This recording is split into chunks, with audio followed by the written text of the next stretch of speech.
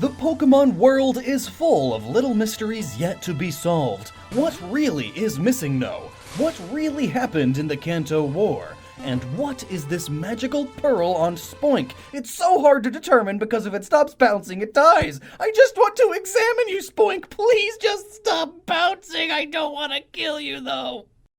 But one such mystery is, why can the Pokemon Cryogonal and Dhelmise, for that matter, learn the move Attract? Those are the last Pokemon you would assume could learn that move. But also, remember Cryogonal? This is one of those Pokemon that people often forget exists. Like, just like that other one. I don't remember its name. Tell me in the comments what Pokemon I'm trying to think of. It's the one that, like, it says its own name, and it has superpowers. Why is Cryogonal learning Attract strange? Well, it's simple, really. The move Attract is a move wherein the user will attempt to infatuate the opponent's Pokemon, but it only works if the opponent's Pokemon is of the opposite sex. There are a large number of Pokemon that don't have a sex, because they are constructs or elementals. So obviously, having no sex to begin with means there is no opposite sex. So these sexless Pokemon don't learn the move Attract because it would be useless to them. That is, except for a few exceptions. And those exceptions are Mew, but Mew's whole gimmick is that it can learn almost every single move, Cryogonal, Staryu, Starmie, Dhelmise, and Minior. When these Pokemon use the move Attract, because they are sexless, the move fails every time, making it a completely useless move. But here's the thing. Staryu and Starmie only could learn Attract in Generation 2 when the move was introduced, but in Generation 3 and beyond they can't learn it anymore, meaning that them knowing it in the first place was a mistake, and Game Freak fixed it later. And Dhelmise and Minior may be the same way. Pokemon is such a huge game that little mistakes like this can happen all the time, but usually things like this get fixed by the next game. So as of making this video, we don't know if Dhelmise and Minior are meant to have Attract or not, because they are from the most recent games. But Cryogonal is from Black and White, meaning they have had 4 chances at least to fix that. And they haven't. Meaning, it's likely intentional. But why? Well, here are a few possibilities, a few theories, if you would like to put it that way. Look at this thing. It must be so sad being as ugly as it is. Maybe it learns Attract as a means of possibly being shown love for once in its life. But it fails. Every time. Because no one could love something that ugly. Another possibility is that its very perfectly smooth, icy body is somewhat reflective, like a mirror, and it tries to use Attract as a means of showing the opponent's Pokemon itself, in hopes that the Pokemon is narcissistic. But most of them are not, so it fails. Now, of course, those first 2 possibilities are silly little guesses, but now let's actually look into Cryogonal's etymology and origins and try to figure this one out. Cryo comes from Greek, and it means extreme cold or frost. Makes sense, considering Cryogonal is said to be at negative 148 degrees Fahrenheit. Gon, or gonal, as in polygonal, is also Greek, and it means a closed plane figure having 3 or more usually straight sides. So, geometric shapes. This also makes sense, considering that Cryogonal is a snowflake, and not the kind you want to punch, an actual, regular snowflake. And snowflakes are some of nature's most beautiful geometric shapes. A Pokemon that is a large snowflake is strange, though. Where do Cryogonals come from? Well, according to the Pokedex, they are born in snow clouds, so they really are just giant snowflakes that have come to life. They can even die if it gets too warm. They melt into steam, but then if you chill that steam again, they recover. Man, what a strange life form. They certainly seem to be based on elementals. Elementals are common in all sorts of media and mythology. Basically, it's some classical element or classical element variant that comes to life, and they may or may not be anthropomorphic. Fire elementals are just flames that are alive. Earth elementals are living rocks. Variants of the two are lava elementals. There are, of course, also water elementals, and a water elemental variant is the ice elemental. In Pokemon, this is Cryogonal, and this may have our answer. Cryogonal's name comes entirely from Greek, and looking back at ancient mythology, modern elementals date back all the way to Greek mythology. It wasn't like this exactly, though. Over centuries and millenniums even, definitions changed slightly. It was around the 16th century that German alchemist Paracelsus identified various mythological beasts as elementals. This was the beginning of the switch from the old definition to the more modern one. The old definition was much more broad, while today media portrays mermaids as mermaids and elementals as elementals. Back then, they were one and the same to an extent. A mermaid was an elemental. Salamanders and dragons were fire elementals, etc. Elemental and nature spirit go hand in hand. So, if you go back far enough, the original water elementals in Greek mythology were originally called nymphs.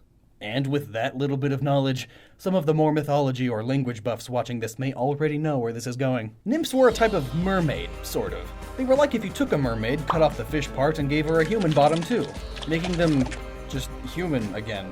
But only in looks. They can still live and breathe underwater, and they can even control water to a minor extent. They also don't age and are permanently beautiful maidens. Do you see where this is going? Nymphs are most famous for one thing: their promiscuousness. They would very easily seduce men all the time, and would even seduce gods now and again, they were so beautiful. And this aspect of nymphs was so well known that it created the term nymphomaniac. Being a nymphomaniac means you are a woman with abnormally excessive sexual desire. There is also the term nymphette, a term that is used to identify a sexually promiscuous little girl, as in completely illegal, so keep Pedo King away! From the 1600s to the 1950s, calling someone a nymph was much more common. It was the equivalent of calling someone a slut by today's standards, but in the 1960s, the use of the word dropped. Anyway, enough of this sidetrack. So, Greek sexy attractive nymphs are a form of water elemental, as of middle-aged alchemy, which over time formed our modern-day interpretations of elementals. Also, according to other Pokemon theories, since Generation 4 or 5, Pokemon has been based more and more on alchemical concepts. So, that may have something to do with it. So, why does Cryogonal learn Attract? Because it is an ice elemental, a branch of water elemental, the first of which were nymphs. In fact, that would also explain Delmise. Many paintings of nymphs depict them alongside ships and shipwrecks. In fact, sirens, mermaids, and undines are all branched from water nymphs. And sirens seduce pirates off of their boats just to kill them and send them to a watery grave, just as Delmise's name insinuates. So Delmise may know Attract for the same reasons Cryogonal does: the mythology involved. Both are water-based too. But then what about Minior? A meteor? A shooting star? Well, the Pokedex entries state that this Pokemon was born from mutated nanoparticles in the ozone layer, so it's a sort of air or space elemental. Well, the water nymph is just the first incarnation of the nymphs, but later, though still in ancient Greece, there would be underworld nymphs, land nymphs, wood nymphs, and even celestial nymphs, seducing the gods. The Asterae were nymphs that from the ground just looked like stars. When traveling, they would shoot around. The Hyades, or Hyades, were starry nymphs that brought the rain, and were formed into the Hyades cluster. And some tales would speak of these celestial nymphs falling from the heavens like a shooting star and getting involved in human affairs for a while. And that may also be why Minior can learn Attract. They all still fail, of course, because I mean, look at them. But they may be able to learn it as a callback to their origins, their mythological ancestry, and their elemental abilities. Either that or it's just completely overlooked by Game Freak, and they don't even care about it. Pokemon can be dark. They are just the animals of their world after all, and like animals, some Pokemon eat others. Some even kill just for the heck of it, like house cats. And that's not a theory, that's fully canon. There are Pokedex entries that state this. There are even some Pokedex entries that talk about Pokemon being hunted by humans, some to near extinction, or just for a single part of their body. It's dark and messed up, but so is life. And even with those dark things being canon in the lore, you as a player never actually see any of these things taking place, let alone be a part of it. Or worse, actively doing it. You never hunt Pokemon to kill them, and you don't murder Pokemon either. Or do you? Is there perhaps an instance where you do kill a Pokemon? And no, I don't mean that Eradicate theory. Get that thing out of here. We're talking way more recent, and something that you can actively do again and again if you want. Go on a wild spree of it. So let's delve into this mystery of Pokemon murder.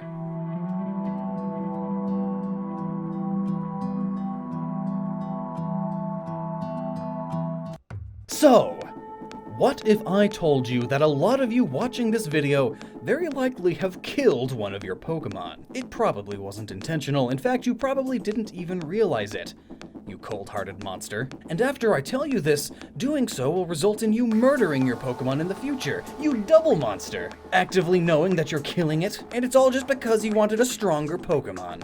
Come on, the whole moral of the story of all Pokemon media ever is about not having the strongest team. It's about showing love to your Pokemon. Though, then again, Hydreigons do their thing in nature anyway. But even still, it begs the question, is owning a Hydreigon the most unethical Pokemon to have?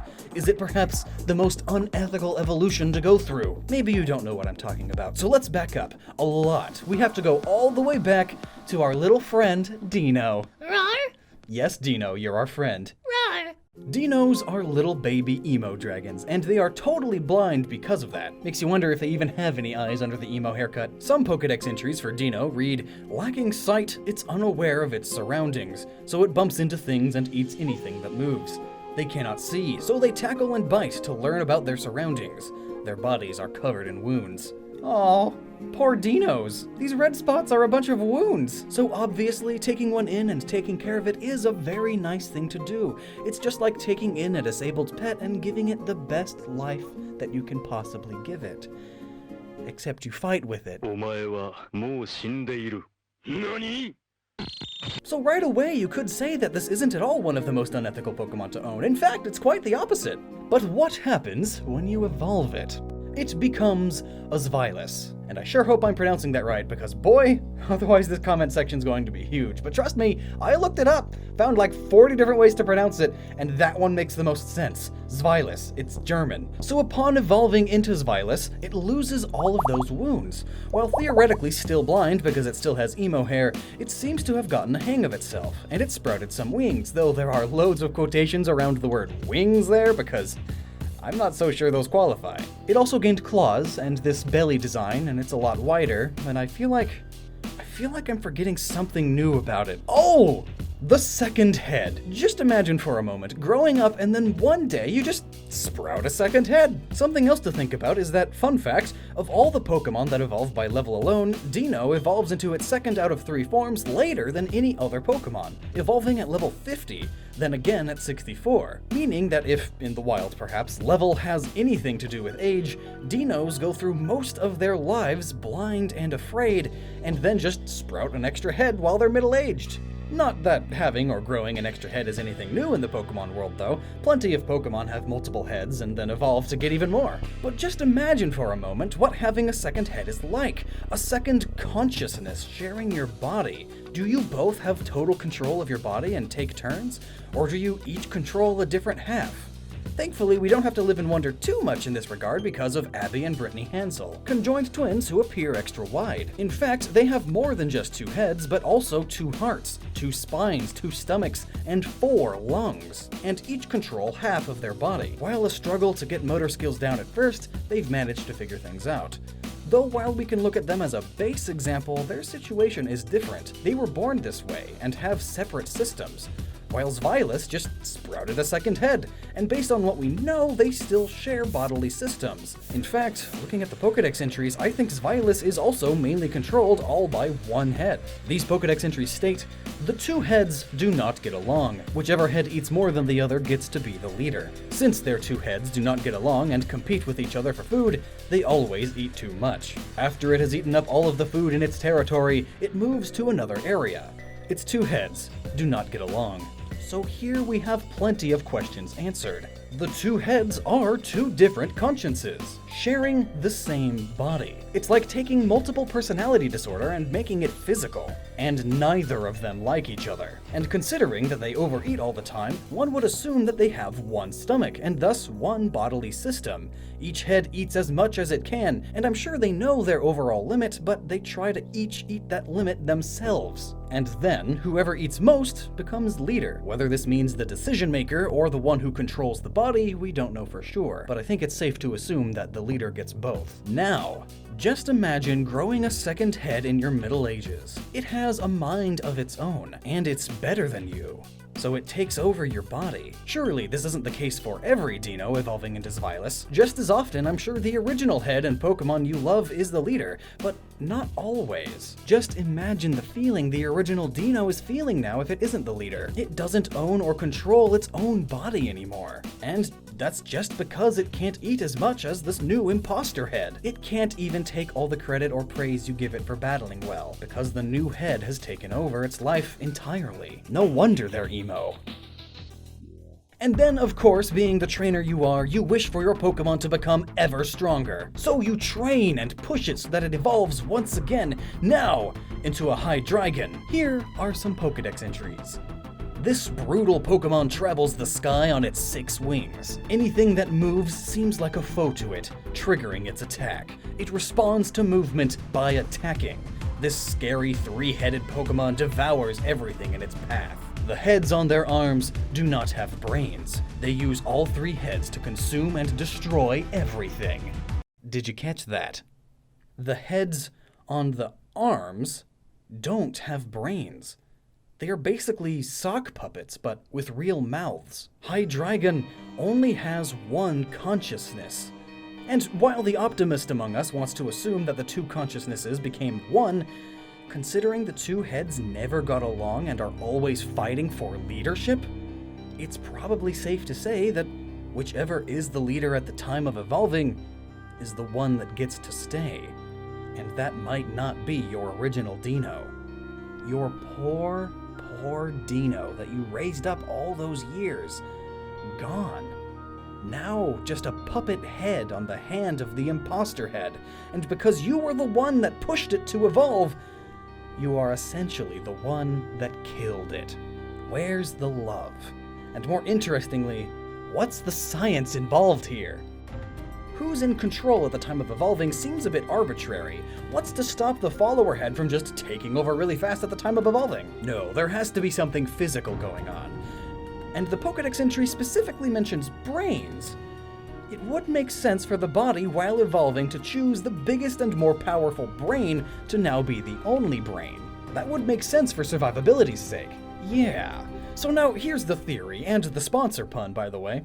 The reason Xylis eat so much all the time is to make their brains bigger, or at least smarter, able to react quicker. The better brain wins in the end. And what is one way to help build your brain? By eating, of course. Could be that Xylis do have 2 stomachs, but still, their bodies are only so big, so by the time their entire body is full, one head has eaten more than the other, so its stomach would be the one taking in most of the food, and that benefits its brain more. But what is it about food that would specifically help the brain in this case?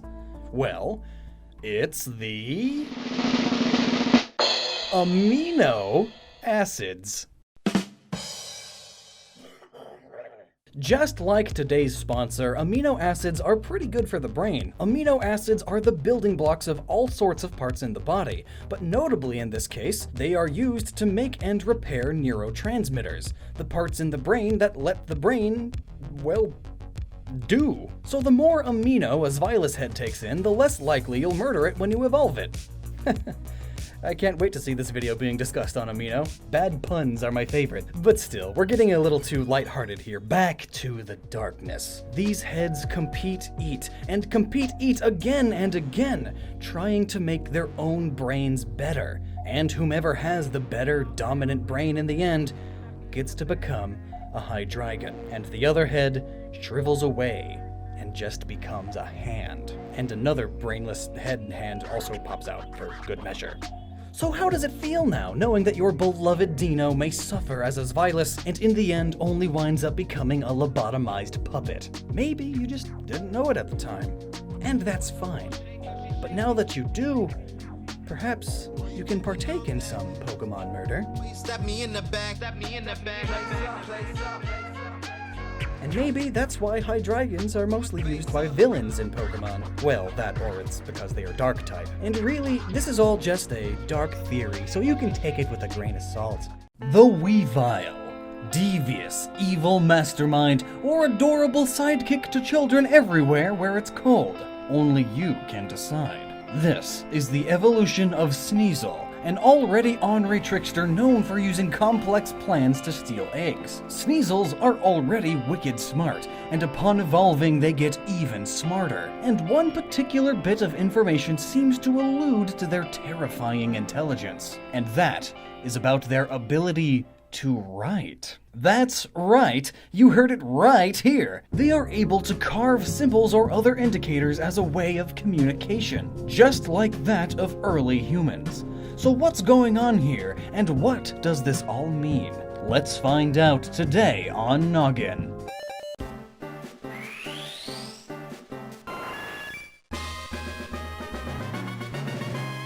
We may be seeing a new evolution of intelligent Pokemon. There are many Pokemon already that are able to speak and talk to humans. It's not all that special of a trait. From telepathy to just plain speaking, it isn't all that rare to find a Pokemon able to communicate with humans in this way. Especially in the anime, there are a ton of odd Pokemon that are just able to talk. Even a Snover is able to talk at one point. But then what about Pokemon that can read and write, and not only mimic human characters, but have their own entire written language? That's a whole new level of depth. We can see that in a short amount of time, this Pokemon has been evolving at an alarming rate. According to the Pokedex, where it once would fight over food, they now no longer quarrel amongst themselves. And the most interesting thing that the Pokedex mentions is their ability to scratch markings into ice, trees, and boulders to communicate with other Weaviles. No animal in our world can communicate with a set of written symbols. Now, I know a few of you are going to scroll down into the comments immediately and state, actually, Lockstin, bears mark trees and many other animals communicate by leaving pheromones and other marks. Well, those things aren't actually written language. They are still technically marks though, so good on you for catching that. You're so smart. It's true though, many animals communicate as you've so dutifully pointed out, but that communication is not a known thing, it's innate. They aren't individual symbols or characters. Bears don't go to trees and read the marks. Rather, they just know from the scent that is on a tree that another bear is in the area and this turf belongs to them. They are not reading internet posts or the weekly news from the scent of a tree.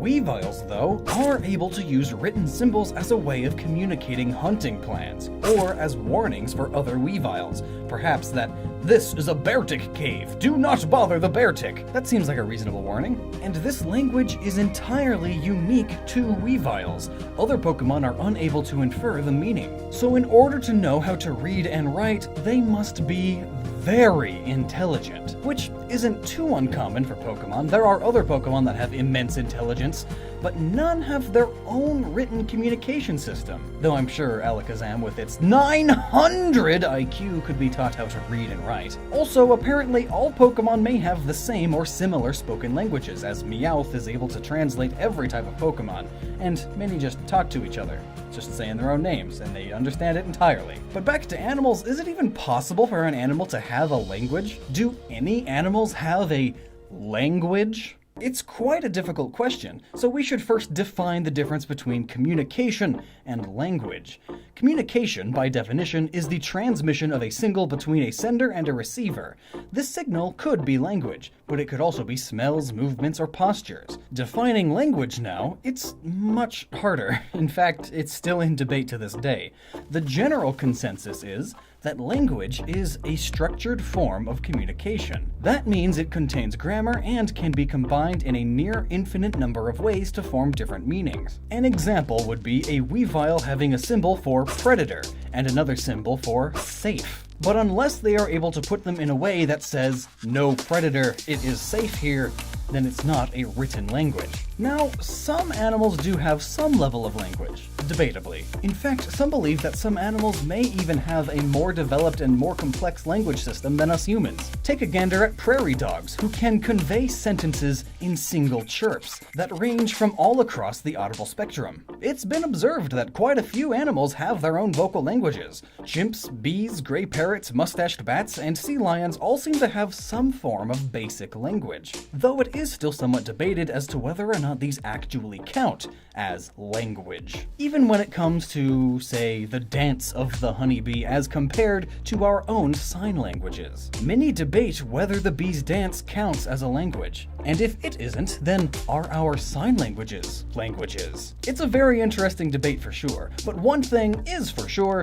and that is that none of these animals have been observed writing down their words into some sort of text. Unfortunately, mustached bats don't seem to keep diaries. But back to Weaviles, the scary thing is that they can use these communication symbols for hunting, something that changes as time goes on and as their hunting missions are underway. So their symbols would need to be easy and quick to write and to understand, which means that meanings of simple scratches would need to be altered based on the other scratches and things around them and how they are placed.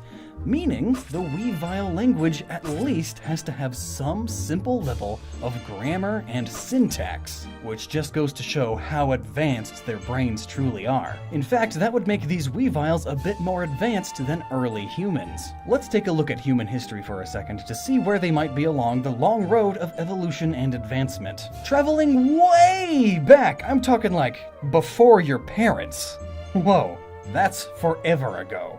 Back in the day, humans used to use rocks and other tokens as a form of communication. This is the predecessor of language.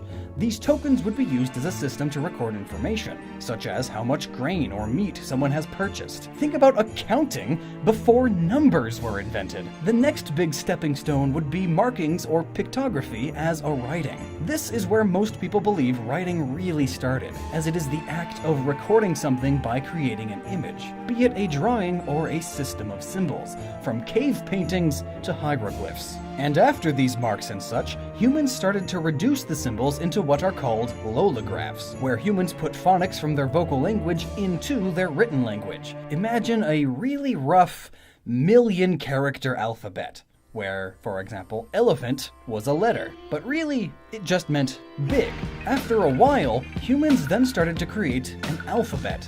You know, something easier to teach. They thought, hey, why not make big mean big and elephant mean elephant? And people loved the idea of things making sense. Some time goes on, some things change, some stuff happens, and we get to where we are today. And where are animals on this historic list of written language? Well, they aren't. They are still just unga-bungaing around, trying to get the newest Rock Station 4 because the X-Bone 1 has no rocks.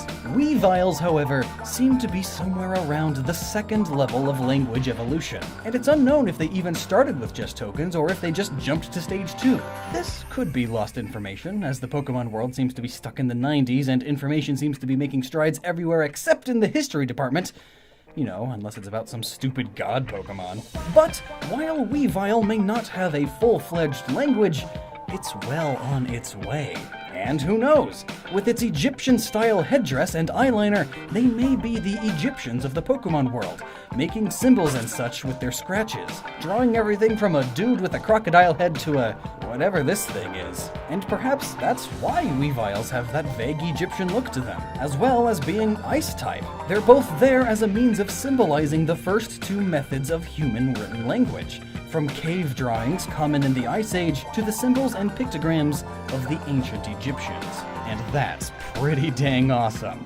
In our Not Rock-type video, we went over a bunch of fossil Pokemon and just grouped them up and said, hey, they have rock-like characteristics and, you know, they were fossils, so they're rock. But why would they be rock? That is the real question here. Some of them don't make sense as to why they are rock, like Arceus, it's a bird. So then, were all ancient Pokemon rock-type, or does the process of fossilization and then being brought back to life cause them to gain the rock-type? That's what we're going to find out today on Gnoggin. Okay, so let's start by getting the Pokemon that work as Rock-type even if they were not fossilized. You know, the ones that make sense. Here we have Cranidos and Rampardos, and that's it. Every other Pokemon that's a fossil doesn't perfectly fit there as Rock-type. Save a few exceptions, I suppose, like Ammonite's hard shell could give it a Rock-type, I guess. But really, there are other Pokemon that have hard and even harder shells that aren't Rock-type. I mean, Shelder's shell is supposedly harder than Diamond's. You know, a kind of stone. And yet Shelder isn't Rock-type. So now we actually need to get into this theory. Sorry if it's a bit bare bones right now, but I'm sure we can put some meat on it. So why are the fossil Pokemon Rock-type? Well, all of them come from fossils, right? It's in their categorical names. And fossils are just rocks shaped like a skeleton or tissue left by the organic matter. Somehow, all the Jurassic Park scientists in the Pokemon world have come up with a way to revive Pokemon from just fossils. So what if this revival process adds the Rock-type as a side effect? In essence, these Pokemon weren't Rock-type to begin with. Bear with me here. It's much like how many other Pokemon have been changed by humans in some shape or way. Take a look at Wormadam. It's able to become Steel-type because of its environment in human cities. So it doesn't take much to change a Pokemon's typing, it seems. You could also take Genesect, a fossil Pokemon that was altered by Team Plasma. Its typing is now Bug Steel, and we can see why it gains these traits. Its bug-like body and appearance, and its steel outer shell along with its drive cannon. So who's to say it wasn't Bug Rock or Bug Water, or possibly something entirely different when it was non-extinct millions of years ago? This addition of rock in fossil Pokemon is plausible due to pre-mineralization. We talked about this a bit with Sudowoodo in the Rock-type video. This process replaces organic material buried underground with minerals, creating the hardened outline of bone. But let's really dig into this for a second. I mean, you're here to learn, so why not learn some stuff about dinosaur remains? Let's get into the nitty-gritty. So, pre-mineralization happens when a material, be it plant matter or an animal, gets buried under the ground for a long time. Due to the flow of water through the material, minerals get carried by the water and deposited in place of the decaying organic materials, essentially creating a mineral internal cast of the tissue, a skeleton of what was. Now, in plants, this process can preserve many pieces of information, as plant cell walls are a bit more hardy than the squishy flesh walls. Now, after pre-mineralization occurs, this tissue is fossilized. It now has similar characteristics to rocks and minerals. And since these fossils are used in the revival process, their entire skeletons may get made from this rocky fossil substance. And this perhaps causes the Pokemon to gain a new typing: Rock. Thus, all fossil Pokemon are rock. Or perhaps these scientists do not have a complete genetic map of the Pokemon. So they filled in the blanks with the more simplistic rock Pokemon DNA, giving it the rock typing. Much like in Jurassic Park, they didn't have all of the dinosaur DNA, so they just filled the gaps with some frog, which did have some side effects. But then, if most of these fossil Pokemon were not rock type back in the ancient times, then what would their types have been? Let's theorize about that for a moment. Let's start with Ammonite and Amistar. Beyond the water typing, they could realistically be rock type before the process because of their armor shell, but as stated, that's pushing it a little bit. Kabuto and Kabutops I could see as being the same typing as Wimpod and Golisopod. Bug water, that is, as they too are based off of the trilobite horseshoe crab. These are a common type of arthropod that lived on the seafloor, and the last time I checked, most arthropods in Pokemon are at least bug type. Aerodactyl is an interesting case. This guy pretty much is only rock type because, I guess because it looks like a dinosaur. So perhaps in its natural state it should be Flying Dragon. I mean, Lance has one, for goodness sake. You know, the Dragon Master. Being based off of the prehistoric animal, the pterodactyl, may point somewhat to its rock flying typing. Its skin may be as tough as rock, perhaps?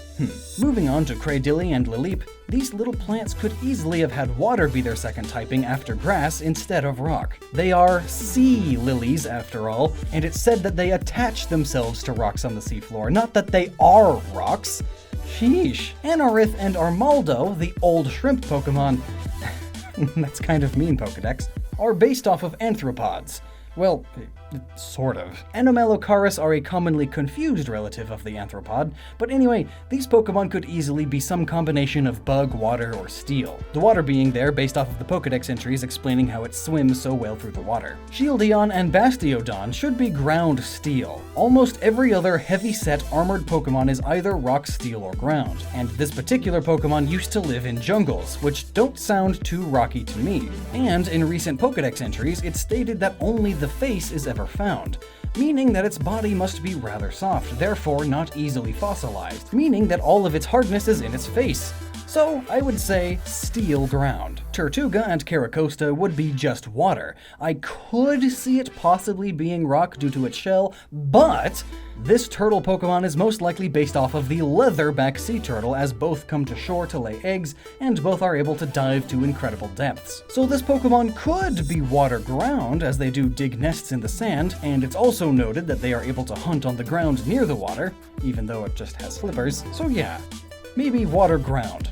Archon and Archeops, much like Gligar and Gliscor, are Pokemon that can't really fly, even though it's a flying type. Instead, it uses its wings as stabilizers for when it runs super fast, and to get extra air when jumping, much like how modern-day scientists think raptors used their wings. These Pokemon do seem to have a rocky hard beak, but really, what bird doesn't have a hard beak? That's kind of the point. Also, running at high speeds is normally attributed with being ground type in the Pokemon world. Side note, I could see Archeops being just ground type, whereas Archon could be flying ground, as it likes to hop from tree to tree, gliding in between. Tyrunt and Tyrantrum would possibly be Dark Dragon, due to the way they are said to have behaved, and behave nowadays, throwing tantrums constantly and just overall being violent and big and dragony.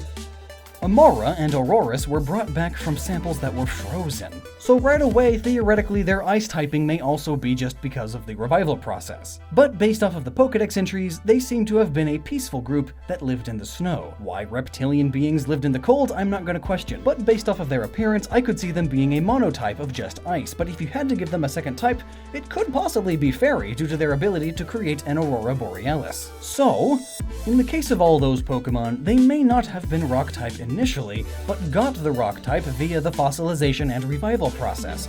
But what if that wasn't the case?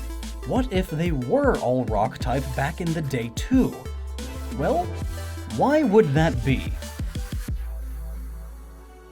Well, it could be because the entire world started as rock type, and thus the first bulk of Pokemon started out as rock type and diversified from there. The idea is that rock was one of the original types along with water during the prehistoric age. Both of these types later branched out and created the types we know today, and thus all of these Pokemon are rock type due to the fact that almost everything was rock type back then. Imagine a world much like our own in its infancy.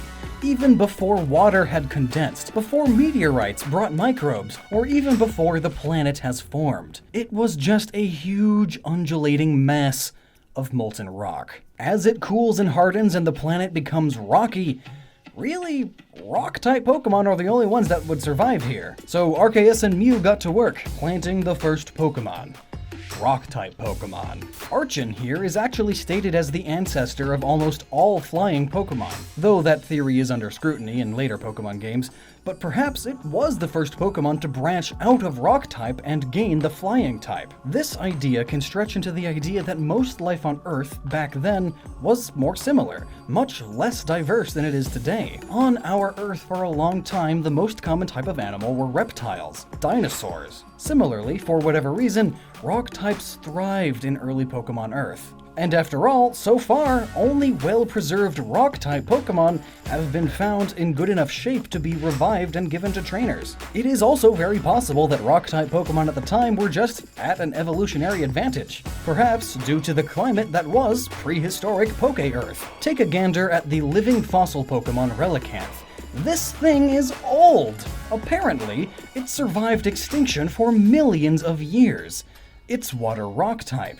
And we can all see that this fish is practically a fossil at this point. This could be some evidence that rock-type Pokemon were a much larger demographic back then. Just imagine a world where every Pokemon is rock-type to some degree. That's what seems to be the case here. But back to the main theory, another possibility is that the revival process for fossil Pokemon only works on once rock-type Pokemon due to a limitation in how it works. It could be that rock-type Pokemon have a more simplistic cell structure or a simpler DNA sequence that is more easy to replicate. It could be that less of the DNA went missing as it was preserved completely, written in stone, as it were.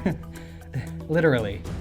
This could be caused by the rock parts of the Pokemon not necessarily needing to be fossilized, so it lost no organic material.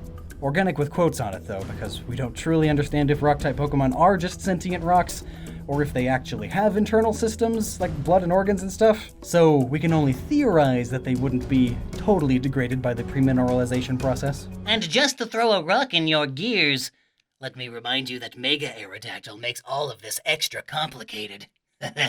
Oh geez, I totally forgot about Mega Aerodactyl. So upon Mega evolving, all of these stones spike out of Mega Aerodactyl, which begs loads of questions, especially with Mega Aerodactyl's Pokedex entries. Some of these state, Mega Evolution awakened some dormant genes, bringing back the sharp rocks that once covered Aerodactyl's entire body. Part of its body has become stone. Some scholars claim that this is Aerodactyl's true appearance. So hang on, because a few of these Pokedex entries prove a few things. First of all, by stating that now part of its body has become stone, that means it certainly wasn't before. But secondly, some scholars think that in ancient times, Aerodactyls actually had these stones popping out of them, covering their bodies normally. Could the same then be true of other fossil Pokemon? Were Tyrantrums covered in stone?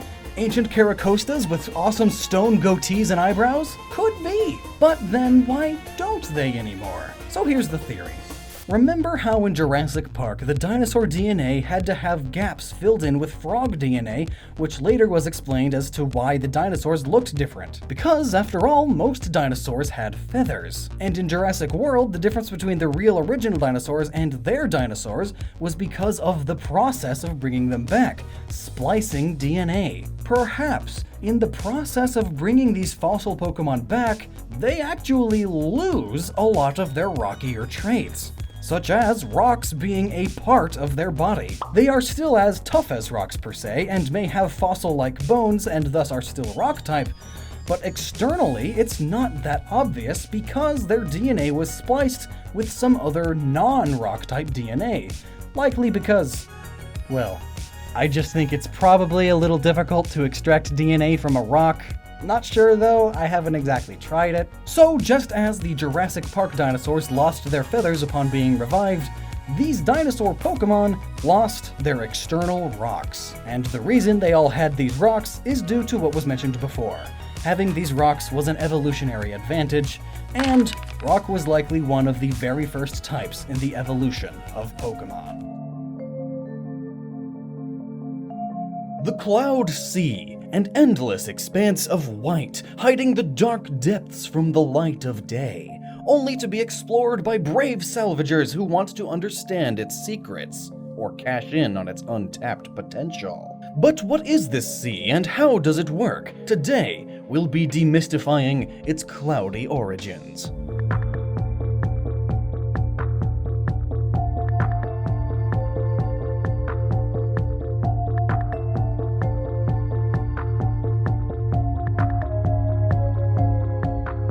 Xenoblade Chronicles 2 is a beautiful game, and I am obligated to say that Nintendo did give me a free copy of this game to make a video about it, so here I am making a video about it. But back to the landscapes, Xenoblade games have always astounded me in the world design aspect. This world is so full of rich details that it feels as if you are a part of the world, especially with the wiki being almost non-existent at our point of playing the game. We were definitely going into unknown territory. One of the coolest pieces of the world, and the one that we're going to be talking about today, is the Cloud Sea. This landmark part of the world can be seen from pretty much anywhere outdoors. In fact, I would say that the entire world is covered by these clouds. So first off, let's talk about these clouds. Are they in fact sitting on top of the sea, or is the sea just really dense clouds. For those of you who have played the game, this shouldn't come as a surprise, but there is water under the clouds. In the beginning, I thought maybe, just maybe, that the clouds are just super dense the further down you go, almost like water. I mean, clouds are just water, right? So technically it could just be really dense, dirty clouds. But what makes clouds sit on top of water? Well, actually, technically speaking, they don't. Realistically, it's fog at this point. Fog is, extremely simplified, pretty much a cloud on the ground or touching the surface of the planet. I mean, if a cloud fell from the sky to the ground, we normally call it rain, not just ground clouds. But since they don't call it the fog sea, it could be that the Alrestians don't have a word like fog. But let's cover everything anyway. Fog is formed when local water evaporates or ice crystals are suspended in the air, and fog can be classified as a low-lying cloud, so we have some stable ground to say that it is still a cloud sea, and we do know that this isn't mist because there is a definition for this. It's only fog if you can't see 1 kilometer away from yourself. The word mist, then, is for lighter vision-impairing low-lying clouds, just so you know. So this is mist, and this is fog. Huge difference. So, now we know how fog is formed, but what is causing this endless fog to form across the globe? Even during the day, not just nighttime. Normally, fog dissipates when the sun comes out as it heats everything back above its dew point, which I should also explain. The dew point is when the air gets completely saturated by water vapor. Once past the dew point, the water particles in the air will condense and leave water droplets all over whatever it can stick to. We call this dew. The dew point is variable though. It depends on the humidity and temperature of the surrounding air, and being that this is a water world, I'm going to say that there is pretty high humidity. My poor hair. The dew point is very vital to fog and cloud creation. When the temperature is about 2.5 degrees Celsius or 4 degrees Fahrenheit away from the dew point, just close enough to saturate the air but not enough for it to rain, fog is created. The water molecules will start to attach to dust particles in the air and just be suspended in the air, creating fog. Fog is a fickle beast, and it requires a very precise list of prerequisites to be formed, and if one thing is just a bit off, nothing will happen. But thankfully, fog doesn't have just one list of precise things, it has millions of possible different combinations. But just to save us some time, we went ahead and looked up all of the millions of ways fog can be created, and we've narrowed it down to the few that could be conceivable as the reason for Alrest's fog cloud sea. First up is evaporation fog or steam fog. This fog occurs as water is evaporated because of the sun's heat, but the surrounding air system is still rather cold, creating a layer of dense fog in between. This is also normally in conjunction with radiation fog, which uses the sun's radiation to pull moisture from the ground, though this fog is normally created over land rather than water, so because we're dealing with a sea and Xenoblade's cloud sea is much more dense, steam fog is the most likely candidate. But unfortunately, steam fog and radiation fog both rely on the sun's heat to keep it there. But we see that the fog is just as dense during the day as at night, never really dissipating as it naturally should. Which leads us then to advection fog, another very strong candidate. Using warm, moist wind, the wind passes over a cool area, the ocean for existence, creating a temperature difference that is perfect for fog creation. And fun fact, this is the type of fog typically associated with the San Francisco Bay on our own Earth. One side effect of this fog is that the wind constantly moves this fog, and causes it to be rather fading as the wind will dissipate it eventually. But, then again, Xenoblade's oceans may have large geothermal activity that heats the water, creating the temperature difference we need. We'll get back to that later. But to speak more of this weird world, the Cloud Sea does experience tides, but only around a few titans like the Gormott and the more Ardean titans. Other titans like Uraya and Indol seem to float or fly above the sea, so the effects of the tide are more unnoticeable. Which leads me to believe that these titans actually do reach the bottom of the ocean with their legs. So let's just say that these titans for sure earned the name Titan. Egad. Maybe this ocean isn't as deep as we think it is. As for these tides, they are affected much like our real-world tides, by the moon. In Xenoblade 2, you are able to change time at will, but this does not affect the tide levels, but I feel like in this case, it's more of a game mechanic. You can wait years of in-game time and the tides will never change, but when you take one long rest at an inn, they are suddenly completely different. And yet, neither of the rests in the game affect the time of day, so... That's a gameplay mechanic for sure, not associated with lore. I mean, it is often alluded to that the tides change rather frequently, so the lore is solid. Normal tide patterns on Earth are about every 12 hours, give or take, depending on the moon's orbit. And in Xenoblade, we unfortunately don't have much information on how the Titans affect the tides in this situation. But being as massive as they are in this otherwise empty water world, their own gravity could certainly play at least some small role in them. And speaking of sparse information, the Cloud Sea is host to many sunken treasures from civilizations long forgotten, along with many dead titans and crashed ships. In addition to the treasure, there are many sea creatures that love to hide in chests.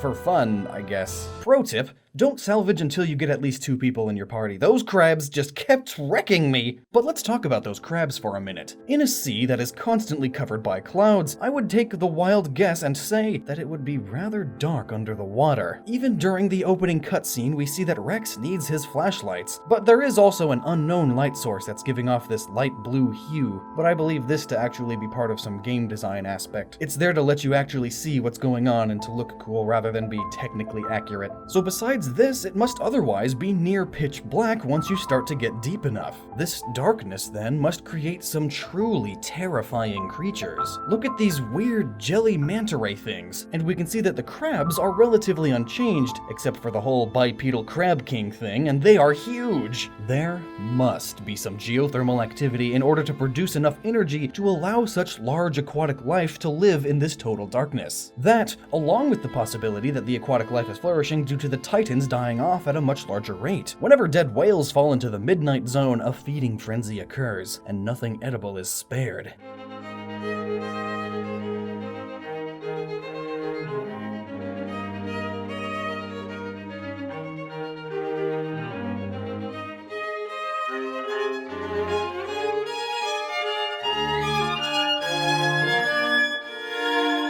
It's quite neat.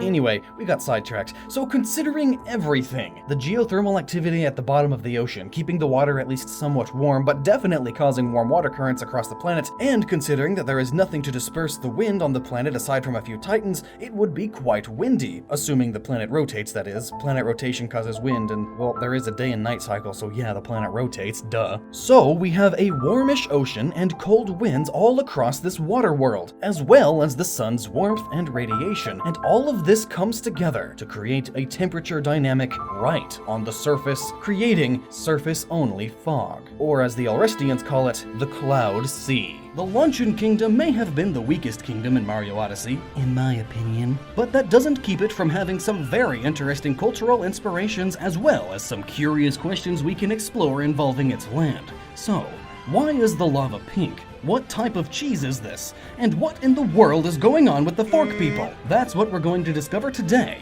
on Gnoggin.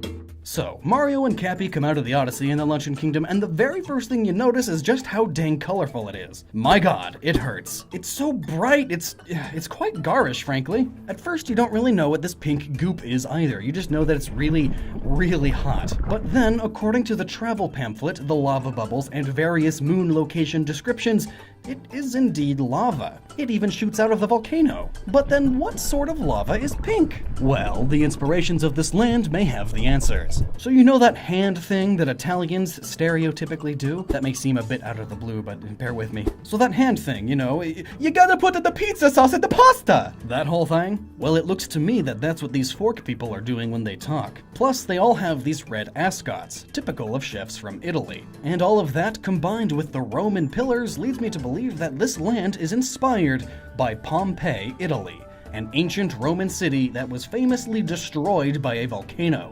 That volcano being Mount Vesuvius, which, come to think of it, the volcano in the Luncheon Kingdom is called Mount Valbono. Those V's.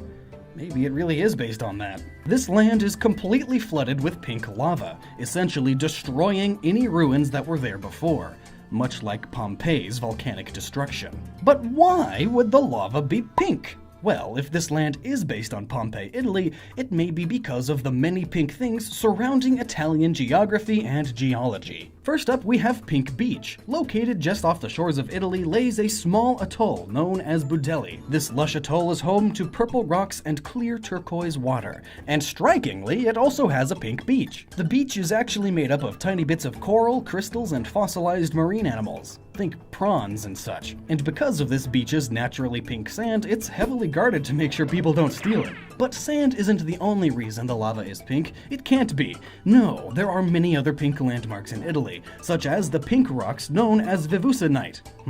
That name, by the way. Yep, you guessed it, it's named after the volcano Mount Vesuvius, the very same one that Volbono is based on. This mineral can be commonly found in various shades of green, much like Volbono itself. But it can also be found in a very rich pink hue. While it is found elsewhere in the world, like good old Canada, one of the first sightings of this pink and green stone was, of course, on Mount Vesuvius, hence the name. But these aren't the only pink rocks found in Italy.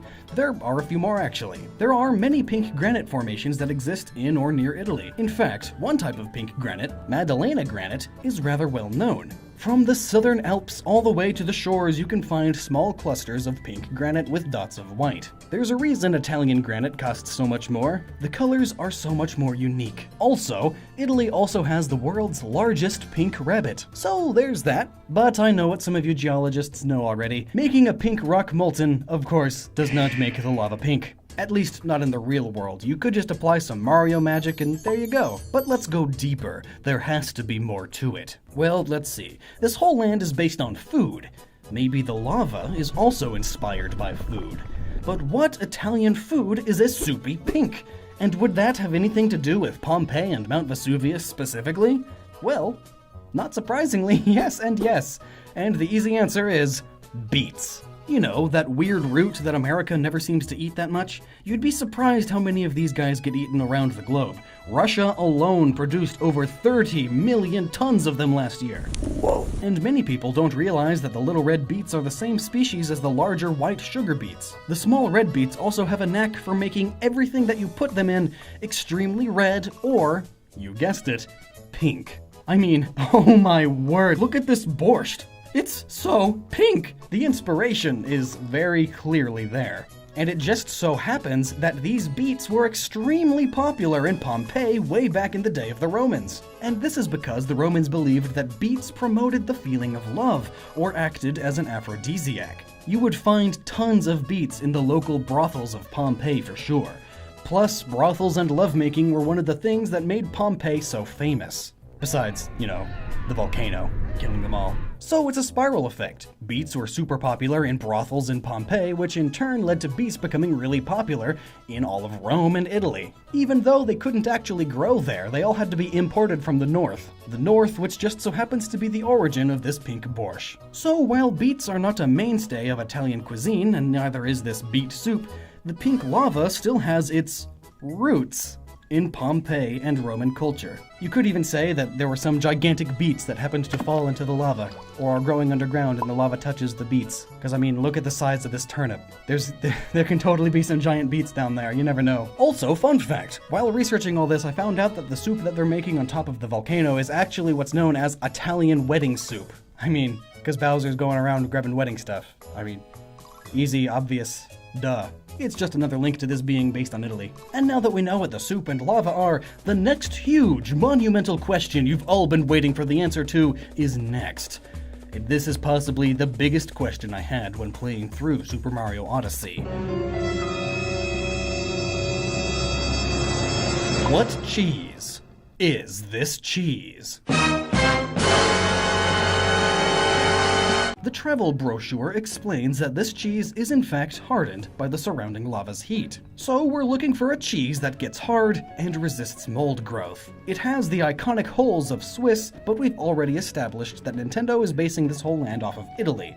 Italy was rather well known for their cheeses. At least, I love me some Italian food with cheese on it, eh, Luigi? Go, Luigi. For starters, this cheese is yellow, and that could get rid of like a million cheeses, like Parmesan and mozzarella.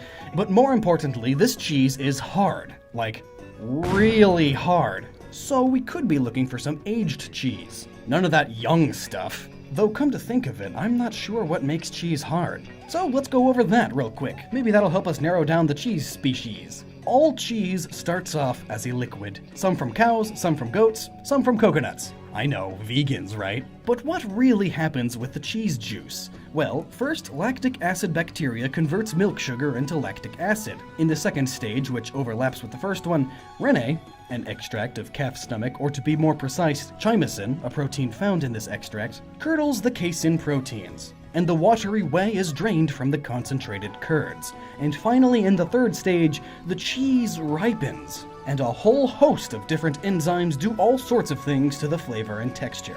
It's a science for sure. Like, I'm not even sure how humans figured all that out in ancient times. Like, I guess they were just really, really bored with no internet, so they started throwing things together to see what worked. The coagulation also affects the hardness of the cheese. A more acidic coagulation leads to a softer cheese, and the mostly Rennet-based coagulation leads to firmer curds and harder cheeses. Draining the whey also strongly affects the final texture. Pressing the cheese firmly expels much more of the whey, and thus leads to a harder cheese. Softer cheeses are allowed to drain some whey by gravity, but there's another important factor here: heat. Some cheeses are cooked in their whey stage, to a temperature as high as 55°C, or 130 degrees Fahrenheit. And that would get you a fairly hard Parmesan. Or you could cook your cheese at about 38°C, 100 degrees Fahrenheit, for some somewhat softer Tomes cheese. The Luncheon Kingdom Travel Guide states that the cheese is dried or cured, in this case, by the intense heat of the lava. Or soup. No, it is lava. It's just soup-colored lava. There we go. Sorry, I got confused there. Well, considering we're curing the cheese here with the heat of lava, that means that this must be some of the hardest cheese in the world. As for actual cheese, the title of hardest cheese in the world belongs to Chirpy cheese, which is found in many parts of Tibet. This cheese is hard enough to last in your mouth for about 2 hours before finally chewing your way through it. Almost like cheese gum that you eat. So, okay, maybe not like cheese gum. Well, maybe that's actually too hard. And come to think of it, the color is wrong, and also Tibet is in Italy. That's a big one. No, I think that cheese that you need frying pans to break, that title seems to go more towards Asiago. Specifically, a harder than normal Asiago. Asiago fits pretty well too. It's got the small holes and cracks that the blocks have, and more importantly, it too is Italian. This cheese was originally made from whole and skim milk, then cooked, crumbled, and cooked a second time. The color varies from mild yellow to a soft cream color, and the hardness is hard enough that you wouldn't just cut through it, rather you'd need to chip off pieces. There's a reason it's called a cheese wedge. Also, if you leave your Asiago cheese out by a volcano, I'm pretty sure it will get a bit harder than under normal circumstances, so the hardness of this cheese must be altered by the lava. The only problem now is that Asiago doesn't get as yellow as this cheese, but as it turns out, naturally yellow cheese doesn't really exist. Yellow and orange cheeses are dyed cheese. Cheese is made from white milk, after all. What in it would make it super yellow or orange? Nothing. But why dye the cheese? Well, it all started with cheese fat content. The more fat used in making a cheese, the better the cheese. And also, the more slightly yellow tinted the cheese would be. But only slight. Think butter. Yeah, that slight. So again, the more slightly yellow the cheese, the better it is. Thus, the better the cheese, the more you can sell it for. So, the yellower the cheese, the more you can sell it for. So, cheese started being dyed. And then competitors would dye their cheese more. And then those competitors would dye their cheese even more. And so on and so forth until you start getting yellow and orange cheeses. So, these cheese rocks are dyed, extra hardened chunks of Asiago that have been left out on the volcano for who knows how long. Sounds delicious, I suppose. Ah, the tropical paradise that is Delphina, I mean Bubbaline. Nice, white, sandy beaches, calm sunsets, and a slight fizz over the ocean. Hello, it's me, Lockstin, and no, I'm not on vacation. I'm here trying to figure out the oddities of the Mario universe. Today, I'm going to find out if it is possible to swim in a carbonated ocean. And what in Miyamoto's name is a carbonated ocean? In this world of Super Mario Odyssey, we've seen many things that really get my noggin going, and it actually wasn't until I heard the gentle fizz of the water while exploring that I realized that they did mean that the entire ocean here is carbonated, not just the water in the big glass bottle. In the travel guide, we see that it states that the ocean here is simply carbonated. But have you ever tried just straight carbonated water? Gross. But when the carbonated water of the ocean gets put into the large glass vase, it gains its delicious sparkle water title, meaning there is probably some flavor enhancers and filters involved in the process of the water being sucked up into these things and then being shot into the glass. But is a carbonated ocean even possible? Perhaps at least this little tiny part of the ocean. Is that even possible? I mean, I'm talking about the real world here. Clearly it's possible in the Mushroom Kingdom with magic, but you know. And if it is possible, could you even swim in it? I mean, carbonated water is just water that has had CO2 gases dissolved into it. That's what makes it so bubbly. And the Mythbusters did an episode on that very question and found that swimming in bubbling water is plausible. You can stay afloat, but it is rather hard due to the water currents changing the swimmer's location. There are also plenty of YouTube videos of small-scale bubblers dragging corks and other lightweight objects down because of the loss of buoyancy. This is also a real problem in the shipping world. Due to the ocean's salt content, you are actually more buoyant than when you're in freshwater. I'm guessing that the water here in this part of Mario's ocean is not salted, or at least this small location is somehow freshwater. I mean, salt water's nasty, so carbonated salt water. I'm just saying, you know, this water is known for being delicious, yeah? There is no way to filter out that much gross in such a short amount of time. So perhaps all this carbonation in the water pushes the salt parts of the ocean away from this lagoon. I don't know. But anyway, the reason bubbling water is bad for the shipping world is because of the way boats work. They displace enough water and their weight is distributed enough that they can remain buoyant over water. But if suddenly there were loads of bubbles coming up, that's a load of air against the bottom of the boat. Boats don't float on air, they are not planes. Most of the time anyway. So put enough bubbles under a boat and yes, it can sink. But boats tend to be big and heavy. And while those same words fit the description of Mario, it's definitely not on the same scale. And this sea may not be that bubbly and carbonated. Well, as always, we are going to have to gather our research first. What is carbonated water exactly? Carbonated water, also known as club soda, is water or H2O that has the gas CO2 or carbon dioxide dissolved into the liquid while under pressure. Invented in 1772 by a Joseph Priestley accidentally, the bubbly drink was loved for the particular effect the bubbles would cause on one's tongue. But that's not fully true. Another origin of carbonation in beverages comes from the process of making alcohol. A common side effect of the fermentation process is carbonation. But even before man's artificial bubble water, Mother Nature has created seltzer water for millennia. Fun fact, it's called seltzer water because it was originally found nearby the German town of Seltzers. And actually, all water on Earth is naturally slightly carbonated due to CO2 being present in the air. It mingles with the water on the surface, but only becomes bubbly when the CO2 is fully saturated or oversaturated to the point where the CO2 is trying to escape from the water. Hence the bubbles. One large source of natural carbonated water is Soda Springs, Idaho. This small town is home to a multitude of naturally carbonated springs. Geothermal activity hundreds of feet below the ground heats water and mixes in carbon dioxide gas, creating the natural carbonated water. In fact, this location is home to the only captive geyser ever. During a drilling operation on November 30th, 1937, the drill went down 315 feet and unleashed the geyser. And now the geyser is kept and controlled by a timer. It erupts every hour on the hour, and it reaches heights of 100 feet year-round. So now we know that carbonated water can be formed naturally. So the next part of our research is about buoyancy. I've said that word a few times, let's dig into its real meaning now. Buoyancy is the measurement of upward force imparted onto an object by the liquid it is in. In this case, Mario in the water. Much like normal humans in water, we have a large buoyant force that is able to almost keep us afloat. This varies based on your body mass and such. I personally float, but there are other people that I know that just sink like rocks. So we need to know if Mario's buoyancy is affected by the carbonated sea. We see see that he can and does sink, but he is also able to stay afloat with some light kicking. Every liquid has a buoyant force that they can exert on objects. Some can hold much heavier things, like a whole metal coin floating on mercury, or oil floating on top of water. So the question is, what kind of difference in buoyancy does carbonated water have compared to normal water? Well, we can figure this out by weighing 1 liter of water and 1 liter of carbonated water. And based on my research, we can see that the carbonated water is slightly heavier. Even though it has air bubbles in it, the CO2 molecules are actually slightly more hefty. This is of course assuming you are measuring by true volume and not ignoring the volume of those little bubbles. Much like salt water, carbonated water is more dense than plain water, which is due just because there's plain more stuff in the carbonated water.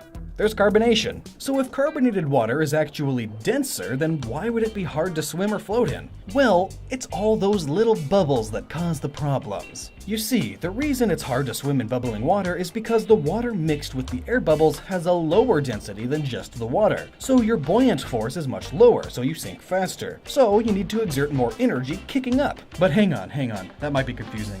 So carbonated water is more dense than just water, but all of the carbonated air bubbles makes it less dense? That is definitely a bit confusing, so let's explain with an example. Say you have a can of soda. You know how if you shake that can before opening, the can will explode? Why is that? Well, long story short, carbonation doesn't like being in water. It looks for every chance it can get to escape. That's why if you leave soda out for a while, it goes flat. But the water molecules don't want to let the carbonation go, so they hold on to it, trap it, albeit very weakly. Inside of your unopened soda can, there are actually no air bubbles inside the liquid at all, besides just more carbonation. It's all just liquid. This means there is nowhere for all of that trapped gas to go. It's blocked. But when you open your can, you introduce the oxygen and nitrogen in the air to the soda inside.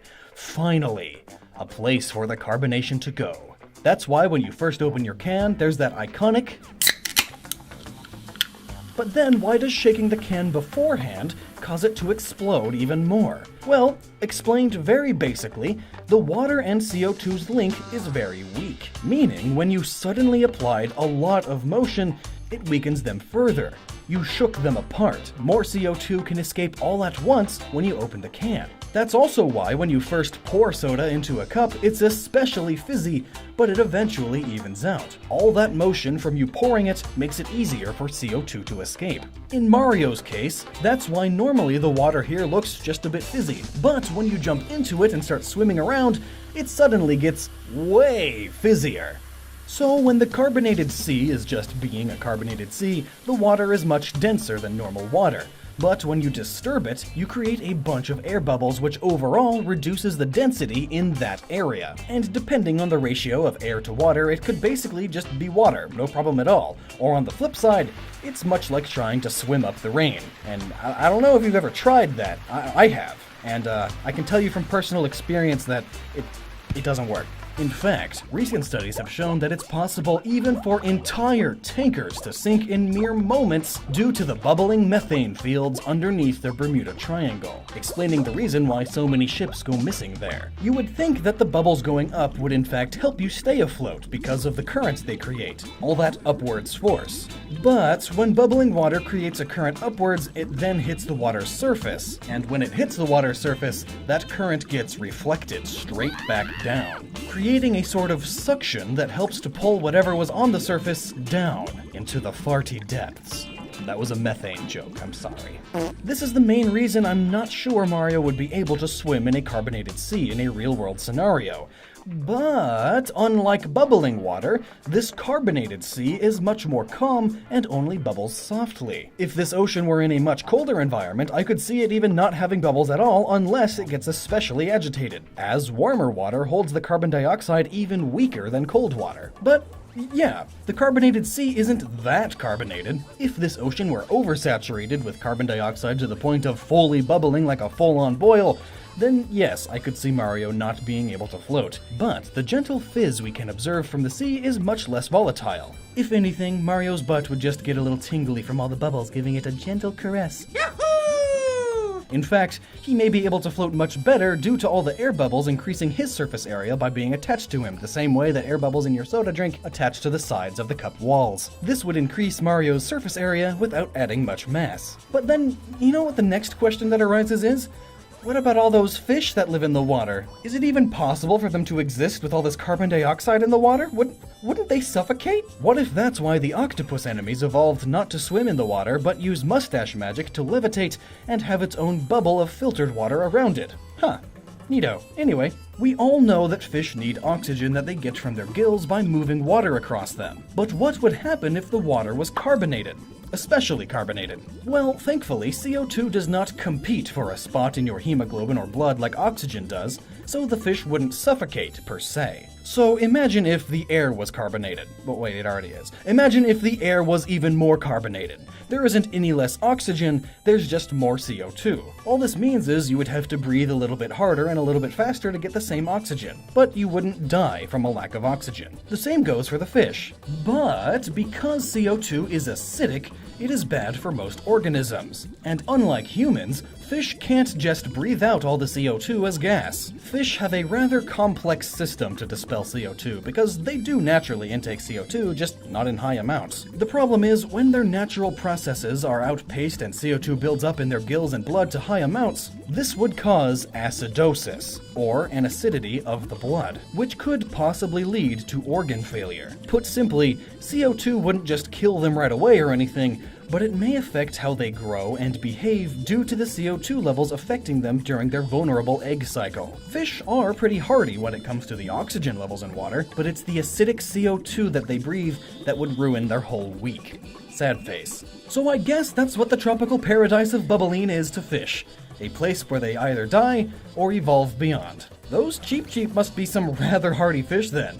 That, or they are just too dumb to understand that they should die. Super Mario Odyssey is still fantastic. And I'm also a huge fan of Mario Galaxy 2. Referring to both of these games at once, I've always wondered how it is that Mario can breathe in space. We've seen him jumping around and hopping about multiple times in outer space or on planetoids now that most certainly would not have any air. These small galaxies in Mario Galaxy have some simple explanations. It's a cartoony Mario Galaxy with their own alien atmospheres, you know? But then what about the moon in Odyssey? It has the old rabbit on the moon pattern, so it's basically our moon, and our moon has no atmosphere at all, let alone one of oxygen. So what's going on? What is different about the moon in Super Mario Odyssey? Well, that is exactly what we're going to try to explain today on Gnoggin. Throughout all of Odyssey, there are little hints that the moon is the final destination. It's present in most of the other worlds, and the camera loves panning to it during the cinematic scenes. Plus, the rabbits come from the moon, and there was the ever-iconic rabbit on the moon thing. Plus, there is of course the whole wedding theme. Bowser is trying to forcibly marry Peach, and where do you go after a wedding? Your honeymoon! And apparently in the Mario universe, having a wedding on the moon isn't even that strange. It's just a bit extravagant. I mean, there's a cathedral here on the moon, so it must have happened a few times at least already. But how then are all of these people and forks and mermaids on the moon without helmets? Well, everyone except for the dog. He's just so cute. I wanna crush him. Back to the matter at hand. Maybe the cathedral just has oxygen in it, right? Well, that could work, except for the massive hole on the top. And then there are also people hanging out outside of the cathedral post-game. So we have a problem right off the bat. The moon has to have an atmosphere of its own for Mario and these people to live. And yes, before you say anything, we do know that Mario breathes, because he needs to surface from the water every so often to catch his breath. Though, then again, what if he just can't breathe water? Like he doesn't necessarily need air, he just needs not water. No, that's really stupid. Right. So that must mean that Mario's moon has air, and that means it must have an atmosphere. So we'll have to determine what it is about Mario's moon that is letting it keep its atmosphere. Well, there is that giant carrot. It's probably not that. But after the Bowser fight, we learn that the Power Moons apparently are made out of these old metallic blocks that are scattered throughout the world. They are essentially solidified Power Moons, I guess. I really had no idea what they could be until we went to the moon and that strange metallic stuff was everywhere. And then it hit me like a ton of bricks! Moon rocks! Moon! Power Moons are from the moon! It's in the name! And the Power Stars apparently are made from the same material, at least in Odyssey. Maybe that's a game mechanics thing. So what is this metallic substance? Perhaps that could shed some light on our atmosphere problem. It might not sound like it right now, but you'd be surprised where logic trains go. Well, inside of the moon, we see large clusters of silver, goldish, cubic, crystalline structures growing out from all of the walls. My immediate thought was that they could be pyrite or fool's gold. The name pyrite is Greek in origin, meaning of fire. The reasoning was pyrite, when struck, will spark, making it a great fire starter. Iron pyrite has a lot of deep spiritual symbolism too. That is, if you believe in all that hippie new age mumbo-jumbo crap. For starters, one of its symbolic strengths is vitality, which is like literally almost every other rock too, but it is also a shield element, whatever that means. But looking more into Japanese origins, because Mario is a Japanese game, it may be a power source in the Mario universe due to the fact that iron pyrite was one of the very few sources of iron in Japan during the Iron Age of history, meaning that anyone who owned iron or iron pyrite would have more power in their military. And that's on top of it being flammable and used for early firearms and wheel locks. And I know that might seem like a bit of a stretch, but there really isn't anything else relating to both power and the moon. Though interestingly, if humans ever were to mine the moon, it would probably be for mining the more plentiful helium-3. We humans haven't quite figured out how to use helium-3 during fusion on a smaller scale yet, but it is predicted to be a fuel source in the future, both for use in spacecraft and for powering cities, just like the moons. Are the small power moons really just liquefied helium-3 canisters? Huh, there's a mini theory for you. But how can this moon have an atmosphere? Right, back on track, come on. Well, once we travel inside of the depths of the Mario moon, we are confronted by tides of molten lava. This lava suggests, or rather blatantly tells us, that the moon is not so dormant. Let's compare our current moon to this Mario moon for a second. Our moon has a very thick outer crust, about 60 to 100 kilometers. The Earth is only 30 to 50 kilometers depending on location. Estimates can vary, as we haven't exactly gone to the moon that much, but recent studies and theoretical calculations based on stuff you can't even feel without $1 million of equipment are starting to say that the moon has a solid inner core with a liquid outer core along with a small, soft mantle, which is not at all comparable to the Earth's inner mixture of soup. Really, the Earth is mostly soft. It's like a giant water balloon but with magma instead of water and rocks instead of rubber. I just described a planet. So if our moon has liquid parts to its core, why isn't it erupting? Well, that's because of the mantle, which is almost solid on the moon, whereas it's almost completely liquid on the Earth. And this is the part in Mario Odyssey that we see, all blorpin' and hot soupy stuff. We are still trying to figure out how and why the moon is the way it is, but many believe that it was a small planetoid that crashed into Earth during its formative years, and has since started to orbit the Earth. Over the billions of years, the moon and the Earth have cooled significantly. This is due to simple thermodynamics and the rule square cube law, meaning the surface area of smaller planets in comparison to their volume is high, creating a quick cooling ratio for the moon. So, because of the moon's small stature, it radiated its heat away much faster than the Earth. But what does this all have to do with the atmosphere, I hear you asking? Well, it's actually pretty awesome. The Earth's liquid core, swirling around its solid inner core, which is 2/3 the size of the moon itself, creates an electromagnetic field around the planet. This is also known as a geodynamo, which is a fun word, geodynamo. So what does this magnetic field do? Glad you asked. Firstly, it's what lets you live.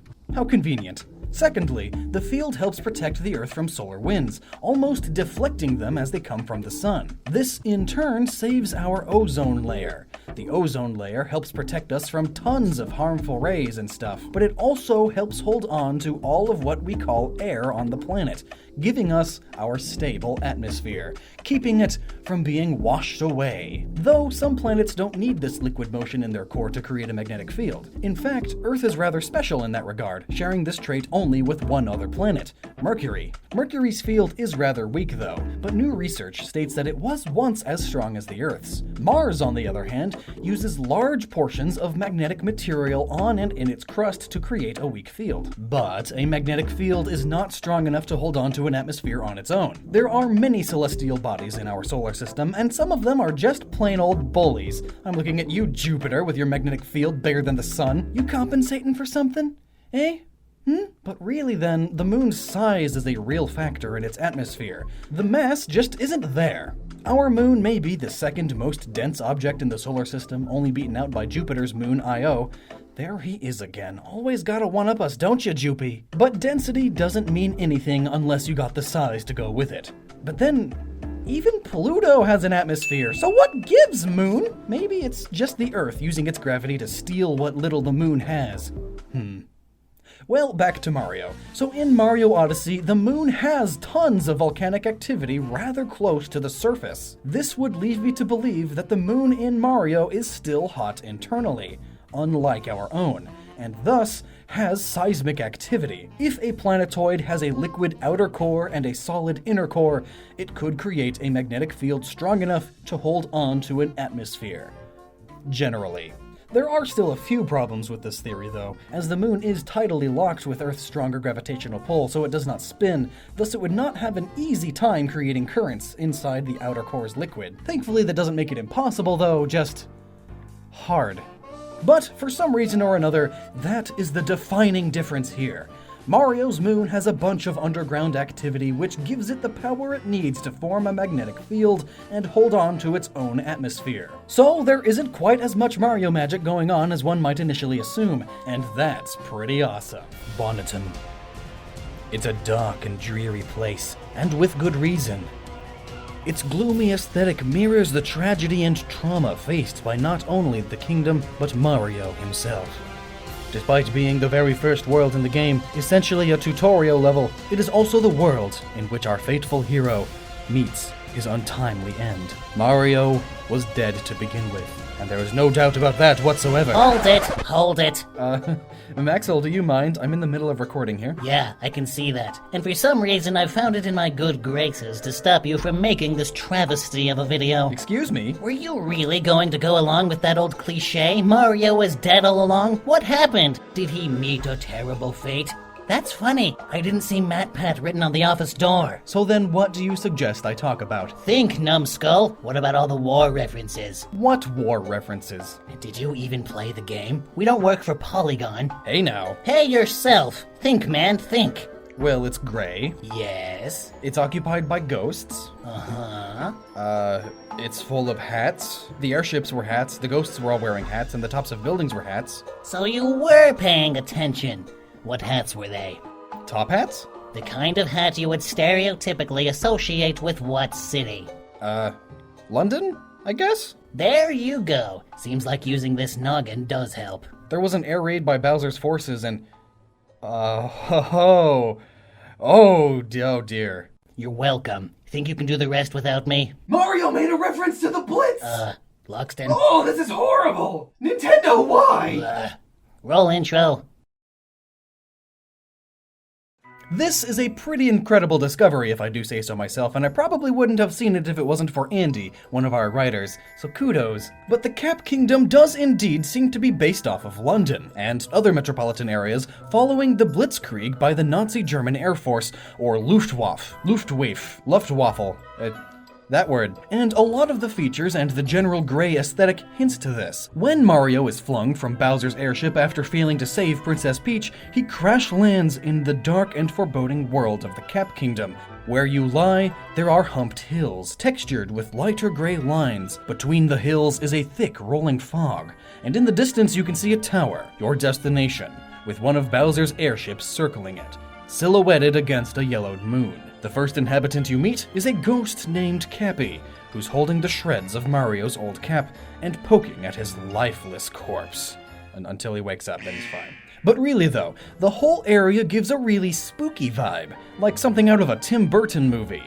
Yeah, those ones. Nonetheless, you are the hero of this story, Mario, so you travel onwards, unfaltering, as only a determined plumber could be. You cross a bridge and meet more inhabitants before entering through wrought iron gates into a main area. Here you discover that the Cap Kingdom has become victim to an air raid by Bowser's fleet, destroying the kingdom's airships, leaving Mario's only means of giving chase up in the sky in the form of one of Bowser's own airships. However, if you stick around to explore, the astute might start to notice some uncanny parallels with the 1930s and 1940s. Let's begin with the theme of this land: hats. The inhabitants of the Cap Kingdom are friendly Boo-like beings that, depending on their gender, are wearing one of two hats: a top hat for the lads and a cloche for the ladettes. Let's start with the female Bonnetons. The cloche is a fitted hat with a wider brim, traditionally made from felt, and it is bell-shaped, hence the name. Cloche is French for bell. The hat was first invented in 1908, but came into vogue in the 1920s with the rise of Art Deco design, and a number of famous wearers such as Joan Crawford and Josephine Baker helped cause it to boom in popularity. And so, this hat remained very popular through the 30s and throughout World War II.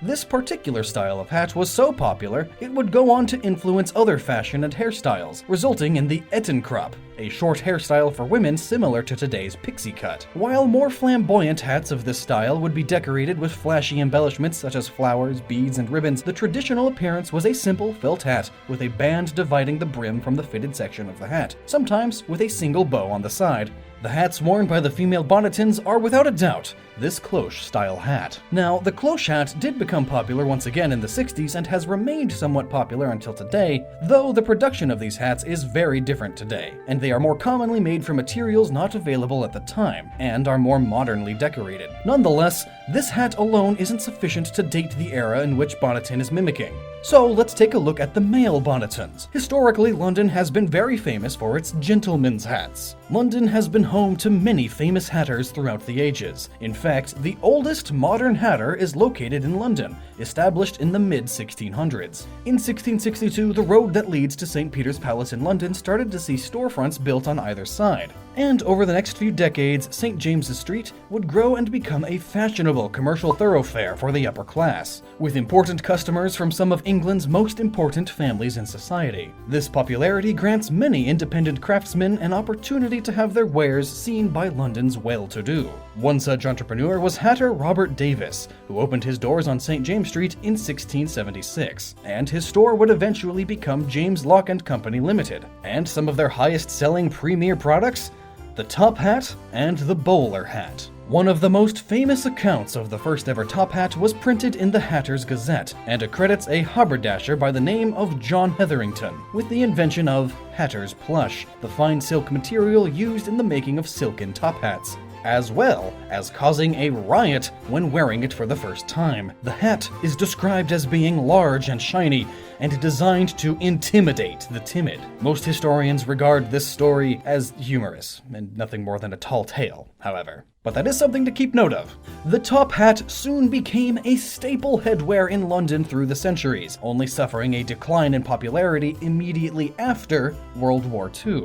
But it's not just the Bonneton people that hold a connection to hats. The buildings, lamps, and airships are all also shaped like top hats. The focal point of this area, imaginatively named Hat Tower, which we'll talk in more detail about later, allows you to run around the rim of the hat that makes up the top floors of the tower. The texture of this surface suggests that the tower's hat adornment is indeed made of felt. And looking out to the distant buildings, many of them are also wearing hats, so we can assume that they too are actually felt hats. However, it's the airships that are the most interesting. They are clearly silk hats, such as the one described in the Hetherington story. A large hat coated in Hatter's Plush, and being as these are airships, they most certainly would be designed to intimidate. We know that they are indeed silk hats too, because the damage on the airships are tears and burns in their silk coating, revealing the metal structure underneath. The hats do an excellent job at starting to identify the location and the era that the Cap Kingdom is meant to be mimicking. But there's more to it than simply hats. In fact, there is the entire aesthetic. While there is some color in the Cap Kingdom, the only objects that are not monochrome in their design seem to be objects from outside the Cap Kingdom itself. the brightly colored hats of the Crazy Hat Shop, and the posters of Peach and Bowser's upcoming marriage. There are also the crates, but you can find these crates in other worlds too, so they are likely shipping crates from outside kingdoms. This monochrome nature is likely to imitate the appearance of monochrome photographs and create an aesthetic link to the time period of the 1930s and 40s. However, I've not just claimed that the Cap Kingdom is connected to the 30s and 40s London, but specifically World War II's Blitz of London. And this is where things get a little darker. The buildings in the back would be fitting of this time as well. 1940s London was full of very tall buildings for the time, of course, 4 to 6 stories high. But most interesting of all is the main landmark, the Hat Tower. Take a look at these buildings from 1940s London. Tall, cylindrical white towers. Perfect for placing a hat on. These were the St. James and Pall Mall electric light companies, and here's one in Battersea. They powered and lit the streets of London. In fact, all electric companies at the time had these very large, tall white towers. And interestingly, at this point, Mario doesn't have his airship. He leaves the Cap Kingdom through an electrical line from this tower, which may further solidify that connection. But what does that have to do with the Blitz? Well, these tall white towers were easy targets, first of all, and that will become more important later. At the center of the main area of the Cap Kingdom, there are 2 white painted brick bunkers. These bunkers are built directly into mounds of earth, and it was at this point that it fully dawned on us that we are indeed dealing with World War II era Britain. These 2 bunkers closely resemble air raid shelters that could be found in London and other metropolitan areas during the time of the Blitz. While not all air raid shelters were made from brick, most people had to make do with what materials and junk they could get their hands on. Cities and places where people may not have the space to build their own personal shelters often established communal shelters, either in the city's underground or within more sturdy buildings with cellars. If such buildings were not available in an area, new bunkers were built by the government or local communities. These shelters could be made from brick and would often be covered with dirt, both as an additional layer of protection from impacts, small though it may be, and, more importantly, to camouflage the shelter from above. At the altitudes that bombers would be flying at, a dirt or grass-covered shelter would be barely noticeable, while, say, a tin or stone roof would definitely be more noticeable. You might as well paint it neon orange at that point. Communal shelters often had their front faces painted white, or shelters built for the occasion might have been built from white bricks. White lines were also painted on the walls of surrounding buildings to guide people to the shelters. The reason for this is because the German air raids were conducted at night, when it was the most difficult for British anti-aircraft guns to see and shoot down the bombers. Even with the lights out, the bright white lines and front faces of the bomb shelters were clearly visible to those fleeing their homes on the ground. But being on the sides of buildings rather than, say, on the road, they would not be spotted by the bombers overhead. All of the walls in the Cap Kingdom are painted white, and on most walls you can also find secret hidey holes. And there's even one area directly to the right as you pass through the main gates that is very similar looking to an air raid shelter built into a cellar. And plus, all of these buildings topped with black top hats means that from above it looks like a bunch of black top hats. The brims of these hats would block the vision of the bombers even more so too. And speaking of nightly air raids, the lighting of the Cap Kingdom fits too. When you first arrive in the Cap Kingdom, there are a number of lamps scattered around the map. Some are tall streetlights, others are ground level lamps, and each of the airships also have lamps on them. These are used as target practice for Mario to throw his new hat power, and when I think about what I just said, it kinda makes me queasy. As said, the German air raids often came at night, and as such, they weren't looking for specific buildings, but light sources. Electric lights, gas lights, street lights, etc. These would show up clearly from any altitude, and that is what the Germans would use to establish their target. In response to this, households were told to put up thick blackout curtains in their homes, and streetlights were turned off early if they were ever lit at all. When you first arrive in Bonneton, all the lamps are out, and if you take a look at the airship windows, they appear to have blackout curtains. And when you look out from the Bonneton Island across the fog to the skybox, you can see that all of the tall buildings in the distance also have blacked out windows. However, if you come back afterwards, after all of the repairs are completed, the lights are all on again, even in the background. That is one fine detail, Nintendo. Nice! But right now, at the beginning, you are essentially standing in the epicenter of the disaster, and all around you, you can see the lucky buildings still standing, just like so many photos taken from the time. Even the fog may have something to do here. Beyond giving off the ghostly aesthetic of the world, it's not a good idea to get too close to the edge of Bonneton, unless you happen to possess, capture a hopeless Paragoomba, because the fog is a deadly one-way trip down. That is, of course, assuming it is just fog. Bonneton seems to be an island in the middle of a large river, or perhaps a distant island from the sea, which England is very, very full of. This could appear to be some low-level covering mist, but given the rest of the stage and its references to World War II, it could be something far more nefarious.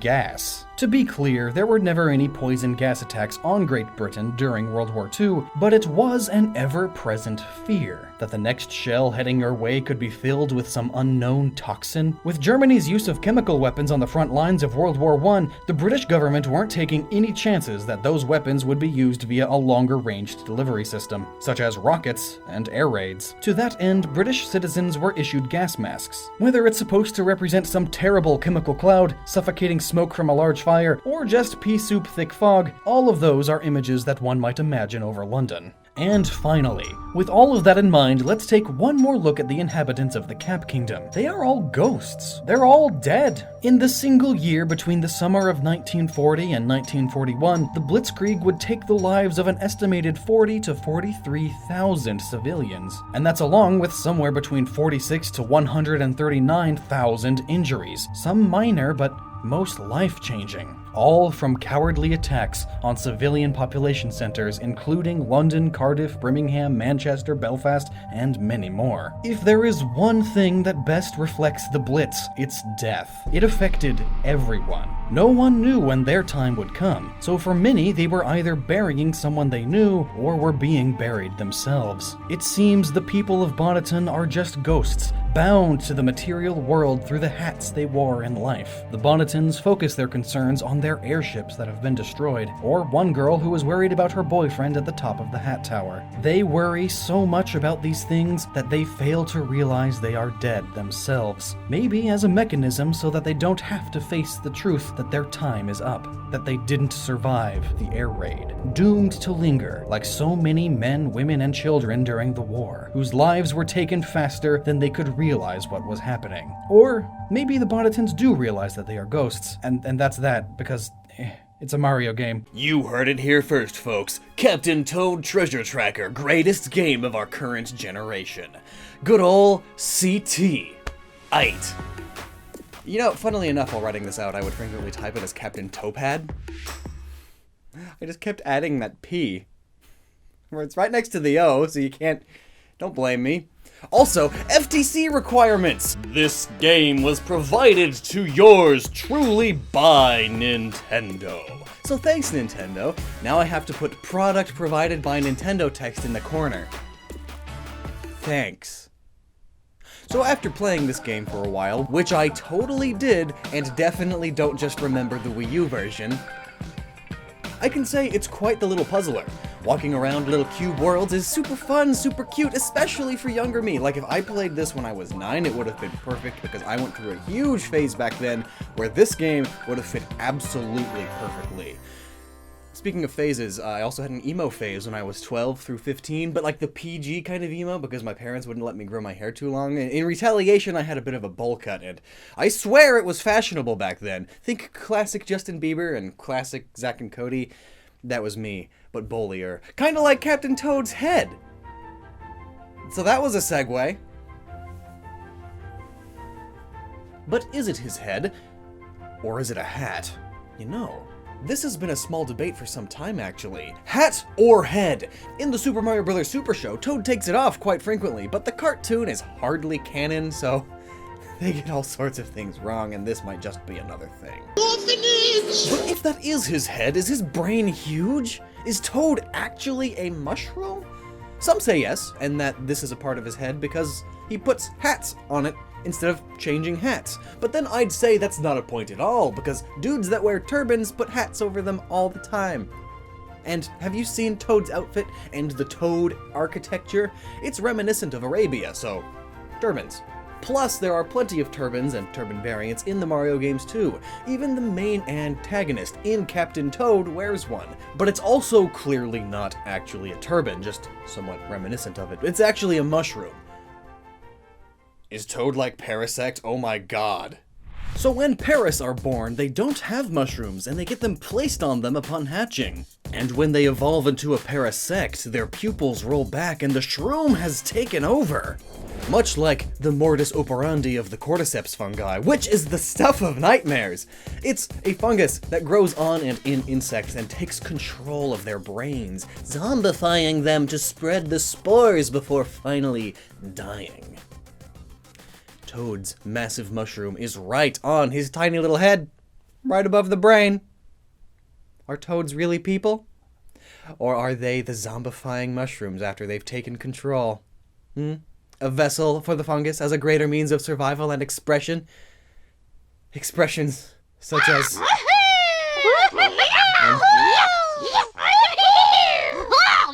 Also, what's wrong with Toad's voice even? Hello! Hi! I'm Toad! No. What? Hi, I'm Toad! Whoa! Ha! Ooh! That's a big mushroom on my head! Or is it a hat? I don't even know! He's just constantly screaming. But I guess if your body is made of shroom instead of meaty flesh, vocals would be a bit difficult. Either that or he's a chain smoker. Ooh, 40 packs a day! Back to the hat thing, though, I don't think it's a head because Toadette ruins everything she touches, including this discussion. She has more shroom hair growing out from the bottom. Unless, of course, her hat has those dangly bits that some hats have, especially those Hot Topic kind of hats that teens with no self-esteem wear. I have some somewhere. But I wouldn't call these dangly bits hair for sure, because this is what Toad hair looks like. But maybe Toadette is just different? Who knows? So, hat, hair, or head, you decide! Except no, Nintendo has told us. Super Mario Odyssey producer Yoshiaki Koizumi confirmed that the big bulbous mushroom top is indeed the head of Toad. But where are Toad's ears then, huh? This is how Toad wears headphones. Do they just feel the vibrations in the air through their bulbous craniums? How squishy are their heads? Apparently really squishy, as you can squeeze them into these helmets that are about the same size as their head. Weird. At the same time though, Captain Toad's light strap doesn't squish it at all. Is it really that worn out and loose? It would just fall off then. So, I guess it's just an oversight. Or Nintendo doesn't bother thinking about this kind of thing, because why would they? Nobody talks about this kind of stuff. At least nobody that matters. So, since that is his head, clearly the brain must be massive, right? Which would make him super intelligent. But thankfully, we don't need to think about this too much. Don't need to worry about the potential evil scientist waiting to be born from a toad, because Captain Toad proves to everyone that no, toads are anything but smart. The plot of Captain Toad Treasure Tracker is just about the worst. I mean, like most, I wasn't expecting anything profound. It's a Mario game. No, it's a Mario spin-off based on a Mario minigame. Yet even still, considering that, my expectations for its plot were way low, and it still managed to disappoint with its story. But at least it also clears up some points about the equivalency of the collective intelligence of a group of toads versus a small swarm of gnats. So, the plot is, Toadette gets kidnapped and Captain Toad has to save her. Then you do. Then Captain Toad gets kidnapped in the exact same way, by the exact same bird. Then Toadette has to save him. Then Toadette gets kidnapped in the exact the same animation. Like, exactly, you can't get more exact than that. She gets kidnapped yet again, and Captain Toad has to save her yet again. Then he does, and then Captain Toad gets kidnapped in the exact same cutscene but a different location. Repeat for the entire game. This game was broken up into episodes. It's an episodic drama. Wow. Thankfully, that's just about the only big glaring issue. It's not even that big of an issue. Like, you expected a story? Overall, though, the game is pretty good. Clean, simple fun that you don't need to think too hard about, and that's That's just the hardest thing for me to do. How are these islands floating? Magic, I guess. Why are turnips such an amazing weapon? Well, curious thing, these turnips. In a world where magic is real, we can apply magic properties to just about everything. So, in real-world magic, say pagan witchcraft, turnips have some unique magical properties. They grant protection, for one, which is why originally jack-o'-lanterns were made with turnips instead of pumpkins, and the day we now call Halloween has the greatest concentration of bad spirits, and turnips protect you by keeping them away. Similarly, Captain Toad uses them as protection against his enemies. But you could also use turnips for magical potions, which would help you end relationships. Likewise, Captain Toad ends his relationship with the enemies by offing them with a turnip.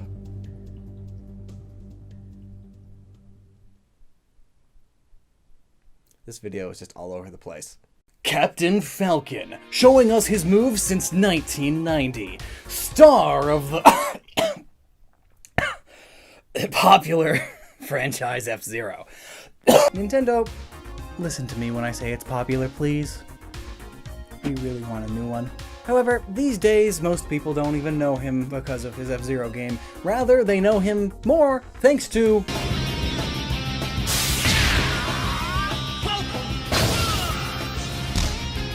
Admittedly, though, that is a lot cooler than... People seem to forget to root for our boy in blue, but what if I were to tell you that Captain Falcon isn't actually a captain at all, nor is he the super amazing hero that you know and love? That's right, Captain Falcon is... No.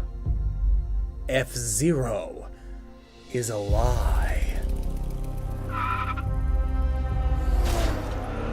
Disclaimer! We're going to be looking at F-Zero GX for the majority of this theory. The anime and comics are generally considered to be non-canon by most. F-Zero GX is the most recent game, and that brings a tear to my eye. We all know and love Captain Falcon's over-the-top, insane moves. I mean, who yells their own moves before you land them? Or yells yes when they land a grapple? Even his taunts seem to be way over the top. Show me your moves is right. It's ridiculous. But what am I talking about here? A love story gone awry? No. An over-the-top, based on true events, action-packed adventure? No. I'm talking falsification to the first degree. This wascally wasting game is staged! That's right, you heard me. Fake, much like the WWE or other over-the-top sports entertainment. For those of you who don't know what the WWE is or have never looked into the most American sport of wrestling, it is a television program that focuses on a group of changing actors who fight in a boxing arena for the championship. Sasha doesn't like it. But trust me, it's entertaining. It also spawned quite a few memes, so I'm sure most of you have at least heard about it. I mean, John Cena was in a Scooby-Doo episode of all things.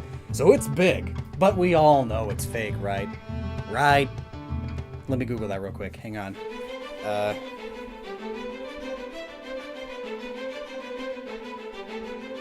Yeah, it's fake. Just like I thought. Ha! Take that, Tyler from grade 7! I knew your dad was lying. But F-Zero can't be fake. It's a hyper-aggressive sport that follows the story of an over-the-top man overcoming all odds to win in the name of justice. That was sarcasm. There's no way this could possibly be a true story. Much like in the real world's WWE, we see ridiculous stories that are almost too insane to be true. In fact, most of them are just plain impossible. Let's take a look at a few more iconic, infamous storylines in the World Wrestling Entertainment Empire. But wait! I'm sure a few of you looking on from the outside want to know how wrestling even has a storyline. Well, it does. You see, there's plenty to WWE other than the match or the fights. In fact, let's start with some more iconic storylines. Like, who could forget the one match with Vince and Shane facing the Heartbreak Kid and his partner, God? Yep. Big G himself showed up to help HBK in his historic matchup for the record books. Vince going as far as to go to church on Sunday just to claim that he's stronger than God. Another good one is when Kane fought Kane. Yep, himself. Now, that's a weird storyline that actually aired on pay-per-view. People paid for that one. Kane, during the course of a few matches, was haunted by a farmer version of himself that looked like his old masked getup. This would dawn until Kane beat himself and threw himself out of the ring. So, it's pretty over the top in terms of story. In the biz, it's known as story editing, or in layman terms, creating an interesting tale that will keep the audience's attention long enough for them to see commercials. Many shows are falling for this menace nowadays, but we're not here to talk about reality TV and the reality it lives in. We're here to talk video games, dang it! So much like how Super Mario Bros. 3 is confirmed to be a stage play, and how I have a theory about Super Mario Sunshine being a television show, F-Zero is possibly a entertainment program. Let's start off with saying how ridiculous F-Zero really is. And spoilers if you haven't played F-Zero GX. I mean, it's from 2003. You've had... Oh my god, it's been 15 years since it came out. I'm getting old.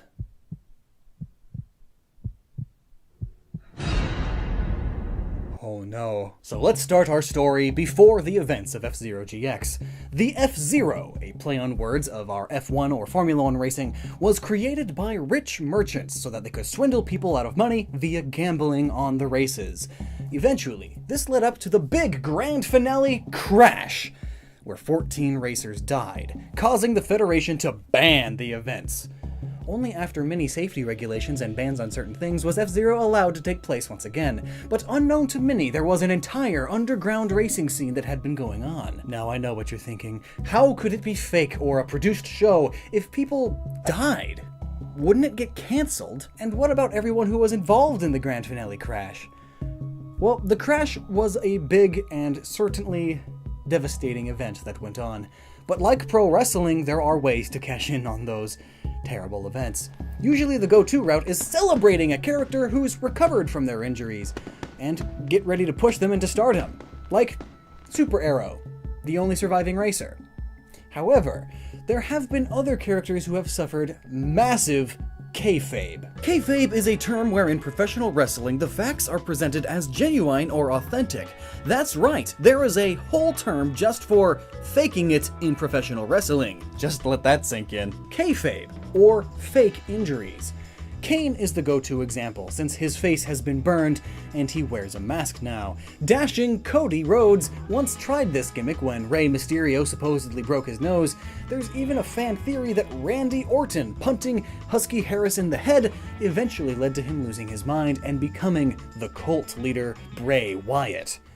But back to F-Zero GX's storyline, right off the bat, this game holds nothing back. A high-impact race with a saucy ending. We are introduced to a few characters. Black Shadow, the one with horns, and... what's that, Tyler? What was his name? The guy on the right.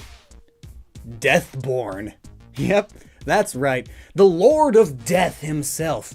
Practically Satan at this point. I mean, he's got lava in his secret base, and is described as evil incarnate. He's the Satan of this universe, and he's just racing.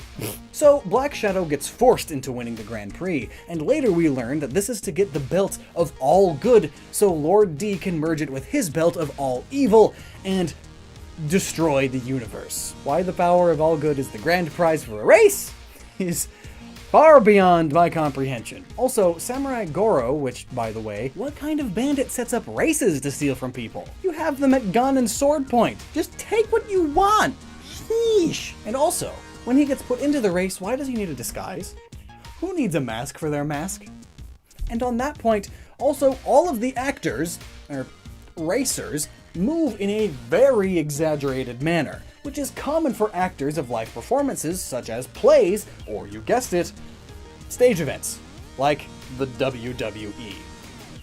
And I'm not saying blowing up a city and making citizens evacuate is a normal action for a racer or WWE star, but I'm pretty sure that's an offense that you can get arrested for. It's as if the authorities went, oh yeah, Black Shadow's throwing another tantrum and killing cities worth of people. Better just give him some space. This whole plot is insane. Captain Falcon even fights his evil clone, the Blood Falcon. That's a straight up daytime television trope. The situations these racers are put into are also extremely over the top. Take, for example, the scene where Captain Falcon's car has a bomb on it, and he can't just stop it or run away. He obviously has enough time to drive down a track and maybe possibly slightly hit it off with a crane though. But no, if you go too slow, you'll explode. Reminds me of something. Plus, there are some major issues with his character. Like, he's completely unable to turn down a challenge. That is a character flaw you got there, buddy. If you can't turn down challenges, you probably should talk to a life coach. Get a therapist, bud. You need it. You thought this was a good pose for your amiibo. And even then, the story continues after he defeats Deathborn. It turns out the belt was never just the power of all good, rather it was all-powerful. It contained the creators of the universe. Yep, literally the three gods of the universe. And what do these gods do once they're let out of the belt? They challenge Captain Falcon to a race. Because they want to mess with his soul a bit. And apparently that's because he unified them? I'm not really following, but Captain Falcon sure is. He immediately puts two and two together and realizes that they were behind all of this. He also trash talks the gods really poorly. Come off it. You think you can beat me? No way! And just like in wrestling, there's always someone bigger and badder to wrestle. Just like Dragon Ball. Is wrestling just American anime? But let's get back to some other key points. These races are insanely difficult and require intense precision and skill to drive through, let alone win. Yet, all of the characters are rock stars, fashion models, scientists, wacky dudes. You get the idea. They all seem to have real time-intensive jobs. Or, well, most of them. I'm pretty sure Robot and Lizard Man aren't jobs. And three of them are just straight-up rip-offs of Star Fox. I mean, James McCloud, that's Fox's dad. This guy's dressing up as Fox's dad. And we all know that James is dead. That's why Fox had to take up the mantle of Star Fox. So this guy must be a actor. Fun fact, at the end of Star Fox Command, Fox and Falco become G-Zero racers. But it's common in WWE to mimic or have people who are super popular. I'm sure we all remember when Donald Trump went into the ring to take out Vance, and then shave him. Yep, that really happened. Another selling point is that almost all of them are ripped. And I mean insanely ripped. There are a few exceptions to this. Cliches like super smart people are not super ripped, and there's always the cliche fat guy. Also, it's hard to be ripped when you're half a cyborg or just literally a robot. But like many wrestlers, these racers need to be physically fit or at least look the part of being strong, unlike how real-world race car drivers look. They just look like dudes. Because actually, in real-world race car driving, smaller people tend to be better because that means less weight in the car, thus faster speeds. And it isn't just their bodies that are odd, it's their whole costume, their whole getup. If we take a look at a lot of their special ending scenes, there are plenty of people who dress like normal humans. No crazy collars or insanely skimpy thongs. And even then, when we do see people in the background, it's almost always just the other racers attempting to be normal citizens. The first time I ever played this game, I thought everyone was just a crazy person that wore costumes, but it's just the other actors, probably, due to budget limitations. I mean, it's not normal to be in spandex on the street unless you're a superhero. And even the superhero we get in the game is actually just an actor, as we see in this end scene. And that's another thing, some of the racers' jobs or origins are pretty out there. I know one of them is a time detective that was sent to the past to prevent some horrible disaster, and yet he's just racing around real fast. One of them is a superhero and his wife, who are there to beat their arch enemy, Zoda. And in the ending, they are signing autographs for kids. And that's not even the half of it. One is a skeleton. That's it. He's just a dead guy brought back to life to race. These all seem a little out of the ordinary, to say the least.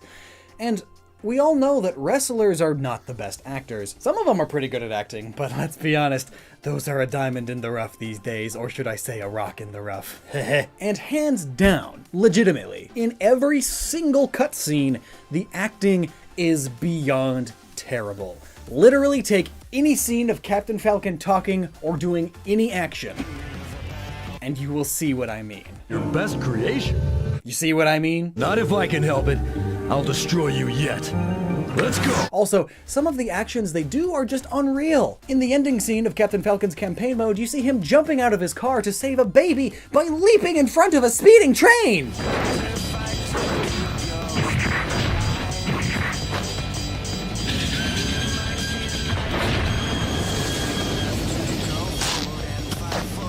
You know what all of this reminds me of?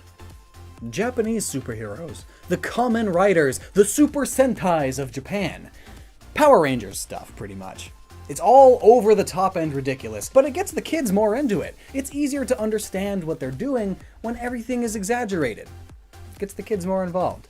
And just to put the nail on the coffin, check out the special ending of Black Shadow's campaign. We see that it is in fact just a show, and Black Shadow and Lord Death are actors, as here they are in a blooper reel. You know, you could have just opened the video with that and called it a day. No need to waste everyone's time. But where's the fun in that? Anyway, so all the characters are over the top. The acting is over the top. The races are over the top. And really, it's also obviously unbelievable. Just like many various things from the like of sports entertainment. Fake entirely, but fun and entertaining. For a certain audience. In the first episode of One Punch Man, we see how Saitama decided to become a hero for fun, and we also learn what his life is like now that he is as strong as he always wished he could be. Before he was One Punch Man, he was just a businessman, and not even a good one. Having just failed yet another job interview, Saitama was ready to give up when he was confronted by a giant crabman monster thing. What is this?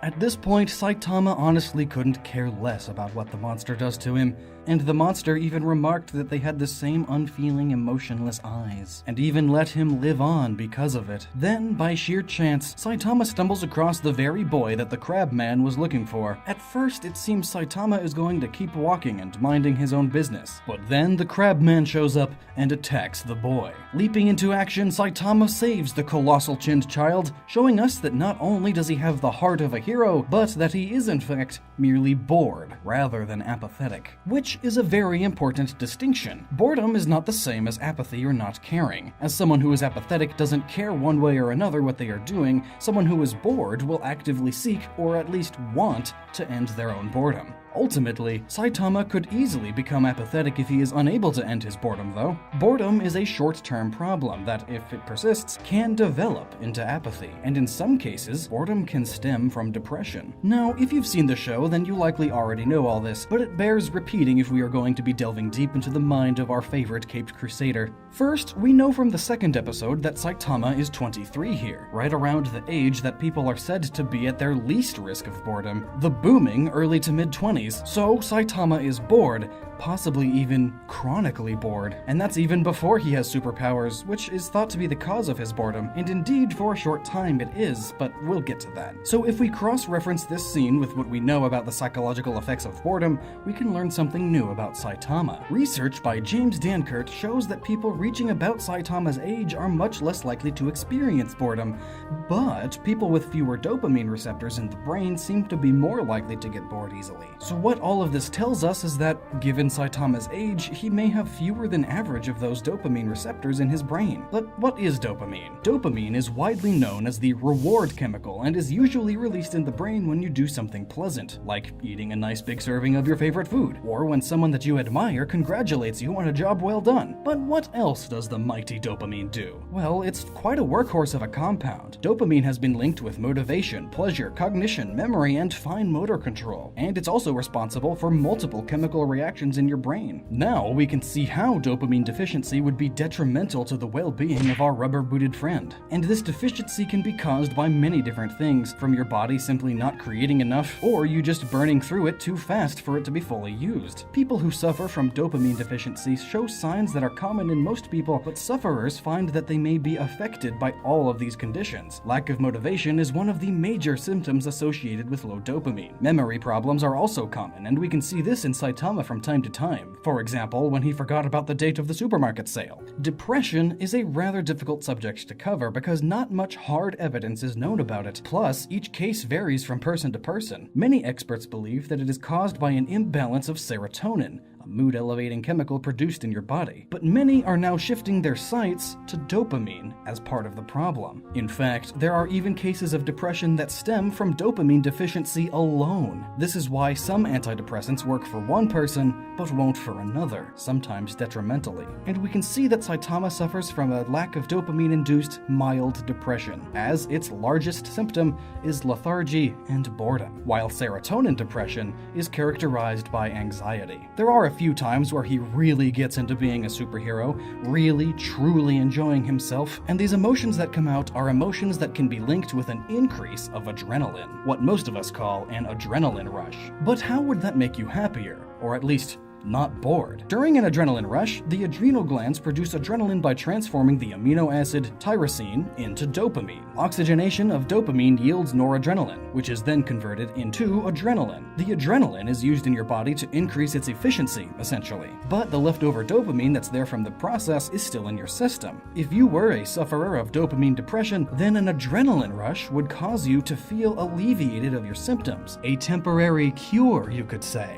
But of course, that isn't the only cure. There are other ways too. The most common and easy way that tons of people all across the globe and throughout all of history have done is with caffeine. Usually in teas and coffees. Caffeine, among other things, kickstarts your brain's dopamine receptors, making them extra susceptible to the effects of dopamine. Caffeine is a miracle substance and is part of why the Enlightenment happened. People swapped from using alcohol, a depressant, all the time, and started drinking tea and coffee, stimulating them to do more. It's amazing! Getting back to our balding brute, Saitama shows a real sense of boredom throughout the whole of episode 1. We can see him aloof, antisocial, and, well, bored. He even agrees with the Bicep King on how empty and boring overwhelming power can be, and this intense boredom continues throughout the beginning of episode 2. But later in this episode, we see him take in a lone cyborg, Genos, as a disciple. He's sort of the sidekick type. With the introduction of Genos, we get a quite interesting character interaction. Saitama is rather reluctant at first,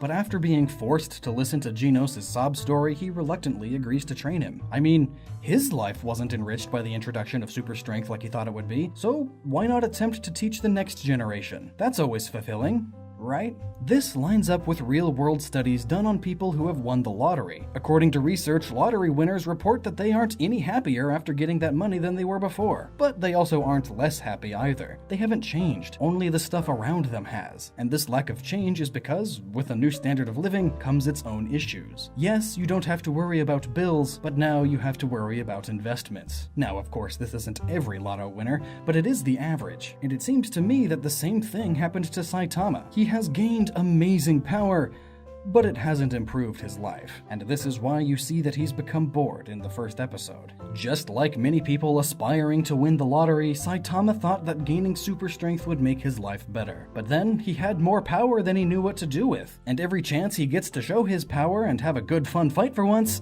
just ends with a single punch. He's too strong to alleviate his boredom this way. However, backtracking a bit here, Genos is Saitama's sidekick, and like every good sidekick, he serves to better the hero in some way. With Batman, Robin was introduced to be more child-friendly for the comic, but in-universe, he serves to keep the Bat grounded. Genos seems to do the same for Saitama. The boredom Saitama reports to feeling in the first episode is a lot less apparent throughout the rest of the season. He seems more playful, more invested, and even registers to be a hero at the organization. Everything that Saitama does for the most part after Genos shows up seems to be in the context of relieving his boredom, and it seems to work. This may explain why, even though Genos seems to annoy him at times, he doesn't get rid of him at all. He recognizes that he isn't as bored with Genos around, and that he would have to go back to that crippling boredom if he ever left. But all this begs the question, what would happen if Saitama never met Genos? When deprived of stimulation for too long, people develop bad side effects. Depression, drug addiction, alcoholism, and even hallucinations. Saitama lives in an abandoned section of City Z where nobody else ever goes. His only human contact seems to be when he does his shopping, which, now that I think about it, explains why he's so fixated on the deals at the supermarket. Well, he is also poor, that would do it too. But just being poor makes supermarket deals more of a necessity than something to be excited about. He is extremely isolated, combined with the fact that he can't relate to anyone anymore, and he knows this, it's no wonder that his emotions are drifting away from him. Had he continued down this path, Saitama may have just started to get paranoid and started to see things that weren't there, possibly even imagining a villain that could, in fact, face him. In fact, We see the early stages of this happening in the first episode. In his dream, he imagines the Subterraneans as being a race of villains he can test himself against. It may only have started in his dreams, but that could easily extend to his waking state if left in isolation for too long. Now, could you imagine what it would be like if Saitama had that dream as a hallucination while he was awake? He would cause massive damage, and there would be no one who could stop him.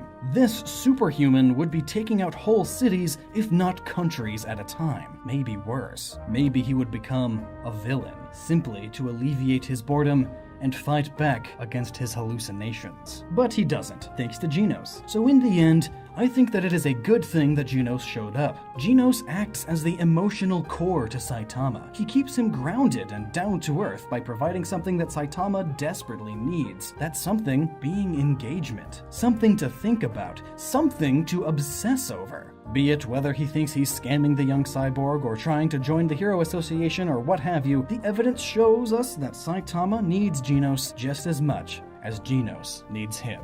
So how do you deal with boredom? Do you play a game, watch a YouTube video like these ones, or maybe you call up a friend, a loved one, someone you know you could always have a good time with? Even being bored together with a friend is better than being bored alone, and even human interaction with strangers online is better than isolating yourself. People are social animals. Our brains are designed to release dopamine when we are around those we love. In the end, that's what Saitama and Genos are.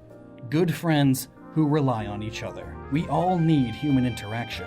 Our brains literally thrive on it, and to be deprived of that all too important need can lead to some very bad things. So talk to people, your brother, your sister, a friend or colleague, go out for a drink or stay in and play a game. Whatever you do, do it together, and remember to never stop using that noggin.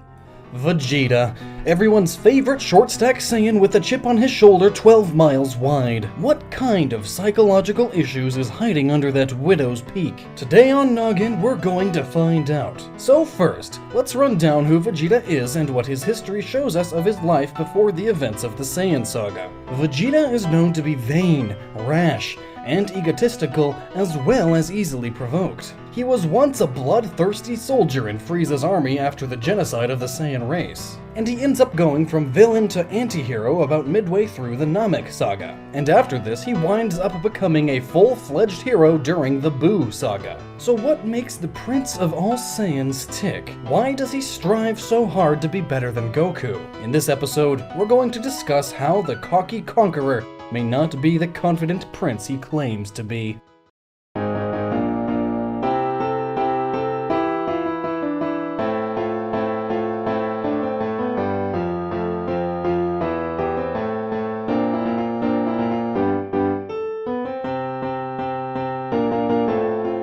The Vegeta we know today has his roots on the planet Vegeta, where he was raised by his father, also Vegeta. It was hinted that his father was strict and harsh. This is, of course, no real surprise considering the warrior race's tendencies. Though, while he was extremely harsh towards his son, King Vegeta did care about him. Due to the rule of Frieza over the Saiyans, Prince Vegeta was often given assignments that took him away from the planet. Though he was often separated from his father, he was often trying to show his father, and to a lesser extent Frieza, that he had what it took to be a great Saiyan warrior. Frieza, upon noting both Bardock and Vegeta's power, had decided it was time to eliminate the Saiyans. This was also a decision of Beerus's design due to King Vegeta being insolent, according to Beerus. Prince Vegeta also witnessed the scene that unfolded due to the situation. There's something to be said about the parent-child dynamic of the Saiyans here too. When seeing Goku for the first time, Bardock tells him about all this in a very removed sense. He remarks to his team that there's no point in seeing his son in the first place, due to him being sent away to be an alien planet conqueror. Vegeta is treated differently in some sense, as he does have the royal lineage to think of, while also being a warrior. This leads to Vegeta being somewhat more connected to his father, albeit not as many of us on Earth are. He wants to be the warrior fit to wear his dad's metaphorical crown one day.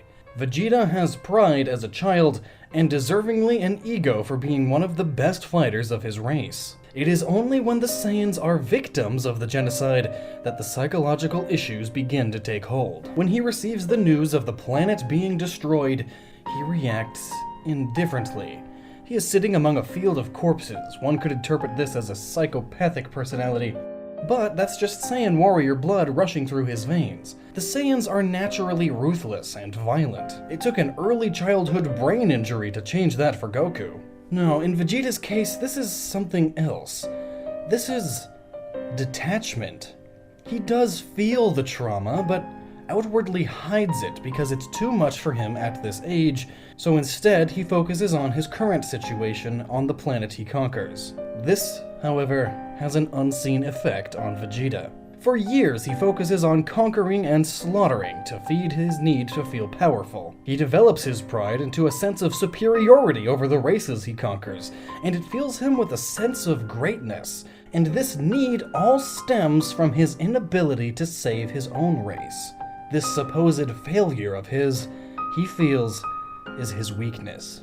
And so, conquering all of these planets is his way of telling the universe that he will not feel weak again. So far, this points to Vegeta suffering from a narcissistic personality disorder. Don't believe me? Well, let's look at some of its symptoms for some further analysis. Coming directly from the DSM-5. A pervasive pattern of grandiosity in fantasy or behavior, a need for admiration, and a lack of empathy beginning by early adulthood and present in a variety of contexts, as indicated by 5 or more of the following. Having an exaggerated sense of self-importance, expecting to be recognized as superior even without achievements that warrant it, exaggerating your achievements and talents, being preoccupied with fantasies about success, power, brilliance, beauty, or the perfect mate, believing you are superior and can only be understood by associating with equally special people, requiring constant admiration, having a sense of entitlement, expecting special favors and unquestioning compliance with your expectations,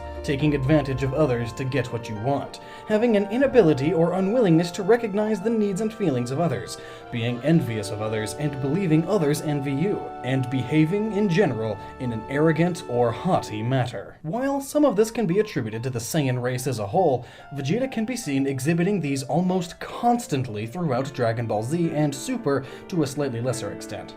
Vegeta is met with someone stronger than him at every turn in his life. His father, Frieza, androids, Cell, Boo, Beerus, his whole life he is told that he is not the supreme epitome of strength that he strives to be. And it is Goku that sets this inferiority off in him to the biggest extent. Goku shows him, at least from Vegeta's perspective, that he isn't even the strongest Saiyan out of the survivors of the race. Vegeta isn't the Saiyan elite he believed himself to be all these years. Though on many occasions Vegeta surpasses Goku, when Goku returns the favor and surpasses Vegeta once again, it tells Vegeta that he is once again inferior to Goku.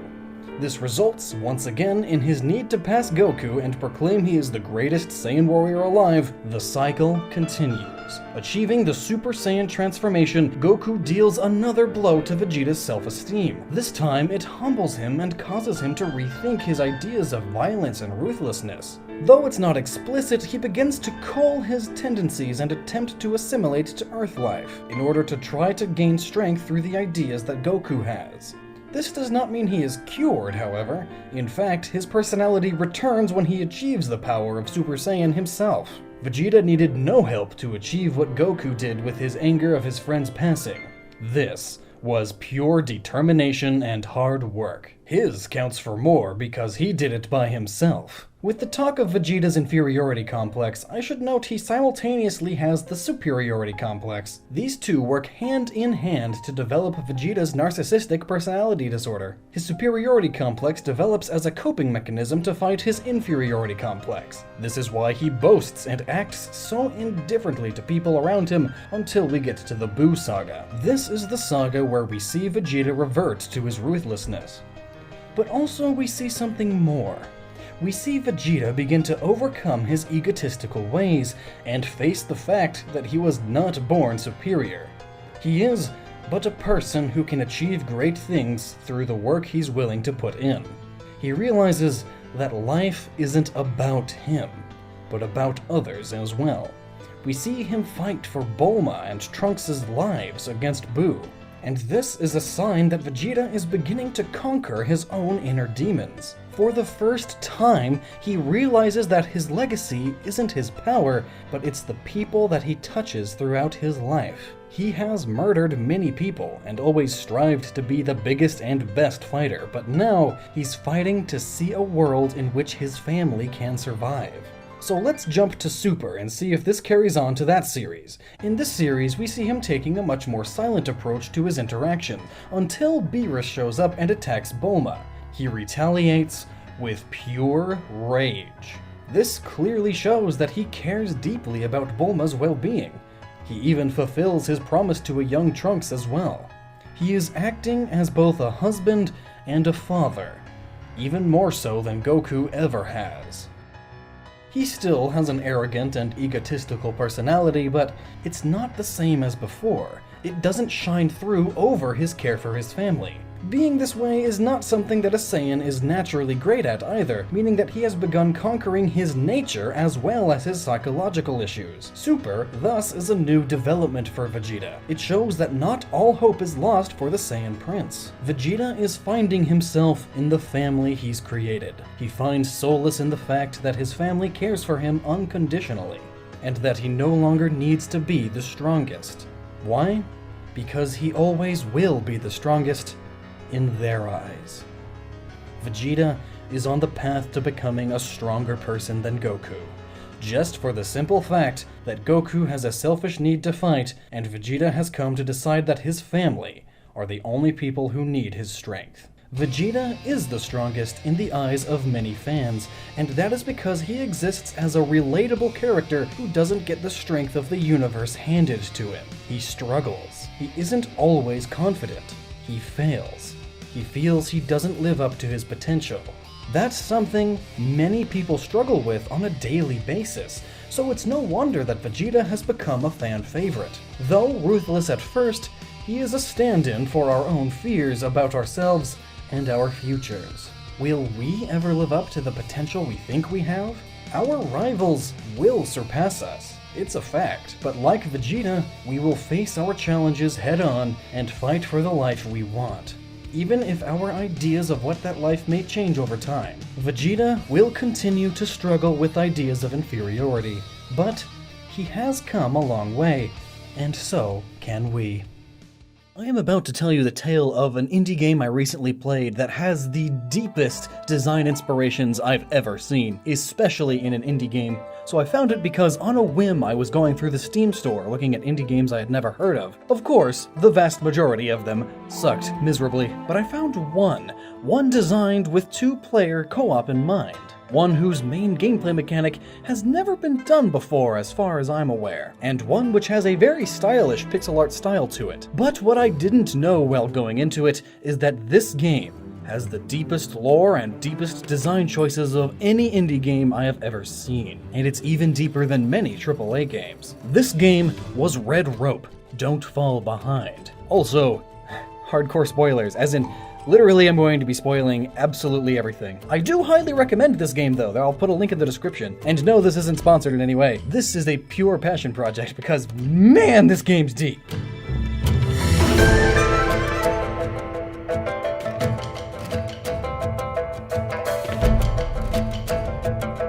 So right away I got the immediate reference. In Chinese mythology there's a tale, the String of Red Fate, which states that when you are born, an invisible red string connects you to your soulmate, and as you both live out your lives, the string tightens and pulls you closer together, as you are destined to be together. And there is a lot of anime and manga which references this tale, so much so that many people believe that this tale originated from Japan, and while it is still very popular in Japan today, it originated in China. Some games have even referenced it from time to time, even Pokemon with its Destiny Knot item. It's a red string that is called the Destiny Knot after all, and it causes Pokemon to become infatuated with each other. So I mean, obviously. But hey, now I can put a Pikachu with hard eyes in the thumbnail. Clickbait! Back to this game though, as I was playing it, I realized that there must be something more to it. I sensed some depth to its design choices. There is certainly some symbolism to be found here beyond the Chinese myth. And man was I right. And this delve begins with this image. This statue is the Pieta by Michelangelo. It depicts Mother Mary holding Jesus after his crucifixion. Choosing this statue is fitting, as Yonder, the game's development team, is based in Rome. And upon finding that out, so much more of this game began to make sense. You see, there are some interpretations of the String of Fate myth that add on to the string not only connecting soulmates, but also people who will have a meaningful part in your life. Close friends, mentors, and family members, so to speak. So perhaps these rope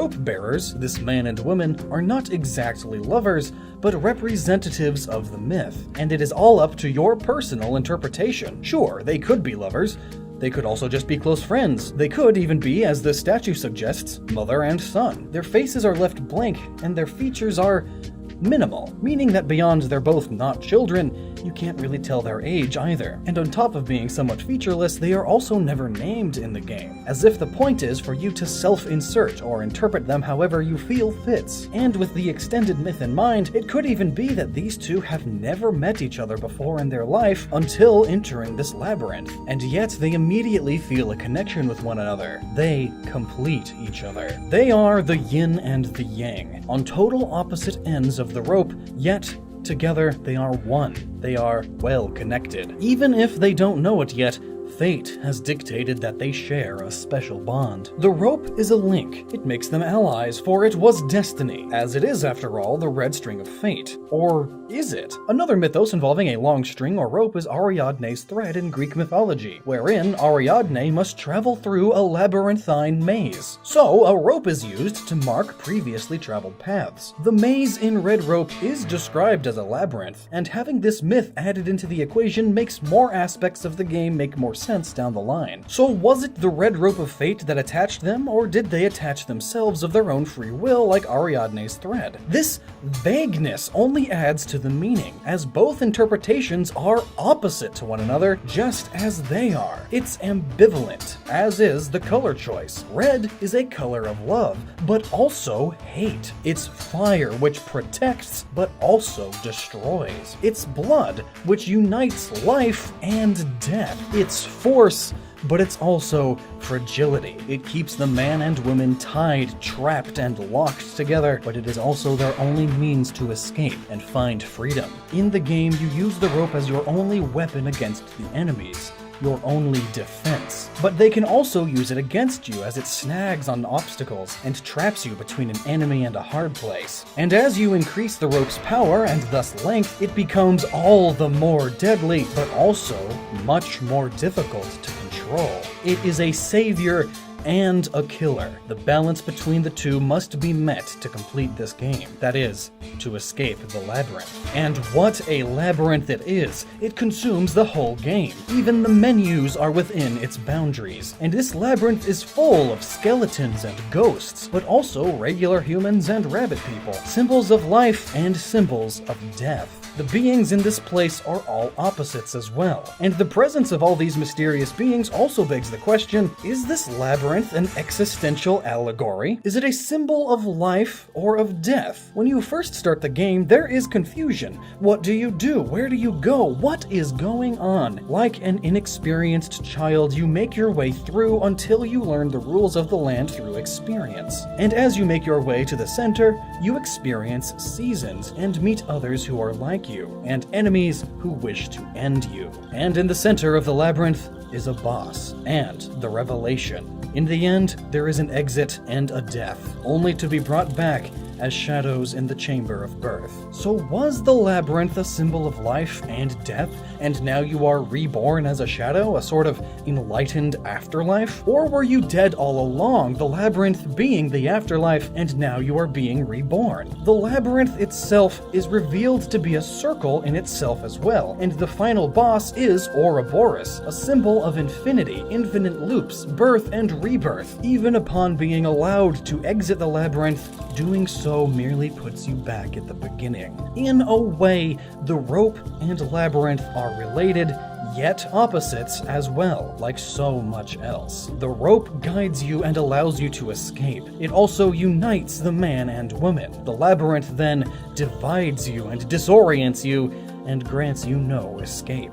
The labyrinth is split into two worlds, what it calls the ordinary world being the hub world with shops and such, and it is along the outer circle, and the inner circle is the non-ordinary world, the dungeons in between. The hub world is a safe place, though there is life and death all around. Only a select but very obvious few wish to cause any harm at all. But this safety you find here comes at the cost of obeying the law. You are not free to do as you please. Society exists here, and society has rules. Trying to escape it leads you either to the dangers of a dungeon or leaves you going in circles. The first dungeons, along with the first ring of the ordinary world, are named after the 4 seasons, representing the passing of a year. It's the Circle of Time. The second set are within the Circle of Time, and it is the Circle of Space, and these are representative of the 4 elements, the houses of fire, earth, water, and air. And no matter how you circle it, the elements correlate to their seasons as well. The air warms in spring, the earth is dry in summer, the earth moistens in autumn, and the air is cooled in winter. And every enemy within these dungeons is related to death, ghosts, skeletons, zombies, and such, as the theme of time and death go hand in hand in this game. The clock of life is ticking on, and there is nothing you can do to stop your own inevitable demise. The third circle of dungeons is the Circle of Spirit. Having bested time and space, the only obstacle left is death itself. Here, the 4 dungeons are named after the 4 methods of untimely death: famine, pestilence, war, and fate itself. And these 4 are connected to the 4 elements rightly. War is connected to fire for obvious reasons. Famine is connected to water, as a scarcity of water is what leads to famine. Pestilence is attached to air, as diseases tend to be spread through it. And fate is to earth, as time flies by and the earth ages and spins along. Fate will decide whether you live or die. Within these 4 are the 4 guardians of the labyrinth. Within War, we find the Puppet Master, the invisible manipulator of both Crusader and Saracen-like marionettes. 2 opposite sides, controlled into ending the lives of each other, being manipulated by the one who is truly in power. But even then, the Puppet Master himself merely being controlled by fate. Within Pestilence, we face off against a plague doctor, one who directly is invulnerable under the coat and mask. Though a doctor, he also spreads the disease like the Black Plague from which his design emulates. Compared to the other boss fights, this one is slow, and coordination and precision are needed in much higher amounts than the other fights, much like fighting a disease. As the doctor spreads death through the air in the form of flying skulls, you must use your rope to catch a single skull and fling it back at the doctor after changing in color, similar to how many vaccines use the disease they were trying to prevent as an active ingredient. You take it, invert it to its opposite, and fling it back.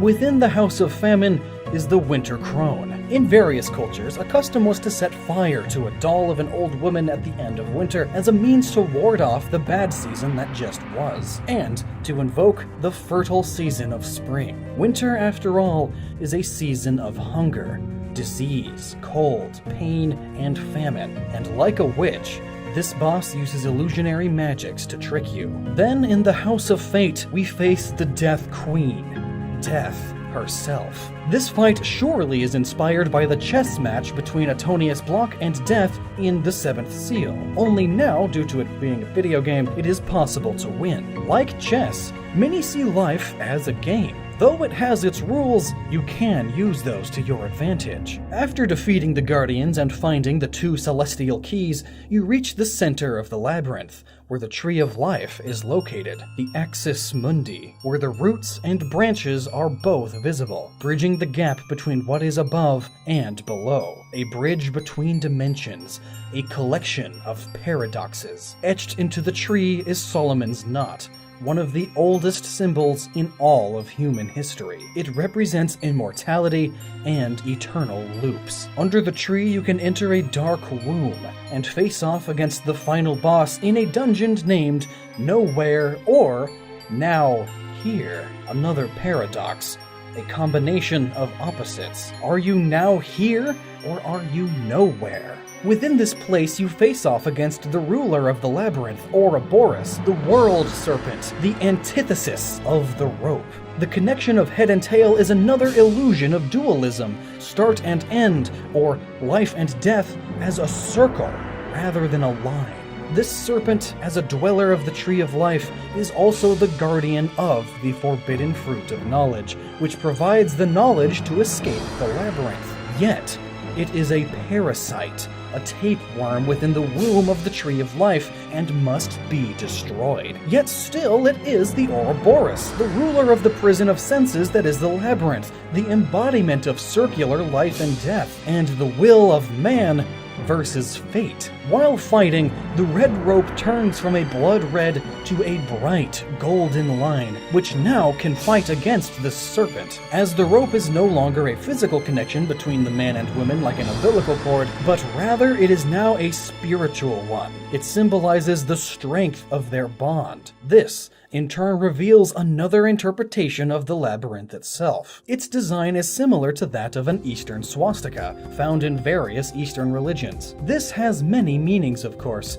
but the most important one here is, of course, infinity. We already went over the physical aspect of the game's map, and now we have a means of covering the symbolic. The ordinary world is a place of peace and oblivion. The players can stockpile shadows, save the game, and practice. The ordinary world is easy to recognize thanks to its circular, always repeating shape that runs all around the center. The non-ordinary world is oriented towards the center and doesn't repeat itself. It is there so that the players meet the true challenges of the game and find the keys to the center of the labyrinth. Red Rope is inspired by Oriental philosophies, especially Buddhism, in particular by one of their most inspiring teachings. Illumination is achieved when one transcends the concept of dualism seen as separation. Be it good or evil, life and death, time and space, body and mind, feminine and masculine, self and other. In the game, it is precisely this fusion between opposites, like the man and the woman being attached to each other by the rope, that makes it possible to overcome the deceits of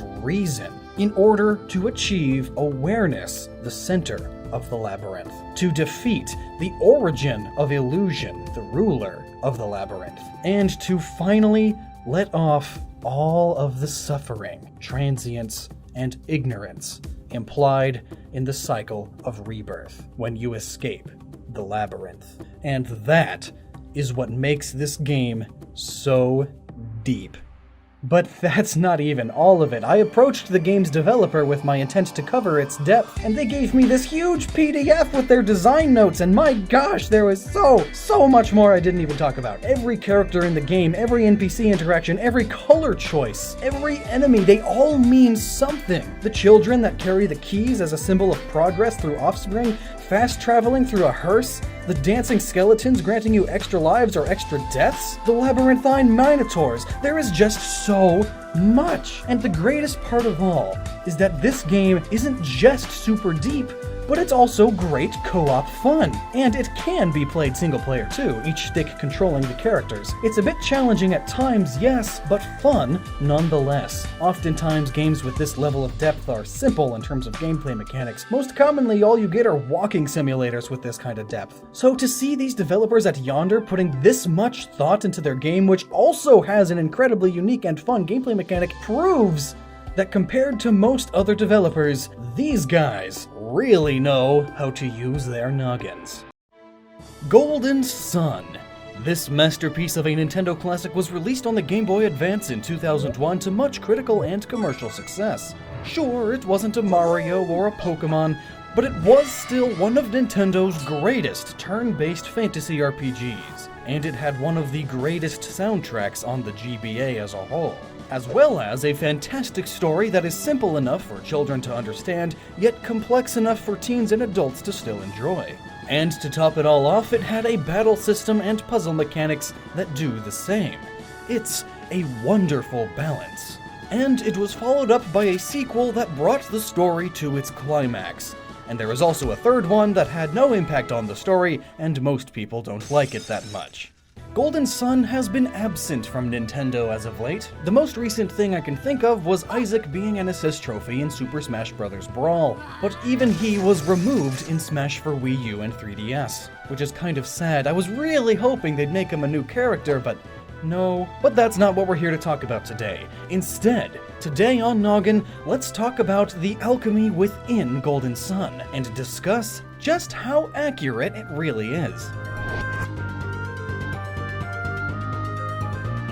So, what is alchemy? Well, in the real world, alchemy is the predecessor to chemistry. It is considered by many in the past to be a form of magic, but really it was just science that they couldn't quite understand the complex natures of. Like how today we know that when you mix vinegar and baking soda it explodes, and we know that's because of a chemical reaction down on the microscopic molecular level. But back then, they didn't know what a chemical or molecule was. So, it was magic. They wrote down the magic, and writing it down makes it science. And thinking that it was somewhat magical, many alchemists would apply various forms of spiritism and religion to their science, creating alchemy. Now then, books, video games, Dungeons and Dragons, movies, etc., all of course exaggerate alchemy. Many real alchemists have written books about how to cast alchemic spells and control the elements, summon the gods, so to speak, and even create life. They have it all detailed and explain how to do it, but they never actually could because something was always off. They usually blamed it on their ingredients being crude and they needed better technology to refine them. But because of this, a lot of fantasy writers decided to take these alchemic texts and take out the part that says it doesn't work. And that's really what I mean by how accurate is the alchemy. In Golden Sun, all of the magic is alchemy, using their inner strength, their synergy. But how accurate to actual alchemic texts is it?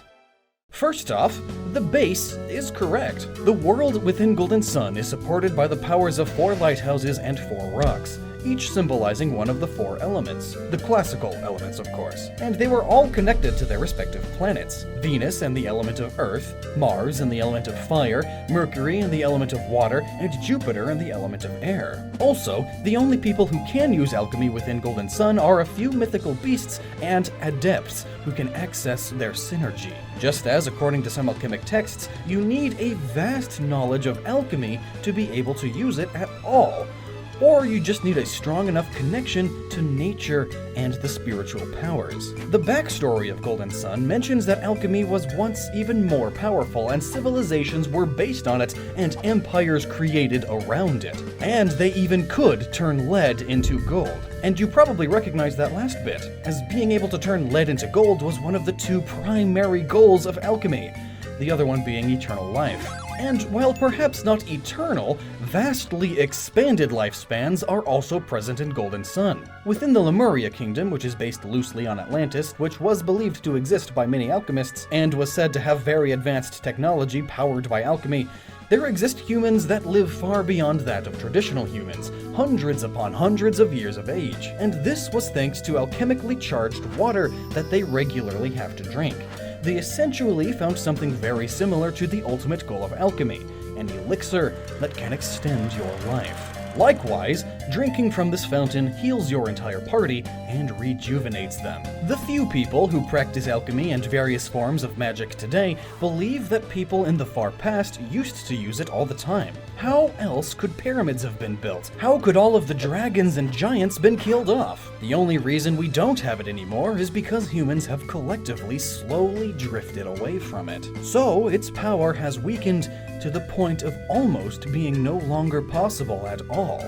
And this concept is very similar to the events in Golden Sun. The whole reason it's called Golden Sun, the Lost Age, is because it takes place long after a lost age of man, an age where everyone could use alchemy, whereas now, only a very, very small few can. The reason this is the case is because the power of alchemy fell into the wrong hands, because it was in everyone's hands, and alchemic wars started happening until a few people built massive lighthouses and used them to seal away most of the alchemy in the world. In a way, building these lighthouses saved the world. But little did they know of ether, the 5th element in alchemy. While this 5th element in alchemy isn't exactly mentioned in Golden Sun, its concept is there. Aether is spirit, it's life, and the planet has its own Aether Force too. And because these people sealed away alchemy, they too sealed away the Aether, and thus, after thousands of years, the world is now beginning to die. It ran out of Aether. Though, in Golden Sun it only mentions that the world ran out of its own synergy to keep itself alive, as in, keep the edges of the world from eroding away. Because the world is flat, by the way, in this game, not in the real world. Don't be stupid. So while they don't call it the same thing, synergy instead of Aether or soul, the concept is still accurate. Especially considering that this power that the world sustains itself with is the Golden Sun within Mount Aleph, which is said to be all 4 elements merged into one, which is also what the Aether is, all 4 elements, and a bit more, merged into one. And not coincidentally, the Earth's Aether in real alchemy is called the Black Sun, or the Earth Sun. Either way, it's named after the sun. And speaking of the world in Golden Sun, the center of its alchemic power and where alchemy all began, and even where the world was first created, is called Mount Aleph. And Aleph is the first letter in the Hebrew alphabet, and much of alchemy was created by the Hebrews. So then, as far as lore and backstory goes, Golden Sun is super accurate. Another big part of Golden Sun is summoning gods and spirits for help in battle, like Thor and Zagan, Ramses, Tiamat, Nedrid, and more. And they chose excellent gods and spirits from mythology, as they all have at least something to do with alchemy, or at the very least, are from a culture that has a level of alchemy found within it. And yes, while summoning is leaning more towards the spiritism side of things, it is also a branch of alchemy, as some alchemical operations would require assistance from certain spirits and such, which is why so many transmutation circles have religious symbols and texts within them. This is also why the Catholic Church put so much effort into finding and imprisoning or even executing anyone caught doing alchemy. Another more spiritual-ish side of Golden Sun is the Jinn. They are little spirit creatures that empower humans with more elemental synergy. In Arab mythology, the Jinn were originally just spirits with spirit powers and such, but modernizations of them make them out to be spirits with elemental powers, so I'll give that a pass. Jinn can independently decide to be good or evil, and can either help or meddle in human affairs, which includes getting involved in Arabian alchemy, much like in Golden Sun. In Golden Sun Dark Dawn, you are tasked with the mission to reactivate many alchemic machines, which are, as they sound, machines that are powered by alchemy. Many alchemic texts and illustrations from the Middle Ages, as well as alchemy's modern rise in the 1700s and 1800s, show alchemic machines doing all sorts of things. Most notable is this one, which is said to be able to retrieve recently passed souls and store them. After all, souls are just Aether, the 5th element in alchemy. And with a machine like this, you could theoretically attach souls to an object, or even perform resurrections. The Elder of Prox in Golden Sun was particularly interested in this subject. Also, the plot of Dark Dawn is to stop the Grave Eclipse from happening, which is an alchemical-induced eclipse that opens portals to the other side of reality and summons monsters everywhere, which will end the world as they know it. And in alchemy and mysticism, eclipses are often symbols of the end times, or symbolic of great changes about to occur. So overall, yeah, Golden Sun does a good job in being accurate to alchemy, albeit it's very simplified, but being a game aimed at a younger audience, that's probably for the better. Though there are also next to no transmutation circles. I mean, there are circles that appear around the characters casting alchemical spells, but they are hardly the detailed transmutation circles. Though the seal symbol is similar to a transmutation triangle, and there are a few magical circles in various summons,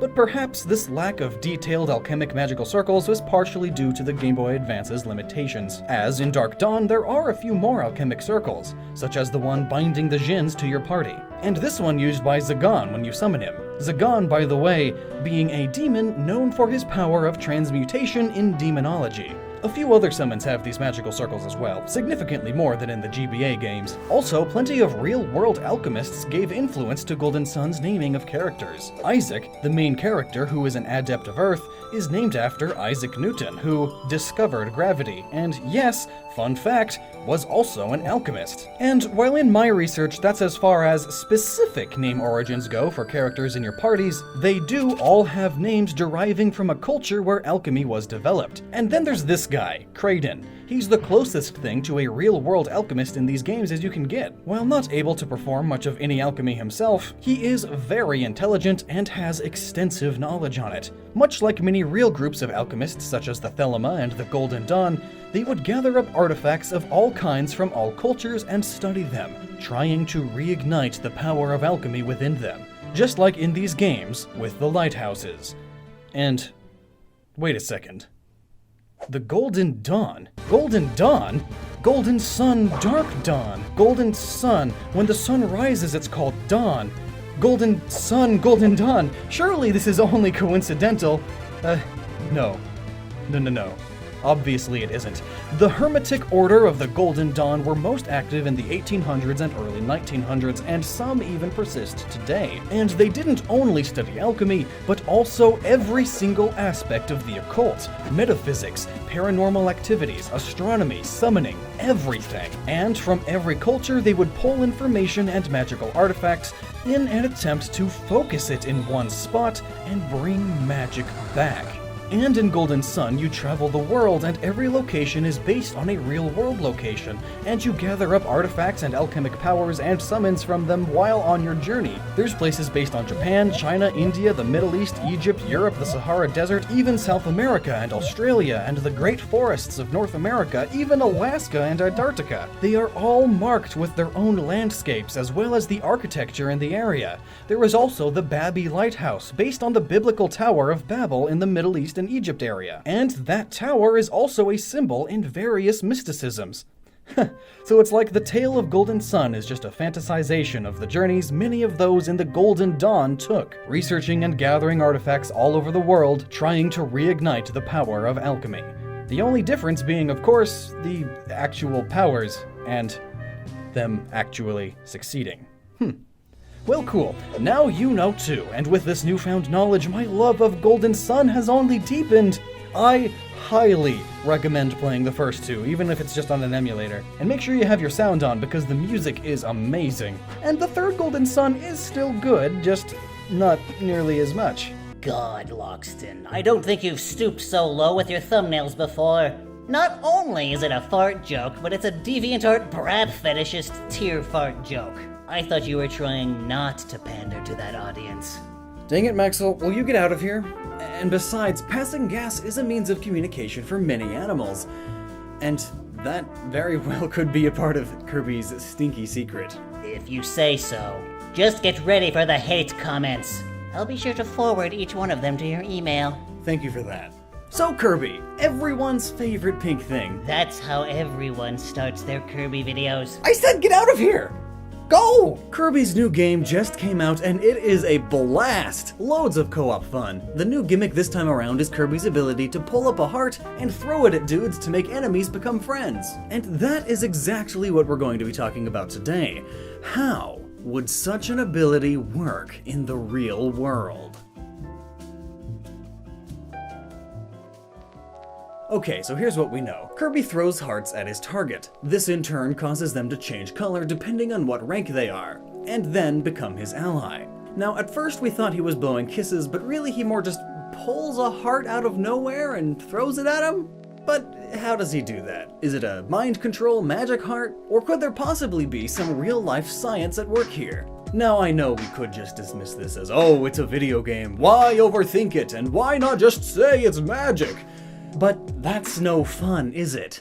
I really like to stretch the old noggin, take it for a nice jog. And if you think that way, why did you even click on the video, idiot? Be nice. So is there any way that Kirby would be able to blow a kiss or throw a heart at an enemy and change their minds about fighting? Well, you know, funnily enough, that's not that far off from the real world. You see, animals and even humans, heck plants too, are all affected by their surroundings and environment. You, looking at this screen, listening to me talk, is changing what you're thinking about right now. I could say watermelon zebra, and boom! It's in your imagination right now. Mind control. Also, the graphic on screen helps. But what if I could change what you were thinking by just existing? Just standing next to you? Or without you even knowing you were receiving the information? Well, that's what we call pheromones. Small chemicals suspended in the air by most creatures. They affect everything, even you. Every time you breathe, you're inhaling millions of small particles, and some may have special meanings to you, or plant, or an animal. It all has to do with how your body interprets these tiny particles. Almost all animals have or can sense pheromones. Even humans are able to emit and read them. And they come in all shapes and sizes. There are many different scents or sets of pheromones that animals use.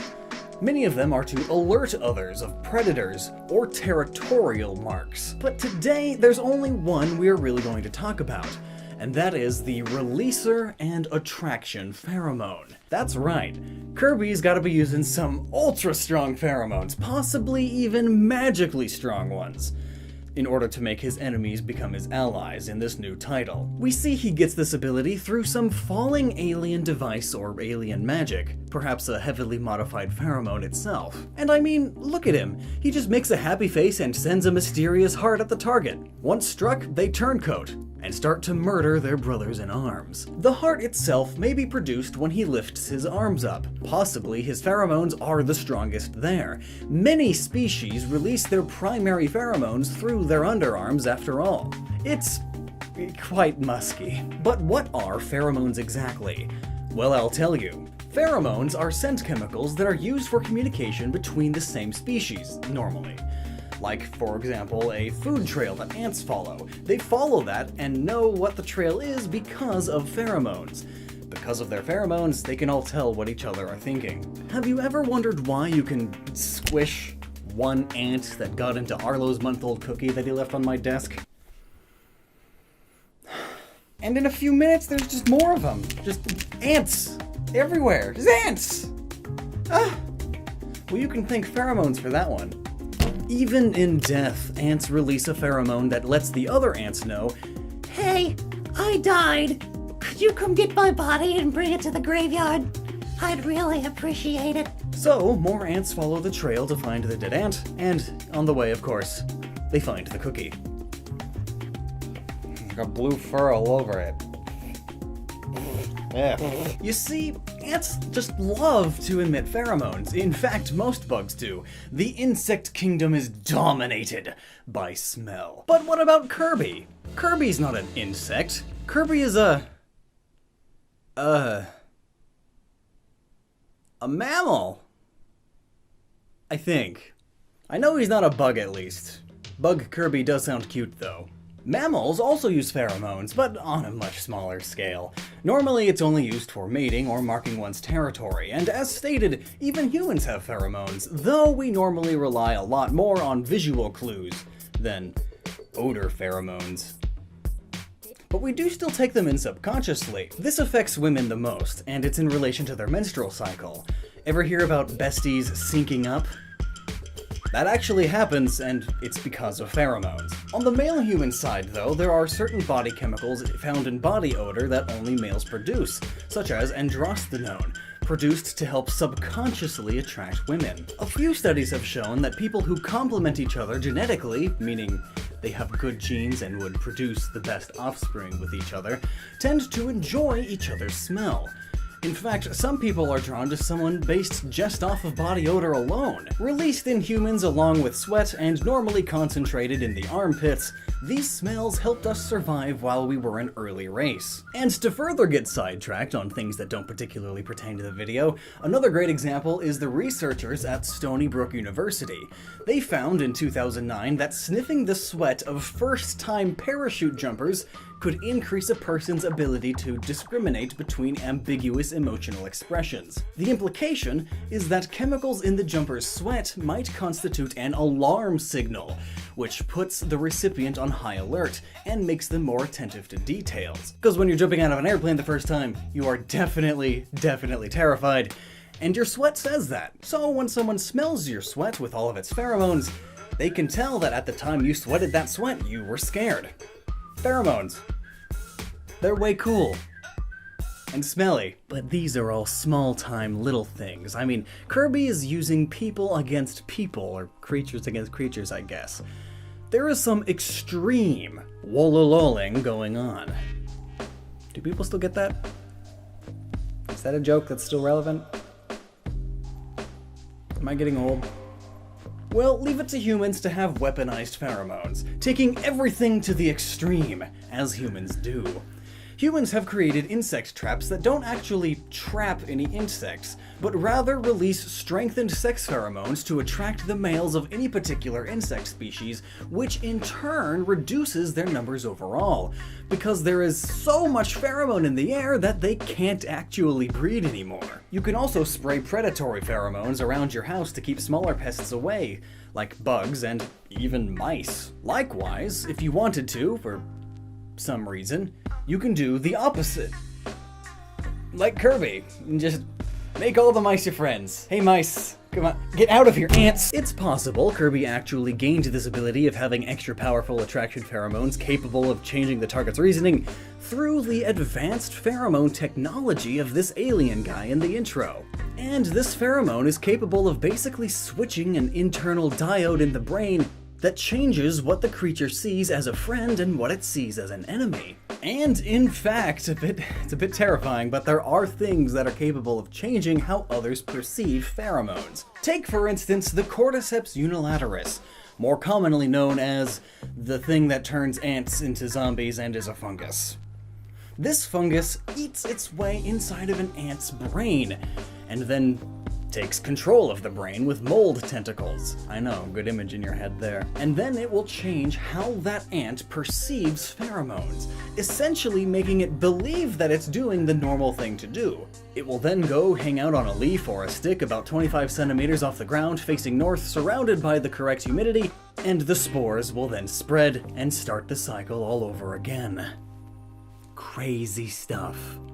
And that's not all. You know how mice are scared of cats? There's a parasite that causes what's called toxoplasmosis, which releases chemicals and pheromones into the brain of the mouse to basically flip a switch that makes the mice no longer fear the pheromones of cats. In fact, it flips the switch to make it the opposite. The pheromones of cats now attract the mouse. The mouse wants to cuddle the cats. The parasite does this because the parasite wants to get into the cat. And so, like, if it's in a mouse, you know, make the mouse love the cat. Now the mouse gets eaten. Now the parasite's in a cat. It lives in the cat. Comes out in its poop and then breeds. That's how it do. It's kind of gross and scary. There's some people that say it affects humans. But don't worry about that. Let's get back on track. So, what if Kirby is infecting these poor creatures with some sort of fungus or heart-shaped parasite? Or maybe this heart-shaped bubble is full of chemicals and pheromones that change what they actually perceive as a friend and foe. Also, what would that smell like?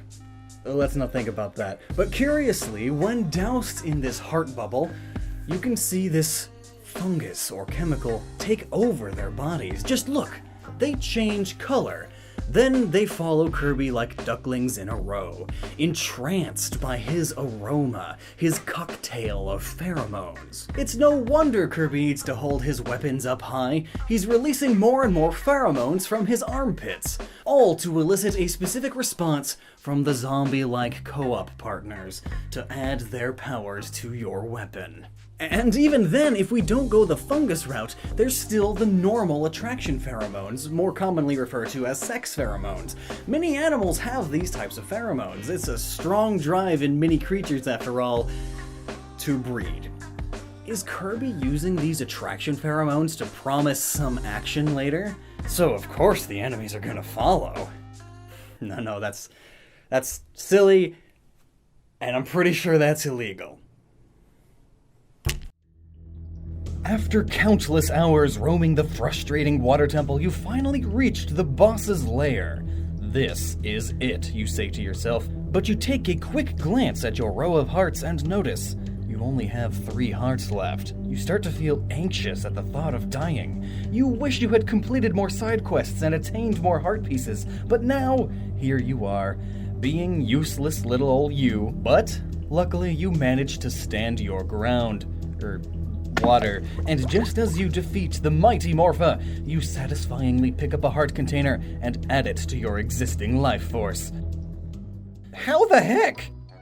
Heart containers have been around since the very first Zelda installment. As Link progresses through his journey, he will acquire more and more health in order to survive the greater challenges he will face. But what actually happens when Link acquires these useful arsenals of health? Does he somehow magically absorb it? Perhaps he could wear it around his neck like a magic charm, or maybe are these heart containers filled with liquefied hearts? Speaking of which, the cartoony hearts he constantly picks up, does he devour the flesh of these hearts?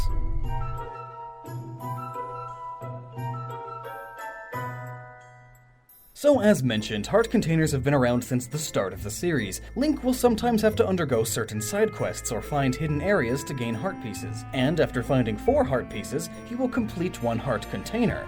Defeating a boss will also give Link a heart container and restore his row of hearts back to full health. But what process does Link undergo when he obtains these kinds of hearts? You might think that Link consuming these hearts is very unrealistic and impractical of him. But we're talking about the Zelda series here. I mean, this is a universe with weird characters who seem to praise bottles as some sort of rare relic. There's even Tingle. Tingle! Though curiously, it is a bit unknown if any character other than Link fully understands the use and purpose of these pieces of heart, or even if any other character besides Link even can use these pieces of heart, as very few characters have ever said anything about them, even when handing them out as rewards. In Twilight Princess, when Link catches a piece of heart, Hina will remark, "Whose heart did you catch, you big sweetheart?" And in Skyward Sword, Beetle will sell Link a piece of heart and explain to him that he doesn't actually know what it is, just that he found it somewhere nearby, and apparently it's valuable. Thanks, Beetle. So this makes me curious, because we could perceive these heart pieces as signs of gratitude from certain characters, instead of a character's physical heart organ juices. Are these containers full of juices? Just perfectly centered juices that fill the container perfectly by 1/4? Or is that just a small heart in a big container? At the same time, a monster generally won't be so grateful about you killing it, so it wouldn't drop these hearts for Link because of that. And we also see that all sorts of heart containers are being sold in shops like Beetle's or the Kokiri Forest shop, so this can't be something that's restricted to only emotion. But this video isn't mainly about where the heart containers and hearts come from, rather it's about what Link does with these. So what if Link is actually consuming these hearts in order to increase his life and power? And by consuming, I literally mean eating the heart and swallowing it. And in the case of these containers of heart juice stuff, drinking it, I guess. I suppose we don't really know what's in these. But seriously, think about it. Eating what's in these heart containers allows our hero to gain additional strength and life to further help continue his adventure in Hyrule. And did you know that there is a real-world origin and even a term about eating hearts to obtain qualities of strength and such? The term is known as cannibalism empowerment, and it's obviously defined as the power to gain strength through cannibalism. People who practice this ability seem to believe that the user becomes stronger, faster, more durable, and more courageous when eating the flesh of one's own species. Like a human eating another human, possibly even unlocking abilities related to the victim and enhancing their existing powers. But then again, in most cases these hearts in Zelda are the hearts of monsters and goblins, not other humans or Hylians. Though sometimes the humans get turned into the monsters before Link eviscerates them. Though, curiously, in quite a few fantasy worlds, I've heard that, say, orcs eating humans is considered cannibalism. Same with goblins and imps eating humans, as if they all had the same ancestor. And if those are all the case, then humans eating goblins would be considered cannibalism too. They're different races of the same quote-unquote species, sort of. Fantasy worlds mess with definitions all the time. I mean, it's called a fantasy world. Anyway, cannibalism empowerment is actually something that has been practiced for thousands of years, and even just a few hundred years ago on our own Earth. It was common for a few Native American tribes to eat the enemy's hearts and flesh. They did this as it was considered the most extreme form to obtain revenge over their foes. But they also committed this cannibalism in order to absorb the qualities and characteristics of the deceased individuals. Organs, such as the heart, were eaten to gain courage and power. Other parts of the body, such as the brain and tongue, were swallowed to assume knowledge and bravery. Doesn't that seem familiar? The Triforce in Zelda consists of 3 qualities: courage, power, and wisdom. So it would make partial sense that Link consumes these heart containers for the sole purpose of not just increasing his courage, but his wisdom and power as well. You might think that this sounds a little far-fetched, and sure, maybe it is, but just about everything in the Zelda series is inspired by real-life events and practices. Link was inspired by the Disney character Peter Pan, the dragons in Skyward Sword were inspired by Chinese stories, the ancient cistern dungeon was inspired by a short Japanese story, heck, the original game was wholly inspired by Miyamoto's own adventures in the woods as a child. I think you get my point, but we could really talk about these origins and inspirations all day. But this idea of cannibalism empowerment is not just limited to the Zelda series. Just look at some other video game characters. Kirby is well known for his ability to inhale and swallow objects and creatures to gain their abilities. In Dragon Ball Z, Majin Buu gains abilities and even character traits from every being he absorbs. Envision for a moment how cool it would be for Link to eat the heart of King Dodongo and instantly gain all of its abilities. Though, I suppose that would turn into a terrible day when it comes time to drop a load. Maybe he should just stick to bombing some Dodongos then. So now, just imagine Link getting his tunic dirty at the scene of ravaging a boss's heart. It would totally change the way we look at Link's character. And sure, while Link is not necessarily from some sort of Native American tribe, at least the last I checked, the Kakiris aren't Native Americans, he is Hyrule's chosen and greatest warrior to save the day. So he's going to need all of the courage, power, and wisdom he can get in order to defeat Ganon. But just what tribes have practiced this forbidden and taboo act of cannibalism? And is it something that people still do in the 21st century?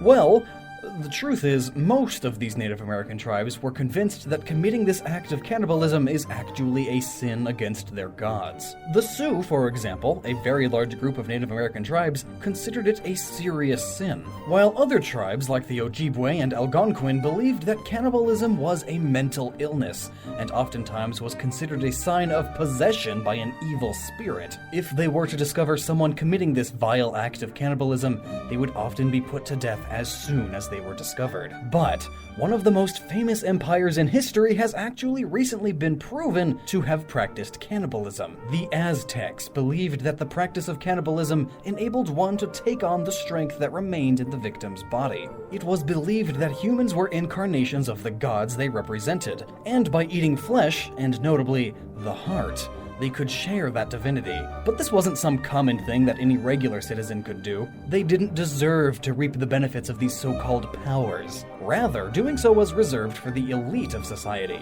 and usually took place as part of specific and rare ceremonies. For example, during celebrations relating to the first month of their calendar, several children were sacrificed to honor the gods of water or rain, and they were then cannibalized by the priests. Interestingly enough, we can see that cannibalism wasn't just practiced to gain one's power, but also to commemorate and honor the gods. So, could Link be ingesting these hearts as a way to honor the Golden Goddess, or other deities like the goddess Hylia? Probably not. But we do know that at the very least, he respects and honors these various deities. So again, while most native tribes of North America did not participate in the act of cannibalism, the Aztecs did. And the Carib people of South America were also said to kill and eat prisoners of war to gain their powers and grow stronger. Imagine being a Spaniard and having Captain Cortez commanding you to battle with these guys. That would certainly not be a fun day if you were unlucky enough to get captured. In fact, that would most likely be the end of your days. So, that's one location I'm adding to my list of places not to time travel to. But not every tribe consumes the flesh and heart of the dead to increase their power and courage. There are other tribes that used it as a way of commemorating the dead. A few Amazonian tribes have been known to practice funerary cannibalism, which is when family and friends would eat a part of a dead tribal member's body at a religious ceremony like a funeral. Very, very weird. But hey, you know, different cultures. Thus far into the video, we've mainly been discussing Link gaining power and more health through the hearts of the bosses. But what about the hearts of minor enemies in the game, such as Bokoblins, Moblins, and Octoroks? Octoroks. While these minor enemies in the game do drop hearts, they don't give Link a new heart container. Rather, they just refill his health. So why does that seem to be the case? Well, it could be that not all hearts are created equal. These normal enemies we face are very easy to defeat, and thus do not provide Link with much power to gain. So of course, the reward that we receive for defeating a boss is clearly much larger, as it provides Link with more experience and a huge jar of heart to consume. An easy enemy equals normal hearts. A hard boss equals a heart container. This also applies with mini-bosses. Since mini-bosses have a greater range of difficulty, Link receives a greater reward, usually an item. So clearly, again, the more powerful an enemy is, the higher the probability is of their heart, either physically or spiritually, being special or supernatural, allowing Link to eat their heart and gain more power. And while of course you could argue that Link isn't eating the hearts of humans or Hyliids or humanoids at all, eating the heart out of a freshly killed animal is also a tradition among some Native Americans. By doing so, various tribes believed that they could receive all of the qualities of the animal: bravery, strength, and agility, or at the very least, respect for the animal's life. They would practice this mainly with animals like buffalo and deer, and this tradition is still in place today among some groups of hunters, eating the heart or drinking the blood of your first kill. Ugh. You know, all this talk about eating hearts, and especially human hearts, is making me very hungry. Maxwell, you don't even have a gut. I can dream, can't I? Well, even if you did, the effects of eating human meat are actually not so positive as these old religions and video games make it out to be. Eating human meat becomes risky due to the presence of prions, versions of normal protein that had their shape altered, losing their function, and becoming infectious. These distorted proteins can influence other similar healthy proteins and change them in your body, causing a chain reaction and creating disease, specifically prion disease, which creates holes in your brain, giving it an appearance similar to that of a sponge, which, of course, ultimately causes death. Well, that's no big deal to me. Right, but you don't have a stomach to eat it anyway. You would just get your sweater dirty. Huh. Very true. It is also possible to catch bloodborne diseases if you start deciding to eat human meat. If you eat someone with HIV, Hep C, or any other bloodborne disease, you could be swimming in sickness faster than you can say time for dessert. Well, in that case, I'll stick to drinking toothpaste and bleach. Keeps my bones pearly. Maybe you should do the same. Don't listen to him. But then again, we're talking about a video game series here, and though in our world there's not much real power to be gained by doing such things, the Zelda world has vastly different norms and rules compared to ours. Mainly, adding in magic. Maybe consuming hearts really is the way to gain power. I mean, clearly that's what's actually happening. So the next time you defeat a boss and collect a heart container, just know that Link is going to be in for one salty treat. Tastes like copper. Ew. How does Shantae even use her head so much? For those of you who are unaware, Shantae's main method of attack is shaking her head so hard her hair whips them. To death, bro. So, long story short, it's magic. She is a half genie after all. She can do whatever she wants. But wait! I hear some Shantae fans saying. It can't be magic because when she loses her genie powers in Risky's revenge, she could still do it. And that is true, but she only lost her genie-related powers. There is more general magic in the world not tied to being a genie specifically. This could still very well be her own magic at play. But I think finding out if it's possible for a normal human without genie powers to do this is how we'll find the answer here.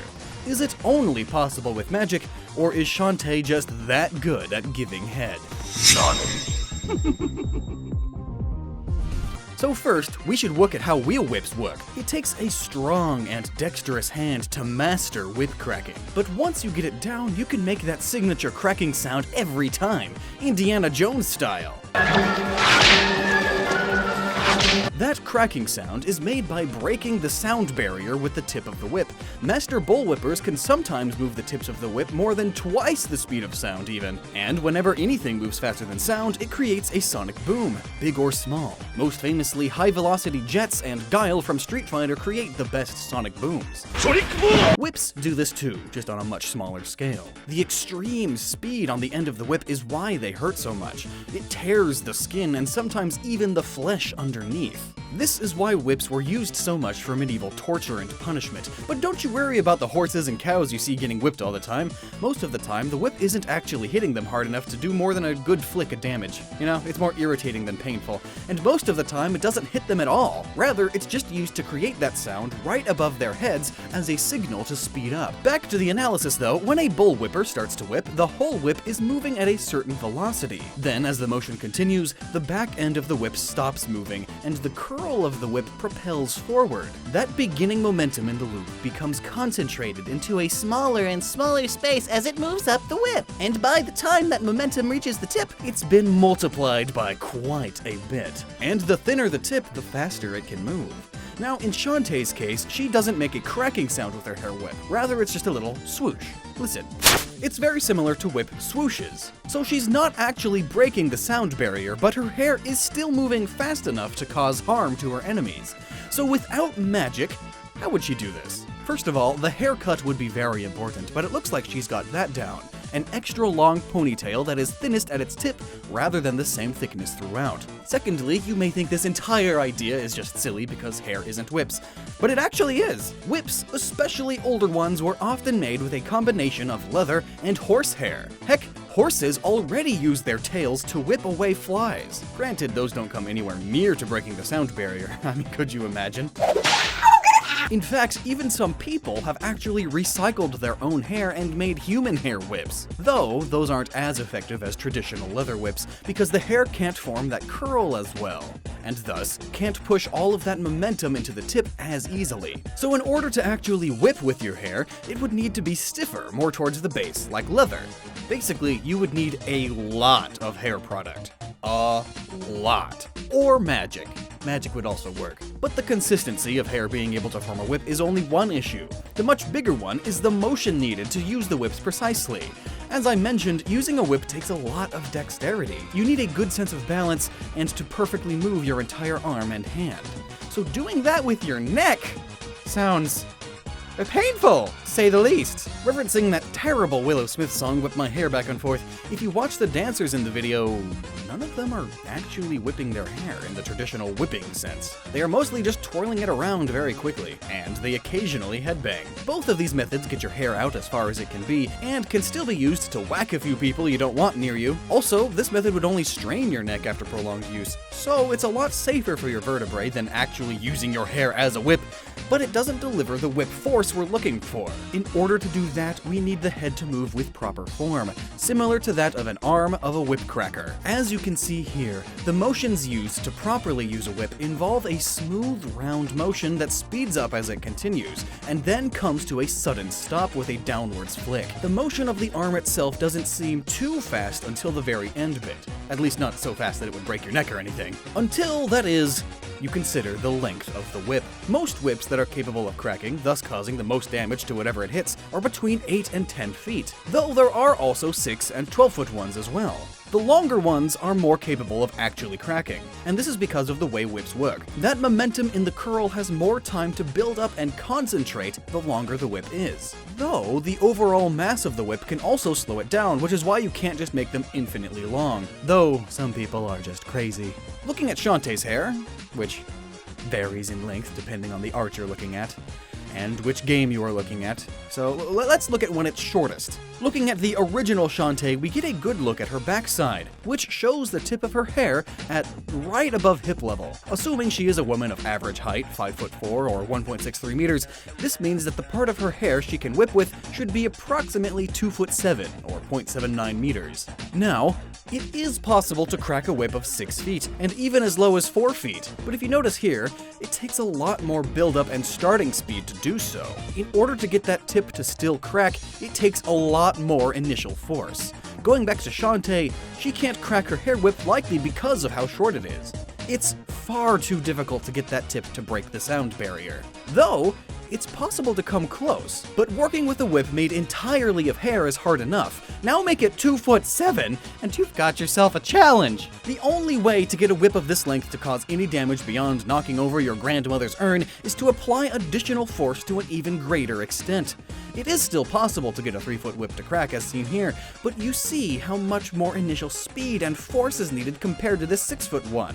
It should also be noted that the way whips are measured plays a role here as well. A 6-foot whip could very well be actually 8 feet, as seen here in this chart. The areas in red are the only parts that are actually measured and tell you how long the whip is. What I've mainly been showing you so far are bull whips, and in bull whip measurements, you ignore the end bit, which is a huge factor in the whip's power, since that's what actually does the cracking, does the hitting, applies the force to Granny's urn. This 3-foot bullwhip could very well come closer to 4 feet when you include everything, so Shantae would have to apply even more force than this to achieve her whipped hair attack, and with her neck.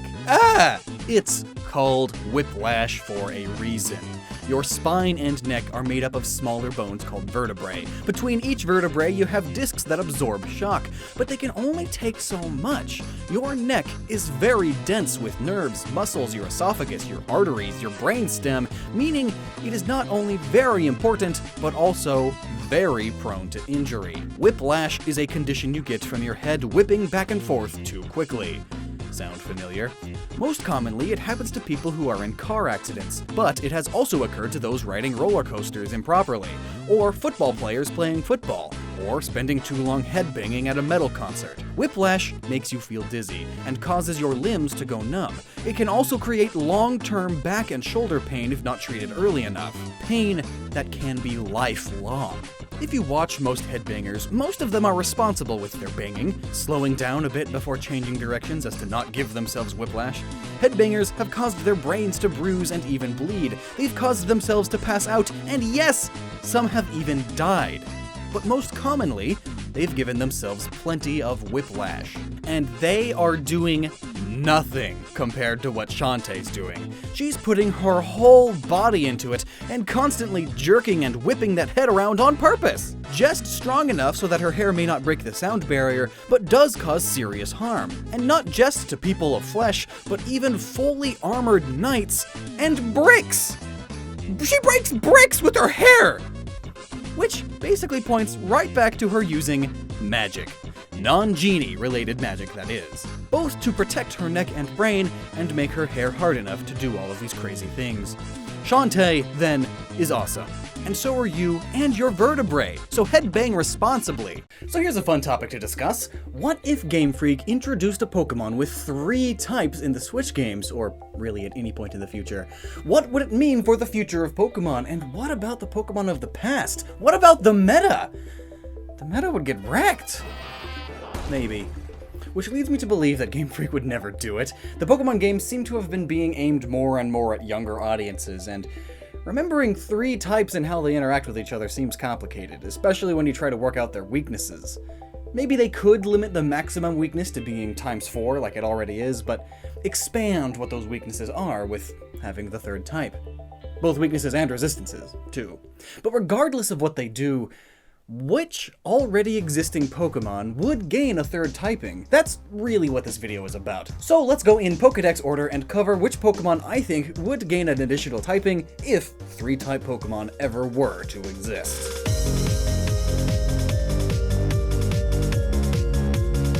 For example, isn't it about time Charizard got his dang dragon typing? Fire-flying dragon? I mean, I get why Charizard isn't a dragon. Dragon was a very overpowered type back in Generation 1, but now it's very balanced out when you consider all of the Pokemon, so it's time Charizard could get that. And shouldn't Venomoth also have the flying type? Butterfree is bug flying, and the only reason Venomoth isn't is because it's bug poison. Each of those aspects define this Pokemon more so than its ability to fly, so add flying now. And alright, it isn't a 3rd type, but let's give Psyduck and Golduck the Psychic type that they deserve! Back in Gen 1 it was fine. Psychic was a very powerful type, so they limited it. But again, Psychic is much more balanced now, and Psyduck and Golduck are known for doing Psychic power stuff, and Psychic is in the name! Do it! The Alolan forms of the Golem line replaced the ground type for electricity, but besides being magnetically charged with electricity, they are otherwise their same groundy, rocky forms underneath. So I'd say they should be made rock, ground, electric. And now, I'm not 100% sure about this one, but the Gengar line, maybe even just Gengar, or maybe even just Mega Gengar. But I could see adding Dark to their Ghost Poison typing. Their Pokedex entries point to them being quite the dark Pokemon, eating lost people's souls, or even just anyone walking the streets at night, just for fun, stalking them in the shadows. The Pokedex even says that there's no escaping it. Give up. Now, there are tons of ghosts that you could say add the dark type to, but really, ghost does kind of connotate darkish things as well.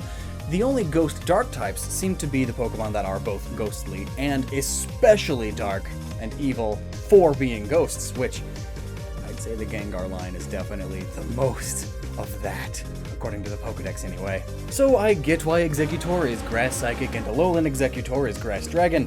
I won't go into those details here, but Alolan Exeggutor only learns one Dragon-type move, and just as many Psychic moves as the Psychic-type version, so shouldn't it probably be Grass Psychic Dragon then? And Gyarados should have Dragon-type added as well, Water Flying Dragon. It learns plenty of dragon moves and is based on a Chinese dragon. Dragonite learns a ton of electric moves and is commonly shown using them to the point where it's an electric dragon, and the whole line is loosely based on air elementals, which are commonly depicted as being quite thunderous and zappy, so give it electric type. Ledian is a bug-flying ladybug that is based on a Japanese superhero, Power Ranger stuff, and as such it should probably gain the fighting type, as it loves punching really fast after all. Anorith and Armaldo are fossil Pokemon based on a Trilobite and an Anomalocaris. There, I said it right.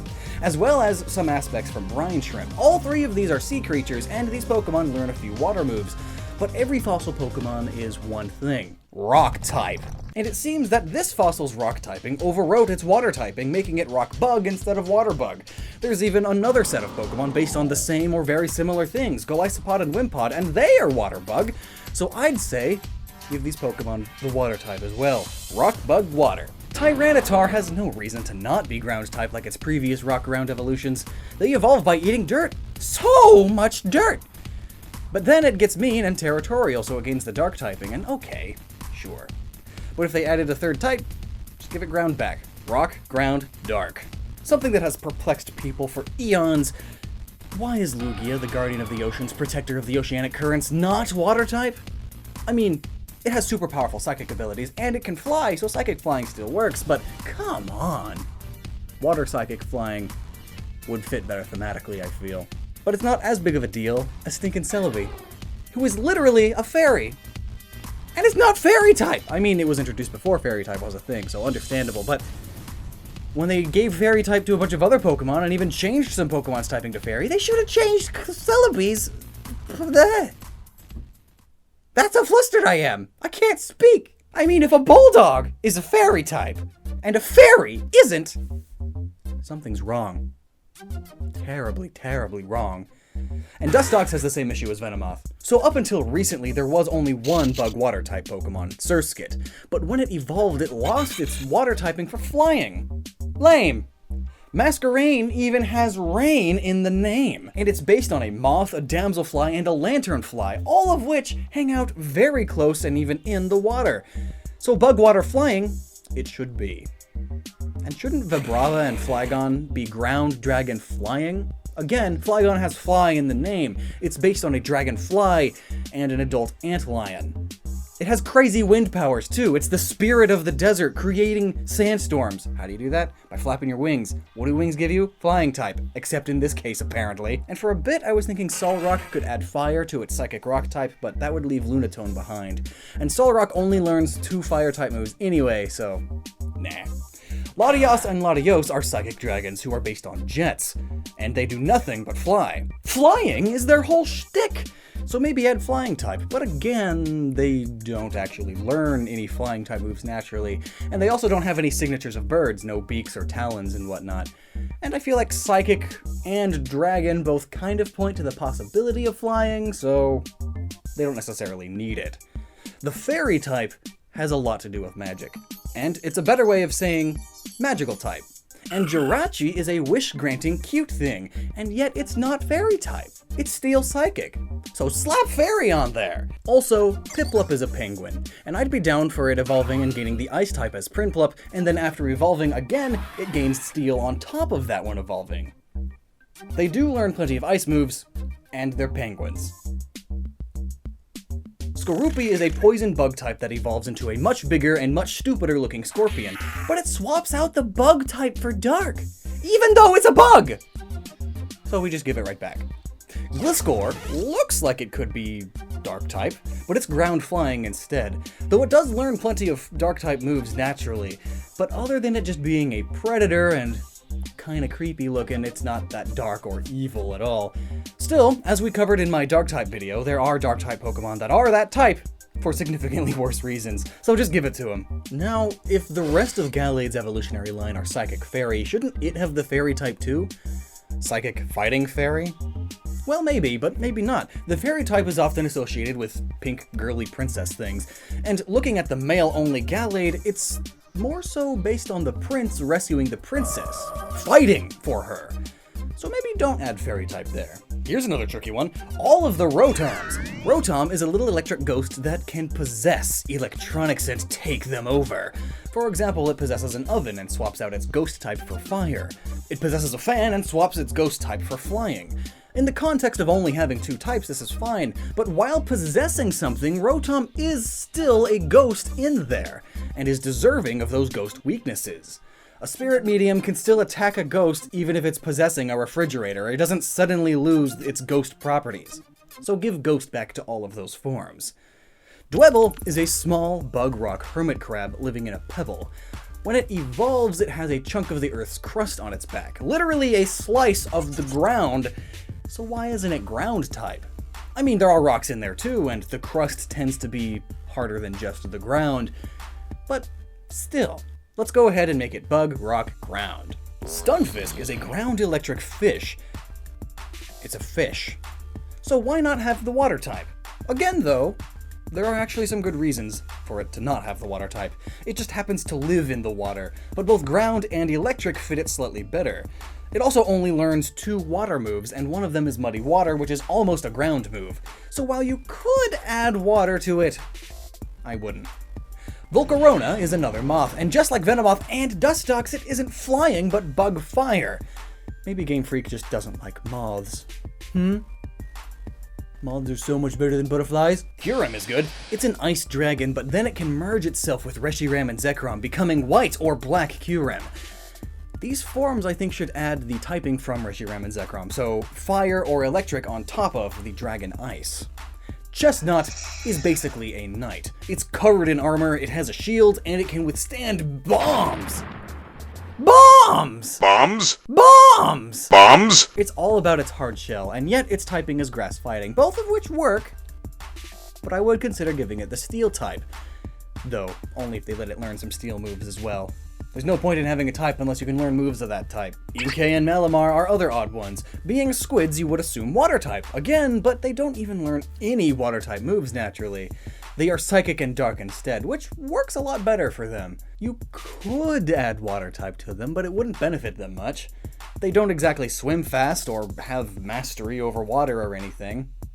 They just happen to be able to breathe it. So I'd say leave them as is. What we should add the water type to, though, is Dragalge. Its first form, Skrelp, is poison water, but water gets replaced with dragon, as it's a sea dragon. What people call sea dragons. It's like a sea horse, but a sea dragon. Why doesn't it have water type, though? It's still just as watery. Aurorus and Amarara are rock ice fossil Pokemon. Again, I think them being fossils is the only reason they are rock at all, but either way, it should gain the fire type. Fairy is what I meant to say. Either way, it should gain the fairy type. The polar light, the Aurora Borealis, has so much mystical, magical myths surrounding it, and it's incredibly beautiful and pretty and sparkly. Very fitting of the fairy type. Decidueye loses the flying type when it evolves, turning into grass ghost instead of grass flying. even though it isn't a ghost itself. It just has a ghostly flight and ghostly powers. But it still flies! It's a bird! It should be grass ghost flying in this case. And some may argue for Incineroar to gain the fighting type if this were the case, as it's based on a heel wrestler, the wrestler actors that are the bad guys. And maybe becoming fire dark fighting would be good for it, but I like the idea of it not being that more. It gives it a weakness to fighting, and being a fake wrestler, it would tend to mean that if an actual fighter with years of training got to you, you'd probably lose hardcore, so having that weakness to fighting fits Incineroar tremendously. Turtonator is a turtle landmine that eats sulfur and lives in and around volcanoes. Most of the other lava and volcano Pokemon are fire ground or fire rock, and having this rocky shell and being a landmine, I'd say it should get the ground or rock type. Probably ground. Becoming Fire Ground Dragon. Also, why does it have to be dragon? I know it's based on some mythical dragon thingy, but it only learns one dragon type move and can only learn 2 others through TM. That's nothing. Also, it's the least dragon looking of all the dragon types. It's a turtle. And again, the argument could be made to add water type to the grass ghost Delmise. It's the kelp attached to parts of a sunken ship. It lives on the seafloor, doing all sorts of nasty stuff, and it learns a few water moves. So I could see it, but it doesn't need it, though. It has no mastery of the water. Again, it just happens to live in it. But it itself is just a ghostly piece of kelp with some wood. Arceus is the all-powerful creator of the Pokemon universe. In canon, it's all types at once thanks to its plates, but in gameplay mechanics, this obviously doesn't work under the current Pokemon engine, so to compromise, Arceus is able to hold on to plate items. There is 1 plate per type, and depending on the plate being held, Arceus in-game is that type. The same now applies with Z-Crystals too. But what if Arceus were all types at once in the game as well? What would that balance out to? What would its strengths and what would its weaknesses be? Would it truly become perfectly well-balanced and all-powerful? Or would there be any easy, glaring weakness to exploit? Is there perhaps an easy way to defeat a god? Let's find out. I'll be sure to take notes. So, let's start of course with Arceus as normal type. So, the way he normally is. So right away, we have a weakness to fighting type and an immunity to ghost. In fact, why don't we just get all of the immunities out of the way first so that we don't have to calculate them in as we go along. Normal is immune to ghost, and ghost is immune to normal and fighting. Steel is immune to poison, and fairy is immune to dragon. Flying is immune to ground, and ground is immune to electric, and dark is immune to psychic.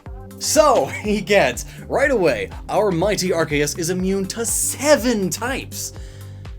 Well, that's good. That means that's 7 types we don't have to quite think too hard about. So, normal is pretty useless, then, since Arceus is immune to fighting here, and normal isn't super effective against anything. So, how about we go ahead and just move right ahead and add the fighting type now. This gives us a weakness to flying and fairy. Not psychic though, since dark type is immune to it, remember. Plus, this adds a resistance to bug, dark, and rock. And now adding in the ability to fly, we gain a weakness to ice and rock, but not electric thankfully, due to that immunity. And bug gets resisted again, along with grass, and fighting is resisted further. Though I'm not sure how you can further resist something that you are already immune to. Before we move on to another type, now is a good time to bring up why this is all super interesting. The fighting type gave Arceus a resistance to rock, but now adding flying, it gains a weakness to rock, so they cancel each other out, and now Arceus is just normally affected by rock. So it will be interesting to see which types balance out and which ones will be super effective and whatnot at the end. Arceus is also poisonous, obviously. I mean, look at it. It definitely just screams poison. But adding the poison type adds some more resistances, bug, grass, and fairy. And it would add 2 weaknesses, but both of poison's weaknesses our great Arceus is immune to, those being psychic and ground. Speaking of which, let's add ground now. New weaknesses are grass, ice, and water, and we can add another resistance to rock. And so, let's add rock next. No other Pokemon can rock harder than Arceus. Rock adds a lot. It resists fire, flying, normal, and poison, so again, Arceus cannot be poisoned. I've got to stop mentioning the useless ones that it's immune to, otherwise this video is just going to keep getting longer and longer. And Arceus now has more weaknesses, those being water, steel, ground, grass, and fighting. It's immune to fighting, idiot. Right. Now, looking at Arceus, it's pretty easy to assume that it's a big metalhead. Its favorite bands including Lamb of God, Black Sabbath, Golgoroth, Exodus, and Tenacious D. And being a metalhead makes Arceus Steel-type as well, granting it a huge list of resistances. Applicable here are its resistances to Bug, Fairy, Flying, Grass, Ice, Rock, and Steel. And only one added weakness: Fire. Alright, so that whole Arceus listening to metal joke was pretty bad, so I'll make sure not to bug you anymore with jokes like that. Bug type is an odd one for Arceus to be. It doesn't look like a bug. Here, we add the weakness to fire, flying, and rock, and a resistance to grass. Arceus being god and all, and theoretically based on the Judeo-Christian god, there are clearly some ghostly elements involved. Ghost is weak to itself and dark, and it resists bug and poison. And now we reach the elemental types. Starting by adding fire, Arceus gains a weakness to water and rock, and resistances to bug, fairy, fire, grass, ice, and steel. Dang, fire is actually pretty good. How is that fair and balanced with the other starter types? With water, it gains a weakness to grass and a resistance to fire, ice, steel, and water. With grass, there's a weakness to bug, fire, flying, and ice, and resistances to grass and water. And with electric, we don't get much more beyond another resistance to flying and steel. It's a bit shocking, I know, but I'm not funny. But don't you let my lack of good humor give you the cold shoulder, because we're giving Arceus the ice type now. Living primarily in space, it tends to get pretty chilly after all. Ice, however, is only resistant to ice, but weak to fire, rock, and steel. And while Arceus is up there in space doing its everyday thing of creating more and more universes for its multiverse, it clearly needs psychic abilities to do those things. And Psychic type adds further weaknesses from Bug, Ghost, and Dark, and adds no resistances due to Arceus being immune already to all of Psychic's resistances. It's really odd to think of Arceus as Dark. After all, in Japanese, the Dark type is known as the Evil type, and it's kinda weird to think of an almighty creator as being evil, but I guess knowing all means that you know how to be evil too. Plus, have you seen that Arceus movie? Arceus is like Shadow the Hedgehog level of edge. Anyway, the Dark type weaknesses that apply to Arceus are Bug and Fairy, and it adds a resistance to Dark. And now we reach the final stretch, and arguably the more powerful and magical of the types, Dragon and Fairy.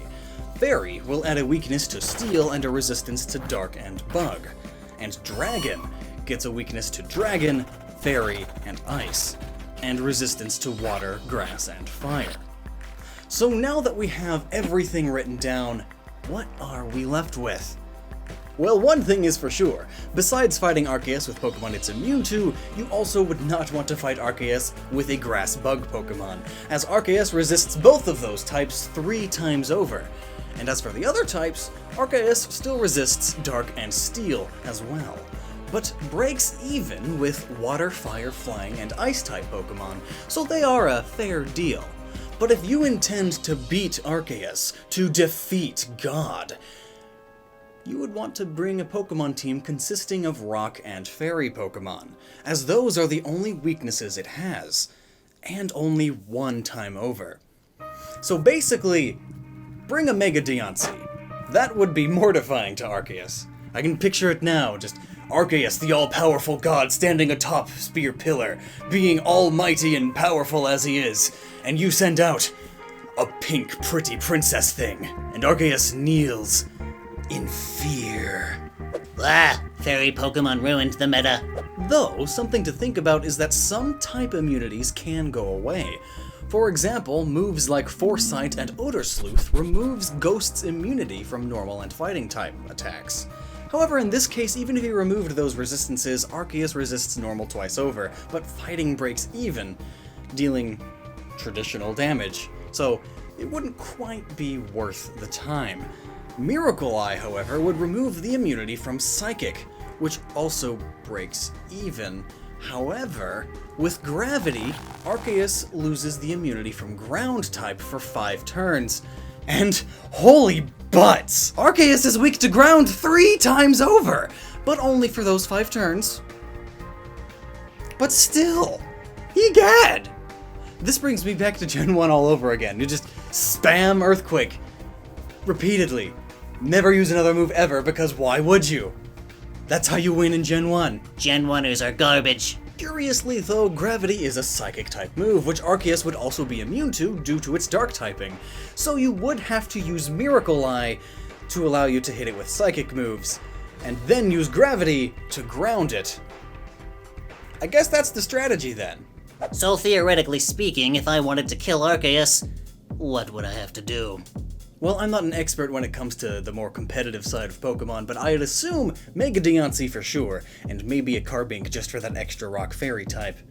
Deontay would know Gravity, and then you would want your other Pokemon to be faster than Arceus so that you can at least hit it before it kills you, and at least one of them should know Miracle Eye. After using Miracle Eye, then Gravity, you'll want to just wail on it with Earthquake again and again. Probably use a Ground Z move. I'd probably also send out a Salazzle first and use Toxic. Arceus is normally immune to poison, but Salazzle's ability to poison Steel-type Pokemon overwrites that immunity.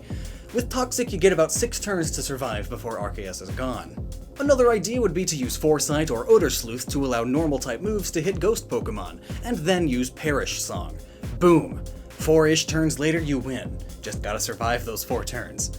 And something to think about regarding that survivability is that Arceus can use Judgment, a move that changes types based on whatever type Arceus is. And considering that Arceus is all types, I assume it can choose whichever type it wants to hit you with, most likely your current Pokemon's #1 weakness, and it would hit with a very strong attack that cannot miss with a stab bonus. So no matter what, your team is going to get wrecked. It's all about wrecking Arceus before it can wreck you. Just gotta set up those strategies and then tank it out to survive, and then you're good. Or come to think of it, you could just use 100% Zygarde, because 100% Zygarde could totally wreck him. Its signature move, 1000 Arrows, is a very powerful ground-type move that is already capable of hitting flying things. And you could power it up with a Z Crystal to immense power levels. Leave it to the Z Pokemon to bring an end to the beginning, the Alpha Pokemon. It's pretty poetic. I wonder if that's just a coincidence or if Game Freak actually knew about all this and decided to make the Z Pokemon ground because they just knew that ground was Arceus' biggest weakness. That'd be pretty cool. Time to kill a god. Yep, you have fun with that. I'll stay here with my figures.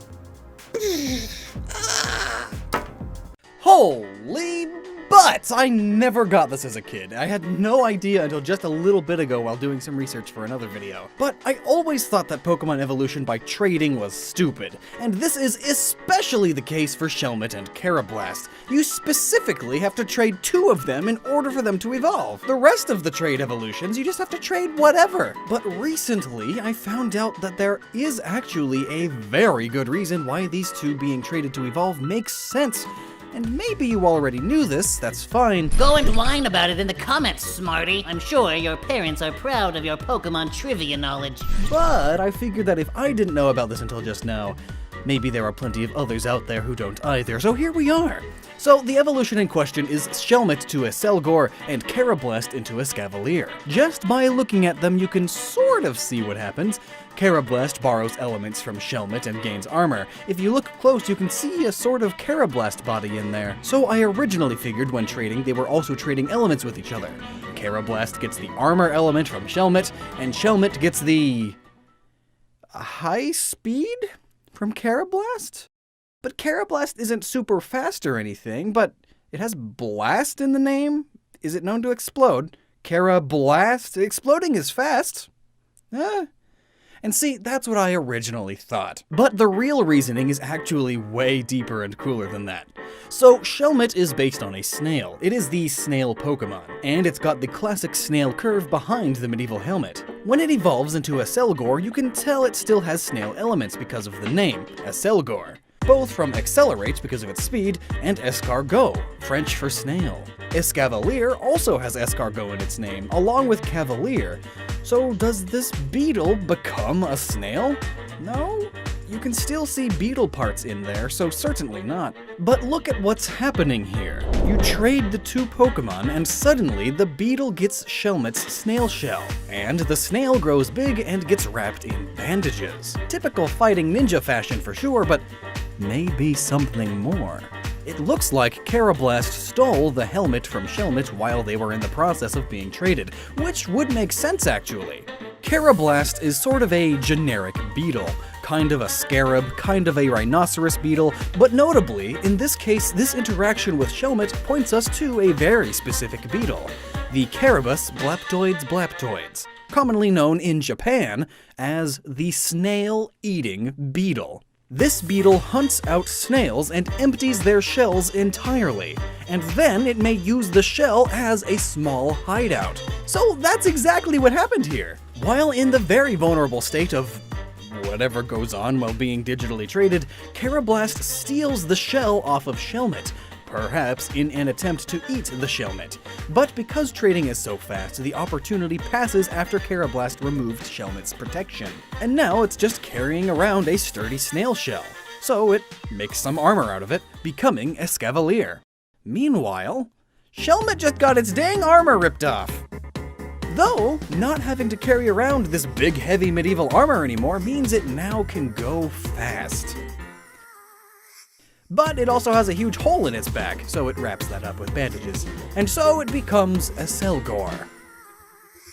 This interaction is a fascinating example of coevolution, or, in the case of Pokemon, co-metamorphosis. This is when two or more species adapt and change over generations because of the actions of the other, like flowers becoming bigger and brighter to attract more bees, and bees thus getting better and better at spotting flowers and even better at carrying pollen, which would make the flowers want to grow even bigger even more. Or in the case of predator and prey like these Pokemon, it's cheetahs getting faster and faster as time goes on, while gazelles do the same thing.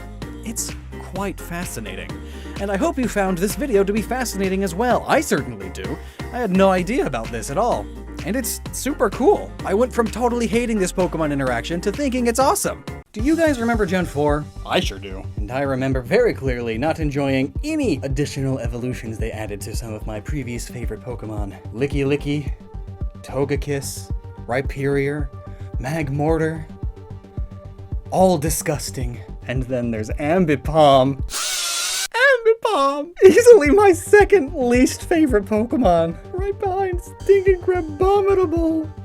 What the heck? Magnezone, Tangrowth, and Electivire are cool though. And the latter is the topic of this video. Okay, so why do a video on Electivire? Well, glad you asked. You see, while researching for another video, we found that Electivire's Pokedex entries state that it pushes the tips of its two tails against the foe, then lets loose with its over 20,000 volts of power. That seems pretty intense, right? Well, is it? I mean, Pokedex entries are definitely written by 10-year-olds who don't understand the world. Snails that are hotter than the Earth's magma? Okay, sure, right. But I mean, 20,000 volts! That's a big number. But I mean, would that even be fatal? How much power is needed to electrocute you? And you know, I mean death because I said electrocute, not shock. Common misconception, that one. Being electrocuted means you die! No! The wall outlet did not electrocute you, Timmy, or you wouldn't be standing there telling me about it. Humans, which I am definitely a part of, are pretty good conductors, but also have a decent natural defense called the skin. But before I start talking about death and electricity, maybe we should do a crash course in terminology. Okay, so first up, volt and voltage. I know this is kind of a cliche when you're taking classes on electricity and stuff, but here you go.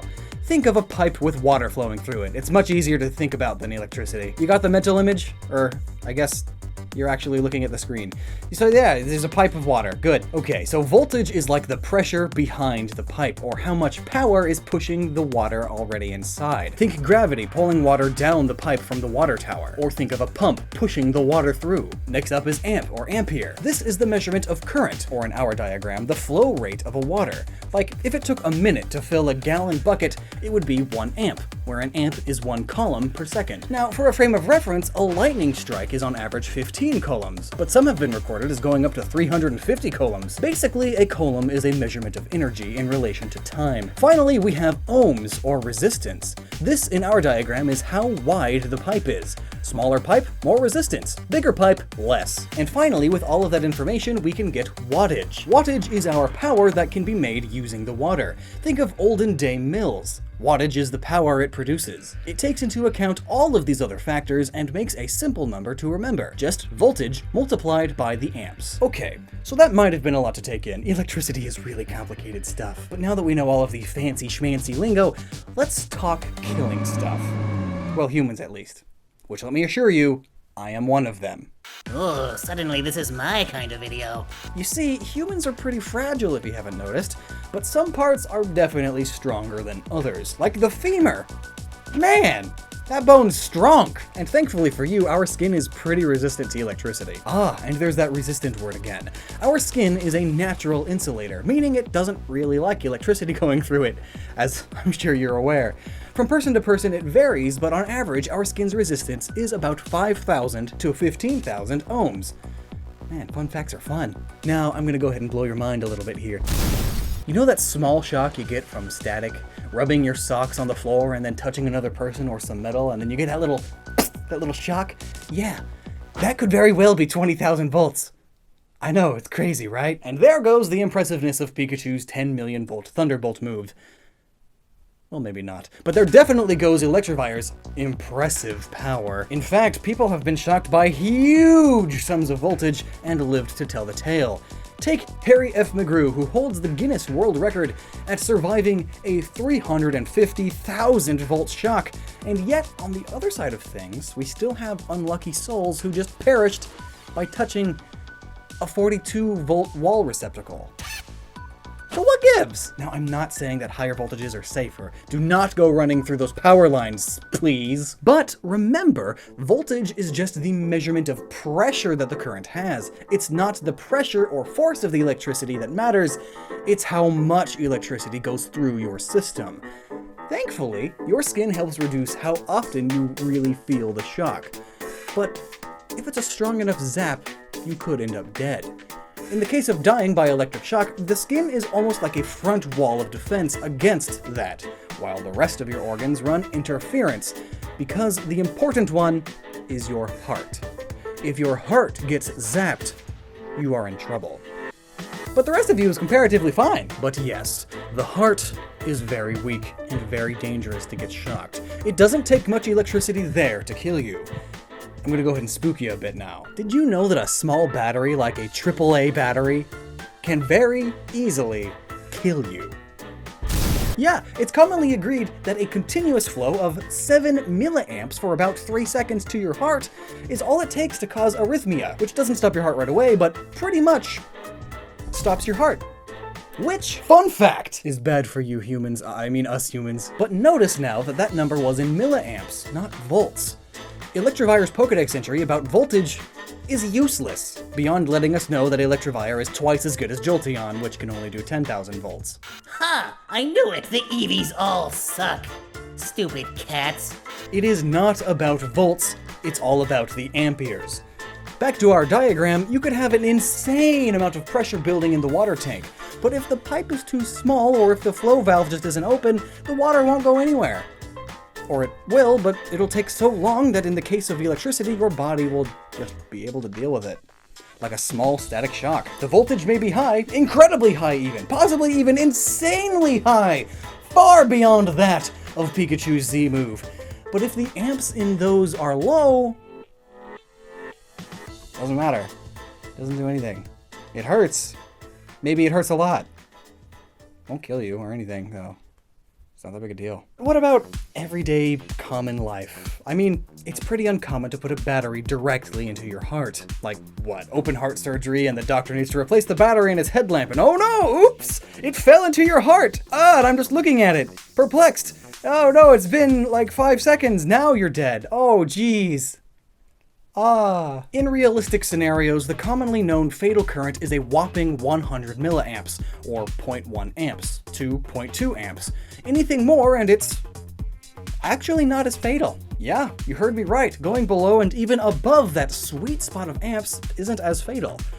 It's still really bad, of course, and can still kill you, but it is not as likely or as bad. You see, in this small range of 0.1 to 0.2, the heart starts to twitch out of rhythm, messing up all of your bloody bits, which is your body. But beyond that, the current is so strong that instead of making your heart beat out of sync and in different proportions to each other, instead your heart just clamps shut, because the current is so strong. So yeah, you'll still die, but a stopped heart is much easier to fix with CPR techniques or defibrillation than an off-beat heart. It's drastically going to increase your odds of survival by getting shocked by a higher amount, as long as there's someone around who knows CPR. But that's just taking amps into account. When you then add voltage to the context of knowing the amps, whew, now it gets dangerous. If you have a high amp and high voltage current, you may very well die in an instant. But don't worry, low voltage high amp currents are just as deadly. So then, what does this all mean for Electivire? Well, it all comes down to whether or not they really want to kill, doesn't it? Sure, their shocks may be 20,000 volts, ooh, but that means literally nothing in the grand scheme of things. This Pokedex entry is just worthless. This is why we don't have 10-year-olds doing field research. I mean, look at Pokemon Moon's Dex entry for it. A single Electivire can provide enough electricity for all of the buildings in a big city for a year? Do you realize how insane that is? Remember all those power plants with multiple Pikachus? So doing what we do on this channel, we looked into it. New York, a typically agreed upon big city, takes about 60 billion kilowatt hours. That's what it's measured in, by the way, in case you didn't know. Watt hours. Notice how I didn't say watt per hour in that unit, because a kilowatt hour is the measurement of power itself, not usage. But I don't really think Game Freak meant a New York-sized city, to be honest. It's one of the few mega cities in the world, and well, this is Pokemon. Welcome to Goldenrod. Population like 12 or something. That was sarcasm. I didn't actually count, but it sure feels like it. So let's take a moderately large city like Portland, Oregon. Represent. It's an O, not a gang sign, I swear. Also, not really represent. I'm like an hour away. Kinda wish I was further sometimes. On average, and this data is pretty old, 2002, just so you know, they used 12,000 kilowatt hours annually. Again, it's definitely grown since then, but it's still an insane amount of power to create for a single organism. And that's not even taking into account how much food it would need to create that amount of power, because we're all just small chemical reactors. Just electric types seem to be better at doing that. But Electivire may well be the most powerful electrical Pokemon in existence. Much stronger than old Zapdos, who can only control lightning. Ugh. Controlling lightning is nothing compared to a walking freaking power plant. I'm convinced now that while this 20,000 volt shock may be nothing but a pinprick, volts tell us nothing, you stupid Pokedex. I'm sure he could easily up the amps however he wanted though, to the point where he could literally melt you now though, even if you were in a rubber suit. The math for that is not going to be easy to figure out. Unfortunately, amps and kilowatt hours are non-transmutable, one being current and the other being power. So we are going to have to do a little bit of math. I know, sorry, I just want to watch the world learn. Okay, so Electivire, if we are going off of Portland, a moderately sized large city, produces about 12,000 kilowatt hours. You could, in theory, with a big enough current, use 12,000 kilowatt hours in a matter of seconds. Or you could make it last months. Or in this case, a year for an entire city. Because of that, we need to deconstruct our values here. 1 kilowatt hour is equivalent to 3.6 megajoules, a joule being a unit of energy. Essentially, 1 joule is 1 watt of power for 1 second, or about 4 calories. So it's a deliciously refreshing packet of crystal light. But because a joule is so small, they invented a bunch of conversions to simplify the math. So we need a time, and the regularly accepted fatal time is 3 seconds, so let's use that. We have X amps at 20,000 volts for 3 seconds, equaling 12,000 kilowatt hours. Everyone remember algebra, but with extra steps? Good. With all of these variables, we find out that Electivire ends up with 72,000 amperes. That's saying that it has access to 12,000 kilowatt hours for 3 seconds. But theoretically, that's what he does over an entire year. So if we break it down further and say it uses the same amount every day, it's got a total of 32.8 kilowatt hours to use, meaning its amps would be much lower.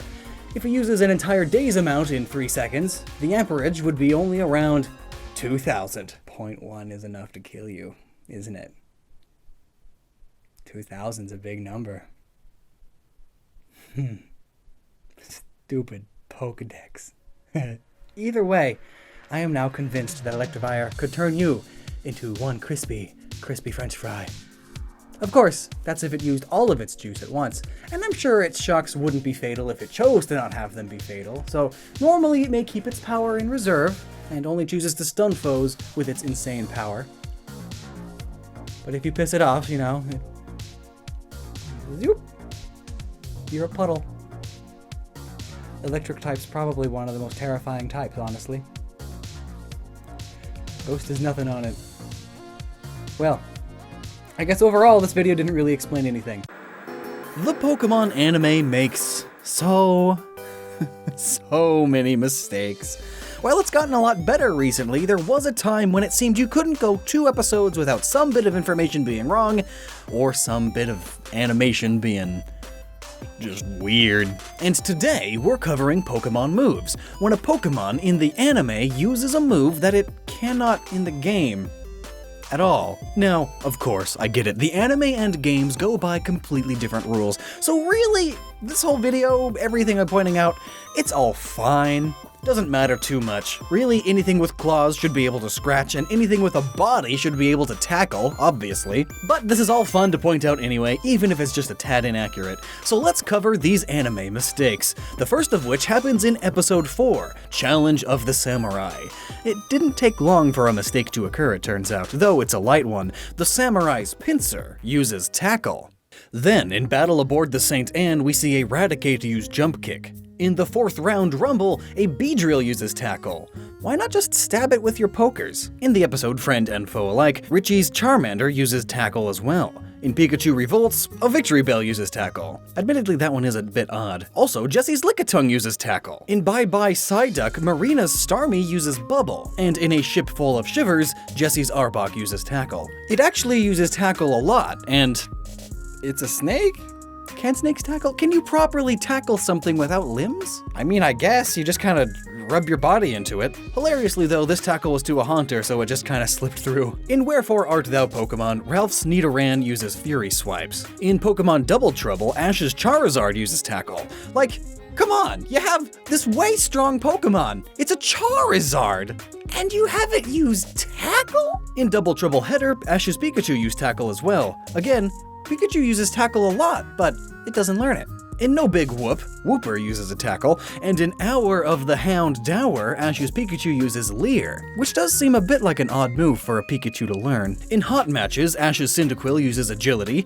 Strange, because the last I checked, Cyndaquil's tiny little legs can't actually take it very far, very fast. It's so cute, but it's so slow. Now here's the fun one. In both Love Totodile Style and Carrying On, there are Pidgeys that use the move Peck. Now why does that sound completely normal? Because it's a bird with a beak! It should know Peck, but nope, it doesn't learn Peck in the games, I guess for game balancing reasons. In a hot water battle, Jesse's Wobbuffet uses Bide. Now Wobbuffet's whole thing is that it can only learn 4 moves, and you gave it a move that isn't one of those 4. Good job. Are Jesse and James just that bad at training Pokemon? In Imitation Confrontation, a Totodile uses Tackle. In Ariados Amigos, there's a Venonat that uses Poison Sting. In Wings and Things, a Poliwhirl uses Tackle, and in Troubles Brewing, an Umbreon uses Agility, which, that one's understandable. In Fight for the Light, Onyx uses Wrap, and that just seems like a missed opportunity. It's a giant rock snake, but in the games it can't wrap around the thing. In Bulbasaur the Ambassador, Ash's Bulbasaur uses Dig. In Just Waiting on a Friend, a Ninetales uses Psychic. What? In A Tyrogue Full of Trouble, Tyrogue uses Jump Kick, and in Talking About Evolution, there's a Dragonite, Lance's Dragonite, that uses Whirlwind. In both For Ho-Oh the Bell's Toll and Hocus Pokemon, a Parasect uses Sleep Powder. In Fangs for Nothing, Claire's Dragonair uses Flash. Claire's Dragonite also uses Whirlwind like Lance's in Great Balls of Fire. And in Lapras of Luxury, Brock's Crobat uses Sonic Boom. Hatch me if you can. because Larvitar uses Harden. Oaknept sees Tailo use Gust. In turning over a Nuzleaf, there's a Loudred that uses Dig. In Ready, Willing, and Sableye, Sableye uses Lick. Now, just look at Sableye licking Torchic. Doesn't it look like it should just know Lick anyway? Maybe it wasn't actually using Lick the move, it was just getting a taste of Torchic. Fried chicken! In Big Mouth Little Dreams, there's a Skitty that uses Fury Swipes, and in Jirachi Wishmaker, Jirachi uses Teleport. Putting the air back in Aerodactyl sees Aerodactyl using Gust, which is kind of the title of the episode even. Oh geez. New plot, odd lot, Ariados uses Shadow Ball. Jimbalire sees a Dustox using Stun Spore, and in Pokemon Mystery Dungeon, Team Go-Getters out of the gate, the Gengar of Team Meanies uses Confusion. In Getting the Pre-Contest Titters, is that actually the name of a Pokemon episode? Back when 4Kids was the one doing the dubbing? Titters? Anyway, Ashes Staravia uses Gust. In an angry combination, let me just say, I've always loved the episode names in Pokemon. There's a Mothim that uses Supersonic. In Riding the Winds of Change, a Spearow uses Gust, and a Full Force Tag Battle sees a Munchlax using Giga Impact. And in that same episode, a Girafarig uses Bite. The butt bites. I guess this is the tail, but it's fun to say the butt bites. In Leading Astray, Nidoran uses Bite. What are they even doing? In The Drifting Snowrunt, a Frostlass uses Slash. Like you have ice and you have ghost powers, but instead you just slap the Glalie across the face. Smart move. In Pokemon Mystery Dungeon Explorers of Sky Beyond Time and Darkness, Dusknoir uses Rapid Spin.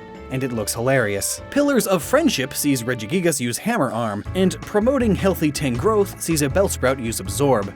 Again, that's a move it really probably should know. I mean, it has exposed roots. In Arceus and the Jewel of Life, we see a Baltoy and a Clay Doll both use Shockwave. In a Faux Oak finish, there's a Politoed using Jump Kick, and in Unlocking the Red Chain of Events, Jupiter Skuntank uses X-Scissor, which, of all things, is a Bug-type move. Doesn't really look like a bug. In the Needs of the Three, both Uxie and Mesprit use Teleport. And in Yes Dee, it's Dawn, a Chingling and Chimecho use Sing. And a Kricketot uses Sing as well in Last Call First Round. Also in Zoroark Master of Illusions, Kricketune uses Bullet Seed. Bullet Seed? Where is Kricketune getting these seeds from? Did it just eat a watermelon? In Pikachu's Strange Wonder Adventure, which never aired in the US for some reason, there are Unown that use the move Psychic. Now, Unown is another one of those Pokemon that has a gimmick with its moves, as in it literally can only learn Hidden Power, and that is it. How did you get that wrong? In The Brockster is In, there is a Teddiursa that uses Pound. In Crisis at Ferroseed Research, a Swanna uses Blizzard. Meloetta's Moonlight Serenade, Piplup uses Water Gun. Now that's an odd one. I always thought Piplup could use Water Gun. Why can't it? In Breaking Titles at the Chateau, a Fletchling uses Feather Dance. Going for the Gold sees Corsola using Water Gun, and Deontay and the Cocoon of Destruction sees a Mega Scizor using Shadow Claw. It looks super awesome, which is probably why they did it, even if it's slightly inaccurate. A Race for Home sees Rhyhorn use Tackle. Defending the Homeland sees Gulpin using Water Gun. Alright, that one, how did you get that one wrong? Gulpin isn't a water Pokemon. I don't even think it can learn any water-type moves. I might be wrong on that one. I'm ad-libbing. In Rivals Today and Tomorrow, a Slurpuff uses Electro Ball. A Diamond in the Rough sees Lotad use Psybeam. Lotad uses what sort of hidden intelligence does this Lotad have? It's a Lotad! A low tadpole thing. It's a lily pad. That's low. A tad. And it knows Psychic! And that's not all. This episode also has Lotad using Hydro Pump, one of the strongest water-type moves in the game. It should be using Water Gun, a basic water attack, because it's the first weakest stage of the Pokemon. But nope, Hydro Pump. Wow. That episode got a ton of things wrong, because also there's a Wooper and a Quagsire using Hydro Pump too, and they don't learn that either. In They Might Not Be Giants, Ash's Litten uses Slash, and in A Masked Warning, Nebby, the Cosmog, uses Supersonic. So, why do these mistakes happen? Well, a number of reasons really. The anime world has to tell a story, including the story of battle strategies, but through a different setup than the games. In the games, Pokemon can only use 4 moves at a time after all, but the anime isn't restricted to that because it's an anime. It's not a gameplay mechanic. It's a show. And most of the moves that the anime portrays Pokemon as knowing make sense, like many of them knowing Tackle. Only occasionally did it do something actually full-on wrong or odd. And this is because, yeah, a bird should be able to peck. It's a basic thing that birds do. The only reason Pidgey doesn't learn peck in the games is because of some sort of game balancing reason on Game Freak's part. But interestingly, this isn't the only reason the anime takes these liberties. Sometimes it isn't even the anime producer taking a liberty at all, but sometimes it's full-on a translation error. The first few generations of the anime were dubbed by 4Kids, which made plenty of alterations too, some more obvious than others. And occasionally they were not the best translators. This led to a few more errors as well, which will be listed now. In the Ninja Poke Showdown, Bulbasaur uses Whirlwind, of all things. Very odd, but in Japanese, Ash only tells Bulbasaur to blow it away, not any specific move. However, the direct translation of the move Whirlwind in Japanese is blow away, likely causing this confusion. Similar bits of confusion are between the moves Quick Attack and Agility, which got mixed up in translation in the ancient puzzle of Pokénopolis by Brock's Vulpix. And again, when the direct translation would have been correct in the episode Dueling Heroes, where Ash's Totodile uses Headbutt, the translators got the move a bit confused with another very similar move, Skull Bash, which Totodile cannot learn. And the same thing happened in The Mystery is History with Richie's Pupitar, only instead of replacing Headbutt with Skull Bash, Headbutt was replaced with Takedown. Granted, Pupitar just looks like a giant head, so understandable. This also happened with the moves Crunch and Bite, both very similar, but Steelix can learn Crunch, not Bite. But the Steelix in The Legend of Thunder uses Bite anyway. Another Steelix in Playing with Fire uses Wrap, but the direct translation would have had Steelix using Bind, which it can learn. And a minor technicality, in The Ties That Bind, Ash's Heracross uses Fury Swipes, but if they had translated correctly, it would have been Fury Attack, which it would be able to know. So, those are a bunch of mistakes that the anime has made. Nothing big, but it is a very interesting list. I know we normally don't do lists like these on this channel, but we needed some filler while working on bigger videos, so I hope you had fun with this video anyway. Pokemon can be pretty ridiculous. Oh yes, thinking it eats an entire mountain before it evolves. Then they can knock mountains over in a single hit. How are there still mountains in the Pokemon world? Every time it roars, a volcano erupts. I guess that's how. But you get the idea. Pokemon are crazy. All over the internet, there are listicles of the top 10 or top 20 most overpowered and ridiculous Pokemon, based on their Pokedex entries. Frequently at or near the top of these lists is Magcargo, the king, the champion of ridiculous Pokemon. Its body temperature is said to be roughly 18,000 degrees Fahrenheit or 9,982 degrees Celsius. That's crazy, right? World-ending heat. For context, that's twice as hot as the surface of the sun. And the sun is about 93 million miles away, and yet it's capable of making summer as hot as it is, and as miserable as it is. So imagine being right next to a Magcargo now. Also, there are of course those fun factoids about what would happen if you brought a small piece of the sun to the Earth, and how it would basically melt everything and possibly destroy the world. So clearly Magcargo is just redonk, right? Well, this video wouldn't have the title it does if that were the case, now would it? This misconception about Magcargo just goes to show how people love to take things at face value instead of doing the research. Not that I blame them though. Thermodynamics is quite complicated. Too complicated for me even, but thankfully some amazing viewers on our Discord server helped me out with this one. People who actually have taken classes on thermodynamics and understand it significantly more than I probably ever will. Let's frame some more references. Everybody knows that lava is hot as heck. Magma even more so. But fun fact, Magcargo is not magma. The key difference between magma and lava is that magma is still underground and under pressure. it's the Earth's core, for instance, whereas lava is made out of the same stuff but is above the ground, spewing out of volcanoes and such. But Magcargo does not sound as good as Magcargo, so I understand the naming scheme. Anyway, lava gets pretty hot, especially on the Hawaiian volcano of Kilauea, where it can reach temperatures of 2,120 degrees Fahrenheit. Dang. While nothing on Magcargo, that's still insanely hot, right? Like, death hot! So here's a guy just stepping on it. And this guy is just on fire in it, and he just doesn't care at all. Alright, so, but Magcargo is still 9 times hotter than that, so surely you couldn't just stand next to it without being cooked alive instantaneously. Anything that's 18,000 degrees would melt buildings around it, right? Right? Well, no. The hottest man-made temperature in a lab was 5.5 trillion degrees Celsius, or about 10 trillion degrees Fahrenheit. And the world is still here. The lab is perfectly fine. We're cool. They're cool. Everyone's cool. But how is that possible? The melting points of most elements is far below that, so what's going on?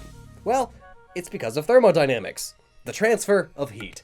Nature likes things being samey and balanced. That's why hot things tend to cool down. You put your cup of hot coffee on the counter, and you'll notice that after a while, the counter where you put it starts to get a bit warm, but your coffee is getting cooler at the same time. Nature is balancing out the two, and the same applies to all of the air around it. Hot things heats up the air around it, while the air cools down the hot thing. But in the case of Magcargo, we now have to deal with it being a living thing, and this is its body temperature, meaning it's actually generating the heat, as long as it's healthy. It won't be cooling down anytime soon. Yet, at the same time, air doesn't really like changing in temperature, and resists it the best it can.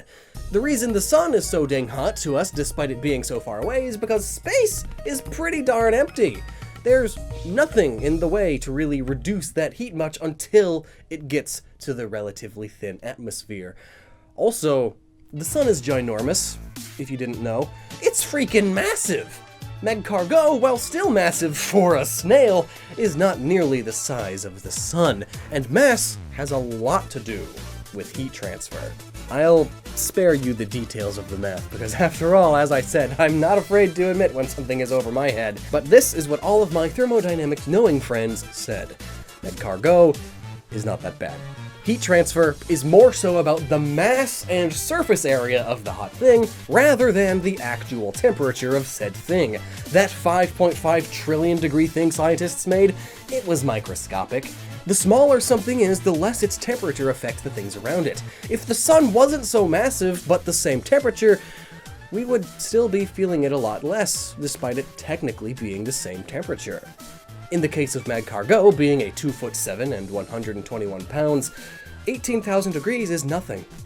Standing close to it would be uncomfortable, sure, and if you were within 10 meters or so, it would be like standing very close to a bonfire, very uncomfortable, and you would get singed if you stood there for too long, but it won't be melting any buildings anytime soon.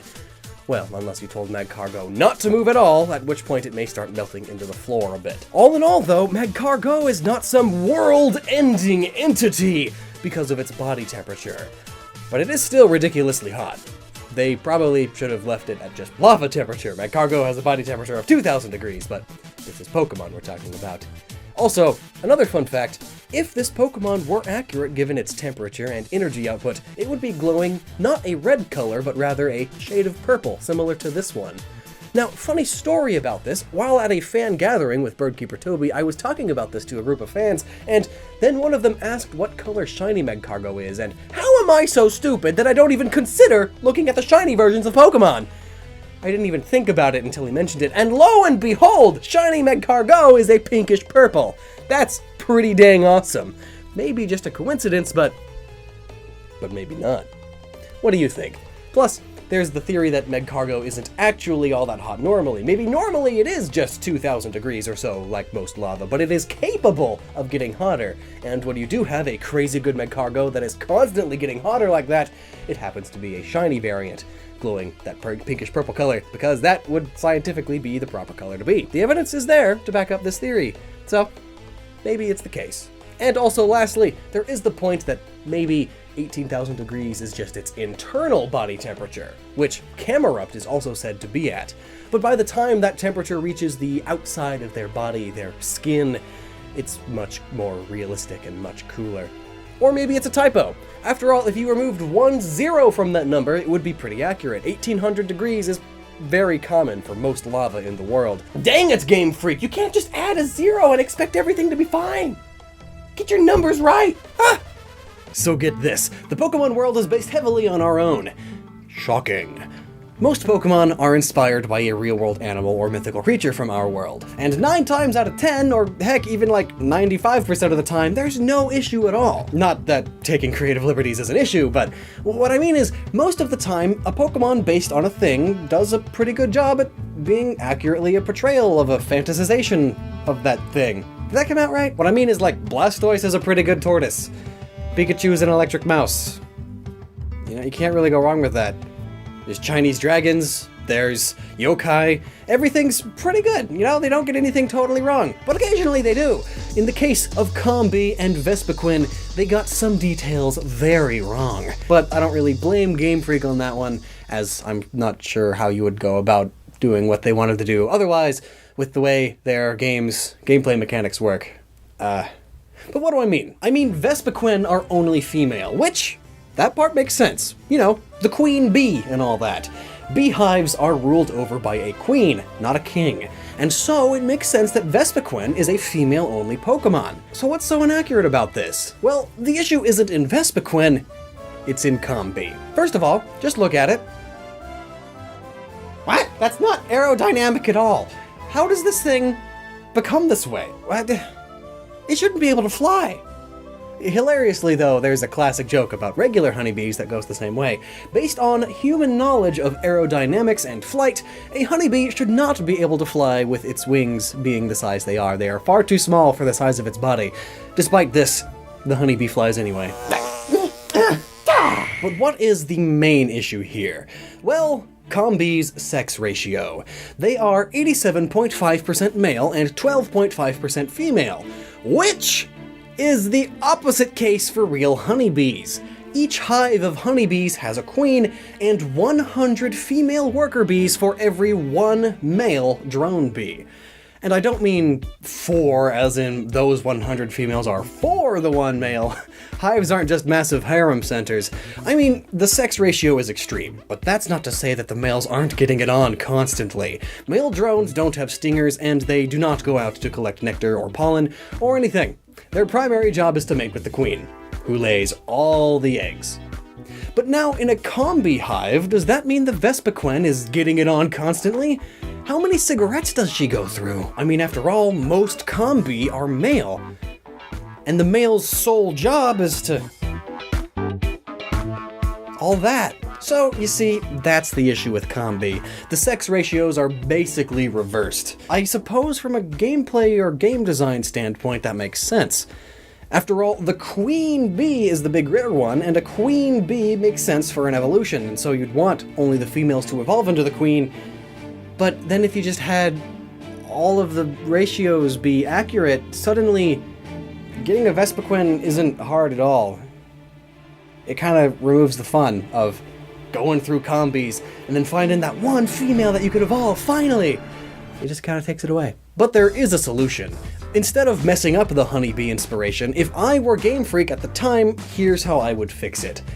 With marks, and 1 or 2 new evolutions. Male Combees could either still not evolve, or perhaps evolve into a bee that has high defense, as it doesn't do much besides guard the hive and lays about. Or you could just make it even more accurate and have it either not evolve, or evolve into something that's totally worthless. It's just there to, complete your Pokedex. It is absolute trash in competitive. Male bees are the worst. But with just doing that, the issue is still there. You still have a wrong sex ratio, and now just suddenly the males can evolve. What's the big whoop? Well, how about we make the sex ratios accurate, so mostly female, and the males are super rare, but then we have 2 categories of female bees. There are plenty of Pokemon that have loads of different forms. Take Minior, for example, it's got like 6. I would make the standard female Combees the super common ones, and they evolve into a different evolution, a warrior bee, like just a bee, but instead of a stinger on its butt, it has a stinger sword and like a bee shield, maybe a flower, something. It'd be cool. There's probably fan art of like an idea with that. If I can find any, it'll be here. It's really good. And then there would be a Combee with a mark, or maybe it's a large Combee like how Gourgeist has different sizes also, and that's the Combee that can evolve into Vespiquen. And it's super rare, even rarer than the males. Oh, and just to make things fun for all the people wanting to just breed their way to all of these, only Vespiquen can breed. And only with the male of the same species. There are other female Pokemon that can't breed, like Nidoqueen, which is weird, but I have a whole video about it right here. It's actually a lot more interesting than you'd think. Click it, it's way good. But what I'm getting at is that that concept isn't anything new, and it would make the Combee Vespiquen family a lot cooler and more accurate to how they actually are. I think it'd be way cool. Maybe save that for like a Gen 4 remake. I want a Gen 4 remake. There are quite a lot of Pokemon, and not all of them are good, obviously. In fact, quite a number of them are just completely terrible, just absolutely the worst. Usually such a descriptor is reserved for Pokemon like Clink, Vanillish, inanimate objects, as well as the 3 wise monkeys, and Ambipom. But today, I'm going to be talking about a terrible Pokemon that isn't popularly terrible. That's right, we're talking about just how awful Komala is. And I don't mean its design per se, just it. It is terrible. So where do we even start with such a Pokemon? Well, as always, I was reading the Pokedex before bed to help myself fall asleep. There's just something about reading Pokedex entries that lulls me to sleep. But my time last night was unfortunately spent on Komala. You may be wondering, why would Komala keep me up at night? Well, one, because it does the exact opposite. Also, on top of that, it's based off of the worst animal in existence, the koala. Now, while Komala shares many traits with the koala, it's nowhere near as terrible of a creature as the real-world things. But it does have some very interesting quirks that I feel are rather true to its animal inspiration. You see, Komala sleeps. That's it. It sleeps. Not like it sleeps 20 hours a day like the real-life koala, the lazy bums, but let's be thankful koalas do sleep so much, because you do not want to hear them when they're awake. So, the Pokedex states that it's born asleep, and it dies asleep. All of its movements are apparently no more than the results of it tossing and turning in its dreams. Ha! Okay, Pokemon. Sure. That's some ridiculous sleep! To sleep from birth to death is a feat, for sure. But is that even possible? Well, real-world koalas sleep, like I said, on average 20 hours a day. And that's all due to its diet of eucalyptus leaves, which are completely poisonous and have little to no nutritional value, and are a mild sedative. So to combat this, the koala has a special gut that helps ferment the leaves into usable nutrients. But it's still not enough. Because of this, they need to conserve energy, so they sleep. A lot! Essentially, digesting while sleeping is the only way. If we look at Komala's Ultramoon Pokedex entry, it also states that it eats leaves that are a sedative to them, much like real-life eucalyptus leaves. But just to further explain why koalas are the worst, and therefore so is Komala, do you want to know why koalas eat eucalyptus? Because they're stupid. That's why. That is the scientific explanation. There is absolutely no evolutionary advantage to eat something that is just a poisonous leaf that you're not even correctly equipped to munch on, let alone digest. Now, for those of you unaware, eucalyptus is a tree that is native to Australia. However, it's found pretty much everywhere nowadays. People thought, hey, this tree grows crazy fast. Let's grow it and make stuff for cheap. But the fact is, the plant itself is stupid. It's not very useful, as it twists itself when it dries out, making it almost impossible to even drive a railroad spike through it, making it a really hard plant to utilize for construction, or making paper, or like anything. The icing on this worthless cake is that this stuff is also pretty useless nutritionally. In fact, they are so low in calcium that koalas actually have to eat dirt to get their calcium. They are literally dirt lickers. Eucalyptus leaves are poisonous in large amounts to just about every animal in existence. They also have a very aggressive oil on them, which makes them even harder to eat. And that's why you also usually don't want to burn eucalyptus. And if that wasn't reason enough, they also have a natural sedative effect. And on top of this, koalas don't even have the right kind of teeth for chewing leaves. And because of this, as they chew the leaves, they're slowly grinding away at their teeth into nothing, meaning when they get older, eating is even harder. Most koalas die of starvation because they can't eat fast enough because their bodies are not built for these leaves.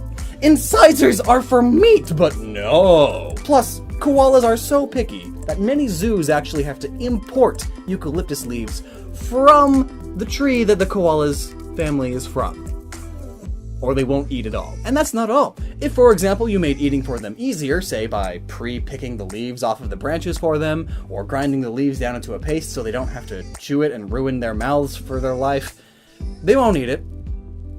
It's not a leaf on a stick, so they don't know what it is. So they die of starvation. Koalas are just the worst. Through almost all of the eucalyptus's evolution, it's been trying to convince stuff not to eat it. No animal in its right mind would eat this unless it absolutely had to, right? But no, the dirt-eating koalas just couldn't resist eating those tasty, tasty leaves. Editor's note. They are not, in fact, tasty. Trust me. So, poisonous, sedative leaves that need extreme amounts of energy to digest. That can't help with a sleeping issue. I mean, eating sedatives is the exact opposite you'd want to do if you sleep too much. Though in Komala's case, is it even possible to sleep essentially forever? I mean, born asleep, die asleep. That's crazy! Though, if there are various brain complications, it does get easier. Plenty of people fall into comas for days at a time. Heck, Elaine Esposito fell into a coma in 1941 and stayed comatose until she died of complications 37 years later. That's right, 37 years of sleep. That's nearly twice my lifetime. And probably 4 times the life of your viewers. Thanks so much for the intrusion, Maxwell. I could sense you hating on something, so I had to drop by and watch. Well, I guess Komala is really just a coma koala. Just a small mammal that has slipped away from this world. I'm not sure how it's possible to actually be asleep your entire life, though. I mean, if you're in a coma, it's possible, I suppose, but you still need to take in nutrients to run your body. So it must still be eating to physically survive, but it's asleep. However, remember how the Pokedex states that its movements are just the effects of its dream? So it sleepwalks, sleep fights, and sleep eats. Heck, it can even sleep. That's right! In its Pokedex entry from Ultra Sun, it says it stays asleep from the moment it's born. When it falls into a deep sleep, it stops moving altogether. Pretty much, it's sleeping. Or how I like to call it, sleep squared. But what is sleep?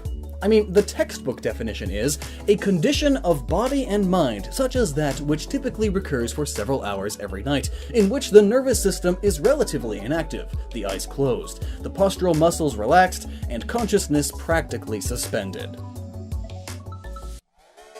Well, we can get rid of the first half as it's much more than 7 hours. There have been cases of sleep eating and sleepwalking, so it's not too far-fetched. And its eyes are closed, so far.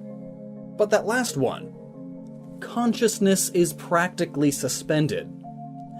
That's where we run into an issue here. We're not sure if it's actually asleep, or it's just so lazy that it's practically asleep. I mean, if its consciousness was suspended, that would mean it's experiencing nothing. Its life wouldn't exist in our ideas of existence. When you go to sleep, you essentially skip time. You can't tell if you've slept for 4 hours or 4 years. It's not like you'd have more dreams in that time. In fact, you can only really remember the last few moments of a dream, the last couple minutes before you wake up. Essentially, you don't perceive time in your suspended consciousness. Therefore, this Pokemon doesn't know it exists. It's no different from a rock. A non-sentient rock. Now I know, big claim. I mean, to me, consciousness means existence. In Alchemy, consciousness is Azoth, or your soul. It's everything. Without it, you're nothing. I mean, what are you when you dream? Sure, you're not a robot, you don't turn off, you still physically exist, but you, yourself, the thing you call you, is on pause. Imagine a YouTube video that you just pause, and now you are just rethinking about everything you saw. That's what dreaming is. Though, come to think of it, humans still don't totally know what dreaming is. Many think of it as the brain test-firing neurons. The now bored cortex, because there isn't anything to interpret, takes those fragments of memory and creates a story. But of course, this means it has to have memories to create dreams. In fact, one theory is that dreams are the brain's way of storing memories. But if this Pokemon's brain has always been asleep, it then has no memories. So it has no dreams. However, other Pokemon can use Dream Eater on the poor dear. Other large inconsistencies in Komala are its muscles. If you are asleep, even if you sleepwalk, you aren't really getting exercise. The way your muscles move during sleep are much, much weaker, and they don't really build up to anything. So Komala would just wither away. But back to real-life koalas, they hang onto tree branches to regulate their body temperature. In Pokemon, Komala holds onto a small log gifted to it by its parents, who are also asleep, which would mean they did the hanky-panky while asleep. Which is funny to me. Sleep, banging, sounds dangerous. Also, there's the old joke theory that the Pokemon is actually the log. Yes, I know, what a crazy, outlandish theory, but the more you think about it, the more it makes sense, right? The animal is really the decoy, being as it never opens its eyes, and if you take the time to look at the anime, it seems like the camera is always focused on the log, more so than the animal. If it had the poison typing, that would just be the icing on the cake, because, as you probably remember, eucalyptus is poisonous. I mean, what parent would be like, "Oh yes, you were just born. Here, take this log." Unless the log were the Pokemon. Though, come to think of it, first off, the baby wouldn't even be able to move if it was a log, and second, the log would rot away after a few years. Anywho, back to the real video. This Pokemon really shouldn't work the way it does. But hey, it's Game Freak. And it is also kind of funny in a ridiculous sort of way. And they did keep decently true to their source material, even if their source material is the worst animal in existence. I mean, they aren't even cute.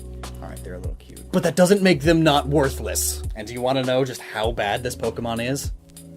Even the French don't like it. Like, the lowest of the low don't like this Pokemon. Its French name is Dodoma, a mix of dodo, the stupidest bird that went extinct because of its own stupidity, and koala.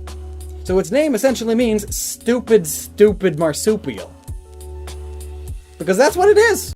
I can't believe how many people think Lockstin actually hates koalas. All he did was make a video called I Hate Komala, all about how much he hates koalas. Do people not understand sarcasm anymore? Or even just exaggerating or changing your own feelings for the sake of comedy? Maxwell, what are you doing? The same thing I do every day, Lockstin. Yell about things that don't actually matter that much, yet for some reason, you're too scared to say it yourself. Well, could you be quiet about it? I'm trying to record a video. So koalas are pretty stupid, and I hate them. So clearly, Komala is definitely the worst Pokemon ever. But it's not the worst Pokemon ever. There are several. And we're making a series out of this, I guess. Today, let's talk about how much I just despise and hate Pancham and its evolution, which is actually one of my favorite Pokemon. But no, it's also the worst Pokemon ever, and I hate it. It's Pangoro. So why are they so terrible? Because pandas. Pandas are dumb, and in addition, this means that Pancham and Pangoro are also dumb by extension. And I don't mean unintelligent, but rather I just mean the worst. They are the worst. Though, they are also not the most intelligent either. I mean, their diet is dumb as heck. Now, I'm all for a good diet of vegetation. Sure, we all need to eat more vegetables, really. But the diet of the great panda is almost cruel. To itself. It's inhumane. I ask in an open letter to all pandas watching this video right now, why? Why must you do this to yourselves? So, if you're not familiar with the great panda, let's go over some facts real quick, as to make sure you know why they are just the worst animal ever. First up, they are going extinct, and not just because of humans getting in the way of their habitat like most other animals. I mean, yeah, that's a factor too, but now there are hundreds of humans whose job it is to save the panda, and they're having difficulty. It seems the panda does not want saving. You see, while in captivity, their sex drive, their need to breed, as it's called, is very dulled. In fact, it's almost impossible to get pandas to breed naturally while in captivity, or a zoo. I mean, those are the same things, but really, I mean, I know some of you commenters. In the wild, or what's left of pandas in the wild, the pandas tend to reproduce with great ease, just not fast enough. And unfortunately, they seem to not really dig doing the do in front of a crowd. And I'm not talking about Mountain Dew. Pandas, then, are perhaps the most modest mammalian mamas. Fun fact! Even if they do the hanky-panky via science, which is possible these days, you know, just and all, the panda can just continue not being pregnant if it wants, which it normally wants. So, it sucks. Just like that syringe. It truly is a difficult process to have them reproduce. I mean, their breeding season is only for a few days in the spring, and God, they are picky with their mates. And I thought the dating pool at 30 was rough. Now, not all pandas are dumb in this regard. There are a few outliers like Hin, who was about to give birth on live stream, but then they found out that she had actually been faking her pregnancy to get preferential treatment along with more food and treats. But now that's a smart panda, but the bad kind of smart is just the worst. Did you know that panda pregnancy is actually not all that demanding on the mother? In fact, sometimes they don't even notice a difference. They have no idea that they're pregnant. This is partially because panda babies are just so small. Sometimes the mother doesn't even notice that she had a baby. In fact, sometimes they kill their own babies because they don't understand that they are their own. Sometimes the baby will just pop out and then they step on it.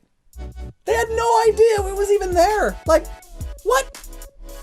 Talk about a bad mom!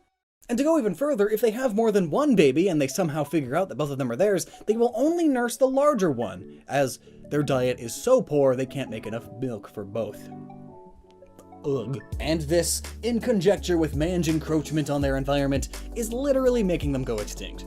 I mean, we want to help you, but no, you just want to be stupid and lazy and eat leaves all day. Like, come on, are leaves really that much better than the primal need to breed? Do you care more about sticks than continuing your species? And don't even get me started on sticks and leaves. It's the stupid koala problem again. These stupid animals are carnivores. And if you didn't know, they would rather munch on a literal ton of leaves, across 50 days, that is, I just wanted to sound dramatic, than eat meat. Also, they spend so much time pooping. All the time. The pooping. You might think pandas are cute. Some people think babies are cute. But you know what they both are? Poop machines. Except pandas are much worse. They poop 40 times a day. Do you know why they poop so much? Because they eat so much fiber. But why do they eat so much fiber? Because it's part of the bamboo. Well, why do they eat so much bamboo? Because they are carnivores. And it's so much harder to eat meat. So they just got lazy. Hard grass. They'd rather munch hard grass than delicious steak. Lockstin, pandas eat bamboo primarily, and that makes them technically omnivores? Alright, sure. Technically speaking, yes, they're omnivores, I suppose. But do you know how a panda's body is built? Its entire digestive system. Its very biology. It's built to be a carnivore. They are just too dumb. And of all the plants to eat, why bamboo? The bamboo they eat is nearly worthless nutritionally, especially because their digestive systems are not capable of absorbing all of the nutrients that bamboo even has. Because they are carnivores. Their teeth are sharp for tearing into meat. They don't even have the right teeth to grind leaves. And of course, diet leads to almost all of the issues any living creature will have.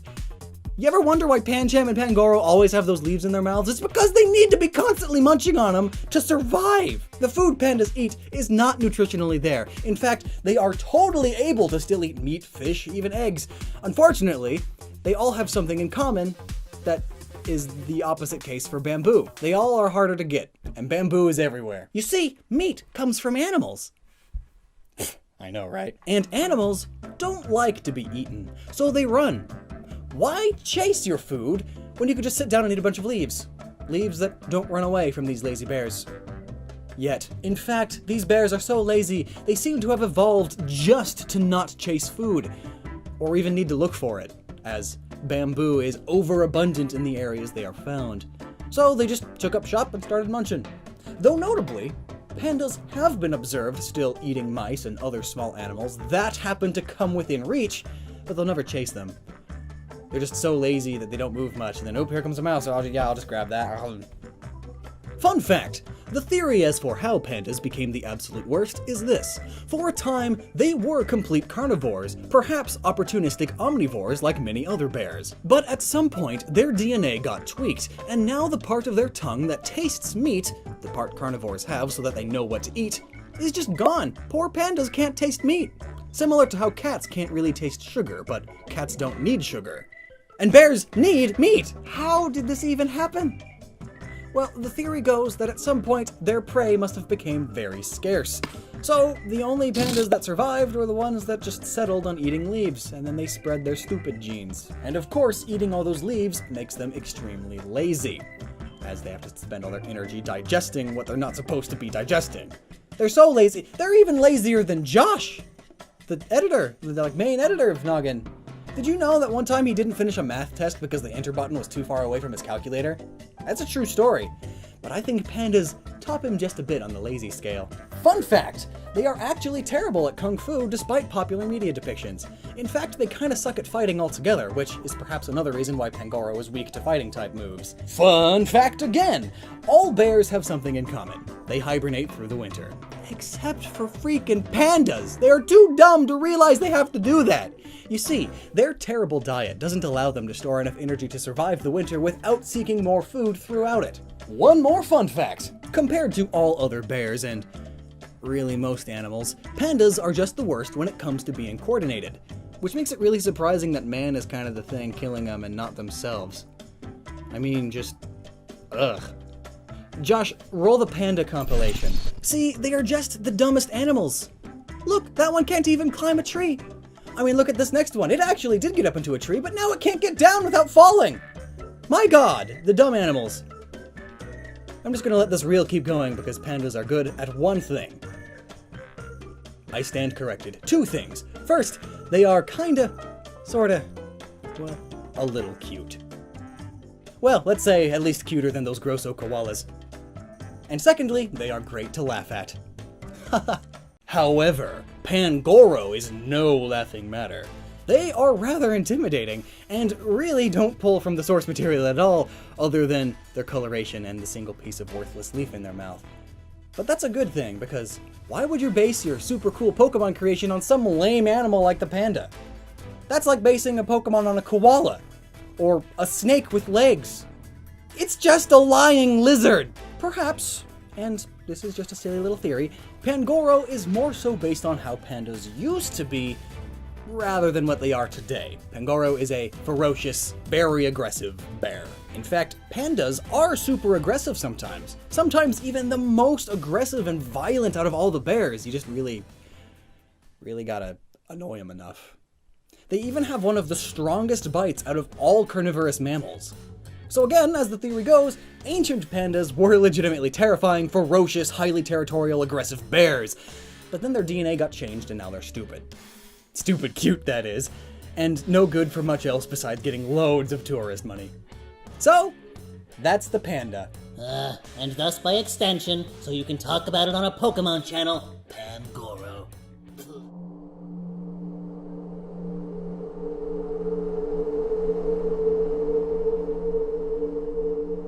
Pokemon has been very mysterious lately, or rather we are only just recently uncovering a lot of the secrets it's been hiding over the generations. One of these secrets involves the book seen in the third Pokemon movie, The Mystery of These Unown. Today, let's see what we can do to solve this mystery and perhaps uncover a secret message from Generation 2, predicting the current generation.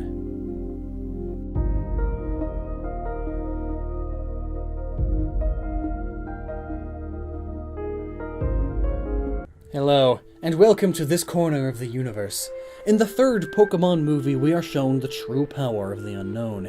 Just like in the games, these Pokemon are weak. Some of the weakest and most worthless Pokemon there are. Besides Wishy-Washy. Which, come to think of it, just like Unown, also get good when they're in large groups. Huh. I smell a theory there. But all jokes aside, when in large groups, the Unown become the most powerful, being able to literally change reality. It is revealed that they exist in another dimension of reality, a sort of fourth dimension, so to speak. And in this dimension, they hold together the fabric, the very foundation of space and time for our third dimension. This is further evident when Palkia and Dialga, the Pokemon of Time and the Pokemon of Space, are fighting, and when their attacks hit each other, they rip open the fabric of space and time, the very fabric of reality, and as a result, Unown fly everywhere, as they were hit by this trans-dimensional blast. But back to the third movie. In it, we are also shown a special book. An old book, too. It's a book containing various artworks, and it is stated that these artworks are the artist's interpretations of what some never-before-seen legendary Pokemon may look like. The first page we are shown is the page with the Unown, and then a page with the second-generation legendary beast Entei, then a page of spiking crystal towers, then a fairy, and then a sun legendary over a tropical island filled with hibiscus flowers. Curious, because that's what Pokemon Sun is. The Alola region is based on Hawaii, which is famous for its large number of hibiscus flowers, and it's where the Pokemon legendary of the Sun lives. Though this looks nothing like Solgaleo, remember, this book is an artist's interpretation of never-before-seen Pokemon. And now get this, before Gen 7, the generation of Sun and Moon, we had Generation 6, the generation that gave us the Fairy typing.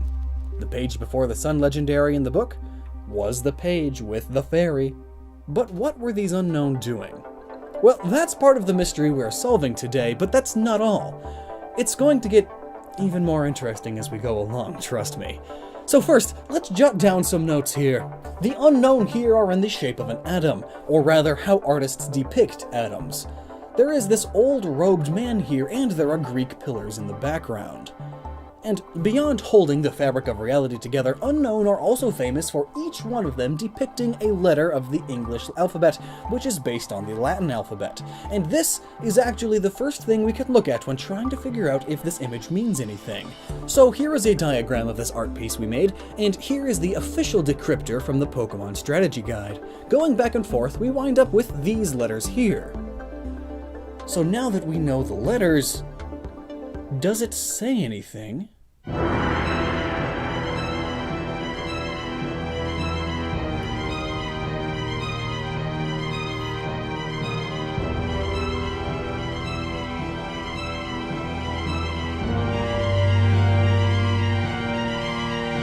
No. Going through their rings, going left to right, right to left, up or down, spelling Azoth, drawing the Arceus symbol, it's nothing. Nothing. Though, if you look at each ring as a line, you do start to get some alphabet chunks. Like here, PQRS. Here is an NOPQR. Here is an XYZ followed by an A, as if the alphabet ended and then began again. All in all, though, it's just some chunks of the alphabet strewn around. There are some stray letters, not around any other alphabetically adjacent counterpart, and there are also some duplicate letters. But I doubt this is trying to actually spell anything. But here is an interesting tidbit. Note how of all of the letters of the alphabet, only one letter is missing. G. Why G?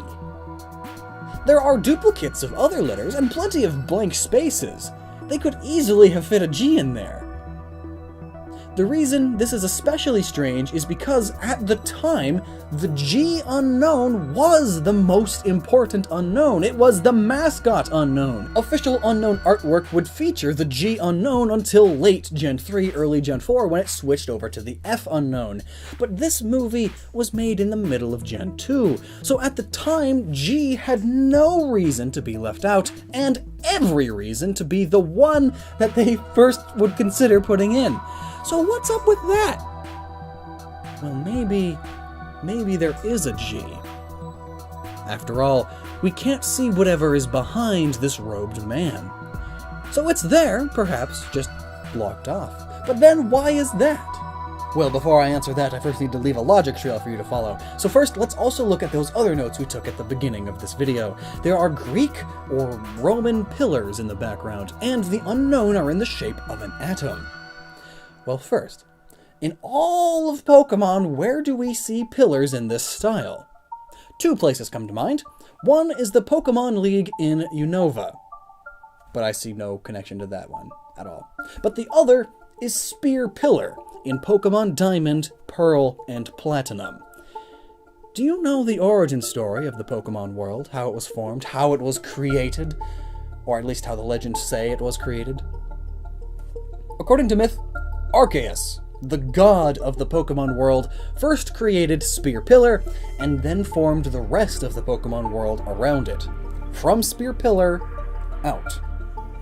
It is also stated that Arceus used its 1,000 arms to create the world, but Arceus is not a squid, so perhaps 1,000 arms isn't in the literal sense of arms, but rather it means the other definition of arms, arms being short for armaments, and thus it may have used 1,000 Unown as armaments to create reality, to create the Pokemon world from Spear Pillar out, as that is what Unown do.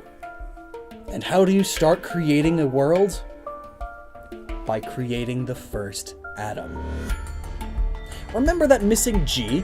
Well, Arceus is the god of the Pokemon world. Perhaps this G is behind this old robed man as a means of signifying that he is God. After all, he looks much like how Roman paintings depicted the Judeo-Christian god. And remember, this book is an artist's interpretation of what some never-before-seen Pokemon may look like. The artist may have thought that God must be pretty smart, so God is most likely human, so he drew him as an old dude.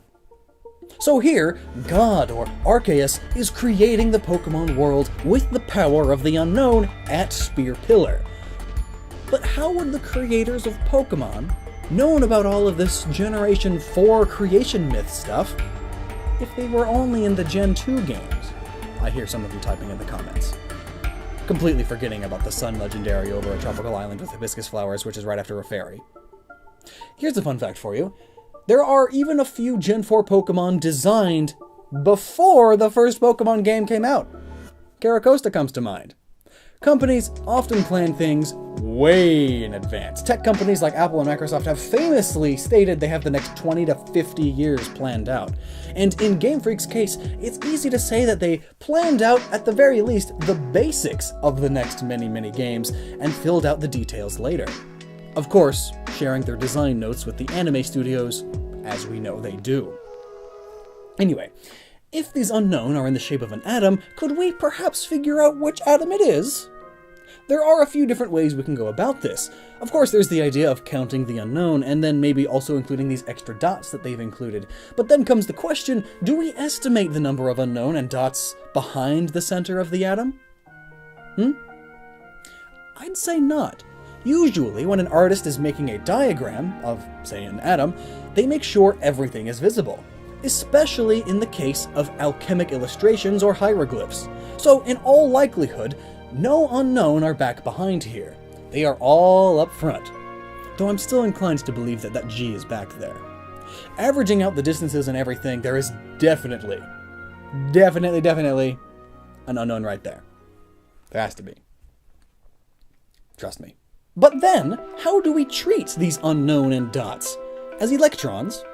Do we then treat these inner ones as neutrons and protons, or do we just treat them as more electrons? There are way too many possibilities of how you could interpret this, but we went ahead and figured out every single one, and they all point to an element on the periodic table, because of course they do, but most of the elements it ends up being are meaningless in terms of alchemy or creation or any sort of mythology. Most of the time they were things like barium and rubidium. Another possibility leads us to copper, though, which is one of the 7 planetary metals in alchemy, but it has nothing to do with creation or Arceus. However, of course, saving the big one for last, if you look at the atomic mass, you get phosphorus, which is very, very interesting in terms of alchemy. Light was often used by alchemists to represent spirit, aether, the power of God, and the power of creation. Phosphorus's ability to glow in the dark with phosphorescence, along with the element's ability to ignite spontaneously when in higher purities, as well as it being highly reactive with the hydrogen molecules in the air, led many to believe that it was distilled and concentrated spirit. Hennig Brand was the famous alchemist who discovered it, and he was attempting to make the Philosopher's Stone when he did so. But instead of being able to turn lead into gold, or create a Philosopher's Stone and gain immortality and the god power of creation, he instead learned how to purify phosphorus. But that didn't stop him from thinking and of course writing down that he was close. He had found purified spirit, or rather, he found out how to craft the creation power of God. He was so close to the Philosopher's Stone, or so he thought. But in this case, phosphorus then came from then on to symbolize the power of creation in alchemy, which just so happens to be what this god figure in place of Arceus is doing here with this unknown atom mess in the shape of phosphorus, possibly. But was that the intent with this picture, or is this just a happy coincidence? I'd argue that based on all of the other alchemy-related things in Pokemon that just happen to perfectly line up, you know, when there are hundreds of coincidences that all point to the same thing, that Pokemon is inspired by real-world magic and alchemy, there's a good chance that it was intentional. But that intentionality, if that's a word, is still just theoretical.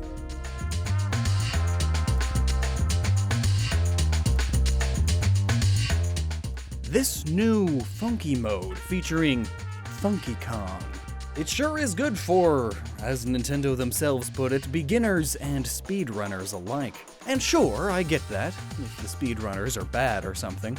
But this new funky mode featuring Funky Kong raises a lot of questions, especially regarding the all-too-important lore and canon of the Donkey Kong universe. When it comes to Donkey Kong, the ape himself, it makes sense that he only has so many hearts. But then why does Funky Kong have so many more? And why can he hover?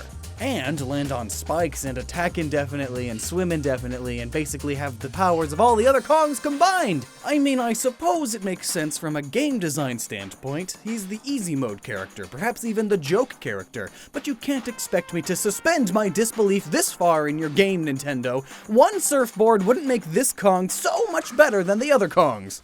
Why is Funky Kong so good? Why isn't the main hero? Why is Donkey Kong doing all this normally when Funky Kong could just go and save the day literally every time anything happens to the island? Think about how long Donkey Kong Country was. Now think about how easy it would be if Funky Kong just did it. Why is he letting all of this happen? Well, I'll tell you why. Because it's quite the deep Kongspiracy. In every Donkey Kong game where Funky Kong made an appearance, he has been in a position of power. From owning a rental business to a travel agency, and even to an armory. And in Tropical Freeze, he owns the item shop, featuring items that help you find puzzle pieces, give you extra lives, extra hearts, invincibility, and a shield, and... oh, geez. Funky Kong was just saving them all for himself, wasn't he? And that's the whole theory. Goodbye, everyone. But hey, that's just a theory. That's selfish. I always knew he was charging way too much for those items. And he just downs them like DK downs bananas. Just proving how low cost they must actually be for him to import or produce. I mean, I guess he has to make money somehow. From what I understand, it is rather expensive to be so funky. That funky lifestyle and all. It's expensive. Do you catch my drift? It's the 70s all over again.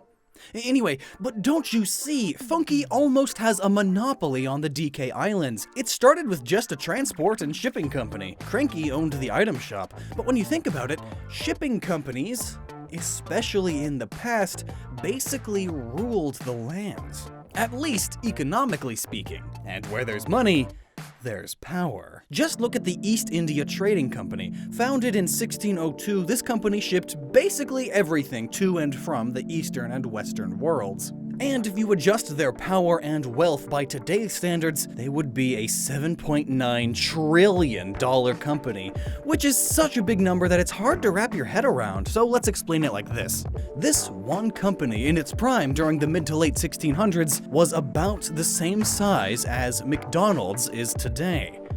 If you also combined it with Netflix and Tesla, Chevron, Bank of America, Tencent, Berkshire Hathaway, Johnson & Johnson, Alibaba, Samsung, AT&T, Wells Fargo, ExxonMobil, and Microsoft, and Facebook, and Walmart, and Apple, and Google, and Amazon.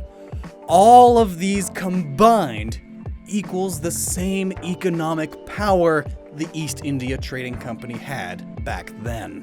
At one point, this company had over 70,000 employees, which at the time is an astonishing number. So clearly, if Funky Kong is getting into this business, he is not monkeying around.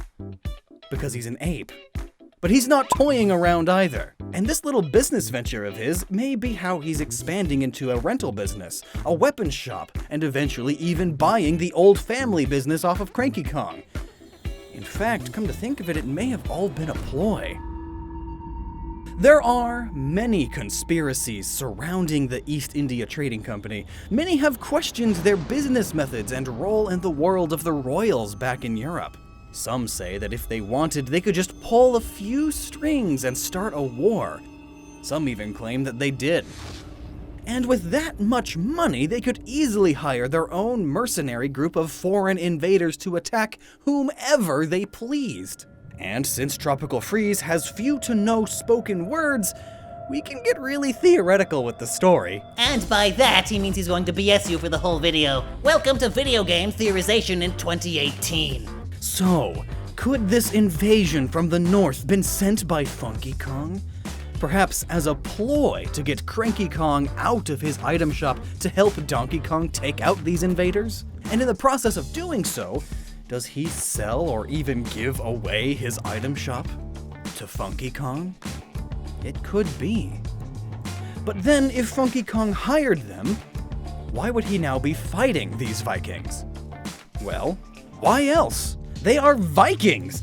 They went too far, and now Funky is back to kick butt. And he's so overpowered because in the background, he's using his large amass of wealth to power himself up far beyond that of a normal ape. He is basically a superhero now, with the superpower of large amounts of money. Just like Batman, Iron Man, and Bill Gates. That's really it, isn't it? Well, that was a stupid theory. Okay, so Mario Odyssey worlds have captured the true spirit of Mario and have innovated them to new heights, like the Metro Kingdom. But Mario games have always had something higher than skyscrapers. Yes, that's right, the Cloud Kingdom. A staple in Mario games since the beginning. Walking on clouds has been a Mario feature for eons. A couple decades, really, to be honest with you. In Mario Odyssey, though, we unfortunately only get a glimpse at the stratosphere with the Cloud Arena fight with Bowser. But small glimpse or not, let's analyze the situation. Is it even possible to walk on clouds? I mean, obviously it isn't, but how close can you get?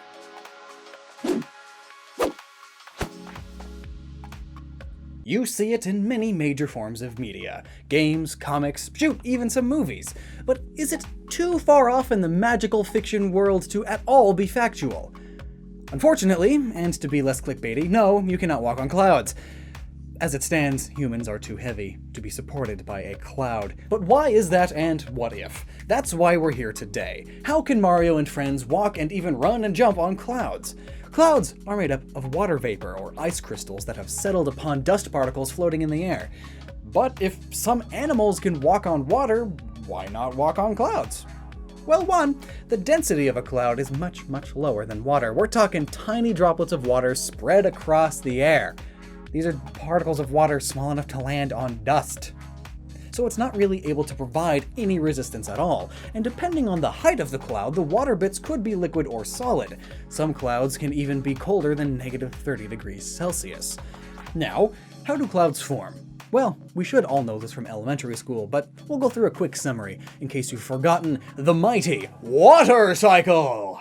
So let's start super simple. So, the ocean is made of water. I know, it's insane, right? But get this, that water is pretty cold, right? But the upper layer is heated by the sun via thermal radiation. That water then slowly evaporates or turns into vapor. The water vapor is then lifted up by wind currents. This water vapor, while being moved, settles onto dust and other particles in the air. And once it's high enough in the sky, the water vapor has cooled significantly, so it condenses, the opposite of evaporation. The water droplets then become too heavy to be suspended in the air, and they fall to the ground normally in the form of rain. But if temperatures permit, sometimes it'll be snow, sleet, or hail. Sometimes right back into the sea, and sometimes elsewhere, only to start the water cycle once again. It's pretty simple stuff, and side note, in a very simplified way, if you want a more detailed explanation on fog, or ground clouds as I call it, you can check out this video on Xenoblade 2, all about the Cloud Sea. It's right here, one of these two. YouTube's always changing it. Actually, I just refuse to remember because... So how is it possible that water is even able to stay afloat in the sky? If clouds are just bits of water and ice with their densities much higher than air, how is it that they don't just sink or never even rise up? I mean, some clouds are an average 1.1 million pounds! That's insane!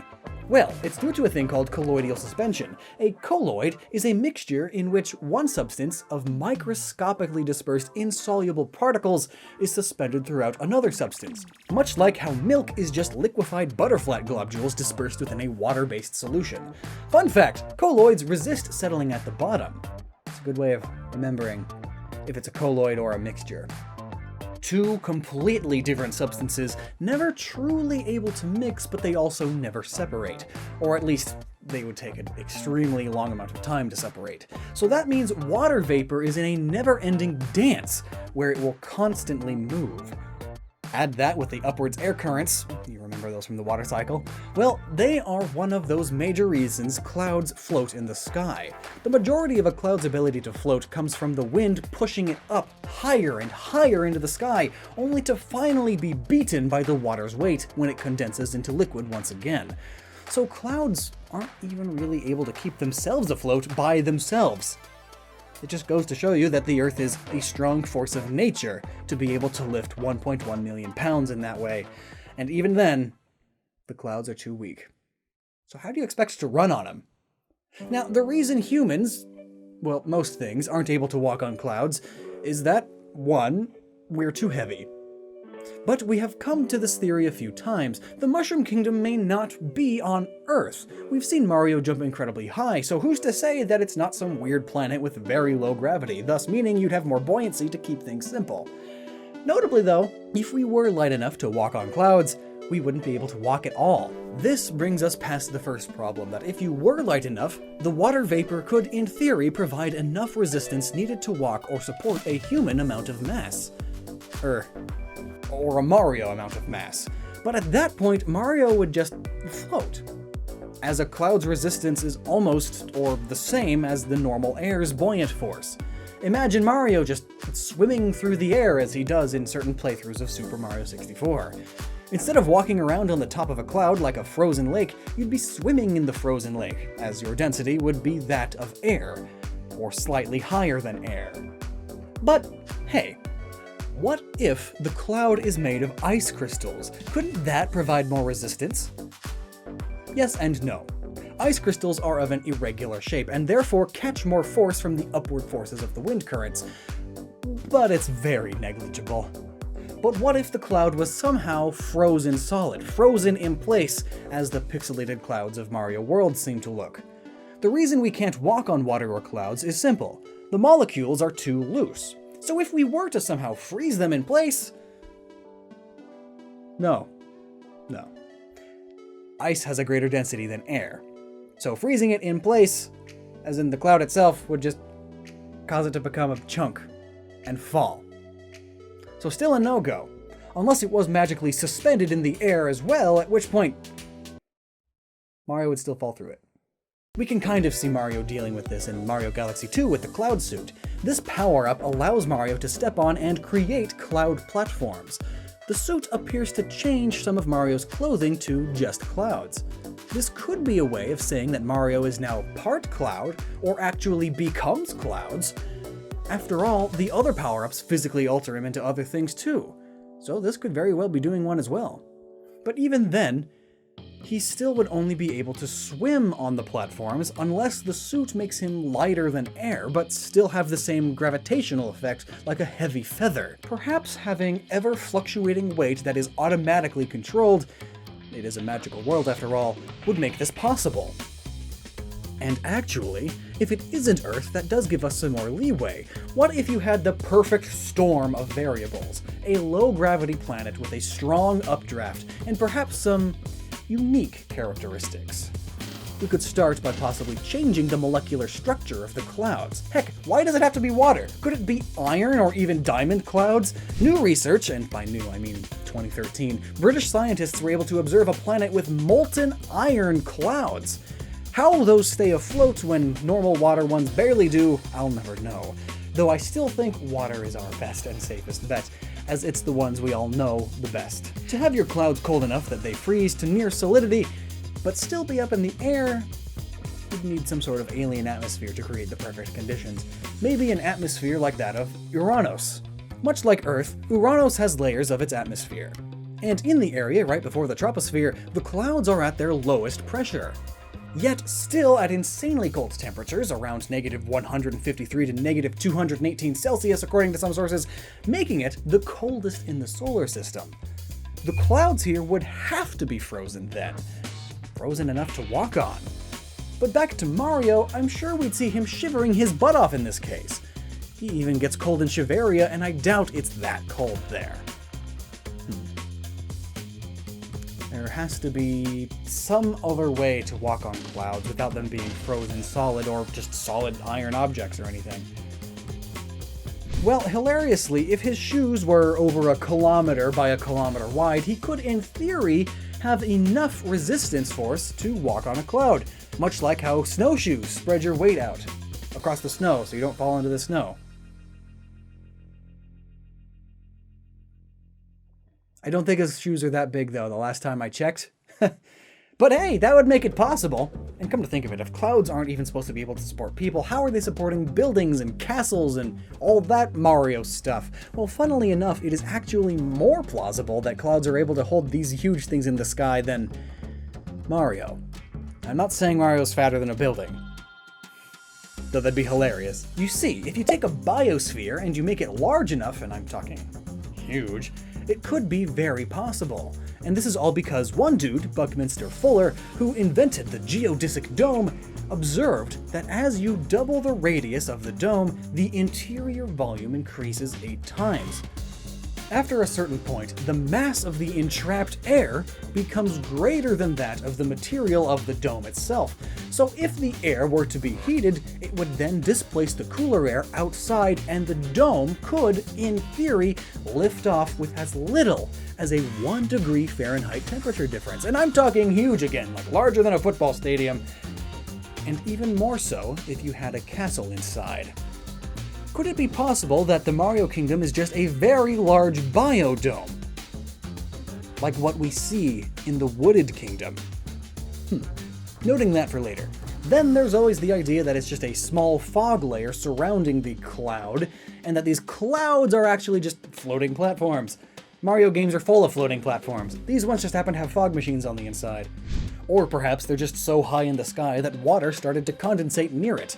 This, to be honest, is the most likely case, meaning these clouds are all lies. Now the thumbnail makes sense. We've seen many things in the Mario universe that just don't listen to gravity, so it's entirely possible that these cloud blocks just ignore gravity when they float. And whatever theory you want to believe can be the right one for you. Even the old, it's just magic one. Ever since Cappy debuted his power, which grants Mario the ability to possess various enemies and objects, people have made several jokes and parody videos on how apparently terrifying this ability is. Oh God, Mario can take your soul now! Ah! But not only is this not the first time Mario and friends have put on caps to take the form of completely different people, Cappy, in all honesty, is not that horrifying. Okay, actually it kind of is. However, it is not nearly as horrifying in terms of being compared to all of the other Mario power-ups. If you're just now questioning the mechanics and ethics of the power-ups in the Mushroom Kingdom, you really haven't been paying attention to Mario at all. Mario power-ups have always had horrible side effects that we simply don't think about, and some have gruesome backstories that can make even the Pokédex blush. Today, I'm going to give you a taste of just how insanely scary these power-ups can be. Let's take a look at these 5 Mario power-ups other than Cappy that we should all be afraid of.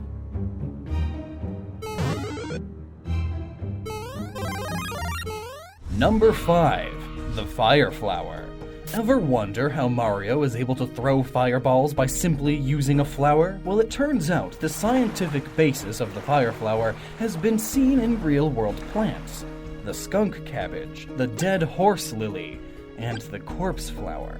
These flowers are some of the only plants capable of generating their own heat, and they use it to help themselves grow in the winter and to spread their stench further.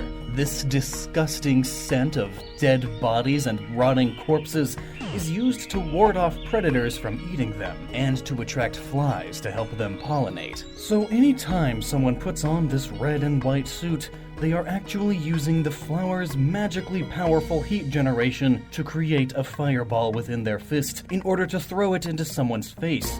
All the while, they smell like literal death, which means that any enemy within a mile of Mario and company don't wind up having a surprise attack at their posts. Instead, they begin smelling the dreadful stench of the hundreds of Goombas and Koopas that have been stomped by this murderous jumping plumber and his trail of blood. And if you would like some further detail on how the fire flower works, you can watch this video right here. It's a much older one of mine, but it covers it in more detail. But for now, let's move on. Number 4. What if I told you that Mario and Luigi were dead?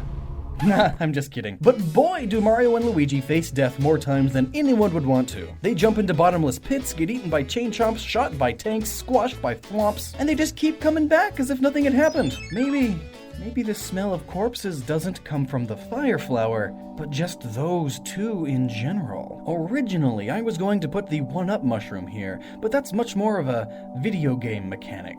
It's never actually explained how Mario comes back from the dead over and over again. Anytime he falls into lava or bumps into a Goomba, it's basically just game mechanics to give you multiple chances, or else you have to do everything all over again. It's basically just game mechanics to give you multiple tries. But there is one mushroom we really need to think about beyond the basic mechanics, and that is the Boo Mushroom. In Super Mario Galaxy, if Mario or Luigi ate this particular mushroom, they would become Boos. Ghosts. Oh my gosh, they just ate a mushroom that essentially killed them. That's not even uncommon. There are so many poisonous mushrooms that can kill a man in mere minutes. Boos are ghosts. Ghosts are dead. If you are a ghost, then that means you are dead. Though, thankfully, this death only seems to be temporary. If Mario or Luigi touch a ray of light, they revert back to normal. But what is normal? Being alive? If you've ever listened to anyone explaining what coming back from death feels like, or simply seen one of the latest Black Mirror episodes, experiencing death is absolutely traumatizing. you stop feeling. It becomes cold, so cold, until all hope slowly drains and disappears, and you see and feel nothing. Now imagine jumping back from all of that into real life. You'll never be the same again. Number 3, the Super Leaf. Okay, while the Super Mushrooms and Mega Mushrooms making you grow big is pretty terrifying, at the end of the day, all they really do is give you a mild form of gigantism for a short while. But as for the Super Leaf, I really don't know how anyone can justify its existence. Nowadays, these leaves might just be grounds to give you a Tanuki suit, which allows you to turn to stone and gently fly. The only ones who would find that terrifying is PETA. But in Mario 3, the rules are different. Instead of getting a Tanuki suit, these leaves had you grow a Tanuki tail, an extra appendage of bone, skin, and muscle, and now added fur. Just imagine for a second, if over the course of seconds, you suddenly grew an 11th toe, but on your chest or something. Wouldn't that be disgusting? Now imagine, just by touching one leaf, you could grow something infinitely more large and hairy. Outside of a few DeviantArt fandoms, this is a completely horrifying transformation. Just imagine the pain of all of those new nerve endings growing out, and then imagine them leaving after losing the tail. Number 2, Power Stars. Do you want to be a god? Do you want to know what real power feels like? The true power that makes you have the ability to end lives with a single touch? Well then, the Power Star is meant for you, you sadistic egomaniac. Touch this star and for a brief period of time, you become so powerful that anything that just touches you will wind up immediately dying. Do you know what kind of power that brings? How such power can essentially corrupt feeble minds?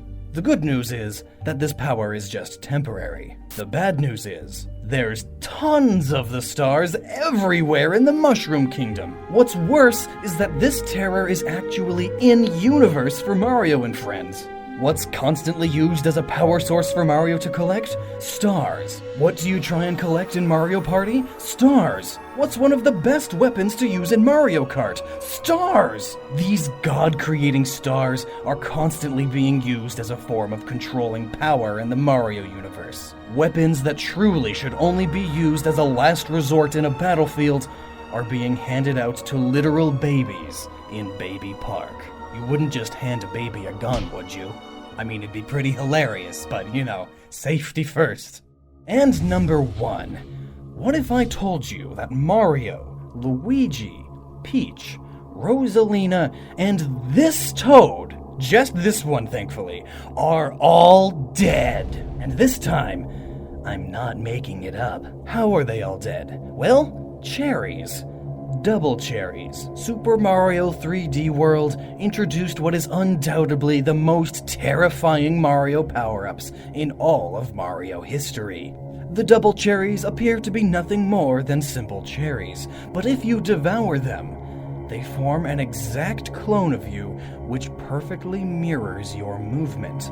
An absolutely perfect doppelganger. And the more cherries you eat, the more clones, the more doppelgangers you can create. That's all well and good, of course, until you realize something about these characters you play as. Watch me play this scene a bit for you, yeah? Okay, here's Mario picking up the cherry.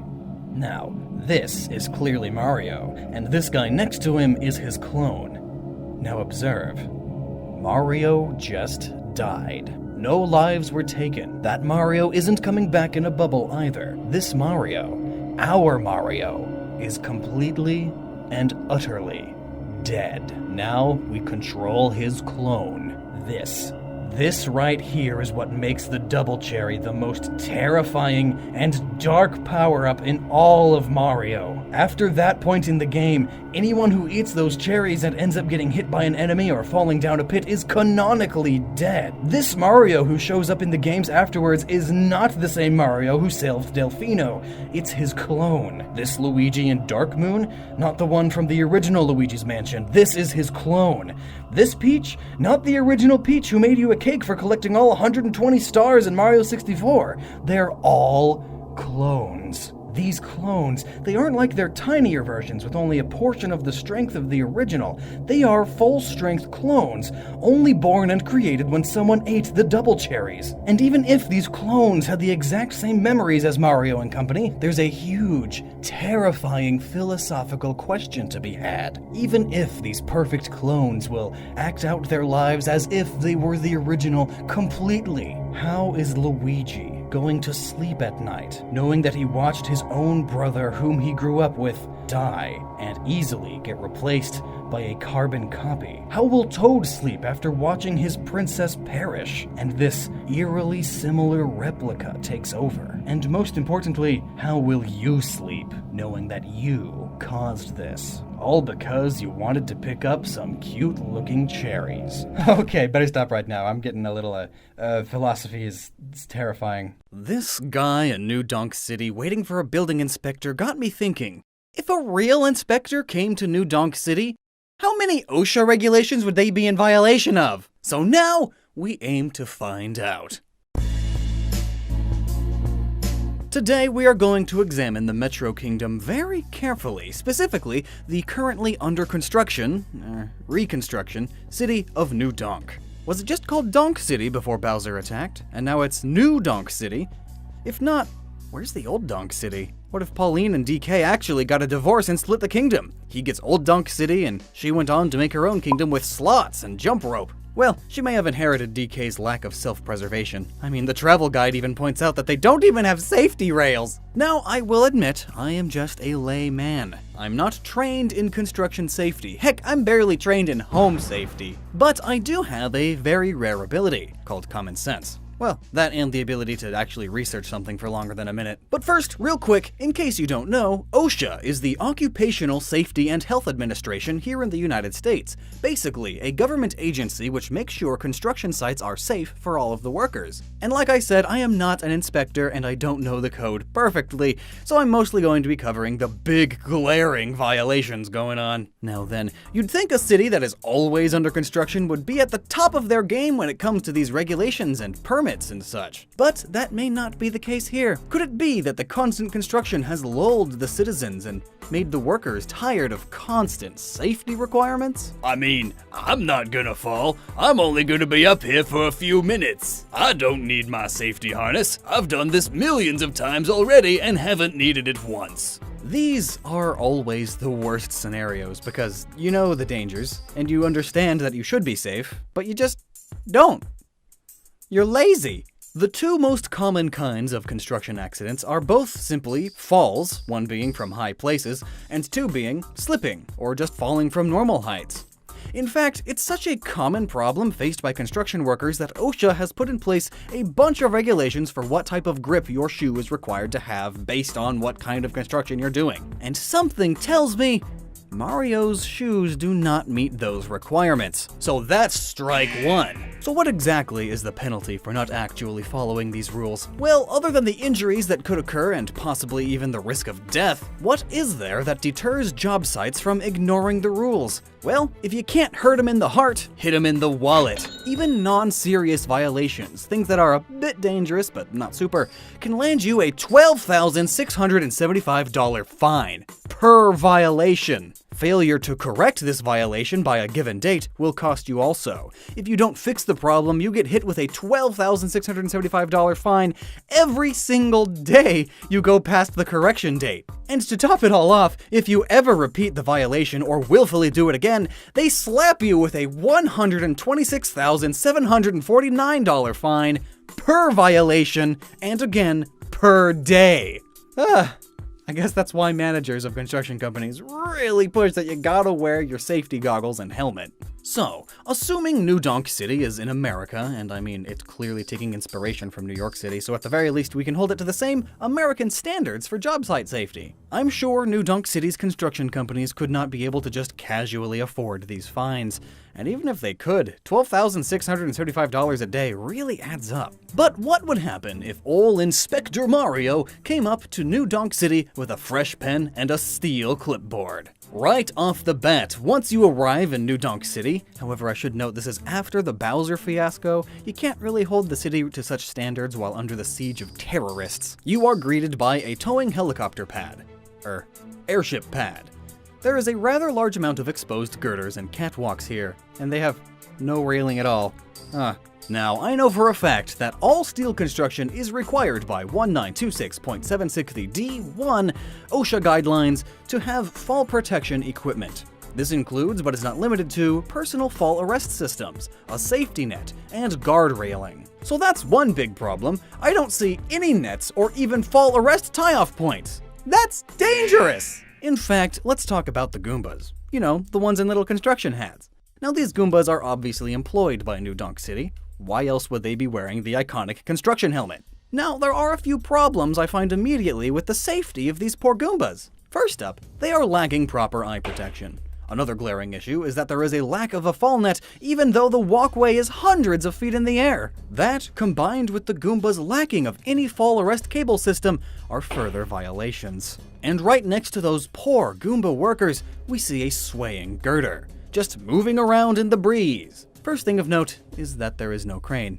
It's just being hoisted by some cable that goes into nothingness.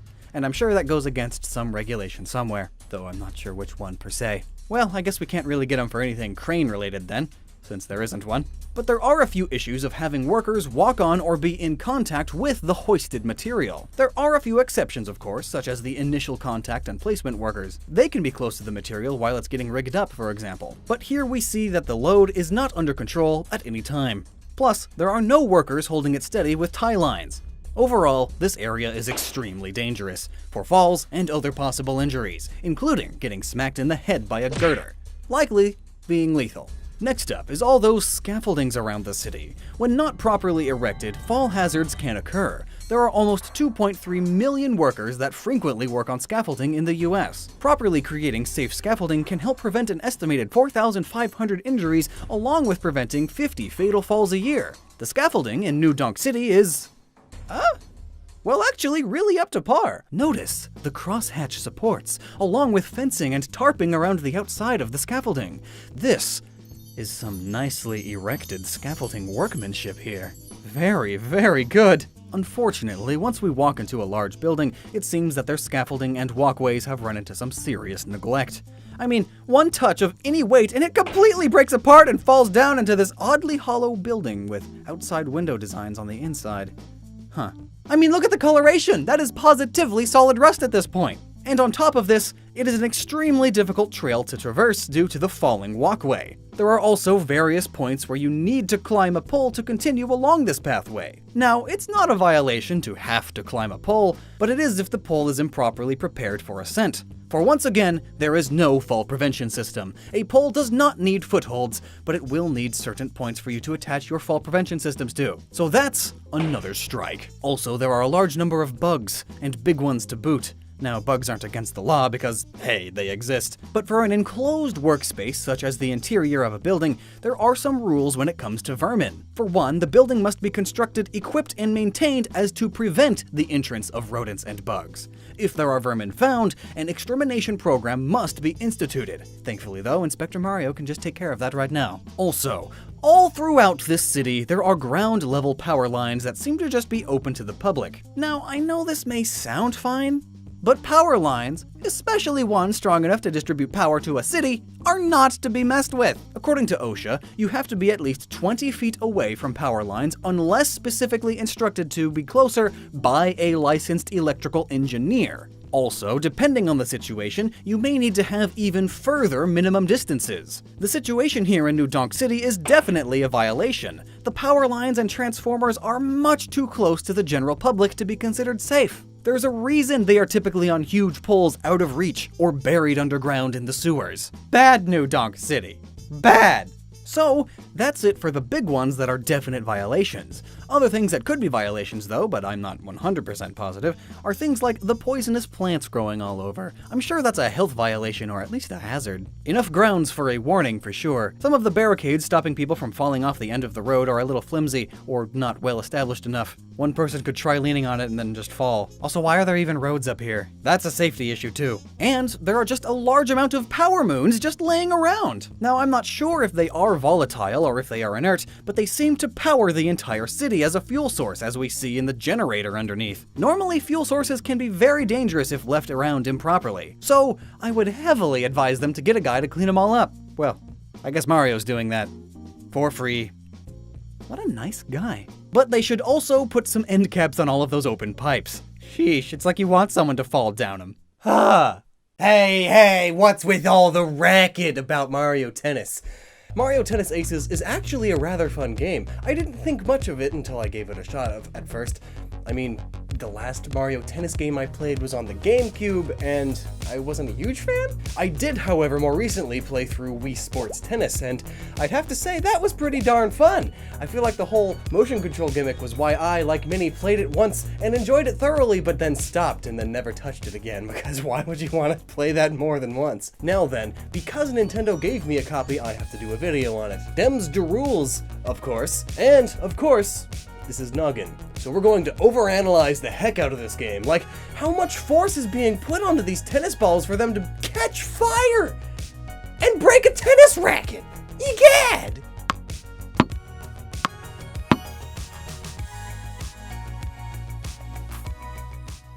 Alright, so aside from the ridiculous cast of playable characters, this game has a wonderfully cartoony rendition of tennis. I mean, I would love to have been in the board meeting when deciding what characters to add. One dude who is just way into Vor is secretly trying to hold back his excitement as he's presenting on bringing Spike into the game. Meanwhile, one guy at the meeting is just asleep, and when they finally get around to him, he startles awake, and Miyamoto asks him, "What character do you think is going to be in Mario Tennis?" Being that the man paid no attention at all, he just yells the first Mario character he comes up with, and he just yells, "Chain Jump!" Yeah, and then everyone stares at him, completely bewildered by such a stupid idea. And then they do it. Okay, so enough talking about how good this game is, let's talk about some crazy mechanics in the game. So as the game goes on, you build up special power. You then use this to do different abilities, but if you max it out, you are able to use your special Trick Shot. It's an incredibly strong ability that can catch an opponent off guard quite easily, as it interrupts the flow of the game for a few seconds. Now, returning a strong hit is already hard, but returning a special is even harder. In fact, if you miss your timing, you can actually break your racket. Now, I don't know about you, but I have a friend, more than one, don't worry, and one of them played tennis. A lot. Now, I myself don't play tennis. Imagine me playing tennis, as if I don't run. I make videos for a living. But I have a standing desk, so there's that. Well, after talking and playing with them, they seem to have some very insightful points to make. Like, no, breaking rackets is way harder than it looks. I mean, the tennis balls are 2 ounces. I mean, you can bust strings and dent a racket easy enough, but actually breaking the racket on the handle, as we see in the game, that takes some power. Also, he informed me that it is not normal for the tennis ball to catch fire mid-air, which I was surprised by a bit. Why else would they be covered in flammable, hairy-looking material? Lost opportunity there. Well, after all of these shocking discoveries, I had to find out more information. So, we ended up looking more into these major differences between Mario Tennis and real tennis than anyone really should. Differences I never really noticed, as I never actually watched tennis. If you could guess, me being the picture of athleticism. So, breaking rackets is not nearly as easy as you would believe. I have looked through tons of videos of people breaking rackets, but none during play. And any written instances of a racket breaking during play was due to them either hitting the racket on the ground, or the racket was already cracked from being ancient. In fact, almost all racket damage occurs during temper tantrums. And they aren't no pushovers either. Top tennis players sometimes have to smash the racket against the court a few times before it even so much as dents. These are scientifically created rackets right here. And these are top athletes we're talking about. Have you seen their arms? Good God. Tennis is a pretty robust sport. I never would have guessed. Total body workout over here. Good for the lungs. Absolutely terrible for your joints. Trust me, I googled it. Now, I'm not saying it's impossible to break a racket. Sure, a perfect storm of issues can present an easily breakable racket.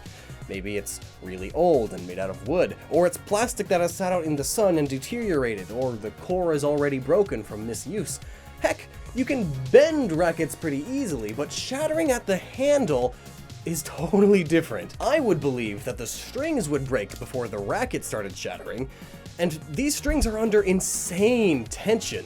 Their entire job is to not be broken, after all while providing a strong enough surface to whack the ball back, and some of these tennis serves can be clocked at 160 plus miles an hour, which is a lot, let's just say. I mean, my car's speedometer only goes to 130, and it uses liquefied dinosaur explosions to move some metal hammers that rotate my wheels at 840 rotations per minute. This is just some dude's arm and some string on a stick. Like, cars. Come on, step it up. Anyways, back to breaking rackets. In Mario Tennis, they seem to be blocking the ball with the racket at an incorrect time. Essentially, the ball is hitting the racket, not the strings. The body isn't really made to be hit like the strings are, so I can kind of see this being possible. However, the average tennis ball is only 58.8 grams, or a smidgen over 2 ounces. So I'm imagining it's gotta be hitting it pretty hard to actually do any sort of real damage. I mean, the racket is made to withstand hitting that ball also, so breaking it is really a feat. In fact, if we slow down the footage of someone breaking their racket, it almost looks like they just sort of let go of it and it flies away. Now, while the announcer, being Toad, states that it's broken, it looks quite intact to me.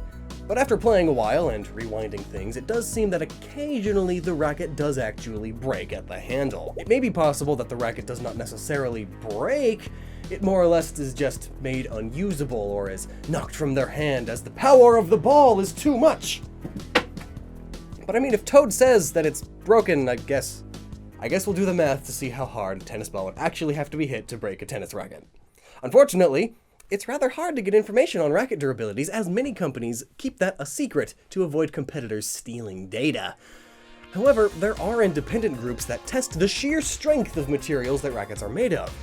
Unfortunately, again, this is not a dynamic sort of test, or it's not testing exact material formations of a tennis racket, so the information is more of a guideline with the raw material rather than actually accurate. In other words, this is a rough estimate. The calculated shear strength of graphite was 11.7 MPa, or megapascals, a unit used to measure pressure, normally in relation to a hydraulic press. And again, I know rackets aren't under a steady pressure until they break, but this is a good estimation for graphite's breaking point. So, 11.7 megapascals is about 1,696.942 pound forces per square inch, or PSI. That's a lot of power. But really, how fast are these tennis balls flying if they can break rackets?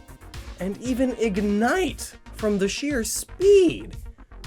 And if you've been watching my channel for years, you'll know I did a similar theory on how fast would Captain Falcon's punch need to be for it to actually ignite. Warning, the quality in that video is pretty abysmal as it's a way old video, but I still recommend it. But just a heads up. Also, I did a similar thing with One Punch Man, maybe you'd prefer that one. But we found that it really is insane for things to just ignite with only air friction. Yeah, sure, things falling from outer space ignite all the time, but that's because it's falling multiple miles towards the Earth. Here, we run into the problem of it igniting within a tennis court's distance. Spoilers! That's not a lot. The official size of a tennis court is about 78 feet, so between the average positions of the players, that would give us about 60 feet. Also, 60 is an easier number to calculate with, so let's just say, yeah, let's keep it easy. One more thing, I am no thermodynamicist, so take all of this with a grain of salt. I do love me some math, huge math nerds over here. But I am by no means an expert. More theory makers ought to learn to specify that. Now I am going to be using stagnation temperature formulas, and while I know this isn't the most accurate explanation, it's one that I understand. Consider this a fair estimate to a very bad estimate, but an estimate nonetheless. All kinds of other nonsense. Physics is insane. So taking the first law of thermodynamics into account, we're gonna need some variables. Let's assume some variables though, because that's what all mathematicians do unless they're getting paid. Let's just say the tennis court is at sea level and it is about 72 degrees Fahrenheit or 22 Cs outside. We also need the ignition point of nylon, which is the tennis ball fluff and all that, which is 220 Cs. Thank God for Google. We also need the specific heat capacity of air, which is 1003.5 kJ. Again, thank you for Google. So we put that into the equation, which is a mouthful, so I'm not going to say it. We are looking for V, or our velocity needed to ignite. So enter it all in and we get this amazing thing. Yep, 1,400 miles an hour. To be a little bit more realistic but much less concrete, it would probably be several hundred miles an hour faster to see any noticeable kind of ignition, and probably several hundred miles per hour faster than that to see any kind of sustained burning. It doesn't help that ignition in and of itself is a difficult process to define and understand. The surface of the tennis ball per se isn't what's burning, it's volatile compounds being released by the heating of the nylon, which combust when they combine with oxygen in the presence of high temperatures, almost like a flaming aura, which is actually what we see in the games. So essentially the ball isn't the thing that is on fire, rather the air around it is. So this ball is going 1,400 miles per hour minimum, and it got to that speed in a few yards, which, to be honest, the acceleration forces on this ball must be insane. In fact, we need the acceleration later, so let's just calculate that out right now. So it's a total of 60 feet, and it goes 1,400 miles an hour almost immediately. Time is distance over speed, so we have t, which equals 0.03 seconds. That's really fast, let's just say. So we can now get the acceleration using the formula acceleration equals velocity over time, so essentially 630 meters per second over our 0.03 seconds, which is about 21,000 meters per second. Or meters per second squared? That's quite speedy. Wow. The average tennis ball is only a few ounces, about 2 like we stated earlier, so it's rather light when you think about it. But have you ever been hit by a tennis ball? I sure have. Actually, I haven't. I don't go out of the house ever. But I've seen plenty of videos of people getting a good ball to the face. They're great. And it hurts! And those balls are all going under 200 miles an hour. Remember, the fastest server ever? Heck, I'm sure these balls could break bone if it hit one of the smaller bones, but we're talking rackets, not bones here. How much energy would this ball hit with? Let's imagine it's hitting it square, right on the racket throat, no angles. 1, because that would mean I'd have to do more work, and 2, I don't want to do more math, you've already made me do so much already. Let's just say the perfect set of variables. Tasty spot for tennis balls. So we have a 60-gram ball moving at 630 meters per second. Ignoring the supersonic explosion due to its speed, this thing is going to hurt! Now, we all know collisions aren't perfect, but this is a game, so let's just assume it's a perfect transfer of energy. Here, we have all of the energy transferred perfectly into the tennis racket. But the ball does squish, and this gives us a few things that we need. The ball, by official guidelines, is 6.86 centimeters, so we can assume it's able to squish almost its entire length because of its hollow body. So let's say it's 6 centimeters. So if the ball hits the racket, and assuming the racket is not blown back immediately and it holds its ground firmly, we can get the force applied in G's. So we take the distance of 0.6 meters, and we take the velocity, which is 630 meters per second, and we get that it accelerates in only 0.0009 seconds. It's pretty crazy. That would mean its acceleration, or deceleration for that matter, is 1.4 million meters per second. Translating that into force gives us our answer. 140,000 G's of force. You get it? G's because that's the unit, then G's because that's the average human passes out at like 6 to 10, but that's not truly the force of the ball. That's if the racket and player didn't move, and we most definitely see the player spin back as the racket flies away, shattered to bits by this insane force. I don't even have to compare the force needed to break graphite spoilers. the ball is plenty strong enough to shatter it completely. Now, just to clarify, that is an insanely rough estimate. Like, the Rocky Mountains of rugged. Manly man of rough inaccuracy. That's me, the manliest inaccurate mathematician there is. Grr. Moving on, that's still an impressive number. While the ball is most definitely able to shatter the racket at those speeds, we can see in-game it's not actually moving that fast, obviously. So we're just applying some real-life science to the game where you can play tennis with a large ball dog that has a chain for a tail. What has my life become? Peach isn't a human. That's right. Your favorite princess isn't who she seems to be. Who is this Princess Peach? If that even is her real name! But what am I talking about? Other than corrupt monarchical rulers lying to your face about their past? No. I'm talking about the new Super Mario Bros. U Deluxe Edition for Nintendo Switch. I know, catchy title for a game. Recently, in a Nintendo Direct, Nintendo gave us a little teaser for new power-ups and characters you're able to play as in the game. As it is the Deluxe Edition, so it better add some stuff. One of the more interesting additions is the addition of Toadette, and not Captain Toad. Really missing a good PR move here, Nintendo. Though I suppose Toadette adds a girl character. I mean, who really wants to play as the yellow Toad? But why remove the blue and obviously superior Toad for the lame-o color? Ugh! Anyways, back to Toadette. It seems that Nintendo love to mess up their own canon just for a few giggles. And market research. But this time around, they've added a Toadette-only power-up, which is a bit odd. Toadette, upon getting this new power-up in the new Super Mario Bros. U Deluxe Edition, is able to transform into Peachette, which looks like a somewhat smaller version of Peach. There are a few other differences, though. Let's see. Eye color is gray instead of blue, her hair is in 2 braids, much like Toadette's braids, and her dress is quite different, with a large bow and ruffles, along with large bulbous brown shoes. And to top it all off, literally, her crown is different. And with this information, my head just begins swirling with ideas, wondering what the possible explanation could be. Because I love doing that to myself. It really sucks. Also, doing so is just what a lot of people love. I mean, fear of the unknown is the #1 fear. Boom! So don't you worry, I'm here to help you sleep at night, by which I mean give you a possible answer to this query, a hypothesis, a theory. I mean, after all, this new info means that Peach could very well just be a toad with a crown mushroom. Also, that's what I'm going to call it from now on to clear things up, a crown mushroom. This power-up, this crown mushroom, looks like a pink mushroom inside of what looks like a cartoony version of the princess crown. And it has eyes. I mean, why does everything have to have eyes these days? I mean, Peach is human, right? She looks like one. And, I mean, I know humans. Like, I'm a human. 100% of the way. And Peach looks human to me.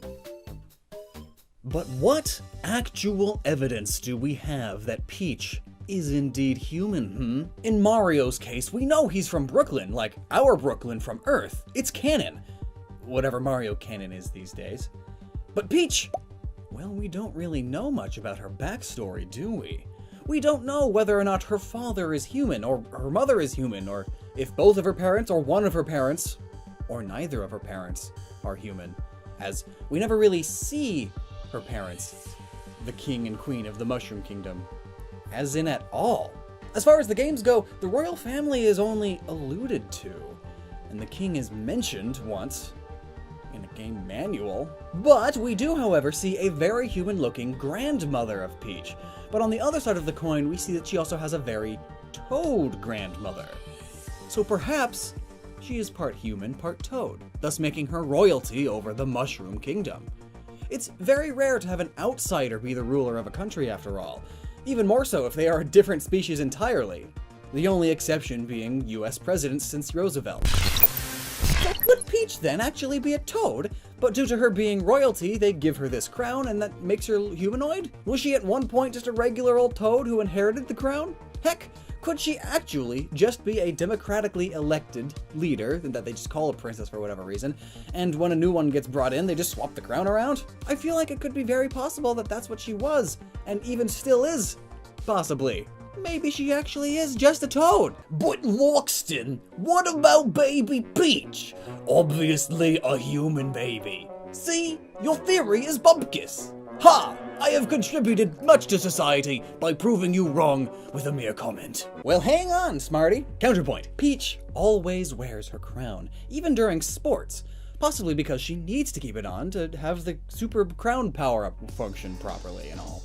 Heck, even baby Peach has the little old crown. The one and only time she's not wearing her crown is in Mario Odyssey, which has 3 possible explanations. One is that this is a different Mario timeline, the 3D Mario timeline, wherein she is human all the way. 2, since we see her with Tiara the whole time, perhaps this power was infused into Tiara, and Peach only needs to be close to her for it to work. And 3, Odyssey is far, far along in the Mario timeline, so far that Peach has almost sort of absorbed this mushroom's power infinitely. I mean, look at Mario in Odyssey compared to Super Mario Bros. U Deluxe on Nintendo Switch. Mario can't get small or lose his power mushroom in Odyssey like he does in most traditional Mario games. So yes, I'm really just going to explain it away by saying that they were exposed to their power for so long that they lost the ability to revert back to their unpowered states. This is now their new normal. This does bring us to another point though. Why would mushrooms even give power in the first place? I mean, yes, eating things gives you the chemical power to run the biogenerator in your body, but not extreme growth, or turning into a human from a weird toad person. Peachette is weird. But Bowsette's where it's at. Also, her name shouldn't be Bowsette. The et came from Toadette. Are you people stupid? The name Peach and Bowser should come together the same way that Peach and Toadette came together, meaning it should be like Beach. Or Peacher. Peacher? I hardly know her. I gotta get to know her first. Here's a possibility. Toads may be like Smurfs. A society with very few females, primarily ruled over by one alpha, Peach, and one omega, Toadette. Presumably, the omega is there to take over if the alpha perishes. Hence why it's a Toadette-only power-up. So if we look at the Smurfs for comparison, they have very few females, and in fact, only in the Hanna-Barbera cartoon do we see the other 2 females, a child-esque kid-sister character and a loving old grandmother figure, who only really show up for plot points or toward the end of the show's life. But then, unlike the Smurfs, it seems that Toadette isn't the only female Toad. Well, that is until recently. I mean, this new power and lore explanation may be why the more recent Paper Mario games have been slowly burying individual female Toads. Almost like they are trying to fix their lore into a congruent world. Remember all the female Toads from all the previous Paper Marios? Now they're all gone, it's just Toadette. This is the new canon. We've overwrote the stuff. Nintendo canon is never easy. As someone who studies it, let me tell you. And fixing already established canon is tough. Just look at the mess of Metroid Other M. Speaking of Metroid, shameless plug. New Gnoggin merchandise. It's Samus as a magical girl.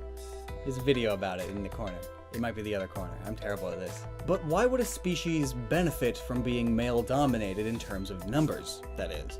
Well, normally, with the males, you get more testosterone, which helps build muscle and aggression and other strength-related attributes, which generally leads to more survivability. But when it's such a drastic difference in ratios, there's normally another reason. Confusing transition. Are toads kind of like honeybees? Not in the gender ratio way, but in the way that the only thing keeping a female bee from becoming a queen is its diet while a larva? Royal jelly could really just be the super crown mushroom power-up, but for bees. So these specially pampered princess toads get the crown early in life. Baby Peach, just like bee larva. And it helps start her super fast metamorphosis into her becoming human-esque. And it being a power-up really just makes it easy. If Peach dies, just plop the crown on another female toad. It won't be perfect. You'll get Peachette instead of full Peach again. But given time, Peachette loses the et, becomes Peach. It's just like how honeybees will start to form a new queen when their current one is just getting weaker and starting to die. It's just not performing up to snuff. So, Peach, or Princess Toadstool, may actually be a title given to the dominant female. Hence Toadette then getting the name Peachette, a little Peach, you know? Because she's the next in command if Peach ever dies. It's much like how Toad is just called Toad. It's his job or place in society. He isn't an individual. He's just Toad. So sad. But there is one more possible explanation. One more theory. And I think this is the one that's probably right. Maybe people wanted to play as Peach. But since the story of this game has Peach kidnapped, Nintendo, the market research geniuses that they are, gave us, the player, a proxy to fill that cute, peachy void Super Mario Bros. U Deluxe on the Nintendo Switch system has. By letting you power up Toadette into Peach. Side note, every single time I hear a Nintendo representative talk about a game, they almost always have to say, on the Nintendo Switch, after the title. Like, every single time. No joke. I recently met up with a bunch of them. It's absolutely true. Oh, I see you're playing Hyper Light Drifter for the Nintendo Switch system. Yeah, Hyper Light Drifter is like my favorite game ever. And like, it's gonna be great to take it on the go on the Switch. You mean the Nintendo Switch system? Anyway, let's get back to Nintendo's changing of game lore just to add a playable female character. So, Peachette fills that role pretty well, and she, being a Peach clone character, means that Peach could still be played, and the real Peach can still play the damsel in distress, as to not change the all-important story. Plus, hey, why should she work at all? She's royalty after all, it's totally plausible. Plus, I mean, if we look at these old images from the Super Mario Bros. Strategy Guide, which is likely not canon, obviously, but we can see that the princess looked rather different at first, and her crown looks a lot like the new power-up. In fact, the power-up looks very similar to the king of the Mushroom Kingdom's crown. I mean, look at them! Even the toads here! They look like humans! Real-life humans, but with a mild theme of mushroom headgear. And if those soldiers are supposed to be toads, then this may be further evidence of evolution on our hands. Perhaps they were human at one point and have become mushroom people from their environment and their diet consisting primarily of power mushrooms. Huh. Well, mushrooms do breed by spores, and some of them can grow while in or on hosts. I mean, there's even a zombie mushroom that takes over the brains of ants. Oh dear. What if all of the Star Children are actually just survivors from a space shuttle crash? Essentially, Star Children. Children from the stars, people. And after a while, the native flora absorbed their DNA and are now creating similar versions to further their spread across the universe. What if one-up mushrooms are just small, baby toads who have not matured yet that will one day grow into Mario? What if it's actually just more Marios waiting to rapidly grow once the original Mario dies by taking over the old Mario body and recreating itself from all the one-ups he's carrying, thus continuing the mission? Is our plumber from Brooklyn hiding a dark secret? Has our original Mario been dead for ages? Has he been taken over by the Mushroom Kingdom spores? Is he in reality just a grotesque host for the mushrooms to control with their spores? We then see in Mario Galaxy, they, the mushroom hosts, are befriending Rosalina, who possibly is from the same race as the original Star Children. Is Bowser then just one of the few remaining Star Children who have not been infected due to his love of drastically drier and warmer climates? Or perhaps some turtley immunity? Or better yet, was Bowser taken over by a rival race of mushrooms? I mean, why else would Goombas look the way they do? I mean, the science is there, sheeple! Wake up! Nintendo is predicting the future of our populace. We send off 7 of our children to continue our race, but they ultimately succumb to the dangers of the world they land on, endlessly used as puppets to accomplish tasks in an unknown war of fungi. What if... Holy! Don't you even continue this! We don't need this channel to become this! I can barely stand you right now! Ugh. Oh, don't you worry, he's not dead. Just incapacitated for a while. A while longer now. So, the new Mario Party came out. Super Mario Party! I was a little worried until I actually got my hands on it. And man, I'm super glad that Nintendo gave me a copy. So yeah, just letting you know, yes, Nintendo gave me a copy of this game. I legally gotta tell you that. Rules be the rules. However, that will not influence my decision in this purely factual tier list. The newest, coolest feature I've found in this game is that it's actually fun compared to the previous Mario Party. No lame, weird gimmicks or redesign of the entire game like the last one. But also, one of the biggest changes is that each character now has their own dice block, unique to each person. Though of course, they can choose to use the standard dice block that everyone has if they want. Turn per turn also. But speaking of those dice blocks, this video is going to be talking about what dice are the best and what dice just kind of fall flat. Onto the bad sides, that is. So, lots of math and probability being calculated today. Let's figure this out.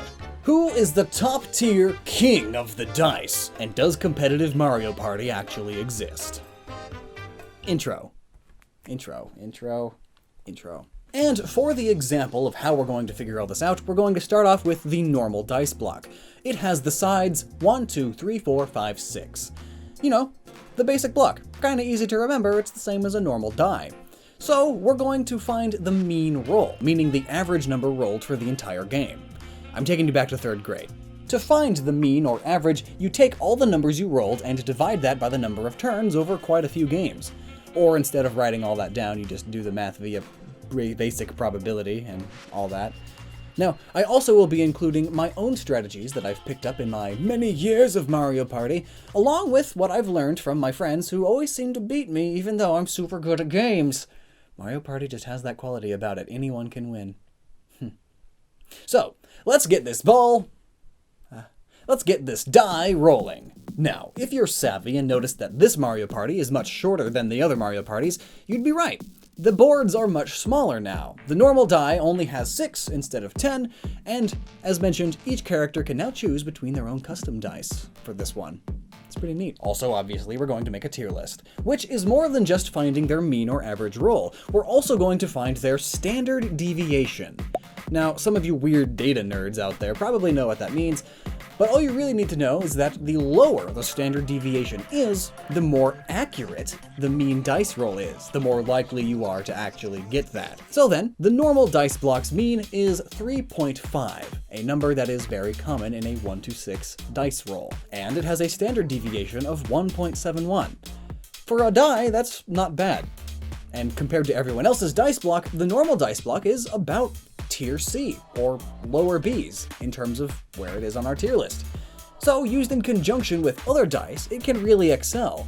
Similarly, other dice can benefit from the inclusion of a dice block that's normal. Well-rounded rolls, it's all strategy. So next, let's look at the main man Mario himself. His dice block has the sides 1, 3, 3, 3, 5, and 6. Exactly what I would expect from our resident jack-of-all-trades Mario. I mean, it's pretty safe for a die layout. Slightly better payoff, but really it's not that great. Better to go 3 than to go 2 in most cases, but not so great to go 3 instead of 4. He really doesn't have anything that's crazy. So it's a good basic die, with an average roll count of 3.5. Yes, I know there's no such thing as a roll of 3.5, but that's how math works. Also, his standard deviation is only 1.61, meaning he's a bit more standard than the actual normal dice block. In fact, he's more safe than the normal dice block thanks to all those 3s. Mario's final score on our tier list is B. Luigi's dice block has 1, 1, 1, 5, 6, and 7. At first glance, it's pretty bad, which isn't too far off for our second-rate brother here. He's got very little reward for the risk he's got. Now, I'm not saying his die is the worst. In fact, it's not even bad at all when you really get into Mario Party stats. When you have an ally who raises your roll, Luigi's dice can truly contend with some of the more heavyweight dice, but with almost no risk. I mean, his average roll count is 3.5. Again, same as Mario, but his standard deviation this time is all the way up at 2.57. Also, you may be asking, wait, how could Luigi go 3.5 squares? His die doesn't even have a 3 at all. Well, the mean or average takes into account all movements, so over the entire course of the game. All those 1s that you roll get balanced out by all the 6s and 7s that you roll. In turn, an average of 3.5 squares. See? It's not that complicated. Now our next dice block is much more difficult and a little harder to understand, but here, Luigi's final score is about a B. Peach's dice block has a 0, 2, 4, 4, 4, and 6. Oh!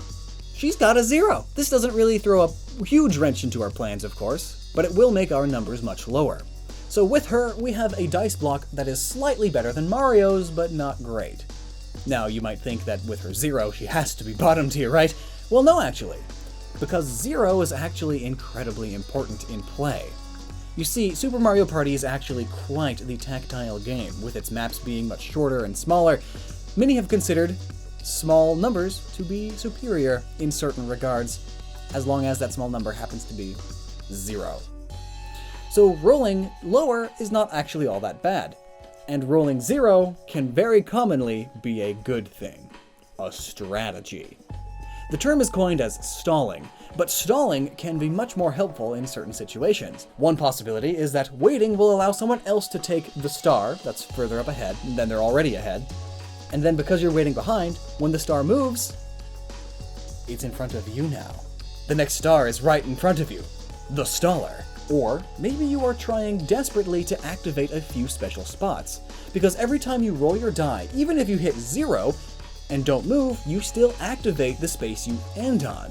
So you could, in theory, keep gaining coins, or even special event spaces, if you just keep rolling 0. So it's not to say that Peach's dice block is bad because of the 0. No, in fact, it is better because of it.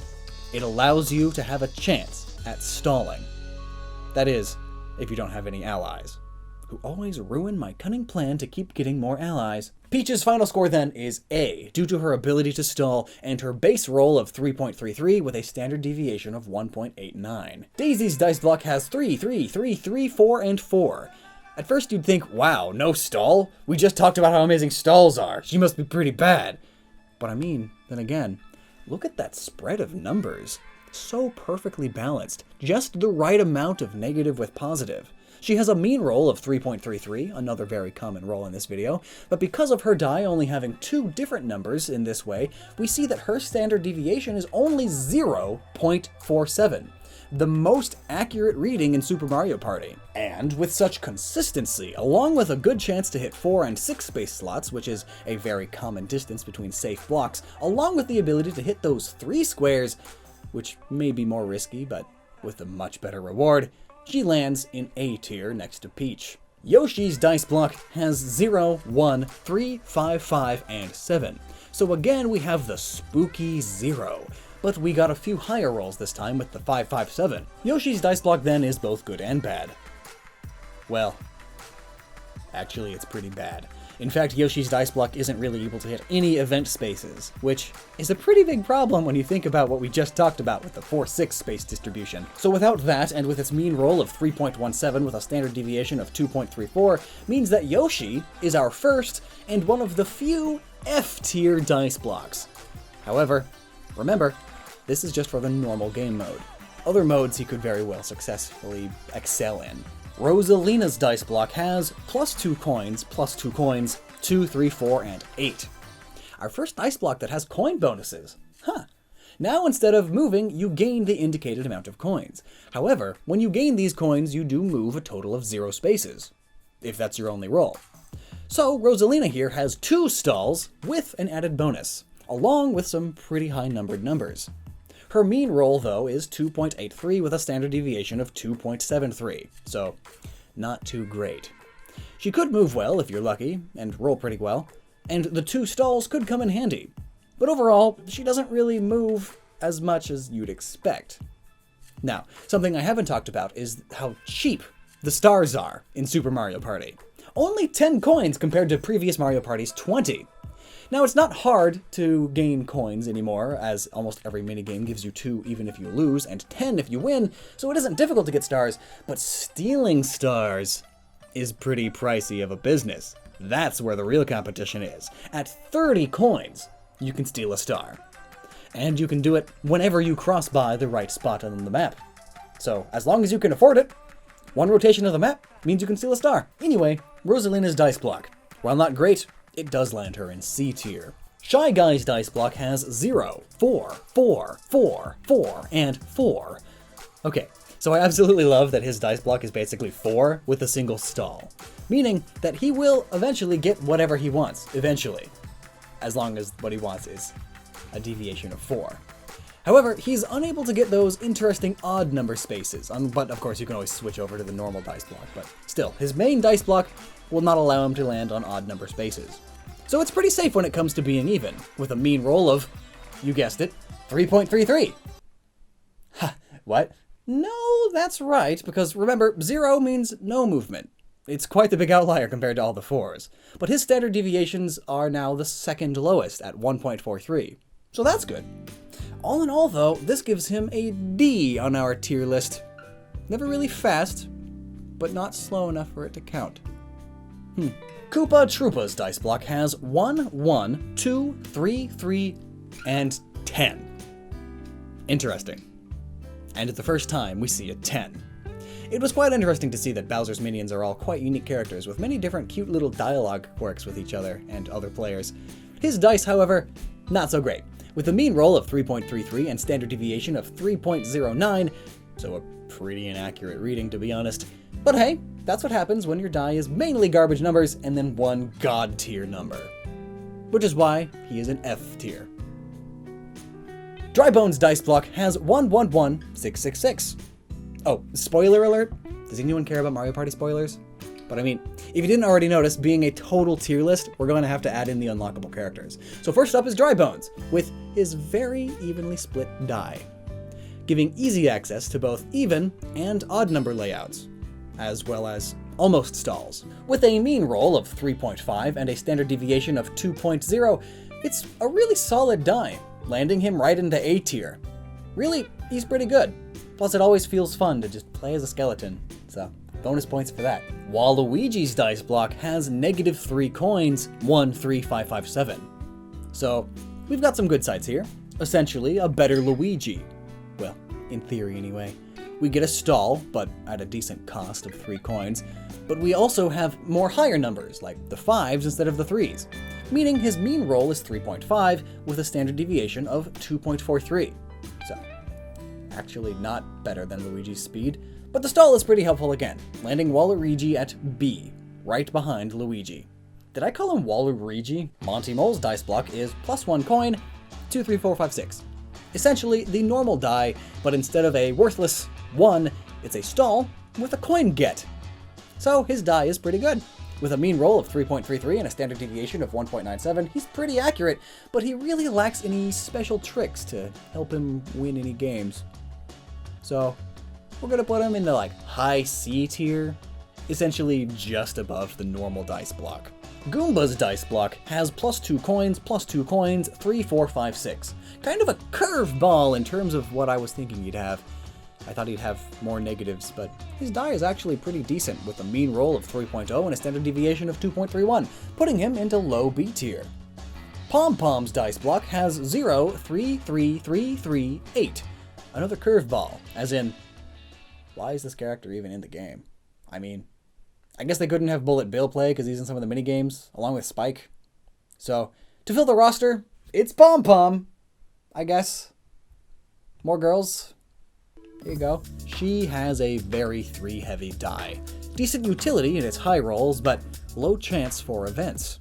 With a mean of 3.33 and standard deviation of 2.36, she really can either move a lot or not, moving her into B tier. Wario's dice block is -2 coins, -2 coins, 6, 6, 6, 6. Oh boy, what can I even say here? He's a greedy guy. A greedy S tier guy, that is. The payoff for his negative is pretty great. In this new Mario Party formula where the board is much smaller, your movement is all about going quickly or stalling. And quickly moving around the board will be a little bit better for the most part, because you can run around, get more coins, get more items, get more special events, because you're running constantly everywhere. And when you include allies and items, Wario can easily get 15 plus rolls regularly. With a mean roll of 4, he's a fast character. And a standard deviation of only 2.85 means he isn't too far off from characters of average speed. Hence, why he is definitely an S tier. Bowser Jr. has 111449. So after the wondrous Wario's dice block, we come to this thing. While not terrible, it lacks a few things, but a mean roll is pretty average at 3.33 with a normal standard deviation of 2.87. Essentially, he's pretty similar to Mario's die, except that he could, in some games, perform worse or better. It really comes down to luck here, landing him in B tier, just like Mario. Bowser's dice block has -3 coins, -3 coins, 1, 8, 9, and 10. Now, his die may seem pretty risky, and, well, that's because it is, but with a mean roll of 4.67, but a very, very high standard deviation of 4.38, Bowser can either be your angel or your devil, a truly risky die to use. However, this risk is very worth it, as he can easily roll higher than the average, and can easily get you stalled however much you really want. At a decently pricey amount, 3 coins. But even with all of these negatives, I can see Bowser easily being an A or even S tier. Boo's dice block has -2 coins, -2 coins, 5, 5, 7, and 7. I wonder why Boo likes the numbers 5 and 7. It may have something to do with ghost myths or something. I'll have to look into that later. But for now, Boo's mean of 4 with a standard deviation of 2.94 puts him in a very good spot. Again, much like Bowser, possibly being another S tier character. Hammer Bros dice block has +3 coins, 1, 1, 1, 5, and 5. A welcomed addition to the Bowser team, Hammer Bros dice block is a bit of a risk-reward system too. Ones can be devastating, it's true, but 1 is very easy to overcome with how easy it is to get items and allies. Hammer Bros mean of 2.83 and standard deviation of 2.19 means he's not gonna win no race, but he will at least place on the tier list, right with his Koopa brothers, in F tier. Lovely. Donkey Kong's dice block. It's +5 coins, 0, 0, 0, 10 and 10. Oh man! The King of the Jungle has got some crazy ideas for dice. No wonder he wasn't allowed to play until recently. But this huge discrepancy is quite odd. It still has a mean of 3.33, the same as Daisy, so he is still very viable. However, this standard deviation is almost at 5 with 4.71. Now, number-wise, this ain't great. It's not that great of a thing. But in actual game, the standard deviation tends to go up more than down, due to all the factors I've explained before, such as items, special spots on the board, all that stuff. It also seems like, at least every time I play, DK always gets way lucky all the time. But even without this magical luck, DK lands himself right into S tier, just due to his absolute crazy mobility and ability to stall as well. It's the best of both worlds. If you can really time your dice block punches, it's perfect. And finally, the last character that no one really cares for. Diddy Kong's dice block has 0, 0, 0, 7, 7, 7. The kid cousin of DK has some lucky 777 dice, which is not entirely good. In fact, I'm just going to spill the beans and say he's in C tier, with a mean of 3.5 and a standard deviation of exactly the same, 3.5. It's almost entirely 50-50 as to whether or not you are going to move. Now, this dice mixed with the mother's dice is a really great power to have, much like being able to use Shy Guy's dice if you really need 4. It's just the situation requirement. And with that, we now have our tier list. Here it is. Throw it up on screen. Wow, tier list. And of course, this is just as the game is now, as it's launched. They may treat this a bit like Mario Tennis and add more characters, maybe even boards along the way. But for now, here you go. Hope I didn't miss anything. Welcome to Earth, circa 14,000 AD. The planet is populated not by dinosaurs, not by men, but by aquatic life, adapted to live on land. The most recognizable species to adapt in this way are the Inklings, evolved from squids, and Octarians, evolved from octopi. Other forms of life exist as well, from jellyfish to sea urchins, sea cucumbers, regular old fish, but I digress. How did it get to this point? What happened to wipe out all of the mammals save for a few scattered felines? And only in 12,000 years. How did mankind fall? And is it something that we should actually worry about? Is Splatoon's apocalypse possible? On the surface, if you pardon the water pun, the Splatoon games seem like simple, lighthearted fun from Nintendo, a world populated by squid people who sling brightly colored ink at each other in urban environments. Everything is bright and happy and inspired by a fusion of American street fashion and Japanese pop culture. You'd be hard-pressed to find anything aesthetically about these games that implies anything is amiss. But the lore tells a different story, a much darker story. You find a sunken scroll showing a human skeleton. Callie at one point says during a Splatfest announcement that she would want to go back into the past to see one of these odd human things.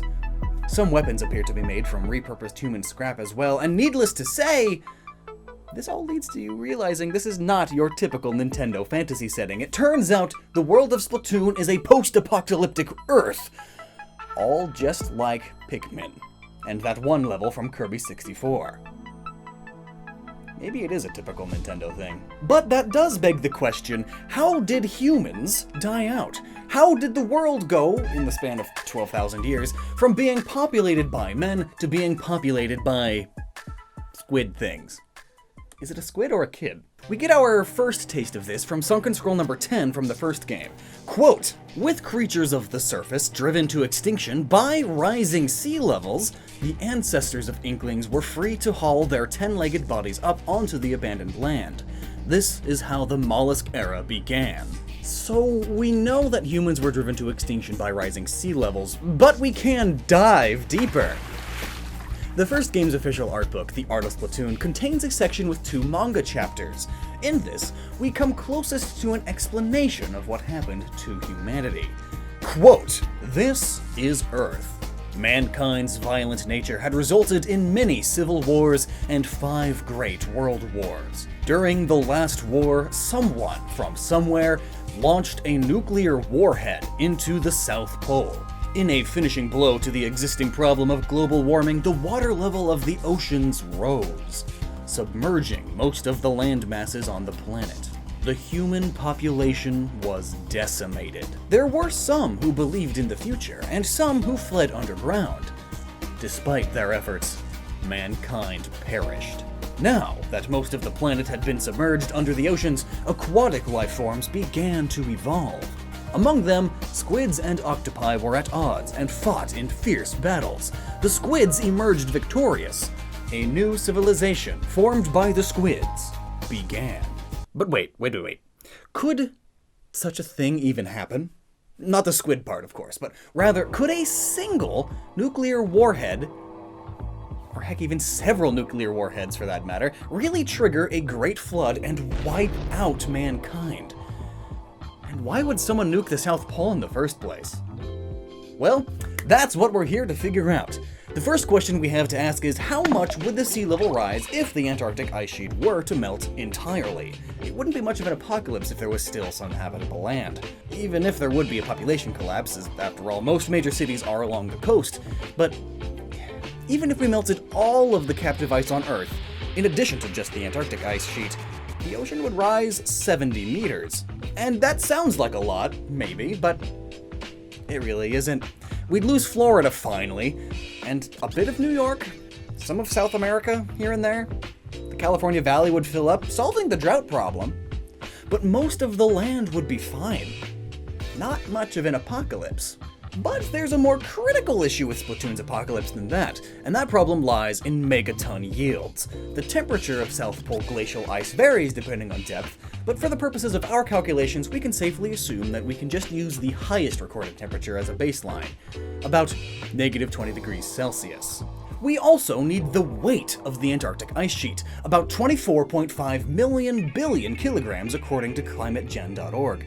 Let's also get the heat coefficient of water, about 4.186 joules per gram degree Celsius, and the heat fusion of ice, about 334 joules per gram. And to clarify what that means, a joule is a unit of energy. To keep it simple for the sake of this video, there are 4 joules of energy in 1 calorie of food, calories being that thing that gives your body the energy it needs. That kind of explains what a joule is, I hope.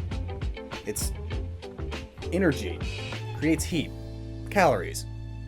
So first, we need to raise the temperature of the ice to 0 degrees Celsius, so the ice will actually melt. Multiplying the mass of the ice, 24 quintillion 500 quadrillion kilograms, by the heat coefficient in joules per kilogram degree Celsius, 4,186, gives us the amount of energy in joules needed to raise the entire Antarctic ice sheet by a single degree. And that number is 102,557 billion.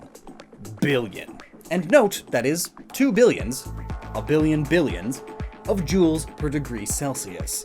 And we yet again multiply that by 20 degrees, giving us 2,051,140 billion. Note, yes again, 2 billions, a billion billions of joules. And to make that a more manageable number, that's equal to 2,051,140,000,000 terajoules of energy. And yet, even still, that is only half of the picture. Now we need to add the energy needed to actually melt the ice, because there is a big difference in raising the temperature to melting point and actually melting the ice when it comes to mathematically quantifying science. So, we once again take the mass, this number I'm not going to say, and now we multiply that by the heat of fusion, the energy per mass needed to turn it from a solid to a liquid, about 334,000 joules per kilogram. This gives us 8.183 million billion. Note, yet again, 2 billions and a million. There's a billion billions, and then there's a million of those billion billions. Again, to make that a more manageable amount, that is 8,183 billion terajoules. Our total amount of energy needed then is this 2 trillion number of terajoules plus this 8 trillion number of terajoules, or about 10,234,140,000,000 terajoules. For reference, 15 billion terajoules of energy strikes the Earth from the sun on any given day. This means you would need the equivalent of 282.276 days worth of sunlight, or around 1.85 years worth of sunlight, from the whole Earth, remember, to melt the Antarctic ice sheet. This, if you couldn't tell, is a ridiculous number. But let's keep going. Taking that number and converting it into megatons of TNT, we'd need a nuclear bomb with a yield of 2,446,018,164.43595 megatons to melt the Antarctic ice sheet. And for reference, the Tsar bomb, the largest nuclear bomb ever built and demonstrated, had 50. Theoretically, it could go up to 100. So, we would need the equivalent of almost 24.5 million of the most powerful, theoretical nuclear bombs ever designed in order to melt the Antarctic ice sheet. For some reason now, I doubt the Inkling's account of history. Yeah, you better fall. You deserve that. And in addition, why would someone nuke the South Pole to begin with? The Antarctica Treaty System sets the continent aside as a scientific preserve, with a ban on military action. And examining the 53 parties to the Antarctic Treaty System, it contains 7 of the 8 sovereign states that have successfully detonated nuclear weapons. Even if someone did, all you'd have to destroy is a bunch of science stations and penguins. And I fully understand wanting to nuke penguins, but actually going through with that? You monster! It just seems unlikely to me, is all I'm saying. So now we've established that the motive isn't there, and the means of doing so, as stated at least, aren't there either. But what if there wasn't a need for a motive? What if it was a rogue missile that missed really, really badly? Or someone happened to press a wrong button? Could we establish an alternative means of causing this apocalypse? Some people have suggested that it wasn't the Antarctic ice sheet melting that caused the issue, but the radiation.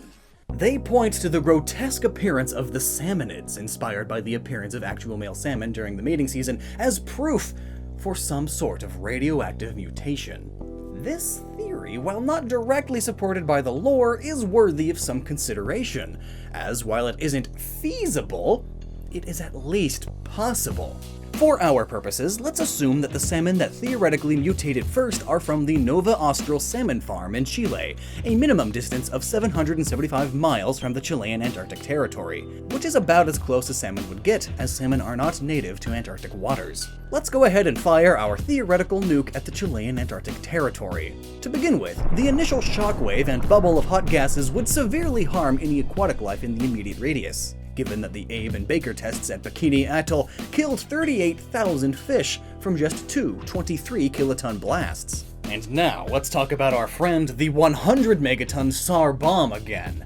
According to NukeMap, the thermal radiation radius of a 100 megaton SAR bomb detonation would be about 40 miles. Good news! Our salmon are outside of the blast radius by over 700 miles, so they don't die right away or suffer any life-threatening burns. The bad news is, based on the fallout contour from NukeMap and current wind data from earth.nullschool.net, it looks like the Nova Austral farm is right in the path of the fallout, receiving at minimum 10 rads per hour of airborne radiation. Now, sadly, no good data exists for the LD5030 for salmon, which is the radiation effects on them, but 300 to 3000 roentgens of radiation over a short period, which is equivalent to 280, 300-ish, all the way up to 3000 rads in soft tissue, would certainly be fatal to a rainbow trout. And even as low as 16 rads over a short period of time would be fatal to poor little rainbow trout eggs. Humans, in case you were wondering,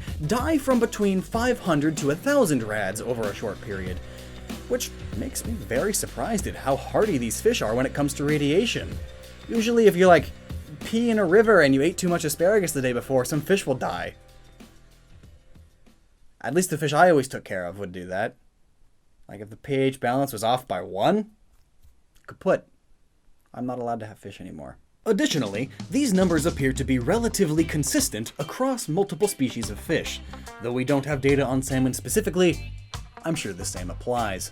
Now, it's worth noting that the 10 rads per hour number is for airborne radiation, and that the waters at the Nova Austral farm can be over 60 meters deep. However, while I couldn't find any data on the depth of the salmon pens, Nova Austral also is a hatchery, which means shallow water and juvenile salmon. This creates the perfect set of circumstances for non-fatal mutation. Now, of course, in real life, radioactive mutations aren't going to be the cause of salmon developing a large brain or bipedal body structure. Even the carp and catfish in Chernobyl's cooling ponds have been exposed to significantly greater amounts of radiation without any visible deformality. In fact, there's even research being done showing that fish can develop radiation resistance from small primer doses. But for the sake of the argument, let's say that the Splatoon universe operates by the same rules as 1950s sci-fi, and that these are the perfect conditions created for the salmonids to evolve beyond that of a regular salmon. What then is in store for us humans? Well, Sunken Scroll 16 from Splatoon 2 gives us some idea on what to expect, and it does not look good. The scroll has a quote from an inkling religious text called the Book of Madai, which reads as follows: "When smoke rises from the 7 rings, the pink fish will emerge from the sea, devouring all of the creatures of the land. The corresponding artwork depicts a horde of salmonids." It seems then that the salmonids, while being self-aware and intelligent, are a belligerent and barbaric species that raise any society they encounter, and may even eat the people within. Eventually, as a stable salmonid population existed, and boy do they populate fast, salmon lay so many eggs, and during one of the salmonids' migrations, mankind was overrun, and possibly even consumed. And now, with the land cleansed of human life, and the salmonids primarily dwelling in the sea, the stage is now set for other marine life to evolve and begin their journey. As the art book puts it, the age of the squid has begun. So, in summary, the lesson to be learned here is that don't nuke Antarctica. It's useless. You really can't get anything out of it unless you want to radiate some fish. And maybe if you nuked it a lot, you could take out Florida, so there's that. Fingers crossed. You know, There's something I've always wondered about Splatoon. Inklings and Octolings get splatted in water, but they're marine life. At least originally. I know we always end up discussing biology when it comes to Splatoon, but there are so many biological questions in this series that are worth asking. So of course, let's ask, why is it that water makes Inklings go...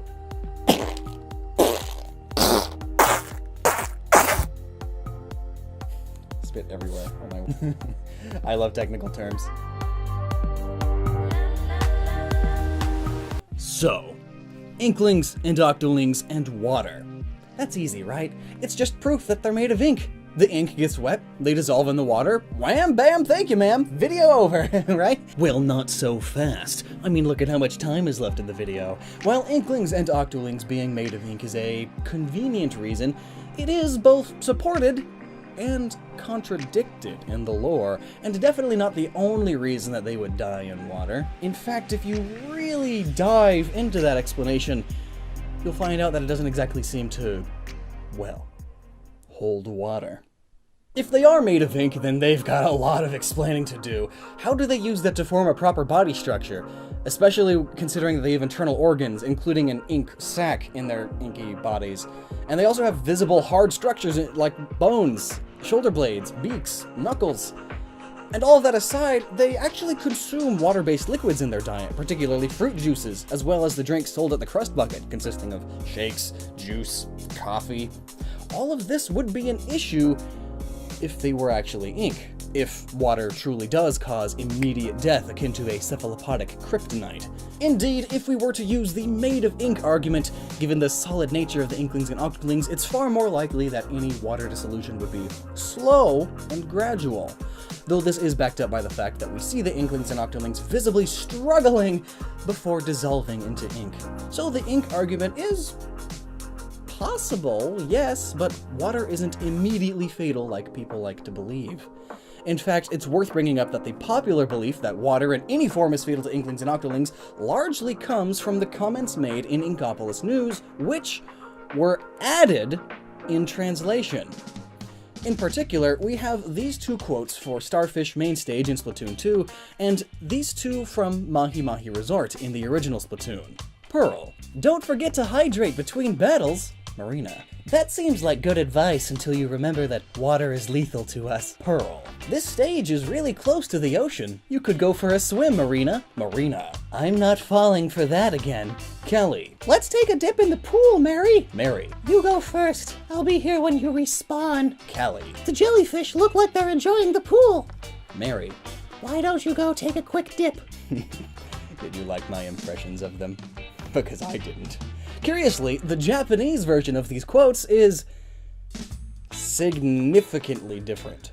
Credit to Tumblr user Foolish Ignis for translating the Starfish Mainstays quotes at our request, and credit to Inkopedia for the Mahi Mahi quote translations. Pearl, getting all heated up in battle is fine and all, but remember to bring it down and drink some water now and then. Marina, Pearlie's mum advice is all I need to fill me up. Thanks. Pearl, this stage is actually real close to the sea. Marina, I know, the sea breeze feels so good when you're in the heat of battle. Kelly, I want to battle here in a swimsuit. Mary, Yeah, let's ask our director about it. Kelly, The jellyfish look like they're having fun playing in the pool.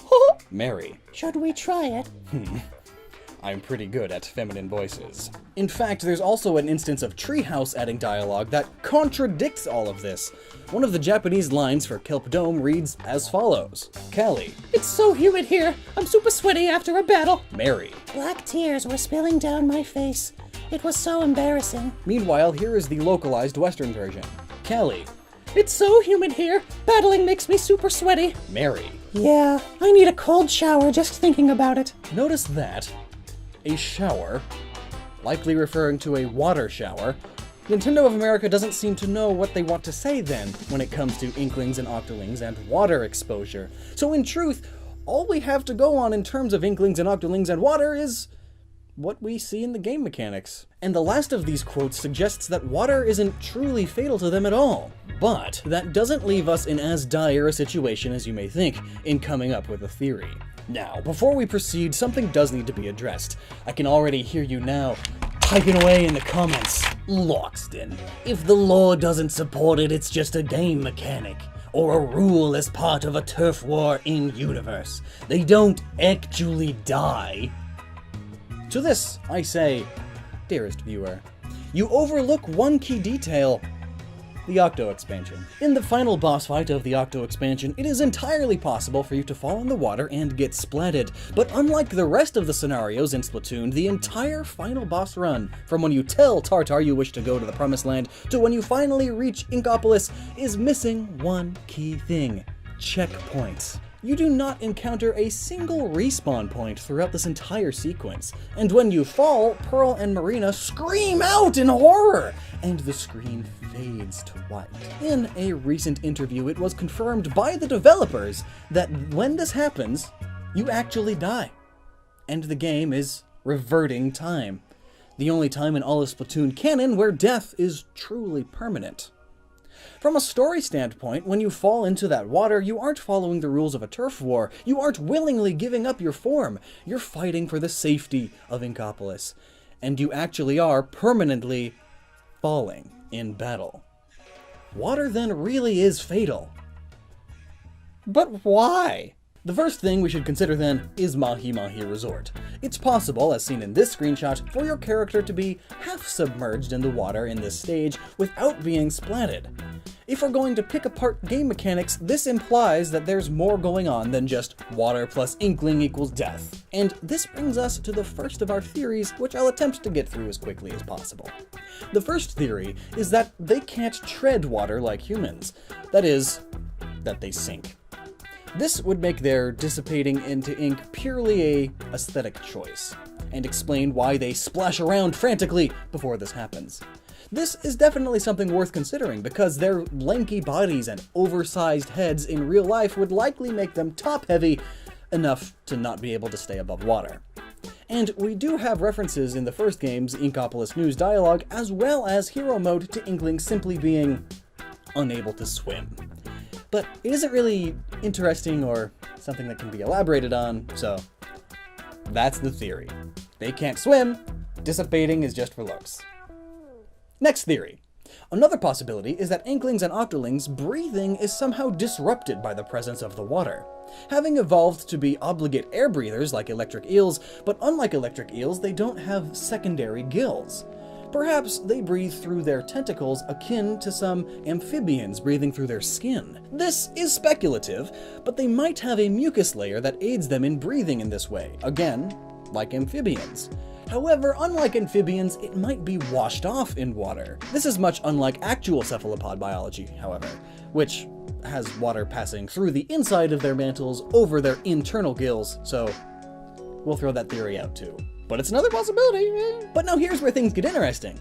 Notice the types of water you encounter in Splatoon. Arowana Mall is next to a beach. Salt Spray Rig is off the shore, being an oil rig. The Manta Maria is a boat in the middle of the ocean. All of these stages share one quality: salt or ocean water. Some stages, such as Camp Triggerfish, which is over a lake, don't follow the theme, but in general, when water is involved in Splatoon, it is natural water. Or in the case of Mahi Mahi and New Albacore Hotel, water containing high amounts of free ions, being that it's chlorinated. The easiest explanation then is that water containing a high concentration of free ions, such as chlorinated or salt water, is somehow harmful to Inkling and Octoling physiology. This could work through a similar mechanism to frog skin, where most frogs, when placed in salt water, will be quickly dehydrated and poisoned from the salt leaching into their bodies. Again, though, that's far too simple and makes far too many assumptions without any justification. But there's at least one more theory that we have to consider. Again, that mostly natural water sources seem to cause this issue. And note again that Inklings and Octolings appear to lose body cohesion when falling into said water.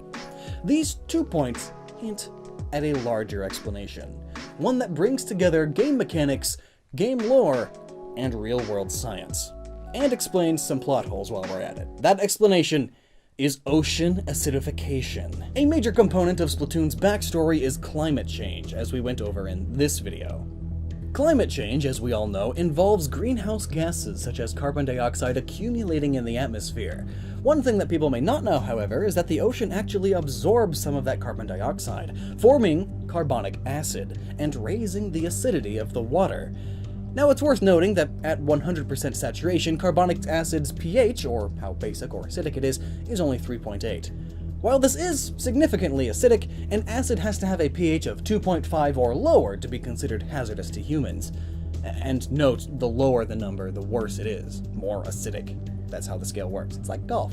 However, marine life is far more sensitive to pH imbalances than us humans. In fact, ocean acidification in real life has already resulted in growth abnormality, diet changes, and longer egg development time in squids, as well as having negative impact on cephalopod development in general. And taking that fact and applying it to early Splatoon lore, indeed, this increased hostility the ocean has towards marine life may be what prompted the squids to leave the seas to begin with. So, out of all of our explanations, this one seems to be the most plausible. The water, having a pH level significantly below that which is safe for marine life, is harmful to inklings and octolings foolhardy enough to enter it.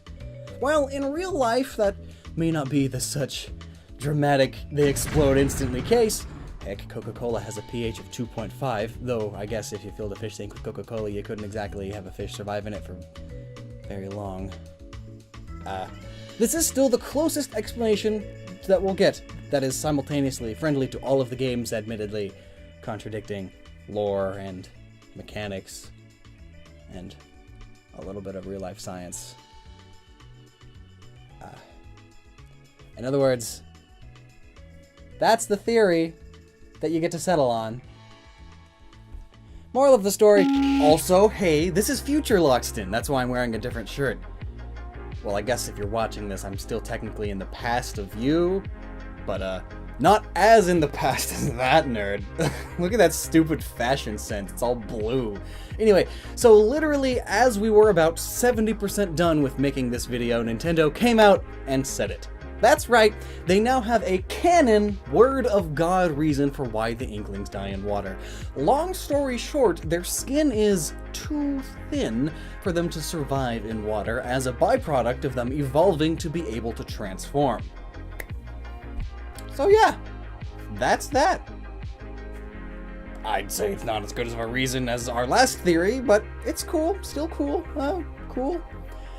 I thought Nintendo liked science! Also, newly data-mined dialogue for the European Adventure vs. Relax Splatfest states that Inklings and Octolings dissolve specifically in the ocean.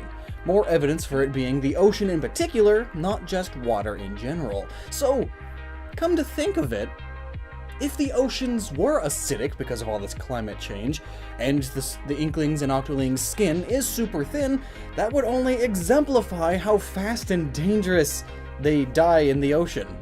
Of course dying in the ocean's dangerous, I don't know why I said that. So yeah, maybe their canon reason still, because it's not the best, still supports that last theory. It's possible. Thanks, Nintendo. Well, back to the, more in the past Lockstin. Moral of the story, if you ever run into a squid kid on the street, offer them a can of juice, not soda. Otherwise, your encounter may have a catastrophic end. The last thing you need is a puddle of person getting on your shoes. Inklings and Octolings are curious things. They evolved from squids and Octopodidae. Octopodes. Octopods? Octopuses? Oh well. However, they look like humans, sort of, now. That's strange, right? And it brings with it a whole host of lore and science questions. Why do they have arms and legs? And why do they have lips in front of their beaks? Questions like that. But of all of the questions you might ask about Inkling and Octoling anatomy, there is only one question we are here to answer today. The clickbaitiest of them all. Why do the Inklings and Octolings have breasts? Because let's stop real quick for just a second. Breasts are exclusively a human thing, cow udders and the like aside. Mammary glands and the secretion of dairy milk for one's young is 100% a mammalian thing. You know, mammal. Mammary. It's where the word comes from. And Inklings and Octolings are evolved from cephalopods. They're mollusks. they don't really share anything with humans biologically besides both being in the clade of Nephrosa, which applies to almost all animals anyway. Humans and the races in Splatoon's origins are as different from each other as they come. So again, why in the world would they have breasts, an exclusively human trait? Let's try and answer that question. To start with, we can establish that inklings aren't secretly squid-like mammals rather easily. You see, they don't have teats, the part of the animal where milk actually comes from. But how do we know this? A glitch in Splatoon 2's Hero Mode. If you die to water damage, respawn, and then take damage at the precise moment you complete a level, you see this. And yes, that's a dude. Don't worry. Additionally, if you consider the Splatoon manga canon, there's always this infamous scene featuring Goggles-kun. No nips to be seen. Males in many species still have this body part. They are just much smaller usually, but they still have them. And they are somewhat essential for having functioning milk-delivering breasts on the female. So then, if they aren't fully functioning breasts, why do they have them?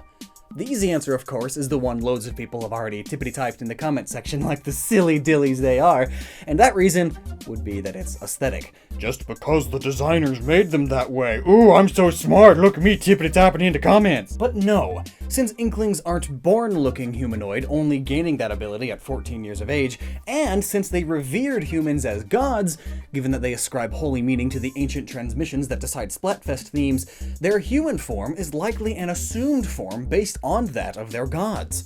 Breasts on the female and all. However, this is a weak explanation at best, since the Octarians' human cultural influence stops at DJ Octavio's design having nods to samurai, and their technology is far less derivative from that of humans when compared to that of the Inklings, meaning that they likely do not have this same cultural association. So clearly, the humanoid forms of the Inklings and Octolings aren't an assumed form, but actually part of their biology. Which means the breasts must come from somewhere, but where? After much research, we found two potential explanations, one rooted in actual cephalopod biology and the other rooted in the lore of Splatoon itself. The scientific explanation has less supporting evidence and will take less time to explain, and in my opinion, it's the least interesting of the two, so we'll go over that one first. You see, while you'd think that real-life squids and octopuses don't have any bit of anatomy that could be analogized to human breasts, well, they don't. But they have something close. Some female cephalopods, including many squids and octopods, have organs called the nidamental glands. Paired glandular structures found in the mental cavity that may be joined by additional accessory nidamental glands. These glands are involved in the creation of egg cases as well as the gelatinous component of cephalopod eggs. These are analogous to breasts in that, again, they're paired, they take the form of two adjacent glands like mammary glands, they even partially encapsulate the ink sac. And we know from Sunken Scroll 14 in Splatoon 2 that the ink sac in Inklings is found at least partially in the upper chest cavity. However, while both the nidamental glands and breasts are to an extent involved in reproduction and child rearing, they serve vastly different purposes. And this all hinges on the assumption that Inklings and Octolings still lay eggs, which is impossible because they have belly buttons. Darn, Marina, ruining everything. Belly buttons means placental birth, not eggs. They give live birth. They're just like lemon sharks. So there's that. There are a number of fish that give live birth, just like how there are some mammals that still lay eggs. It's weird. But there is still another explanation. Let's look at Sunken Scroll 5 from the first game, which depicts some Octarian propaganda, a dossier of sorts on Inklings. The text corresponding to this scroll mentions a high-pressure, high-capacity ink sac, and corroborating statements made in-game about Inkling and Octoling biology claims, bones, none. A creature that has no bones but is still a bipedal humanoid and with a high-pressure ink sac contained at least partially in the upper chest cavity. That's really strange. It's barring the convenient explanation of they're shapeshifters and are literally made of ink. Which, let's be real, the games are full of contradictory evidence, both supporting and debunking this. I think it's safe to say that while Inklings and Octolings lack bones, per se, what they do have is a skeleton made of cartilage. In all likelihood, hardened cartilage. Huh. So they're even more like sharks then. This allows them to, despite being boneless, still have highly developed musculature, as well as, actually stand up and walk around at all. This is even corroborated by Inklings and Octolings having visible shoulder blades, partially visible on the Squid Sisters and off the hook, as well as Inklings having knuckles that are visibly exaggerated even by human standards. But what does that have to do with breasts? I hear you ask. Well, think about it. We have 2 sunken scrolls depicting an ink sac partially or fully inside the upper chest cavities, depending on how much you write up to art style. An ink sac that is referred to as high capacity and high pressure. What does that suggest to you? Because it sounds to me like those breasts aren't made of fat. They're made of pure muscle, evolved the way they are to allow both for increased pressure and ink capacity inside their protrusions. But then comes the all-important question that always makes these breast videos interesting. Why only the females? Surprisingly, the lore offers some reasoning to this as well, although it's somewhat anecdotal. Consider the characters most associated with the turf war are all women, those being the Squid Sisters and Off the Hook.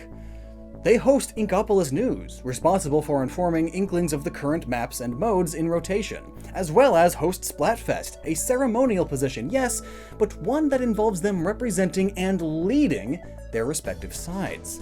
Consider that the canon designs for the playable characters in the game's single-player modes, Agent 3 in Splatoon, Agent 4 in Splatoon 2, and Agent 8 in the Octo expansion, are also all female.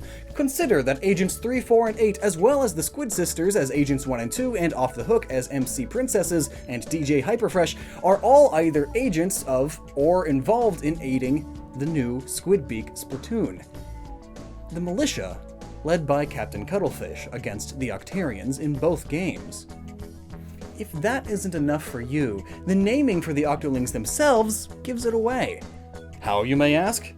Well, that involves looking at the Japanese version of the game. In the Japanese version of Splatoon and Splatoon 2, Octolings are referred to as Takozonesu, a combination of taco, or octopus, and Amazonesu, or Amazons, that is, strong, athletic women in power, specifically the women warriors that did the leading in war for the Amazonic tribes. Meanwhile, in the Octo expansion, Agent 8 and the playable Octolings are consistently referred to as just Taco.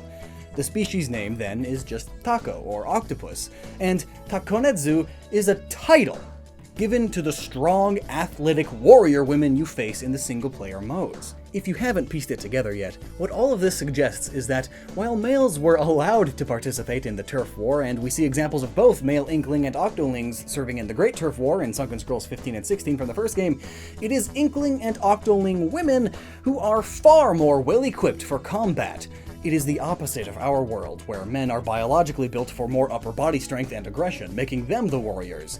But in the world of Splatoon, it's the other way around, hence the reference to the Amazons, and most in power being women. Again, the opposite in our case. It's a matter of evolution and adaptation. Male and female humans are different because that's how we ended up.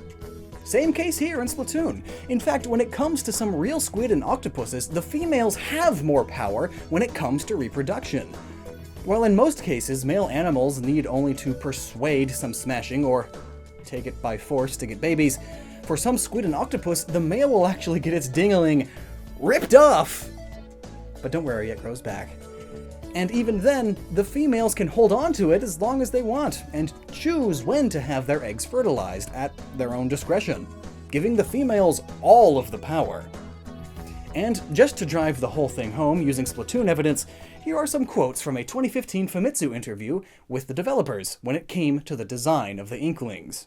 Quote, "The main emphasis was on the girl, to the extent that at first we thought whether or not it would be alright to not have a boy. When having a chance to design a new character, there was the fact that it's rare to have a girl lead in a Nintendo title, and also having a strong and active female may make it easier to become accepted overseas. The design was centered on the girl at first, and then the design of a boy was thought of in comparison." So, even from a game design standpoint, the female Inkling takes precedence, giving them the dominant power in their world, which in turn points to them having extra bits of muscle and or ink sac stuff around their ink parts in their chests. That extra muscle means they can eject the ink at a much higher pressure, making the females significantly better in combat, and thus, just like in our real-world history, those who control and dominate the wars conquers the world. The one who brings home the bacon. So there you have it, the reason Inklings and Octolings have breasts in Splatoon. Just try not to think about it too hard the next time you just blindly vote for whatever side Marina is on during Splatfest. Come on. Smash Brothers Ultimate! Yes! Yeah, what was that? No, go back. What? What the heck? What? So it turns out that this thing is Sukapan. And I'm gonna tell you all about it.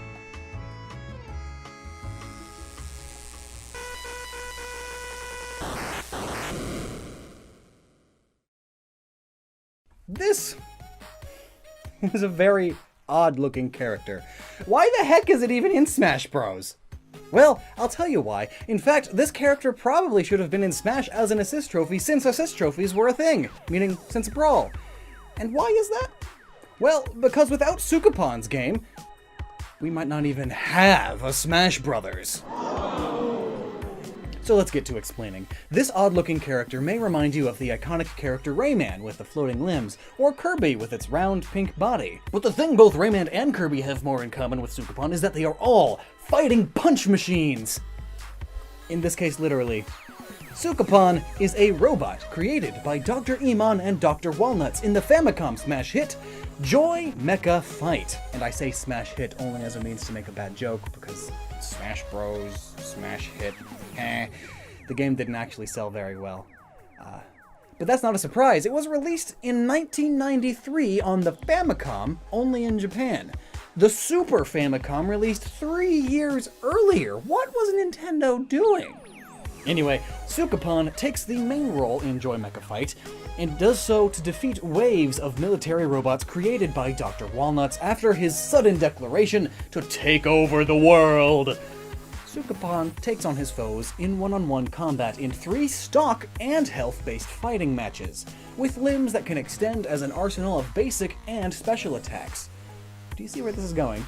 Well, Sukapan is quite the foe to behold. Sukapan is capable of blocking and mixing up his attacks with jump kicks or low sweeps or quick rolling attacks, and has a very powerful throw.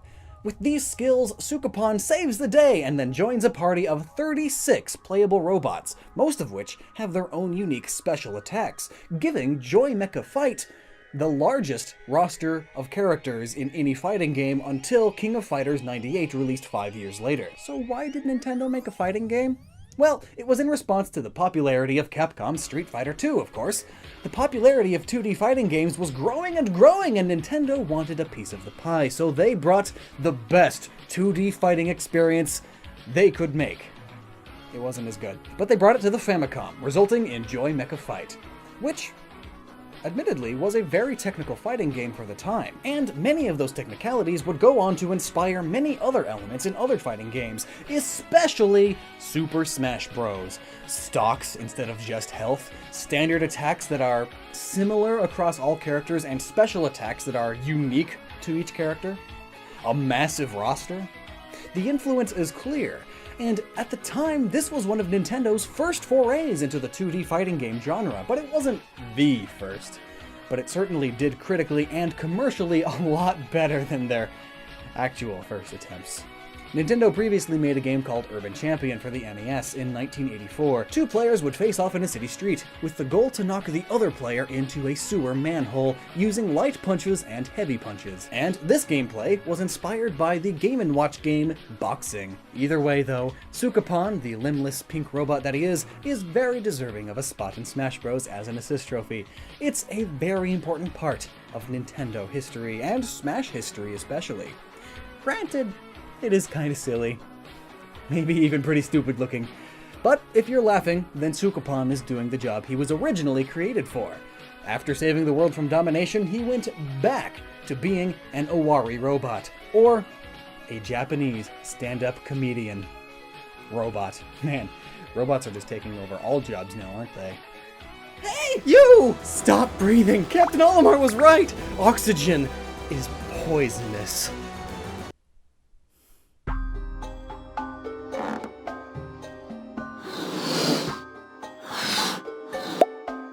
Remember Pikmin 1? Jeez, what was that, like 2001? I was 7, and it was all about Captain Olimar's first crash landing on the planet which we later discover is Earth. And upon learning that, we discover that all of this explains so much about not only the world we see in Pikmin, but possibly our own world. After all, the planet's atmosphere is filled with high levels of oxygen, which is toxic to Olimar and his people. He must escape this planet before his light support system fails, thus creating the most stressful game little child me ever played. I mean, come on, I'm sure we can all agree on that. That game scared many children of the time. Not to mention all the little Pikmin screams, the souls just flying up, and the screaming, and all that, all the time. Oh god, I can't handle my Pikmin dying like that. Where are their souls even going? Pikmin heaven?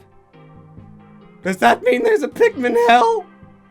What dictates if a Pikmin is good or evil? Why do I like to torture myself with such questions? Well, I digress. These are questions for Arlo. He likes Pikmin way more than I do. So, I'll let the professionals deal with them. Now back to my speciality, scaring children much like Nintendo of yore. So, newsflash! Oxygen is killing you. That's right, I said it. You may have heard it before, but take it from me, a guy on the internet you've never actually met but believe wholeheartedly. Me, the human Lockstin that is 100% alive right now. I'm the pinnacle of trustworthiness, and I'm telling you that you're slowly burning up from the inside out. Being one of the most reactive elements commonly found in our world, this oxygen stuff is actually deadly. I mean, you've seen what it can do to iron. See all that rust on it? All caused by oxidation. Oxygen is one of the major components of human life. Heck, most carbon-based life. Well, all carbon-based life that we've encountered thus far. Now you're probably sitting there telling yourself, Lockstin, you're a fool. Oxygen is what allows me to live. You'd die if you didn't breathe. You're just over-sensationalizing this to make a clickable title. That's your accent now, by the way. And you'd be correct. Plus, we're just using Olimar to create a video game segue, but hey, at least you've got some critical thinking skills. That makes you better than most people. So maybe I'm blowing things out of proportion, but let me just read this statistic. Did you know that 100%, that's 7 out of 7 people, die at some point after inhaling oxygen? It's true. So really now, in all realityness, what can oxygen do to your body, especially in a negative sense? What's so bad from one breath? Well, glad you ask. Oxygen can break down the very cells that make up our tissue and organs, our bones and our blood. It can even damage DNA. Boom! Welcome to Cancer Town. Population U. It can also damage critical enzymes, things that stop damage to DNA. So again, Mayor of Cancer Town watching this here video. Also, have you ever considered that skeletons tend to not die? They tend to be immortal. That's because they don't breathe oxygen. Oxygen, which can also injure and stiffen your cell membranes, making the movement of nutrients in and out of cells more challenging, while ruining our receptors for various hormones, including testosterone, insulin, and everything your thyroid does. So go right ahead, hold your breath for as long as you can. But that would probably create an even bigger problem. Darned if you do, darned if you don't. Quite a pickle. I swear, if whoever edits this puts a pickle Rick here, I'm gonna be so mad. So, technically speaking, yeah, oxygen is bad, but you still need it to live. Just also happens to be one of the main things killing you. And it's all thanks to this process called oxidation. So when we breathe in oxygen, oxidation takes place in the atoms of our cells. Also, when we breathe in oxygen, the oxygen incompletely reacts with hydrogen to form some extremely reactive hydroxide ions. Essentially, leaving free radical ions will only cause havoc in the body. It's thought that only 95% of oxygen in our cells go to the mitochondria, the powerhouse of the cell, leaving 5% behind to do willy-nilly. Usually very bad things. This is the reason why we have antioxidants. Antioxidants prevent the oxidation of body cells by reacting with the hydroxide ion before it even reacts with the body cells. But the production of such antioxidants does not always meet the requirements, and this is when the hydroxide ions, which are left out, start reacting with the body cells. Long story short, this reduces the lifespan of the human. Which I am. And heck, really anything that breathes the stuff. Then you may wonder, why do we need oxygen in the first place? The answer is that we need energy. We eat our food to get energy, but food doesn't get converted into energy on its own. The oxygen atoms help break down food to release energy. You know how if you leave food out for too long, it goes bad and rots away? Oxygen helped with that, and it does so in your body too. Respiration is defined as the breakdown of food or glucose into energy in the presence of oxygen. This equation. It must be kept in mind that this reaction does not occur in a single step, but by a series of steps. The ATP in that equation is the energy. Notice that there is the triphosphate, which means that the phosphate group was added. This shows us that the above chemical reaction does not occur in a single step. For all you chem nerds out there, I hope I didn't screw anything up. And hey, sorry for making you learn stuff. So this oxygen, this nasty, toxic byproduct of plants, is killing us. Just really slow. I mean, if we didn't have to breathe oxygen and oxygen didn't exist, we may very well live past our hundreds. It's somewhat impressive how something so small as an atom is taking us down from the inside. Kinda sucks that our bodies rely on this toxic gas. Back to Pikmin though, we see a world where humans have died off. Most likely because of ourselves, honestly. Climate change, war, pestilence, overabundant social justice, disease. But really, an increase in oxygen could also have been a major factor here. Much like before us humans. Myself included. The world was once a huge forest, littered with plants. The oxygen levels thus were much higher. But unfortunately, this thing called oxygen was too toxic for many millions of years. Until, that is, one enterprising organism created an oxygen defense. Thankfully, it wasn't too hard, as back then they were being assaulted by ultraviolet radiation constantly. Mutations every day on the dot. Fun fact! Radiation and oxidation are actually very similar. This gave the organisms the basic tools to create a rudimentary defense, much like our modern-day antioxidants. So go ahead and eat a plant, because they're killing us. Think a vegetarian. They are doing their part to save the human race. Or no, meat eaters too. Gotta breed lots of cattle to feed up. And they suck up a lot of deadly oxygen as well. And the deforestation for more cattle farms is helping lower oxygen also. Nice! No, not nice. Global warming. Ah! So just like our need for this thing that's killing us, life is all about balance, I suppose. Back to Olimar real quick though. Maybe because of how small Olimar is, it actually is dangerous for our normal levels of oxygen to be breathed by him. I mean, he turns into a plant if you fail your mission, so there's that. Deep in the jungles of the Pokemon world, you can find them in the millions. Swinging, climbing, flying, and even banana-ing all over the place. Stupid banana-necked fuck! What even is this thing? Well, it's a Pokemon, Maxwell. You know, the thing we talk about almost exclusively on this channel now. I know that. I mean, what are those? Are those really fruit? Wouldn't that mean Tropius is just a plant? What does it even do? That's actually a really good question. Are grass-type Pokemon plants or animals? Oh, great. What have I done? No, like really. I mean, we know some of them are just animals with plants on them, but then there's also the grass-type Pokemon that are definitely plants, like Oddish. But are they really? I mean, would eating an Oddish be vegan? Also, who cares? Vegans are fucks. Didn't that guy just like lose everything because he said that word publicly? Yeah. Too bad I'm only possibly here after the editing phase, so you censor me all the time. So, grass-type Pokemon, plants or animals? Well, to figure that out, we need to ask some other questions. Like, what even is a plant? Me big brain think definition says that it's any member of the kingdom Plantae, comprising of multicellular organisms that typically produce their own food from inorganic matter by the process of photosynthesis, and that have a more or less rigid cell walls containing cellulose, including vascular plants, mosses, liverworts, and hornworts. The word Plantae reminds me of Shantae, and now it will for you too, and I like that a lot.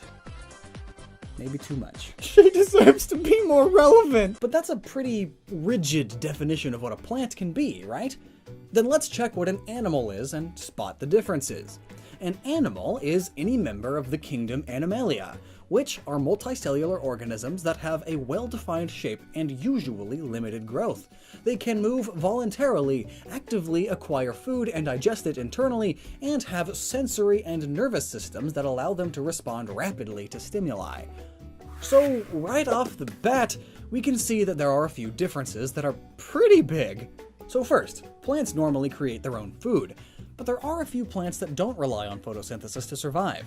Some actually lure prey and eat them, essentially hunting, which isn't to say the definition is wrong though, because it does say typically. So who knows? That can change based off of the plants that we see do that regularly, like Venus flytraps. So like Carnivine. Anyway though, it's clearly not hard fact, so grass Pokemon are totally able to eat food that is not derived from themselves. And they'd still be considered plants. Otherwise they'd all just be animals right here and now. But a counterpoint to that is that the definition says inorganic food sources, like the sun or dirt, stuff like that. But some Pokemon are made of rock and eat rock, or are literal balls of ghostly fire light energy. I mean, they could be organic, or inorganic. So, this Pokemon world is a little odd. Oh, hush. Another interesting fact is that they denote animals as being able to react rapidly to stimuli, and well, I don't know. I've seen plants move at the slightest touch. I know I already used carnivorous plants as an example, but they can snap shut with just so much as a fly landing on them. But just so I don't only rely on carnivorous plants as the exception, there are other plants that react to stimuli. Enter the Monstera, an apt name for this radically cool looking leafy plant. It will actually move along the forest floor looking for a tree's shadow so it can then climb up its trunk to grow larger. There are even some Monstera that use the tree as a source of nutrients. Thus, it's getting nutrients from an organic thing. Heck, there's a breed of these plants that produce fruit! Also aptly named Monstera delicious. Apparently the fruit tastes like a banana mixed with a pineapple. Interesting combo, to say the least. But this thing is practically a Pokemon already. I don't know why they haven't made a Monstera grass Pokemon with these really cool looking leaves with holes in them. It could be Grass Dark, or Grass Ghost, or something spooky and intimidating since it takes over trees and... ooh, monster, parasitic, evil... I don't know. But I do know that another plant that is super reactive is the Mimosa Pedusia. I'm probably mispronouncing that. In fact, the whole Mimosa genus is pretty reactive, closing its leaves at the faintest brush. And if they sustain damage, they have been known to even shut leaves across the entire plant until it heals. But I mean, all in all, they're able to do all of this reaction without a brain even. So that's a pretty rapid reaction to stimuli. Fun fact! Many plants do actually feel pain, feel in quotes because it's complicated. Celery specifically even releases the same chemical that our brains do when in pain. At least I think it's celery. It's just some fun fact I remember from long, long ago. It might be asparagus actually. One of them feels pain when you cut it. Anyways, back to figuring out our question. The animal definition says they have a well-defined shape and have limited growth, essentially saying that they all look roughly the same and they only grow to be so big. And really, this is where a good difference comes in between plants and animals. Most animals can't grow bigger than the rest of their species. Sure, there have been issues causing gigantism, but that is not very common. Now, plants on the other hand don't really have any reason to not grow bigger. If they have enough food and water and nutrients, they can realistically grow as massive as they want. The only thing that really stops them at a point is gravity.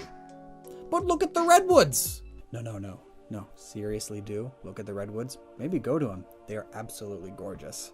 But they are strong enough to resist gravity for hundreds of years. Maybe even over 1,000 at times. And they grow massive.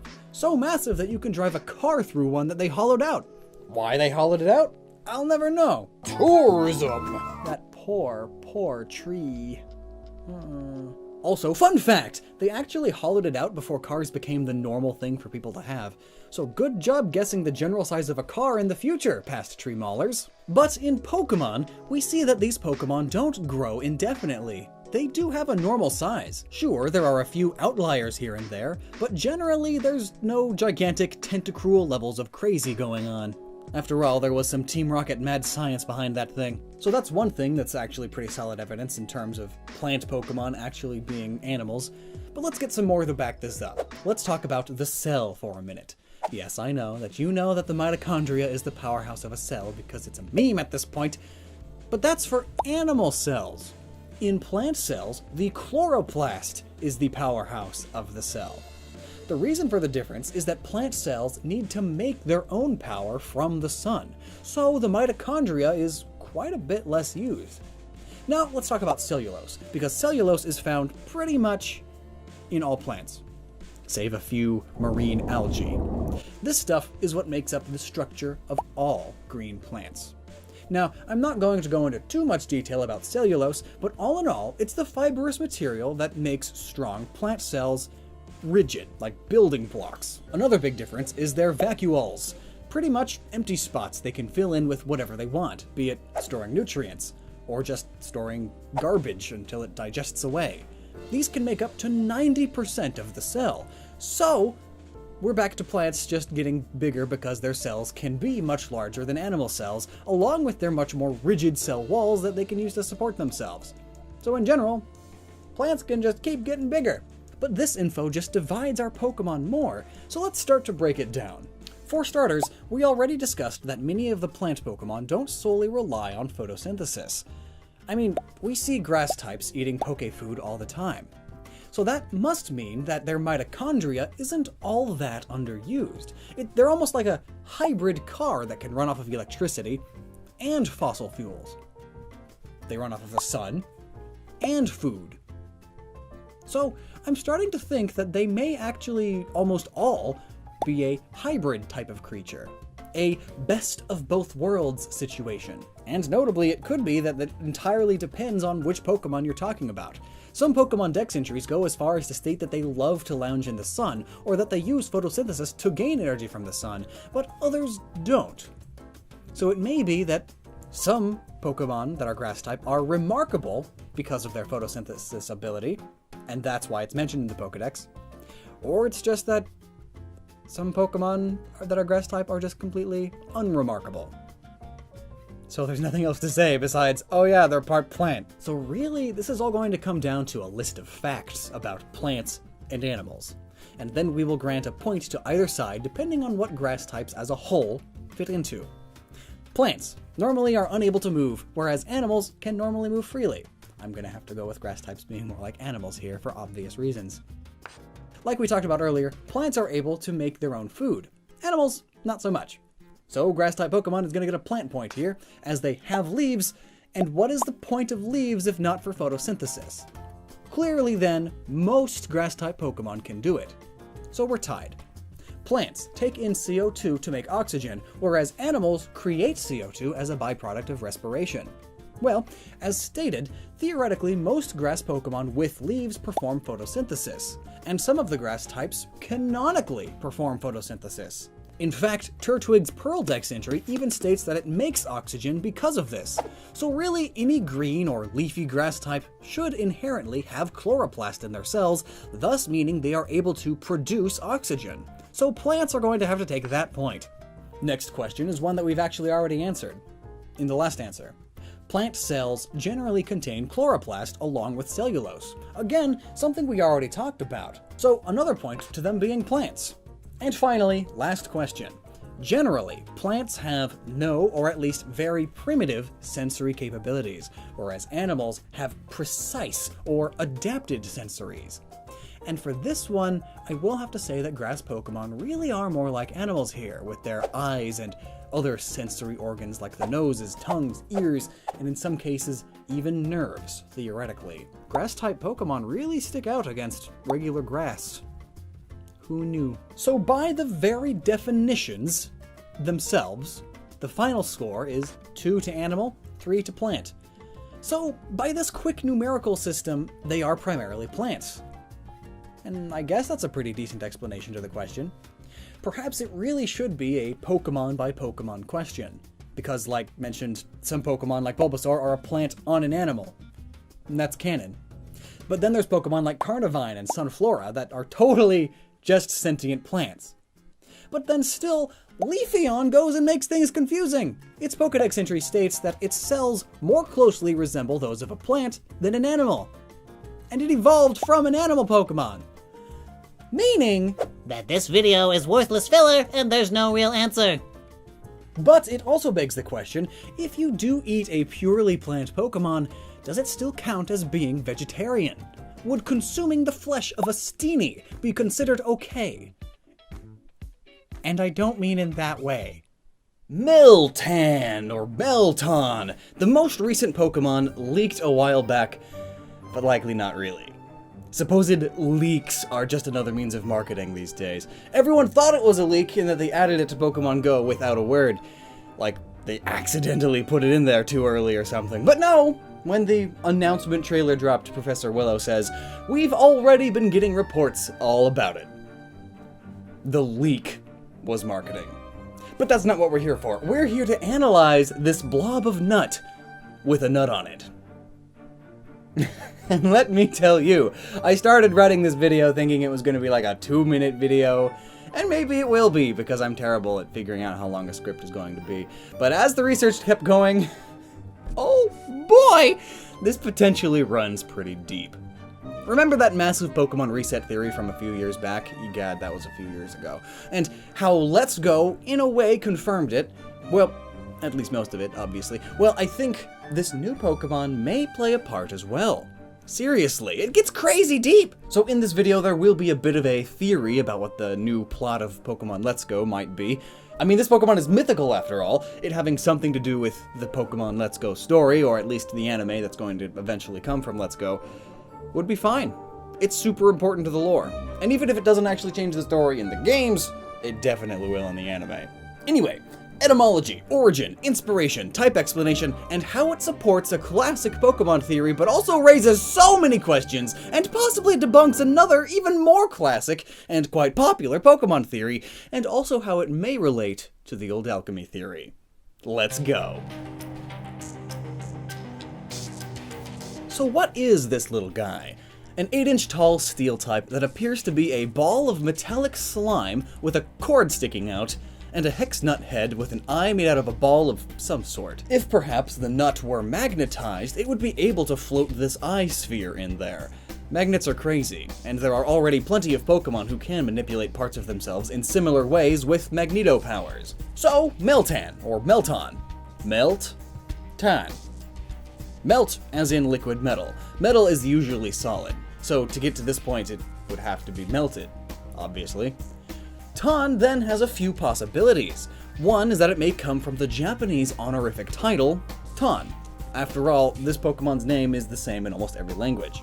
Meltan. Tan is a variant of Chan, or Chan, which comes from San, and Chan is usually used to refer to children, female family members, close friends, and lovers. It came from a sort of baby talk. You know when we sort of talk like this in English, you know? But in Japanese, rather than making R's and L's, W's, they change the SH sounds into CH sounds, which is pretty interesting. Think, instead of saying shisha, they say chicha. Baby talk. San to chan. Oh, language history is so cool. But over time, of course, because chan became the norm, Han eventually arose as the even more baby talk, so to speak. But it can also refer to a cute, often female character that is the embodiment of something. You've probably heard of consultons on the internet, Japanese personifications of game consoles, or at least Japanese styled. Another possibility for Tan or Tan may come from tandem. When something is in tandem, it's typically two things working together, one in front of or on top of the other. Liquid metal and a hex nut. Notably, mercury is a metal that's liquid at room temperature, and it loves to amalgamate or work in tandem with other metals. But mercury is only one possibility. The deepest and all-around coolest possibility will lead us into conspiracy theory mode a bit, so I apologize in advance if I start kinda going all over the place. But, as many of you know, Pokemon has been slowly becoming more and more inspired by the ancient science of alchemy and metaphysics. They are magical creatures, after all. And that's separated from the whole The End reboot thing. It's somewhat well known now, Pokemon's connecting to alchemy outside of that. Anyway, before the disclaimers get too big, Ultan from Meltan may come from coltan, a metallic ore which is used to make tantalum, which may also be where tan comes from. Tantalum is a metal I had never heard of until doing this research, but apparently it's on the periodic table. Apparently I never memorized it. Tantalum has a variety of uses. Its main use is in capacitors for electronics, such as mobile phones, game consoles, and computers, etc., etc. It does have a cable in its butt. It's also a metal that works really well in conjunction with our own fleshy bodies. As such, most metal hip and knee replacements, bone replacements, are made out of it, as it doesn't irritate our flesh as much as most other metals. In fact, it irritates it the least. Now here's where the crazy starts. In modern alchemy, metaphysics, pseudoscience, really, every element has some power or meaning of some sort. The power of tantalum is this: security and protection, specifically of the mind. Protection from spells and psychic attack, as it creates a strong barrier to protect you from harm caused by any being that is not of the light, and it can prevent new attachments from forming.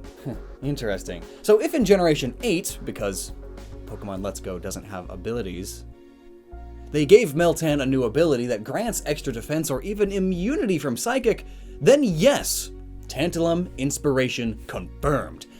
But here's another fun bit. So Meltan is the only Pokemon to have been revealed in Pokemon Go, which obviously has a direct relationship with Pokemon Let's Go. The reveal trailer even further emphasized that by having Professor Oak in the Let's Go style talking with Professor Willow in the Go style.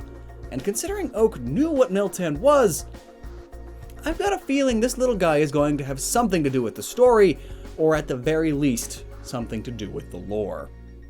After all, Game Freak and Nintendo did make a big deal about the supposed all-new Pokemon that's exclusive in Let's Go. Not exclusive, why did I say that? I just meant it's being revealed in Let's Go, and then it's...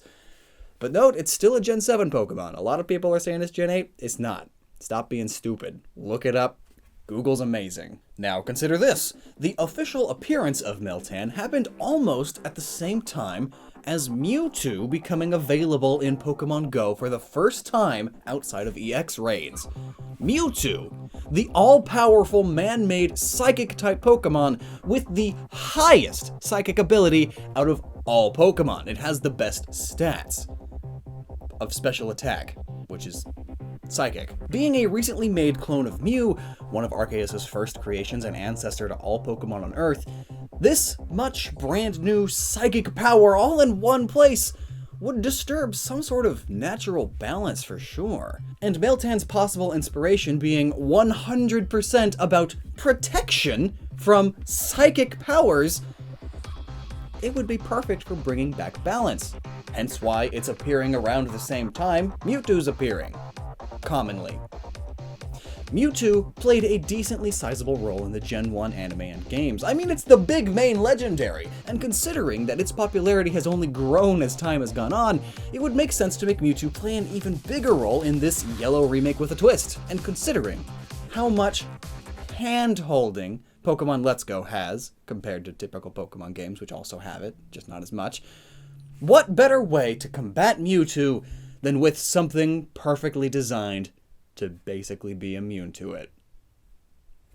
How they'll program its immunity to Psychic without abilities, who knows, but it's easy enough to program exceptions to rules. Come on. But this theoretical connection to Mewtwo is even more interesting considering Meltan's supposed connection to Ditto. One of the oldest and most popular theories about Pokemon is that Ditto is a failed Mew clone. I mean, Mew is the ancestor to all Pokemon and it can learn almost every single move. When trying to clone it, and you fail, just making a pile of cells that can then change its DNA to transform and look like any other Pokemon is an easy connection to make. Mew, ancestor of all Pokemon, Ditto, failed clone of Mew, can change into all Pokemon.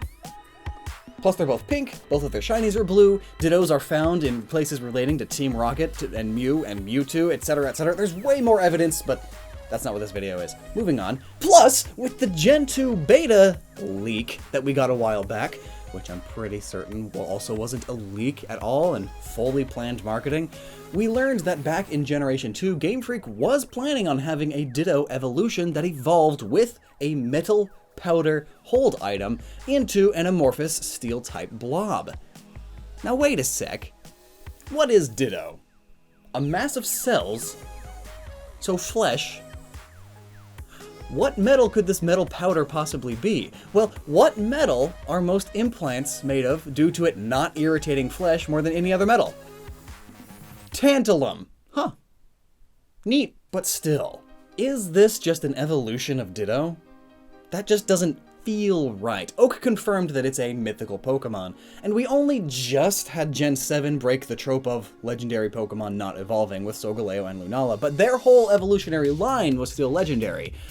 So I think, if the Ditto connection is real, I don't think it's in a evolutionary sort of way this time around like they were originally planning in Gen 2. Plans get scrapped all the time. Perhaps all of the Meltans in Pokemon Go just turning out to be Dittos is because all the Dittos are transforming into it because they recently saw it because it recently came out of the underground where it was hiding or something.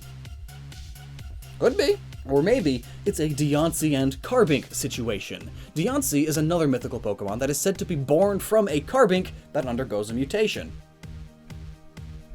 Meltan could be a Ditto that happened to do a thing, and now it's crazy powerful. But then there's an issue with that because it doesn't work that well, at least not with the old failed clone of Mew theory. Professor Oak said that Meltan is an ancient mythical Pokemon. Attempting to clone Mew is a very recent thing. But then again, how ancient even can it really be? It has a hex nut for a face! How old are hex nuts? Apparently, hex nuts were first used in the 15th century to hold armor together. That's also a time period where alchemy and mysticism was massive. Golly gee, coincidences. I was thinking Meltan also has a cable sticking out of its butt. Is that really it looks like a cable. Maybe it's not. Maybe it is, but who knows? And who knows what ancient means, really? It's not ancient, Professor Oak! You're ancient! Now, I do want to cover its other metallic possibility, Mercury, but first let's go ahead and cover one last bit with Tantalum. A reminder, Tantalum, in this modern alchemy metaphysics stuff, means security and protection, specifically of the mind, protection from spells and psychic attack, as it creates a strong barrier to protect you from harm caused by a being that is not of the light, and it can prevent new attachments from forming. That's a quote. Now, I don't know about you, but that makes me think about Ultra Sun and Ultra Moon, the most recent Pokemon games. The big legendary that time around was Necrozma, a Pokemon whose name literally means corpse of light or death to color, color being light, and it's pure psychic type 2. And its whole thing is that it wants to make a new attachment to either Solgaleo or Lunala, take them over, become its true form, and suck all the light away with its dark anti-light powers. So if this ancient Pokemon Meltan has these powers of Tantalum, it would be able to protect the Earth from Necrozma as well. Perhaps that threat of Necrozma, the second most recent thing to happen in Pokemon, is causing it to come out and restore balance, thus revealing itself. The most recent thing to happen in Pokemon. Those Gen 7 games did have a load of Kanto references. Perhaps these Kanto games will have a fair bit of Gen 7 references. Who knows? Lastly, Tantalum would be especially interesting given its connection to Platinum.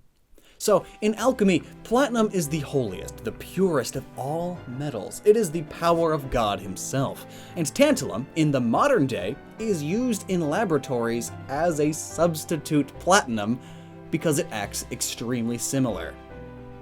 And it's much cheaper. Is Meltan like a failed Mew clone that is really close to being perfect, and so like it's a substitute perfection with Platinum? There's probably a theory there somewhere. But let's move on to the Mercury possibility.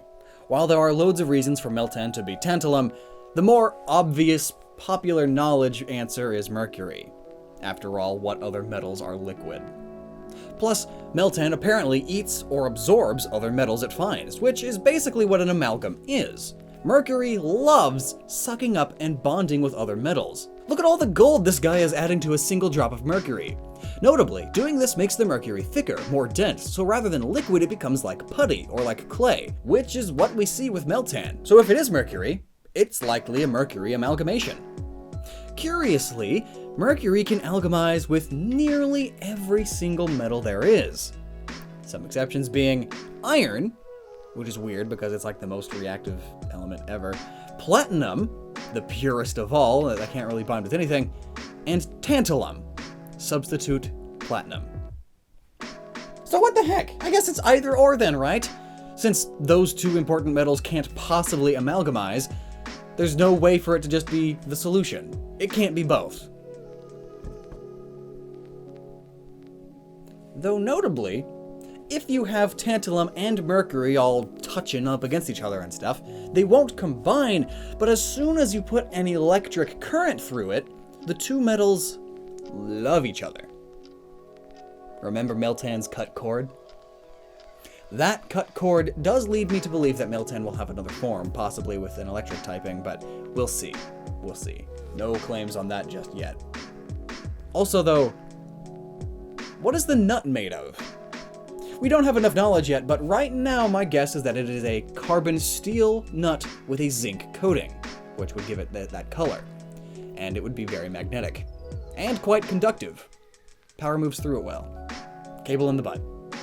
Electricity has to be involved at some point. It's an electromagnet. Also notably, to Eastern alchemists, zinc relates to the planet Mercury, just like the metal Mercury.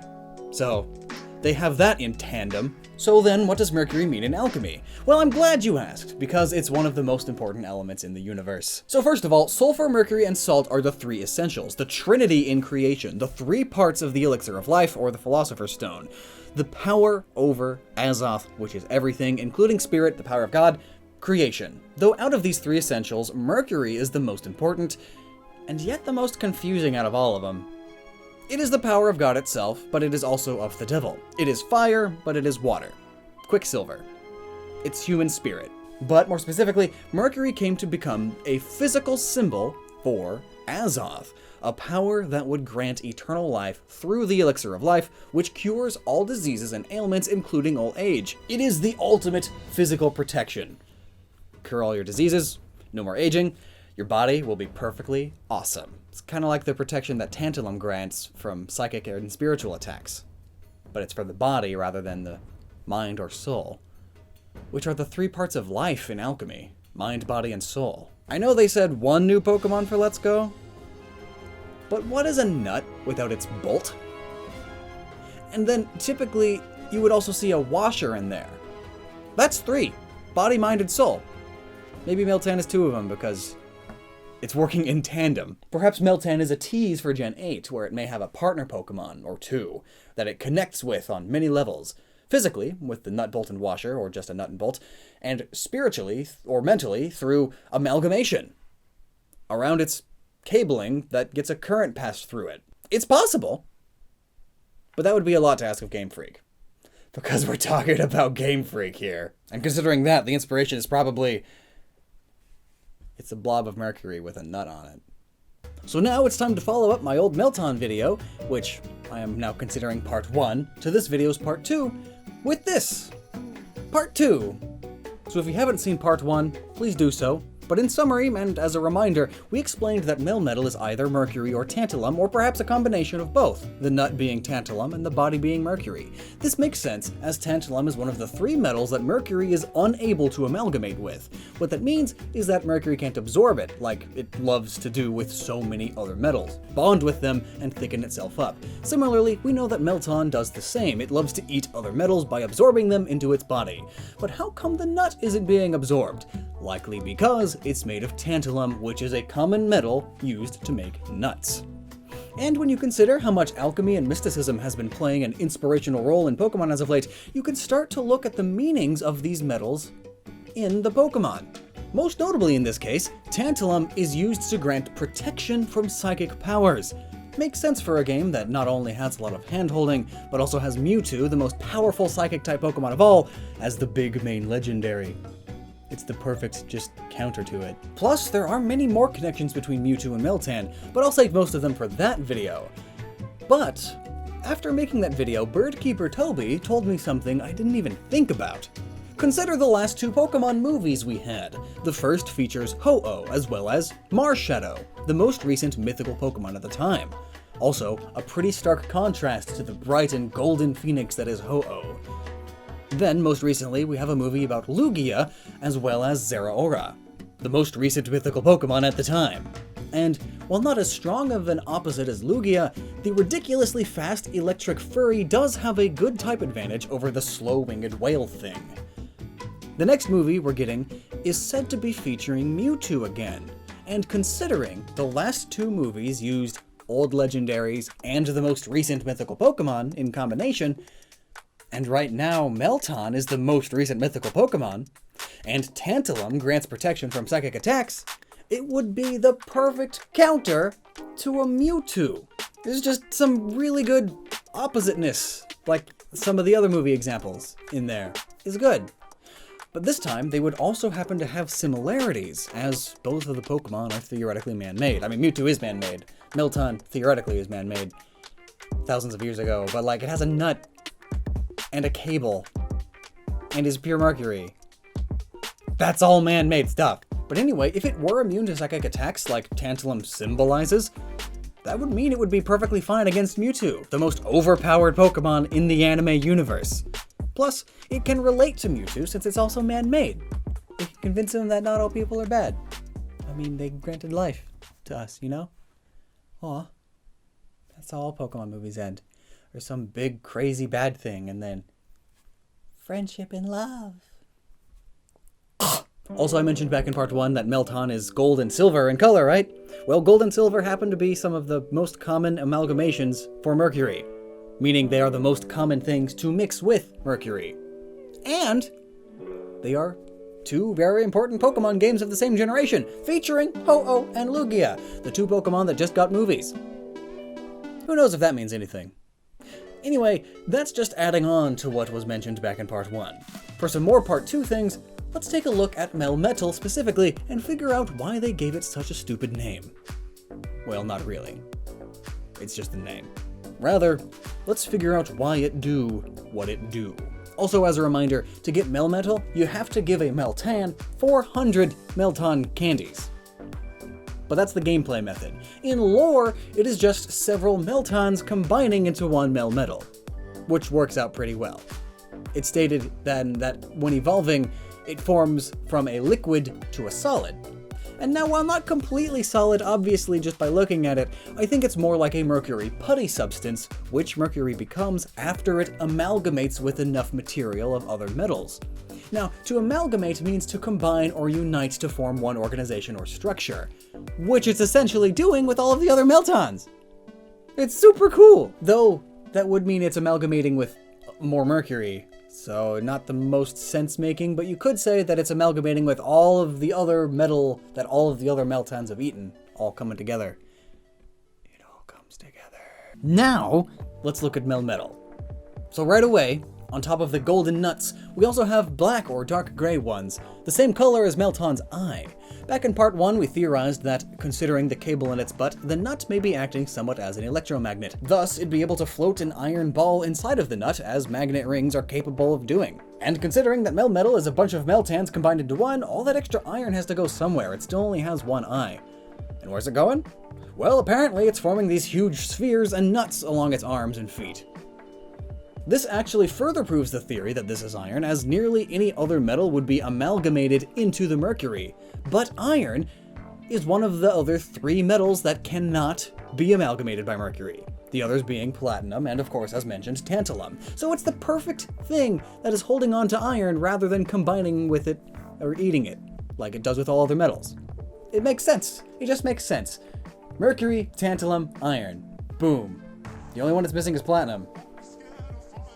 Maybe something crazy will happen in a Gen 4 remake.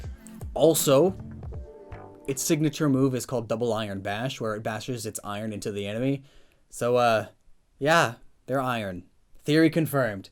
But it is cool to make that theory without realizing it has a signature move called that, because apparently I wasn't paying attention. Something else that's really cool though, mercury in alchemy is often called a living metal. And if you take pure mercury and just touch it or make it really, really close to something made of pure iron, you get what's called the mercury beating heart effect, where the mercury sort of comes alive and beats like a heart in a chemical molecular reaction.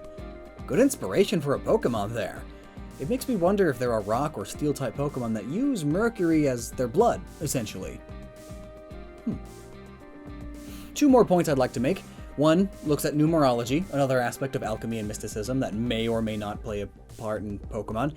And also how everything all comes together, and Melmetal is just further proof of all of the everything mentioned in those crazy Pokemon theories I did years ago. So, numerology is the belief that numbers have powers, especially spiritual powers, and considering that you need 400 candies to evolve Meltan, which sounds like a lot, no, it is a lot, it made me decide maybe I should look up if 400 means anything in numerology. It does. It should be noted not all numbers do. 400 does, and it symbolizes a lot of things, as most numbers do. But what's important is that it mainly symbolizes patience and diligence to achieve goals, as well as the power of universal energies, especially in relation to beginning a new spiritual journey. Now, it definitely takes patience and diligence to achieve the goal of a Melmetal. It's just so many candies. Plus, beginning a new spiritual journey, beginning a new Pokemon journey, they're practically equitable, especially considering that we're starting this new spiritual Pokemon journey back at Gen 1 again. I still laugh at the people who yell at me for saying that my old theory was totally wrong. I mean, if you don't remember, after Generation 7, we are going back to Gen 1, and there may be some pretty big changes in gameplay. End quote. That's like the whole 4-hour theory with 4 hours of evidence summed up into one sentence. What the heck is Pokemon Let's Go then? Also, then, Melmetal is the perfect Pokemon for all this too. As mentioned in part 1, Mercury in Alchemy is also known as a physical manifestation of Azoth. In Pokemon, Project Azoth is what Team Aqua and Team Magma call their plans to bring the world back to the beginning.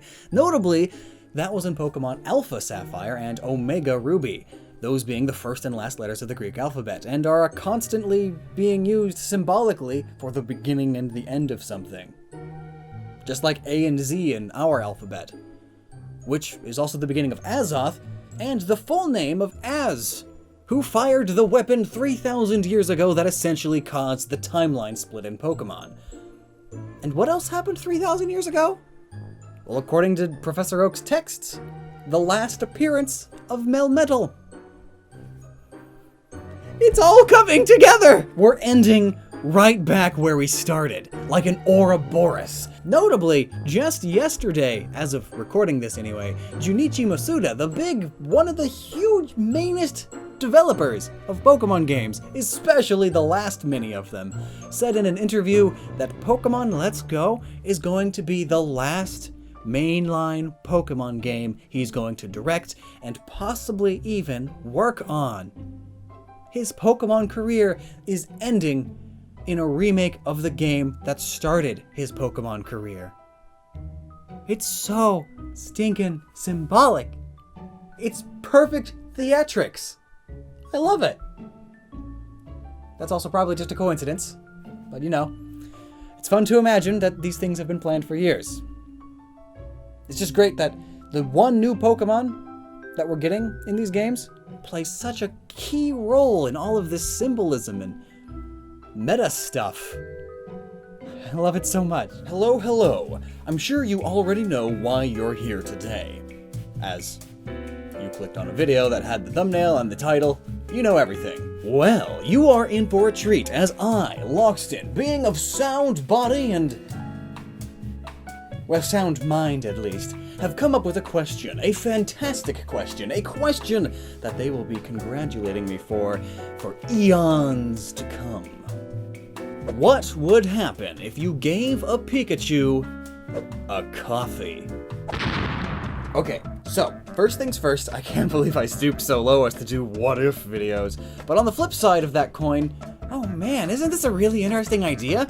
And I recently decided to pick up Detective Pikachu, and, well, he drinks a load of coffee! So it's not like this is some out-of-the-blue question or anything. It's a legitimate concern for this Pikachu's health. So, let's start with some prefacing. Do not give any sort of coffee or caffeine to your pet. The world may run on coffee, but pets and animals have much lower tolerances to caffeine, so please do not give your cup of morning joe to Rex over there. It may mean an early grave for your little pup. Warnings aside, let's figure out what happens when you give a magically powered mouse a regular American pick-me-up filled with caffeine.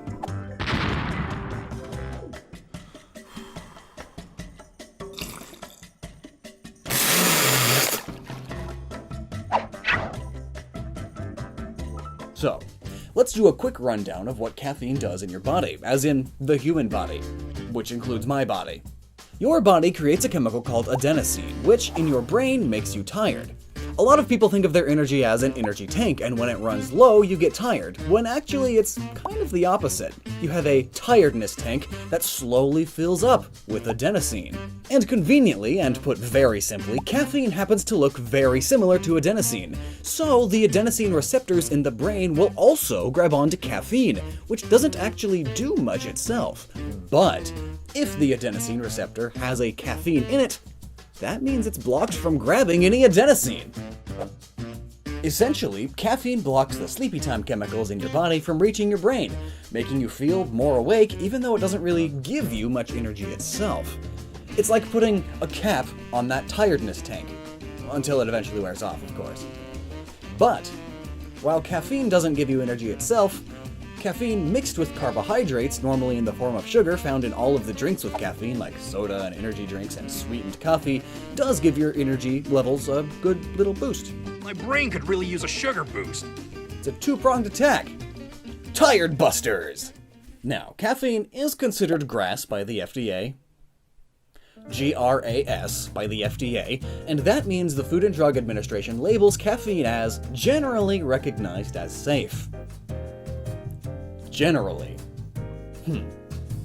I did like the acronym GRAS, though just being generally recognized is not as assuring as being certified as safe. And of course, that's safe in humans, but we're talking about rats and mice. Well, massive electrical rats and mice. But I mean, the same concept? So, let's look at the most accurate estimate of the acute LD50 of caffeine administered orally in male albino rats. If you're not familiar with toxicology and fancy word mumbo-jumbo, LD50 stands for the lethal dose in 50% of test subjects. So, in these rats, a lethal dose of caffeine is hereby reported to be 367 milligrams per kilogram of body weight. So that's a number we can keep on the side. So how do humans fare, though? Well, rather than a number, we get a range of numbers, as the science isn't exact because it's illegal to kill people to find out the overdosage of caffeine. Dang hippies, getting in the way of science! Well, in humans, it can range from 150 to 200 milligrams of caffeine per kilogram of body weight for their LD50. But I'm sure you are wondering what dogs LD50 are, because I scared you earlier with that warning. Well, it's roughly 150 milligrams per kilogram of body weight. Roughly the same as humans. Roughly the same. But then, why is it so much more lethal to them? Well, simply put, because they're much smaller. The average human is almost double the weight of a real dog, meaning the larger breeds. But what that means is that, in theory, a little doggo could ingest half the amount of caffeine before feeling the symptoms of a caffeine overdose. A Red Bull to you is 2 Red Bulls to them, essentially. And those are big dogs. Consider small dogs now. Oh geez. Now then, assuming Pikachu is more of a rat than a mouse here, and yes, I know it says the electric mouse Pokemon, but let's face it, Rattata is also a mouse Pokemon. What the heck? Pikachu's got more squirrel-like characteristics than a mouse, really. On top of that, it's more like a rat than a mouse when you really get down to it. Plus, it even evolves into Raichu, which is a kangaroo rat. So, a rat. But just because I love you, I will also do a side calculation for if Pikachu was a mouse, with an LD50 being 127 milligrams per kilogram of body weight. Dang, rats are hardy! More resistant to caffeine than humans even. I'm thoroughly surprised, actually. So here comes Detective Pikachu drinking a small 8-ounce cup of coffee. On average, that contains a whopping 95 milligrams of caffeine. So first of all, I'm not even sure a small rodent even could drink 8 ounces of fluid. But let's keep going. Pikachu being on average 13.2 pounds, or 6 kilograms, which, fun fact, is just as heavy as my cat, Sasha. She's so fat. Look at her. You fatty. We call her Lardo sometimes. That's all I needed you for. So after drinking the entire contents of the coffee, Detective Pikachu would have ingested about 95 milligrams of caffeine. And remember, a milligram is 1/1000th of a gram, not a kilogram, which is 1,000 grams. So, if Detective Pikachu drank a coffee, his body would have a concentration of caffeine of 15.83 milligrams per kilogram of his body, which is much, much lower than both mice and rats' tolerances. Huh. That's much different than what I assumed. I thought that this stinking Pikachu would definitely die. I guess we all learned something new. But then again, that is just a single cup of coffee. Nowadays, coffee has gotten a lot more additives, and there's also double shots and such. So I could see Pikachu easily getting too much caffeine if he's not careful. Doing the math, it would take about 8 cups to kill Pikachu if he were a mouse, and 23 cups of coffee if he was a rat. That's a lot of coffee. I mean, that's a lot. Like, a lot. Imagine if Pikachu, a 13.2 pound mouse, drank 8 cups or 64 ounces of coffee. That'd mean he'd be 30% coffee at this point. I asked my Twitter followers to make art of this Pikachu that drinks 8 cups of coffee, and oh man, these are the results. Thanks so much, Twitter peeps.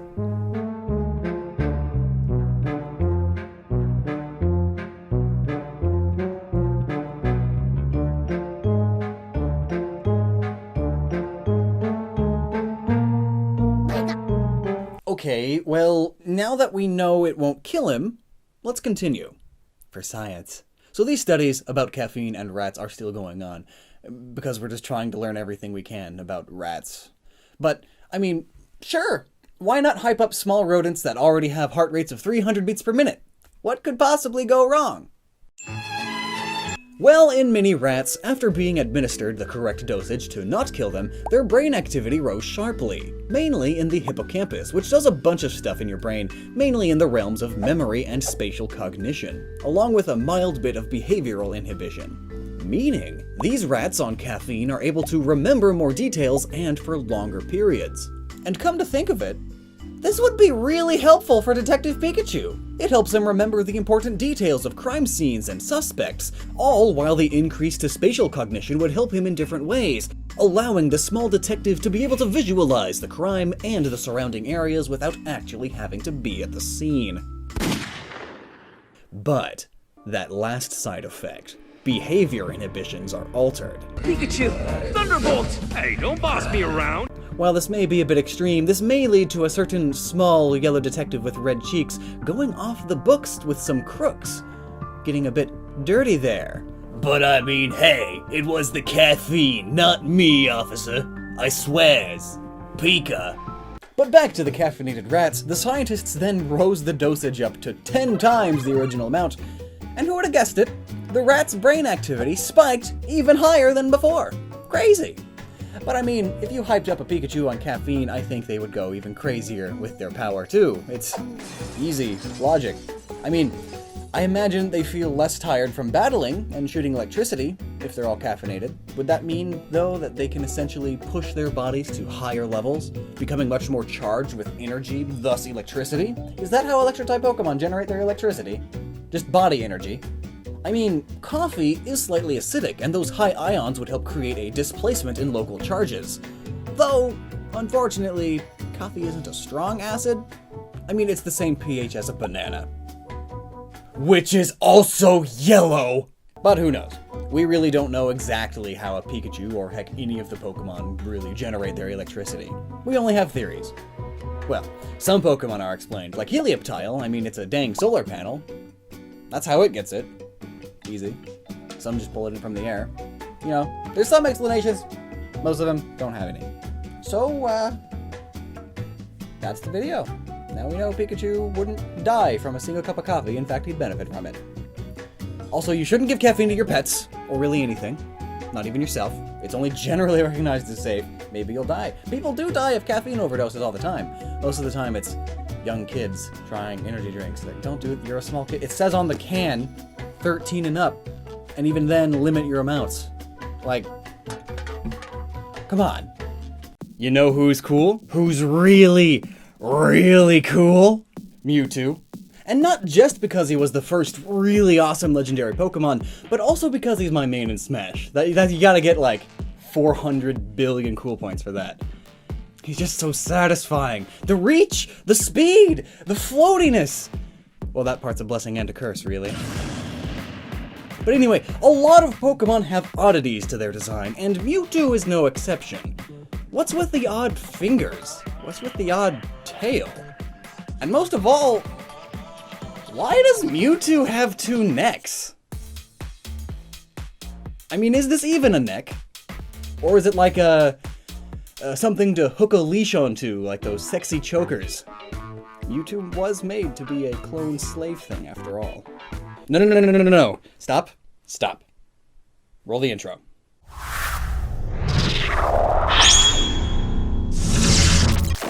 So really, this question all comes down to one little theory with a good amount of evidence supporting it. But to start off, let's look at what Mewtwo is, and that's a clone of Mew. So what's Mew? Mew is the ancestor of all natural Pokemon on Earth. As such, it looks sort of like a generic vertebrate fetus, or an alien cat thing. Mewtwo then looks even more like an alien cat thing, leaning more towards alien for sure. But both are extremely powerful psychics, meaning they have extrasensory powers and can sense all of their surroundings in intense detail and even read the minds of others, and they can manipulate matter just by thinking about it. It's a very powerful ability, but clearly to have such an insane ability, to be the very best psychic-type Pokemon, like no psychic-type Pokemon ever was, would take quite the mental fortitude, quite the brain. Which leads us to the main part of the theory. Mew and Mewtwo's brains are stinkin' massive. I mean, think about humans. We're the most intelligent life form we know of, and our brains are huge! But it's not just mass. I mean, our brains are 3 pounds, and a sperm whale's brain is the biggest of all, and it's 17 pounds. But it needs a brain that big because it's super big as well. It takes a lot more passive brain functions just to stay alive. No, rather than the mass being the most important thing, the ratio is. Humans have the biggest brains in relation to our overall mass for any creature. Well, that's not true, it's actually dolphins, but they don't have thumbs, or a lot of the other factors that make us, myself included, human. Anyway, humans are up there though, and this means our brains don't have to focus as much on passive things like breathing, digesting, beating the heart, constantly feeling with all of our nerves.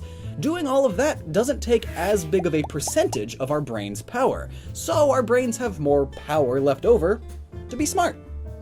And speaking of brain power and percentages, no, you do not just use 10% of your brain at a time. That is a terrible misconception. I mean, some people probably do, but that's what happens when you get lobotomized or watch Johnny Johnny. Anyway, looking at the ratio of Mew and Mewtwo's heads to their bodies, we get an even greater ratio than that of humans. Their heads are huge! And note, just to make one thing clear, when it comes to their design, their heads are likely huge because of the whole psychic thing, whereas Fennekin's head is ginormous because it's cute.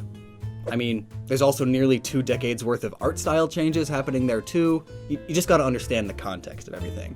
I don't want any Fennekin is a genius shenanigans in the comment section, alright? Alright, so why does Mewtwo have 2 necks? Well, you might have already made this connection yourself. The brain, the mind, consciousness, psychic ability, it's more than just the brain, it's the entire nervous system. I mean, really, that's what you really are.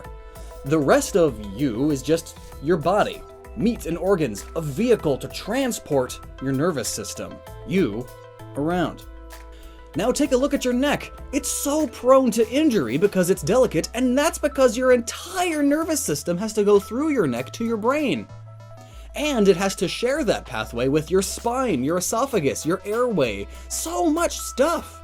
That's why breaking your neck can kill you super easily.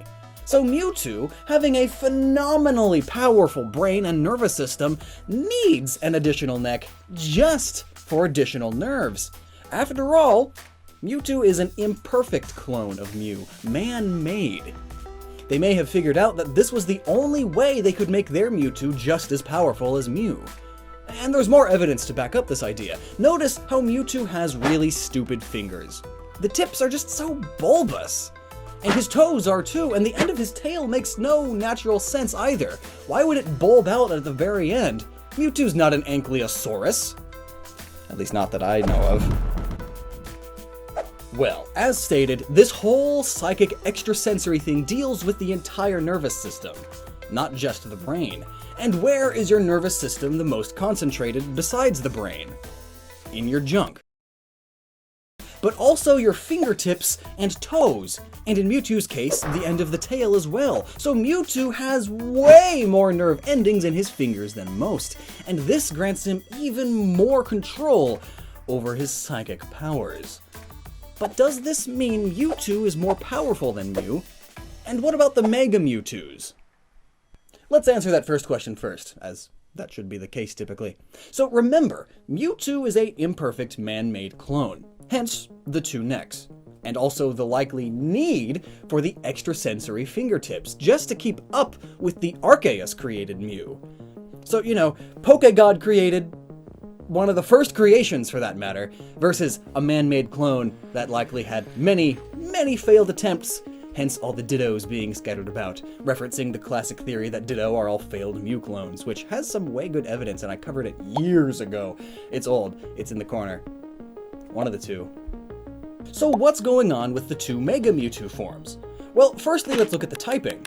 Mega Mewtwo Y is an even more powerful psychic type, whereas X gains the fighting type, and biologically, let's take a look at what's going on here.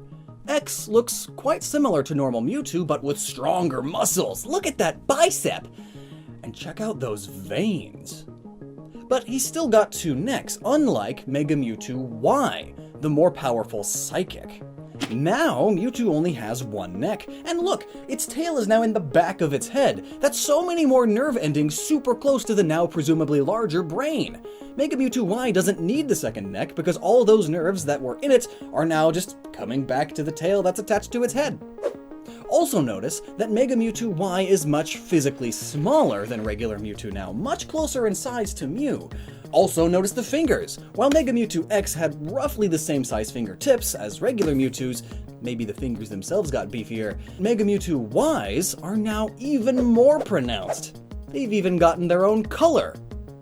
But then, what's this thing on its head? The heck? Well, maybe this is where the extra neck went.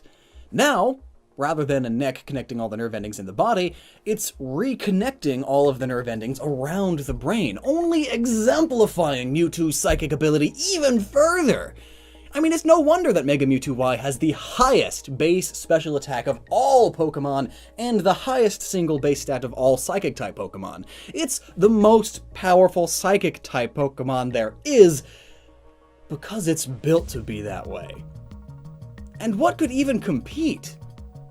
A god, perhaps? Or maybe just Mew, spinning around in a bubble without a care in the world. Because that's how Pokemon is. Exploud, the #1 reason why I and many others say they should add a sound type. There is no second reason. But this Pokemon boasts the highest number of sound-based moves, having a total of 11 different moves out of the 27 total sound-based moves. But I mean, what even is a sound-based move? Well, essentially, it's just a move that is blocked by soundproof, minus Heal Bell in Gen 5 for some reason. But we're not here to talk about Pokemon moves, we're talking about Exploud's insane Pokedex entries, and just how wrong they are. Let's just start off strong with this one. In Pokemon Pearl, the Pokedex states its howls can be heard over 10 kilometers, or about 6 miles away! It emits all sorts of noises from the ports in its body. That's really far. I mean, just go outside and try to yell at your buddy across town. Hey man, you want to play Kirby's Air Ride tonight? You can't quite make out what his response was. Even furthermore, in Pokemon Ruby it states that Exploud triggers earthquakes with the tremors it creates by bellowing.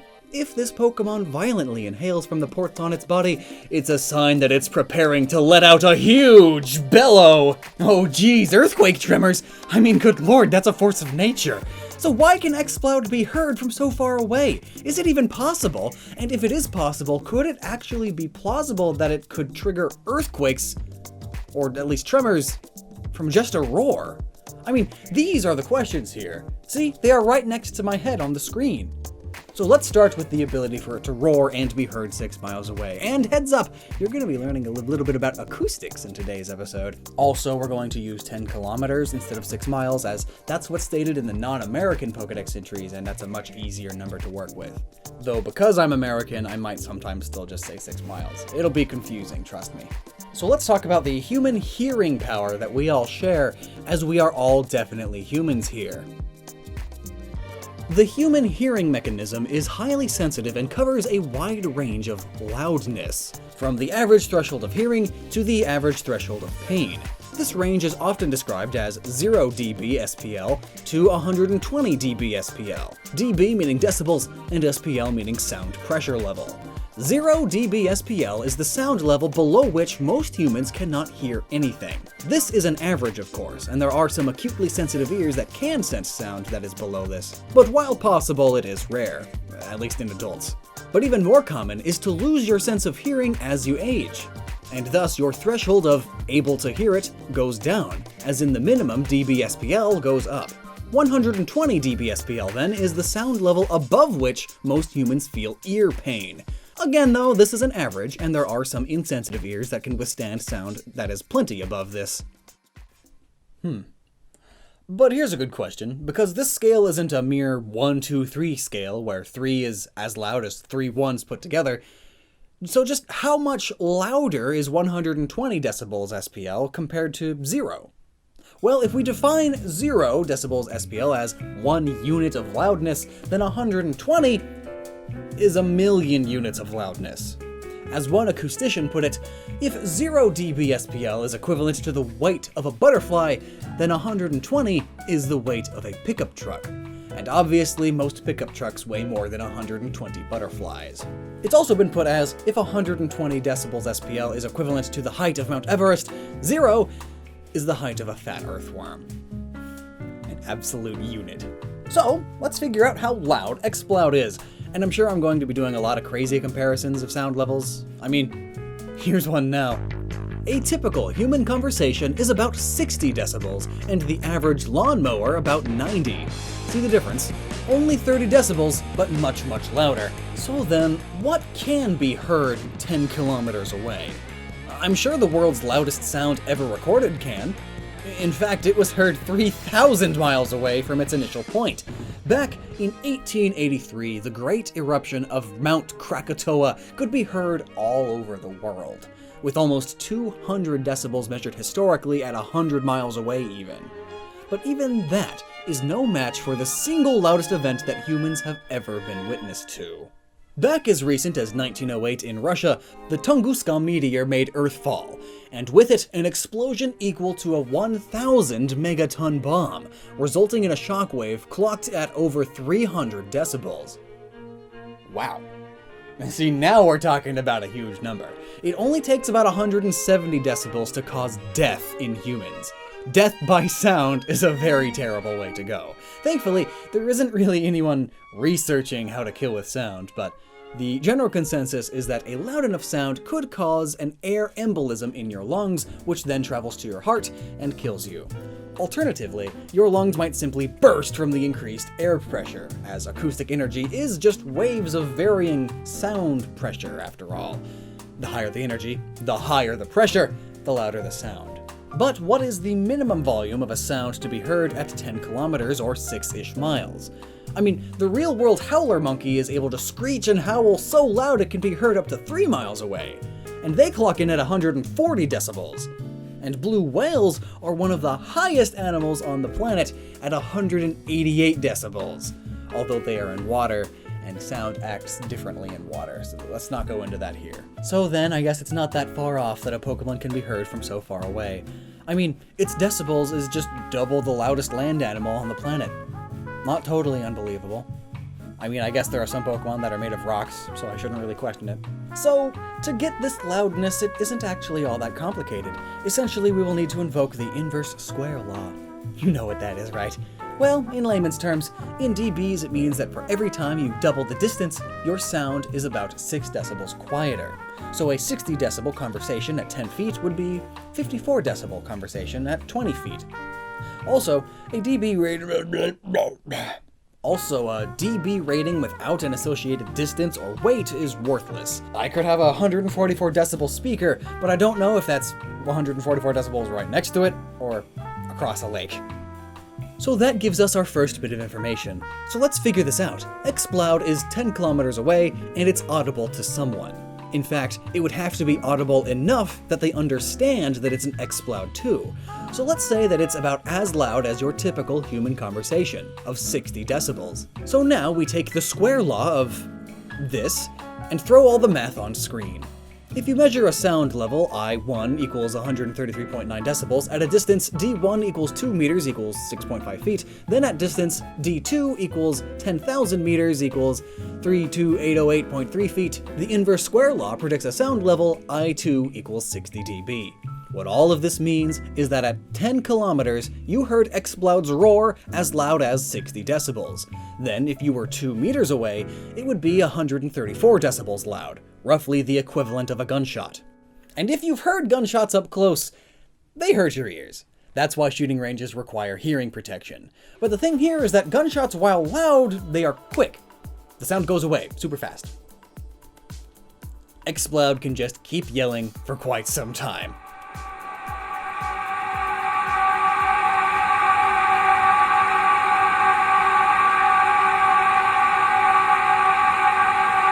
So much louder that it would be quite painful. Also notably, this equation was done assuming we were in an open field and there aren't any acoustic reflectors or dampeners in the way of Exploud to you.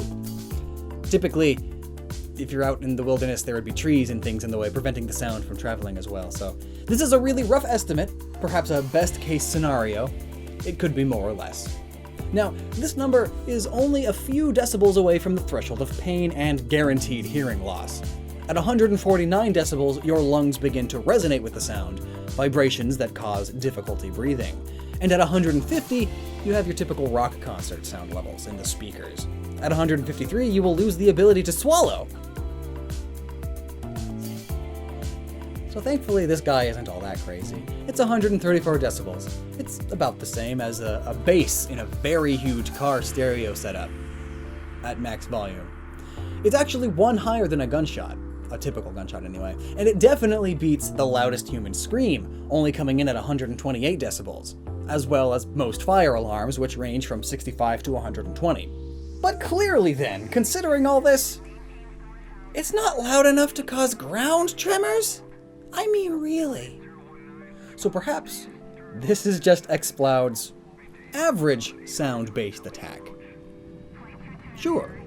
Because fun fact, a 5.0 earthquake is normally recorded at 287 decibels, and is believed that the sound waves after an earthquake may be what caused the aftershocks. The thin, grainy layer of rock and dirt between the tectonic plates acts as a liquid when vibrated at the correct frequency, losing that bond of friction the more the plates move, causing more earthquakes. So it's not all that far-fetched for sound to cause tremors. But that's only really the case around tectonic plates, of course. In Pokemon, we see that they are able to create earthquakes pretty much anywhere all over, which is inaccurate, I suppose. Now, I don't know about you, but growing up in California, the only real things we were taught are how to prevent forest fires and about why earthquakes happen. Essentially, it's when two tectonic plates who always are moving against each other finally give way, creating an abrupt motion, resulting in large, earth-shattering forces. Literally. And if you've seen any movie with earthquakes, they always seem to get the rumble wrong. In fact, it's normally a lot harder to hear because the sound is coming from a much, much deeper point than what you'd expect. In fact, just for a 2.0 earthquake, the decibels were recorded at 210 decibels, but at such a low frequency that humans are barely able to hear it. Along with that, the noise would be miles and miles deep underground.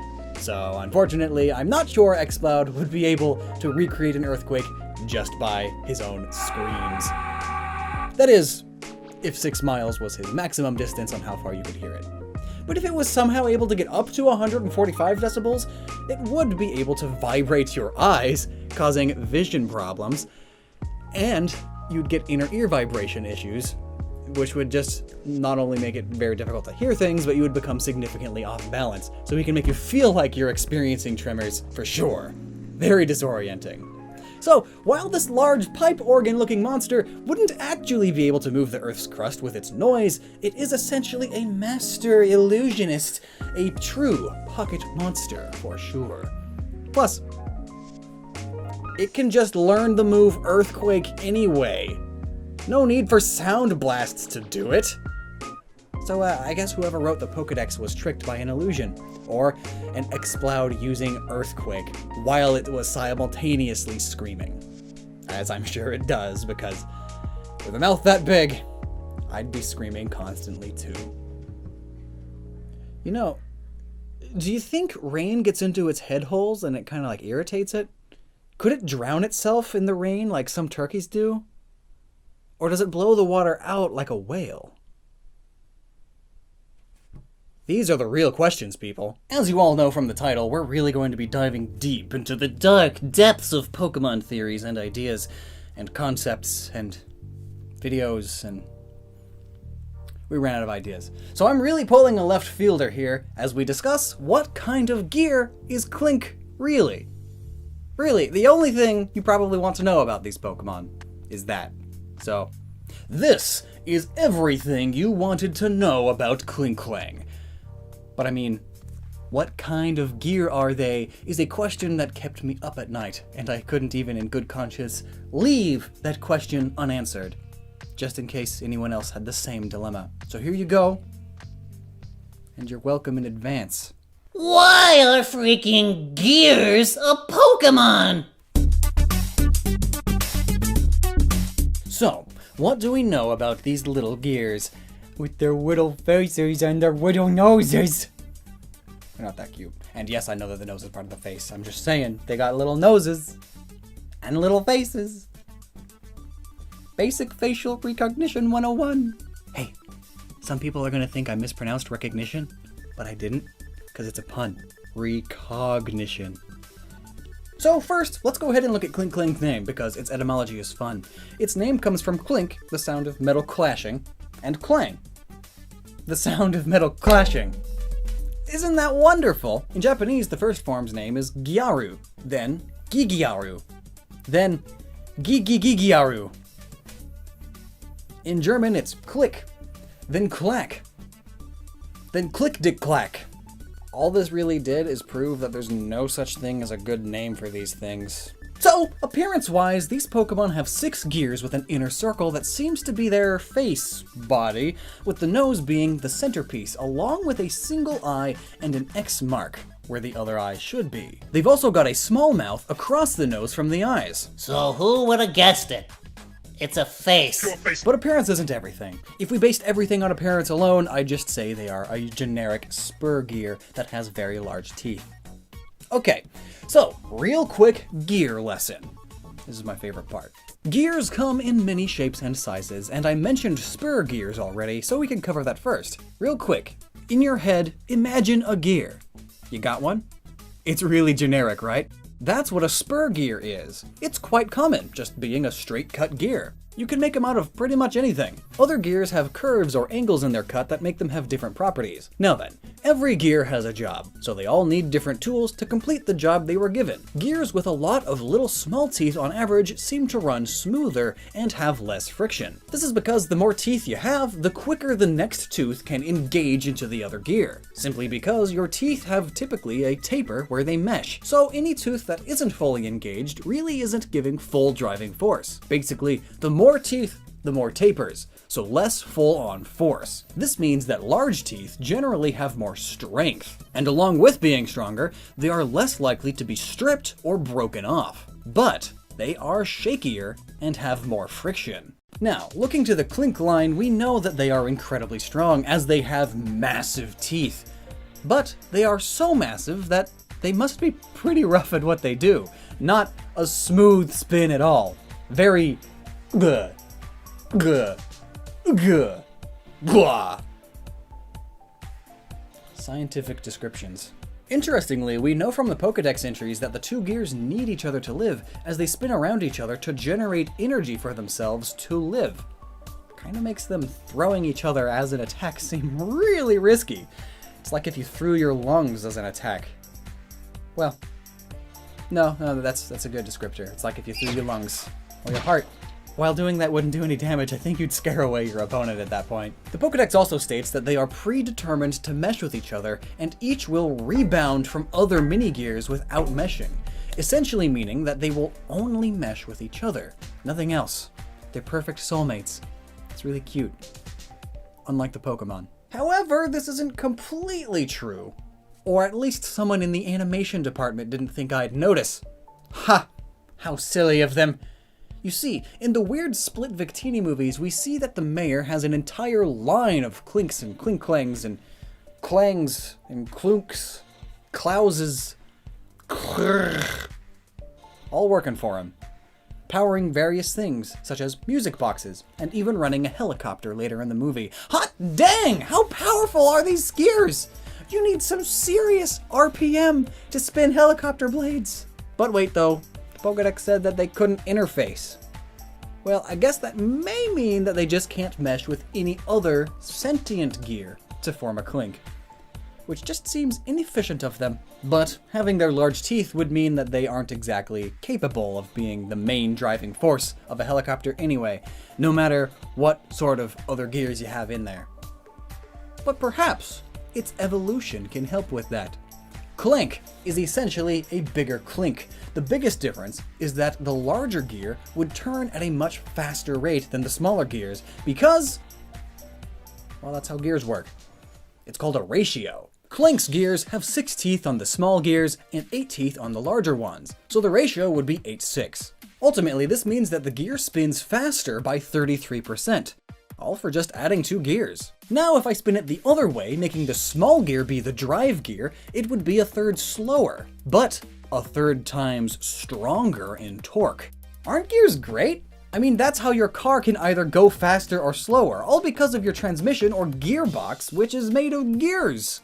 Neat, but we really start to lose its interesting facts as it evolves into Clink Clang. The only real difference now is that it gets an edgy Hot Topic spike collar and an energy tank in which it stores energy by spinning its gears around its magnetic collar to induce a charge and then storing that charge in its large red crystal conduit that somehow can store vast amounts of energy. I know this tank or core just looks like another gear, but That's what the Pokedex says it is. After all, Klinklang can learn a ton of electric-type moves. In the end, though, we still never answered your all-important question of what kind of gears are they, did we?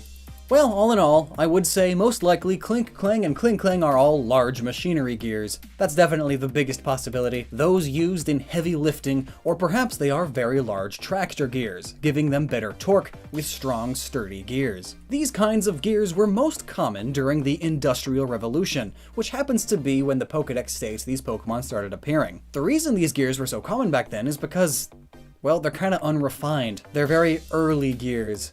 They don't really function all that properly. That's right, I said it. Shock to the world, the Klink line are poorly made. Oh, who would have possibly been able to guess that? One thing is for sure though. That helicopter should not have been able to fly.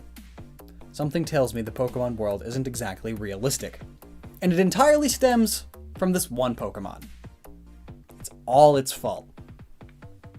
This is the Pokemon that ruined everything. Why hello. Disclaimer. Viewer discretion is advised. This video is PG-13 for sure, as we're talking about sexual stuff. Hence the title and the thumbnail. I mean, obviously. Why did you click this if you knew you weren't supposed to? I have another video here. You can watch that instead. Also, while there is going to be some level of depth, I do want to say that I am not intending for this video to be a fully deep discussion that answers the question per se. Rather, this video is to present what I think the answer is, and then start a conversation. Anyway, so I was meditating in bed, by which I mean I was up till 3 a.m. scrolling through Twitter, and of course, the internet being the internet, there were pretty ladies, for lack of a better term.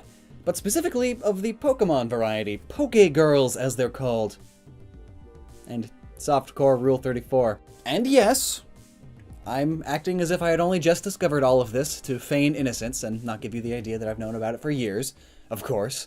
But this time, rather than share these images with my wife, as we do sometimes because it's really fun, totally healthy relationship, this time the images made me realize something. Compared to just about every other video game or anime or cartoon or whatever, Pokemon just has so much more of this kind of sexualization stuff. Not the bad kind of sexualization, which is rare, but it exists. But like, just sexy art. There's so much sexy art. Nothing comes even close in terms of sheer quantity.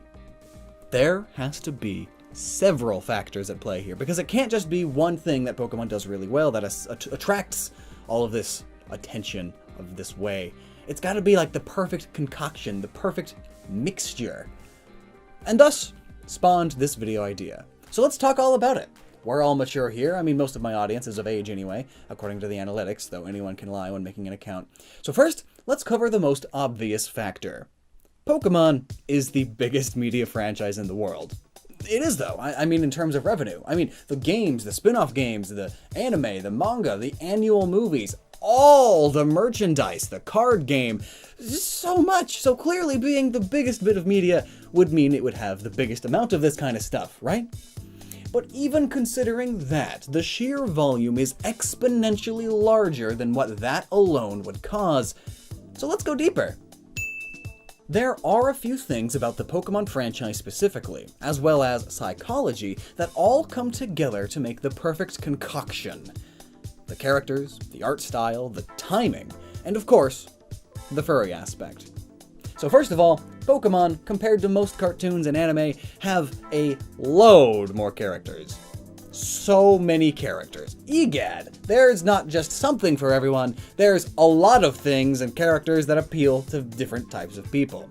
And I don't just mean all the Pokemon, I mean the human characters, the gym leaders, the side characters, just constant new people, each appealing to a different demographic of taste. And then, into the Pokemon themselves, there's stuff for every level of furry. Furries, in case you don't know, are a fairly large group of people, and they can be fairly vocal on the internet. Makes the group seem like they're a lot bigger than what they actually are, but still. Forever ago, I asked what makes a furry in this video here, but it's over here, I'm terrible, and it got a load of support. It's kinda sad, but it was surprising to a lot of people, a lot of furry people, that a non-furry is taking them somewhat seriously and actually analyzing them as a group honestly without hostility. It's really sad that that's a surprising thing. Anyway, one thing that's great about furries is that they are very artistically inclined. So many make such great art. I can't tell you the number of times I found an artist I like somewhere, and so I check out their profile page, and 80% of their art is anthropomorphic animals. Furries. Even though that's not what the art I found was, because I'm not a furry, but I still can appreciate good art. Anyway, the most popular furry characters on those kinds of fur sites tends to be Lucario, Renamon, Gardevoir, Lopunny, and then various Disney characters. Notice how 3 of the top 5 are Pokemon. Then there are loads more Pokemon in the top 20, top 50 even. And as of late, I feel the Pokemon Company is becoming self-aware of all this, as recently, when dreaming about having a good time, Meowth in an episode of Pokemon dreamed about hanging out with a Gardevoir and a Lopunny. They are totally self-aware, especially considering that more and more often, we seem to be getting more and more Pokemon designs that seem perfect for fursuits. The things furries wear to cons. Like cosplay, but commonly it's original characters. But not always. Sometimes it's like a Pokemon. Look at these 2 Pokemon. They are furry incarnate. And they're both from the most recent generation. So of course, Pokemon is giving a bit of fan service, which is only encouraging all of this. But that's fairly recent.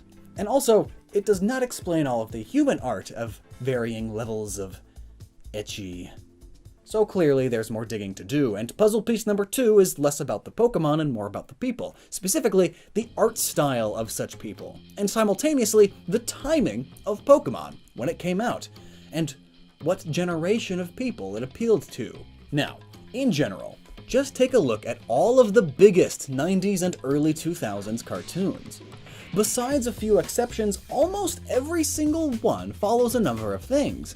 They either feature animals, anthropomorphic animals, or humans that are heavily stylized. And I mean heavily.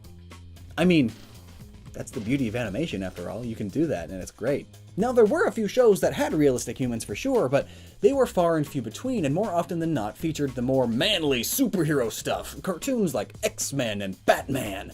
While they did have their share of pretty ladies and sexual moments, they were never a big part of it. Or at least, they were rarely that. Compare that to Pokemon. Look at Misty's outfit. Think about the 12-year-old boys. Plus, another point to make is that X-Men and Batman had several iterations, so many reboots and series. Pokemon played pretty consistent with its art style and story, creating even more connection. Not to mention that anime in general had much more realistic proportions of people, especially extremely fit and well-built people, skinny people, because almost everyone is fit and healthy in Japan, where anime is produced. And out of all of the anime, Pokemon was by far the most popular, even more so than most cartoons. And if you watched my old video on furries, then you know this already, but around the age of puberty, our brains begin seeking out sexual stimuli. We start to feel attraction to others, especially the healthier and happier of us. More often than not, hot means healthy and or will make better offspring. At least in terms of how our lizard brains perceive things. But during this time of our lives, we are very influenceable, and considering how much TV and movies we were watching at the time, it's no wonder that the commonly believed theory, that I totally agree with, is that Disney pretty much made furries. The current furry phenomenon? You can blame that on Disney. Think of all of the well-produced and well-proportioned anthropomorphic animal characters there are in Disney media. Which, of course, spawned other companies to make the same thing. Heck, sometimes a character doesn't even have to be anthropomorphic. Nala from The Lion King tends to be cited as the awakening moment for some kids due to the context and the lioness bedroom eyes. It was weird. Nothing against being weird, though. For many, though, it doesn't happen with anthro characters. Or it will, but the fact that they are anthro gets lost, and only points them more towards the well-proportioned human figure. But considering how crazy Pokemon Fever was back in Gen 1, and considering Misty's outfit, and for many it was the first cartoon with realistic proportions, well, the pieces fall together.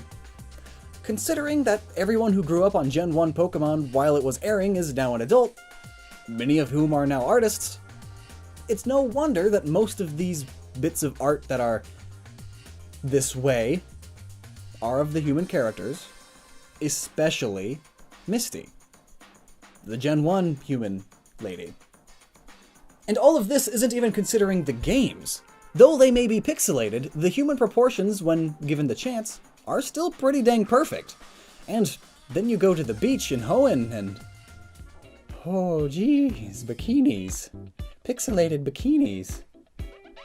It was Gen 3 for me.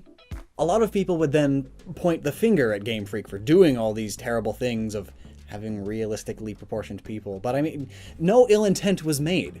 And it's not like the games and anime are ever inherently sexual, besides a very occasional adult joke, of course, but every cartoon has those. At least the good ones.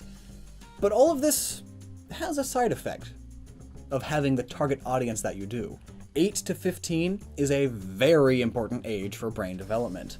And even if you have something totally innocent, like a standard person that happens to be fit, the brain of someone in that target range, seeking out to learn about sexuality, will latch on to anything it gets.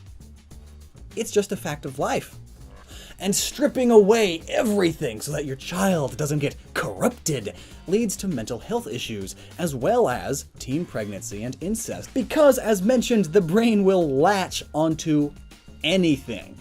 And if it's devoid of that anything besides a schoolmate, or siblings and cousins, that's what it's going to latch onto. Why do you think teen pregnancy and incest are the most common in the most religious and conservative states? The ones that shelter their kids the most and don't give them the talk as often. Anyway, we're getting off topic. Or were we? What's the topic? Right, Pokeprons. I mean, loads of people will always have their first cartoon crushes and such. And Pokemon being as big as it is, and having the pull it does, and having just the right art style at just the right time, you know, 1 + 1 + 1 + 1 + 1 equals a generation of adult artists whose first fictional crushes happened to be from Pokemon. Those characters always will hold a special place in their heart. And sometimes, we don't even realize it until years later that we had such a connection. And by the time that realization is made, you're now an adult, so your brain functions differently. Different desires, however healthy or unhealthy they may be. So, that's my theory as to why Pokemon is overly sexualized on the internet. Or perfectly sexualized. It's all a matter of perspective. And also, that's, like I said, just my idea of why I think it is. What do you think, though? Do you agree or disagree with me? Let me know down in the comments what you think and your theories. And please be nice. We all need to be nice more often in the comments. Hey everyone, it's me, your resident poketuber Lockstin. Wait, that's not right, is it? Or is it? I don't know anymore. I gotta do some non-Pokemon content. I know. Let's use my vast storage of knowledge about Pokemon to list the fighters of Smash Bros. Ultimate in Pokemon types. I mean, have you ever wondered what type each fighter would be? And hey, what if they added that neato Pokemon Trainer feature of having weaknesses and strengths relative to their types that Pokemon Trainer had in Brawl? I mean, everyone loved that feature. Everyone. Alright, let's get right into this. Starting with the easy ones that we don't really need to explain. The actual Pokemon in Smash, which includes Pichu, Pikachu, Mewtwo, Greninja, Lucario, Jigglypuff, Incineroar, Squirtle, Ivysaur, and Charizard. Chorizo. They, obviously, are the types that they are. Duh. Now let's go down the line. So both Mario and Luigi make sense as fire normal, or normal fire. I mean, come on, they shoot fire out of their hands quite regularly in Smash. Interestingly, Mario does have a water move, but Pokemon still have moves outside of their types all the time. So don't be stupid in the comments. Oh, Mario should be water type because he's got a water move. But besides the frequent fire powers, Mario and Luigi are just two normal dudes. Strong, but still kind of out of shape, so not really fighting type. Next is Donkey Kong. Ground fighting, for sure. I mean, what else perfectly fits a giant lowland gorilla that loves to punch? Honestly, I'm really surprised that they don't have a gorilla Pokemon that's ground fighting. They're really missing an opportunity for a DK tie-in, Game Freak. Ha! Link, as in all three, we actually had a bit of trouble figuring out. But we settled on Steel Fairy. I mean, they have steel courage! Haha! Also a sword and a shield. The fairy part then comes from the fact that they all have fairies, look like elves, and are magic. So, pretty much fairy. Samus, I feel, works best as a steel electric type, along with Rob and Mega Man. All of these characters are made of metal and run off of electricity, primarily, or have energy-based attacks. Samus and Mega Man would be pretty versatile Pokemon, as they can learn moves of almost every type, it seems. Dark Samus, however, would be either Dark Electric or Dark Bug. I couldn't really pick. I mean, if she really is just an evil clone of Samus, then she would be Dark Electric, but Dark Samus is more than just Samus as an evil creature that took the appearance of Samus and all that. Plus, Metroids are similar to bugs in that they grow from larvae and are somewhat bug-like in appearance and behavior, at least in the early stages. And I mean, nobody else in Smash could be bug-type, and it's a pretty important type to have in your game. Gotta have someone. Next is Yoshi, the lovable dinosaur, and in my heart I would say Dragon Fairy, as he's a magical lizard, but thinking more realistically, dinosaur? Most, not all, but most dinosaurs in the Pokemon universe tend to be rock type. So, Rock Dragon, plus being a rock dragon would make Yoshi similar to Tyrantum, a Pokemon that is very similar looking to Yoshi, if you squint. Kirby, you know, the creature with infinite power, is pink. And we all know what that means. Fairy. It means fairy. And what do fairies love to be? Normal, usually. So, normal fairy, just like Jigglypuff. Really, Kirby would have an ability that changes its type depending on who he eats. At least, that would change the normal typing. But fairy could still stay. Falco is fast and relies on technology to continue his missions. Not to mention, he's a bird. So he would be flying. And wait for it! Maybe electric. Though perhaps not electric? They themselves, referring to Falco and Fox, don't have much to do with electric themselves, they just use electricity. It's like how Golduck has plenty of psychic abilities but isn't psychic type. And then what about Fox, specifically? Normal electric? Normal fire? Granted, most electric Pokemon are fuzzy mammals that are fast, so I guess electric works. Next is Ness, who, let's be honest, is pretty much just a kid with psychic powers. Him and Lucas both use PK powers, which are essentially powers provided by their psychokinetic abilities, landing them firmly alongside Mewtwo in the purely psychic type category. Then we got good old Captain Falcon, one of my more fond characters who is in desperate need of a new game.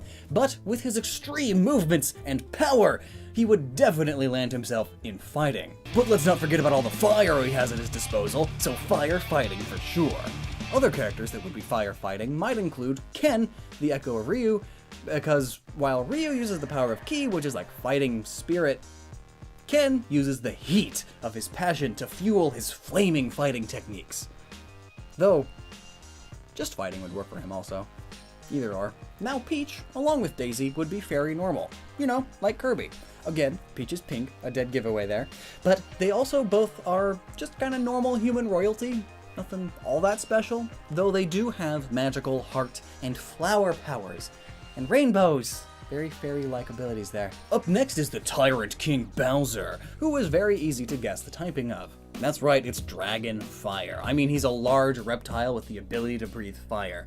He's got dragony darkness magic powers, like dragons, and he can't fly. So it's not flying type like the non-dragon Charizard. But there's lots of fire, so Dragon Fire. Easy. Not as easy as Ice Climbers, though. Pure Ice type. Sheik would be Dark Fairy along with Bayonetta, though for entirely different reasons. After all, Sheik is a ninja who loves to work in the shadows, and that's very different of a reasoning than the monstrous, demon-summoning Umbral Witch. And again, they are also both fairy type, but for similarly different reasons.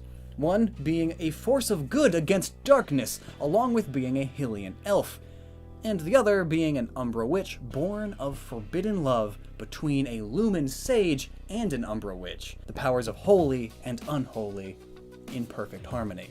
Zelda's next, and I'd say pure fairy, along with Palutena and maybe Pit.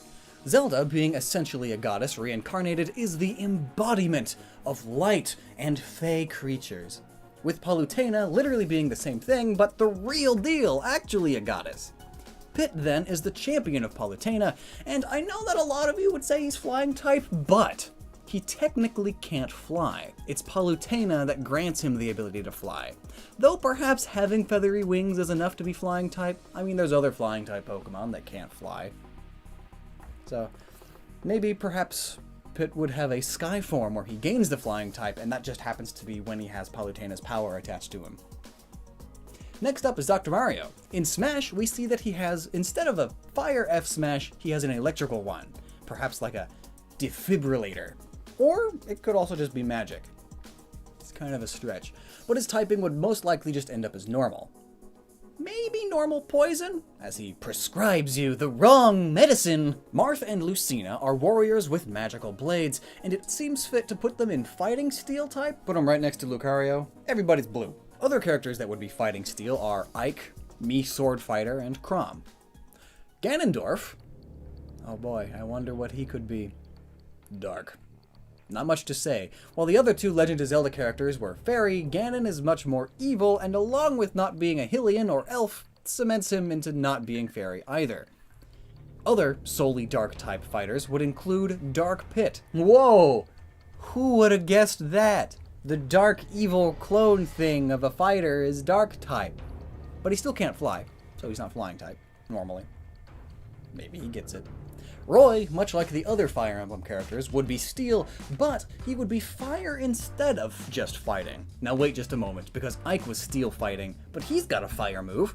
And yes, but while he does have a fire move, it's just one, whereas Roy has some sort of fire effect or flare on almost all of his moves. He's hitting you with a flaming sword, steel fire. Mr. Game & Watch is an interesting character, but besides being 2D, he's just a normal dude doing normal things, like being a chef or a lion tamer.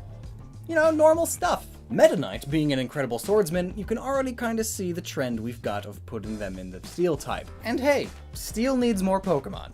However, unlike the other sword fighters, Meta Knight is actually able to fly, and uses his wings all the time. A key trait of flying type Pokemon. So it only makes sense that he's steel flying. Though Dark could also work in place of flying? Either way, Meta Knight learns moves from all three. Zero Suit Samus is essentially armorless Samus, and so she would fall into the electric category, but not steel because there's no armor. And her pistol is like a Electro Whip and a Zappy Zap. Energy Blasts. All over the place. So she's definitely electric. And she's well versed in hand-to-hand combat in this form, so we might as well toss her into the fighting category. Come to think of it, I think Mii Gunner would also work in electric fighting, as there's not a lot of armor on Mii Gunner, at least not by default. And energy blasts and pretty decent at close quarters combat. Wario? Oh, Wario. Where to put Wario? Well, he's mostly a normal person, minus the whole disgustingly large head. But he's also all about bad breath and farts, so the poison typing would suit him well. I mean, Stunky is poison because it farts. Why can't Wario be poison because he farts? Snake is up next, and he's pretty easy. He's stealthy, so Dark comes to mind. He's also strong and knows a good deal of hand-to-hand, so fighting. But he also has guns and uses them a lot, so I want to say Steel, and thankfully this is Solid Snake, because if this was Liquid Snake, we could just throw in the water type too. But it really boils down to how I feel at the moment, and at the moment, I'm thinking he doesn't actually use his regular guns in Smash at all. So let's make him Dark Fighting. You know what Pokemon needs more of? Yeah, that's right. Non-winged flying types. And guess what Diddy Kong is? Normal flying. Hold on, let me explain. You see, he isn't all that strong like DK, and he isn't really all that good at fighting either. He just sort of flails around like a monkey. Man, can he leap! And he's even got a jetpack! Are you telling me that if a Pokemon had a jetpack, it wouldn't be able to know the move Fly? Others in the flying normal category include Duck Hunt Dog, as it's just a dog. but there's a duck that makes him fly around. Also Dedede. I mean, he's a penguin, sure, so he maybe shouldn't be flying, but that's the joke. Dedede's silly. And Pokemon just loves using non-joke jokes like that. Plus, he can sort of fly by inflating. Sort of. He's a bird. He'll know some flying moves, like wing attack and peck. I don't think he does any of those in Smash, but you know. So Sonic's next. Where do we even begin? What type is truly fast enough to be Sonic? Fast rodent Pokemon tend to be electric, but Sonic has no electric traits. So, flying? Fairy? Bug? Well, other than speed, which isn't even classically a type, Sonic is just kinda a hedgehog. Well, I mean, he's got a lot of fan art on the internet that implies fairy, if you know what I mean. Ground. Possibly even normal ground. I mean, he's a little guy that can't really fly, plus hedgehogs are low to the ground, and they dig a bunch and such. And being able to run as fast as he does, he's touching the ground a bunch. He covers a lot of ground with his speed. Ha! He's easily one of the fastest ground types there is. So Sonic's done. Next would be, oh gosh, why are there so many characters? I was thinking this video was going to be a cute time filler episode that we just make real fast and put out there because we need filler. YouTube algorithms are going to kill us if we don't. This is just turning into a massive epic. I'm just adding to it with his exposition. Right, so Olimar is next, and what can I say besides he's a normal little dude? Now his Pikmin, on the other hand, they are all sorts of different. Look at the red Pikmin, fire grass, easy, and the other follow suit. Yellow is electric grass, blue is water grass, fairy Pikmin, well, it's in the name. White is where we get a little off balance, as they could be grass ground, or ground poison, or grass poison. Let's just go with that one. Keep them all grass poison. Then we get to purple, who are just fat and strong. That's all. Nothing really special about them. So, grass. Maybe grass normal. And if you had to program them as like a whole one entity with only two types, normal grass. And now while we're on the normalness of Olimar, we should go ahead and do the rest of the normals. Because here we have Villager and Isobel. Both just kind of normal people. One's a dog. And they just got... I don't get why they're here. They're kind of just up in this monster mash of mega franchise characters that are all wanting to kill each other. I love him so much. Pac-Man also finds himself in this category. I mean, what's he gonna do? Jump? Wii Fit Trainer is a trainer, but she isn't a Pokemon trainer. But I mean, she could be. But while she's a trainer and super fit, she's no Ryu. Okay? So we are talking fighting type for sure, but she's a lot less fighting and more fitness. So to tone down the fighting, I'd put her into normal fighting. If that even could exist. Rosalina and Luma are fairy because, well, duh, she's a magical space queen. But she's also from space, and Pokemon really likes to make anything from space psychic. For reasons I cover in this video here. So fairy psychic. Final answer. Plus she can float, do crazy universe-ending stuff, and that's some pretty ridiculous, crazy psychic power things going on. Shulk. Oh, Shulk is Psychic Steel. He's got precognition and a sword that's pretty cool. So, Steel Psychic. Though, Steel could be replaced with normal or fairy. The Monado is a pretty magical and energy-based sword. It's magic. It's crazy. Next is Bowser Jr. At first, you'd assume he'd be Fire Dragon like his dad, but he's got his clown cart as his main body in Smash. Plus, it gives a decent amount of super armor. You know what else has a lot of armor? Steel. Yeah, that's right. Bowser Jr., Steel Dragon, because why not? While he can breathe fire, his attacks aren't all that fiery. But his main body, meaning him, sure is dragony like his dad's for sure, because it's just a smaller that. So he's a little dragon. I know he's a turtle, but I mean, there's turtle Pokemon that are dragons also. Let's go ahead and make this crazy list even crazier. You know who's crazy? King K. Rool and his insane abilities. And let's just say he also fits perfectly into the Dragon Steel typing. I mean, he's got armor for a gut that's totally harder than steel. Plus, I mean, he's a massive lizard and a villain. And that just screams dragon to me. Then we have Cloud. He's a tricky one. But if you all remember from my Steel-type Pokemon Explained video, Cobalion, who is one of the Swords of Justice, is Steel-type, because of his strong, cool collection, his steely resolve, his heart of steel. You get the picture. Also, swords are made of metal. And boy, oh boy, does Cloud got the sword! And you know who else could just be steel? Simon and Richter. Both have steely hearts against darkness, along with really cool metal whips. Next we have Corrin, who is actually pretty interesting and is relatively easy to put into a typing.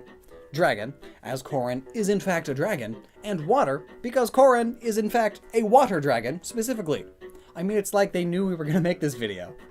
Thanks, Nintendo. Getting close to the end now, we see Inkling. So in Smash, the way that they work is interesting. The ink that they spray almost acts as if it's a poison or an acid. They can also turn into goo themselves, so they could realistically be poison type, or possibly water type, I so thought at first. But then I remembered that they die in the water, so I guess it's a no-go on that. I'm guessing just poison then, as they are all icky and sticky. Nextly, we get to Ridley. I mean, first off, he's a dragon, and that's totally canon.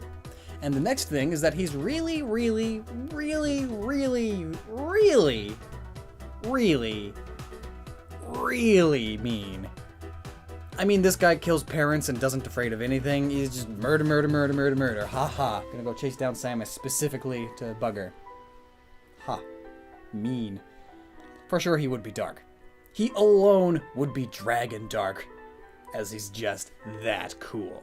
And, well, that's it, isn't it?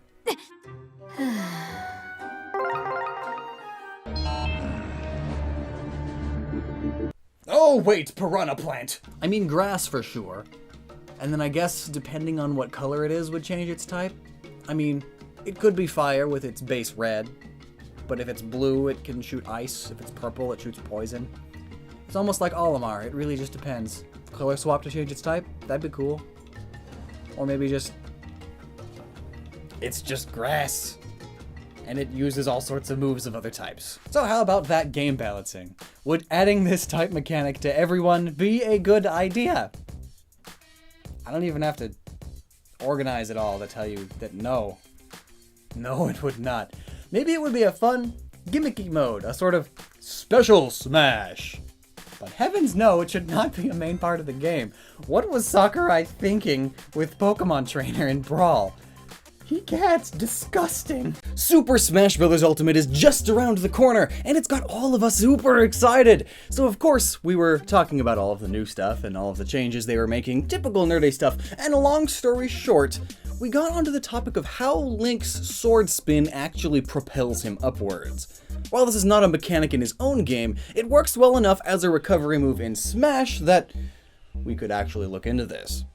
The reasoning, I assume, is that him spinning a sword looks like a helicopter and helicopters go up. But then we asked, how fast would he actually have to spin to actually obtain lift? And, my boy, does this get complicated. To answer this question, we will be using Super Smash Bros. Melee Link. 'Cause Melee is a better game! But no, rather it's because Ocarina of Time Link has a relatively simple design, and we actually know his height and stuff, and Melee Link is based on Ocarina Link, so it works. So, is it even possible to fly with only a sword? Even if we assume it's magically, like it has a force field around it or something, it's magically in the shape of a propeller blade thing. Well, there are quite a few methods of propulsion, or the generation of lift or thrust. The most common way is by using a propeller. The way a propeller is shaped splits air, causing the bottom air to move faster than the top air, which forms a pocket of air that lifts or pushes against the propeller. Now, generally speaking, there are 2 or more blades in normal propellers, but can you have less, like Link's single sword? Would that even work? Well, as it turns out, single blade propellers do exist, and they function much like you would expect a normal propeller to work. The only catch is that they have to have a counterweight. Many believe that there is greater efficiency in single-bladed propellers due to the counterbalance adding weight, which dampens vibrations. This, however, is not true, as the propeller is heavier and needs more energy to spin compared to conventional 2 to 5 or more bladed propellers. Normally, single-bladed propellers are used in odd designs that require less vibration. or possibly projects that fall outside of the necessity of efficiency, or when you need extra space, like a glider. So we know it's possible for a single blade to produce enough lift to achieve flight, but how fast would Link need to spin to lift off of the ground, or at least be able to hover in the air? It's gotta be something ridiculous, right? Now, I'm no aerospace engineer, so these calculations may fall out of exact realism, or I may be off my rocker. So if you find an issue in this math, please let me know. But note, this was the accumulation of many people's thoughts coming together. Plenty of mathematicians and physicians that know way more about this stuff than I do helped me out on this video, because this is really complicated stuff. But if you don't care about all the specific math, and you just care about how we figured all this out, the timestamp shown here will take you past all of the complicated math, and believe me when I say it's complicated, and it lasts a long time. Here's where we are in the video right now, somewhere like around here, or here's where we begin, and here's where the math stuff ends. You see that? You want to skip that?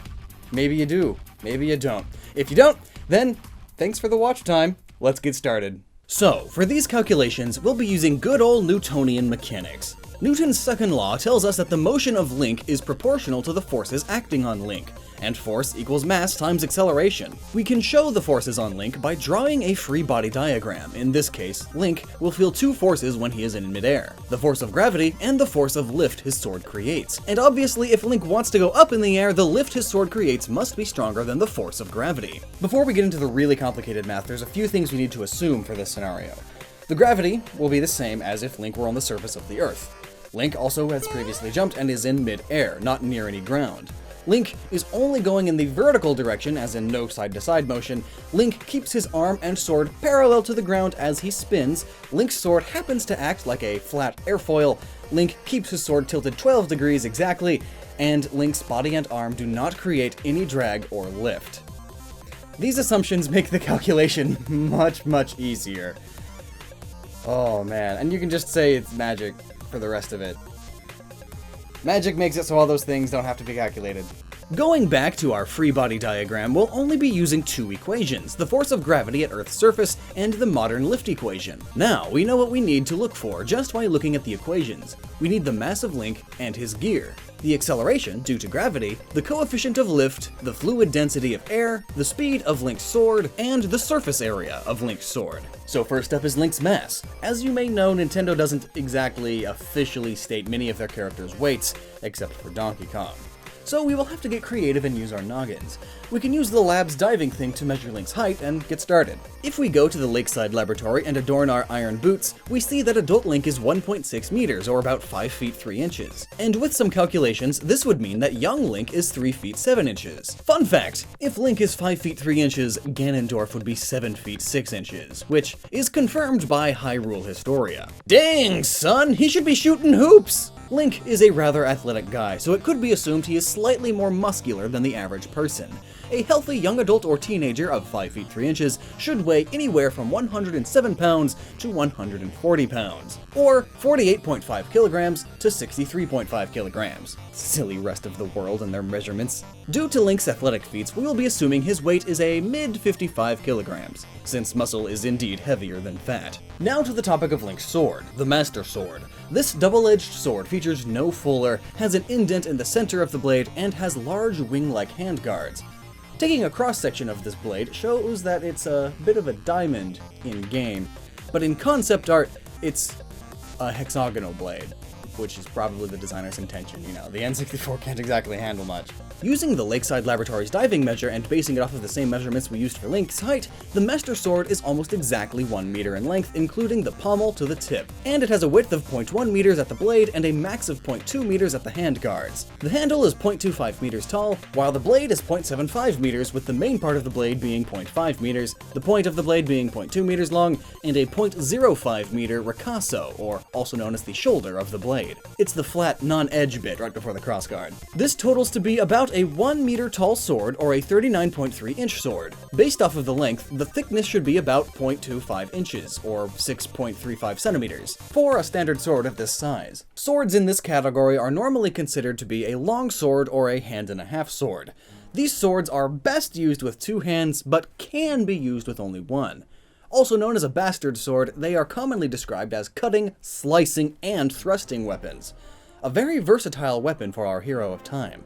Contrary to popular belief, medieval swords were quite light, and most weighed less than 4 pounds or 1.8 kilograms. Even a large hand-and-a-half sword rarely was more than 4.5 pounds or 2 kilograms.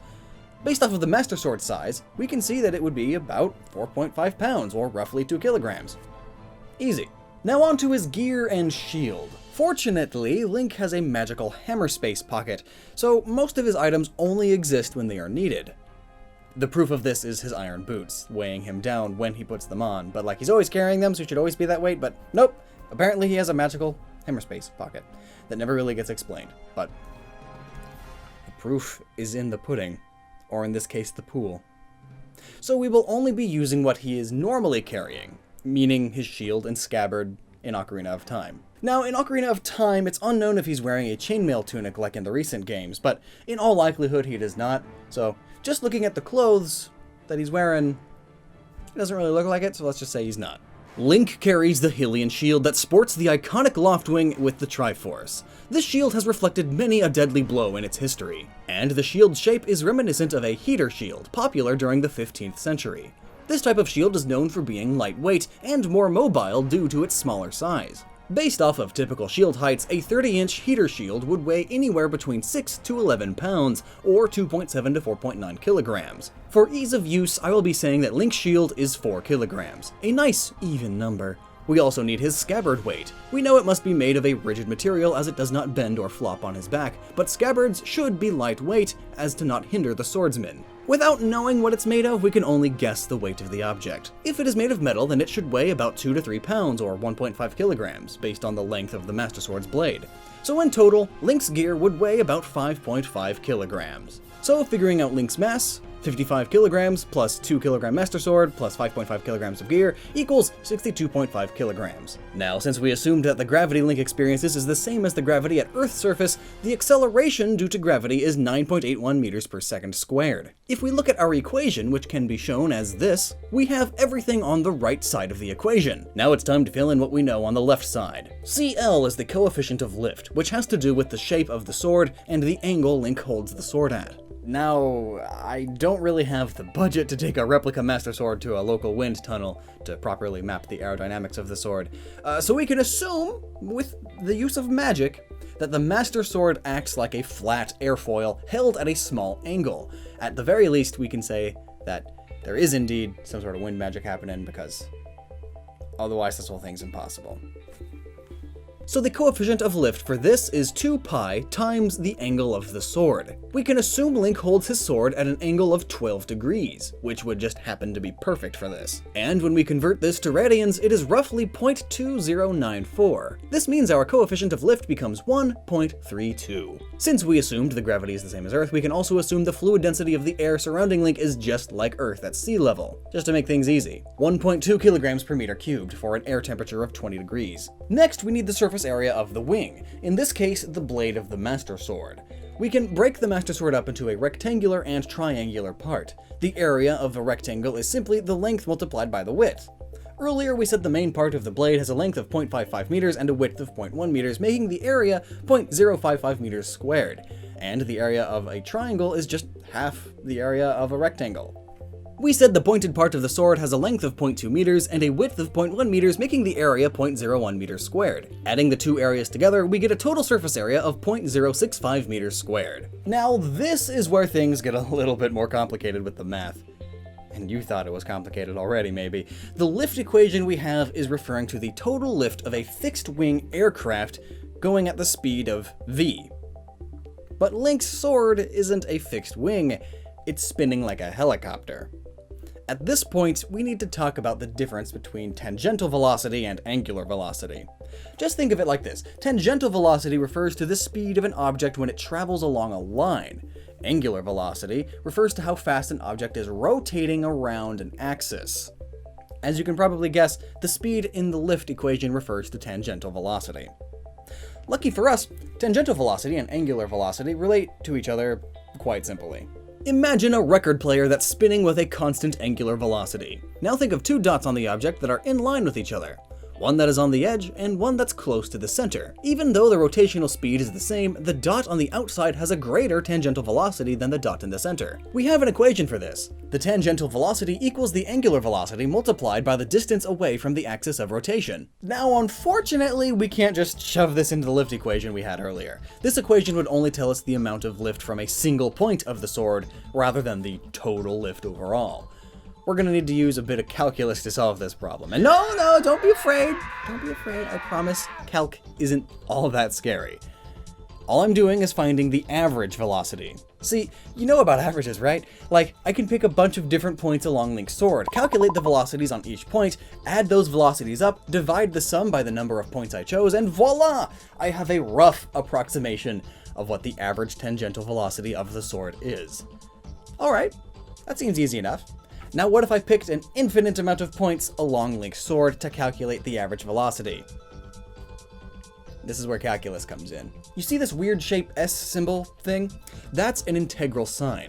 If you're not familiar with integrals, you can think of it like you're adding a bunch of numbers together, but on steroids. All we need is the tangential velocity equation, the length that goes from axis of rotation to the hilt of the sword, which is also half of Link's arm span. I just called him lengths. Lengths. L-I-N-K-T-H-S. Lengths. We can use a fancy calculator to evaluate this integral, which tells us that the average velocity across Link's sword is half of Link's spin speed multiplied by the sum of Link's arm span and the length of the blade.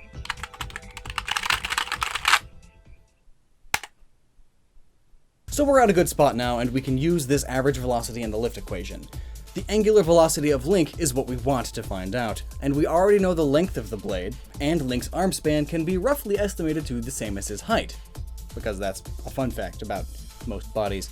Now let's plug in all of our numbers into our equation and see what we get.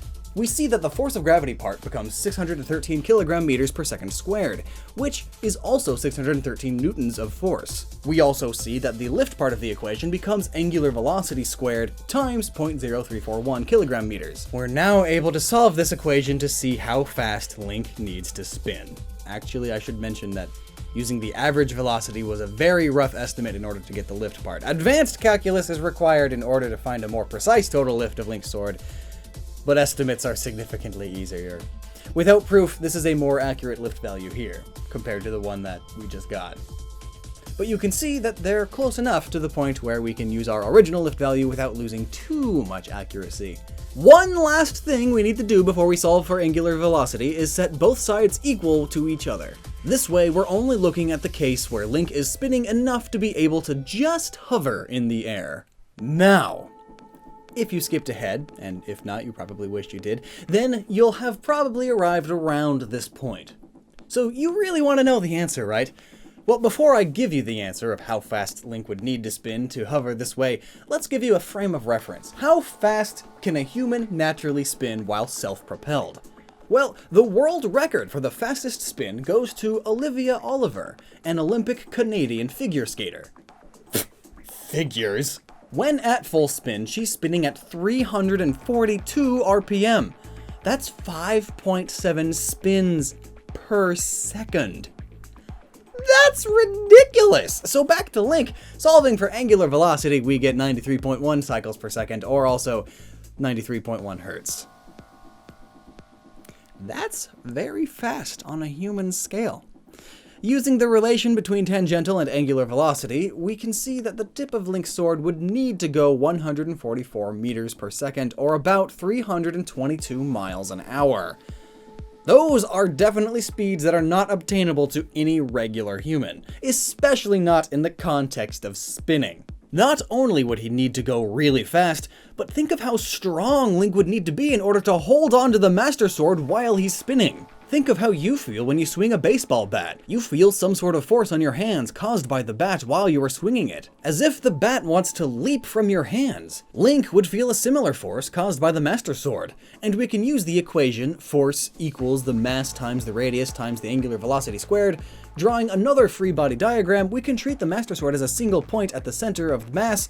We can say that the Master Sword has a good balance where the center of mass is located at the end of the ricasso. This makes the radius half of Link's arm span plus the length of the ricasso. And using the mass of the Master Sword and the spin speed, we calculate that Link's arm would feel 14.7 kilonewtons of force. Earlier, we said that Link weighs 613. So the Master Sword exerts a force about 24 times the weight of Link. So just imagine Link holding on to the ledge of a cliff or something with just one hand, and then add 23 Link clones holding on to the original's legs. That's a lot of force on a single hand. My guess is Link's arm would be dislocated and maybe even torn off in some places. But what about in-game? Is Link spinning fast enough in Melee in order to fly? No. I mean, it's a fantasy fighting game that isn't canon in any sense of the word. But you could expect some level of realism there, right?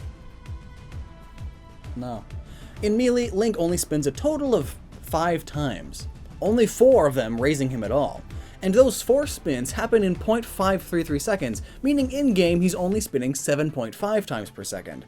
Still faster than the real-world record, but nowhere near what is required to achieve even the tiniest bit of lift. Though you could say that he's using the momentum of his double jump where he leaps on the air to assist in the lift, and the spinning helps him get even higher, and we did a whole bunch of extra math comparing his regular jump to this spin jump and such, but to spare you those details, no. The spinning doesn't really help at the speeds the game is showing. Also, different characters are affected by gravity differently in Smash. Smash is a weird game. How does fast falling even work?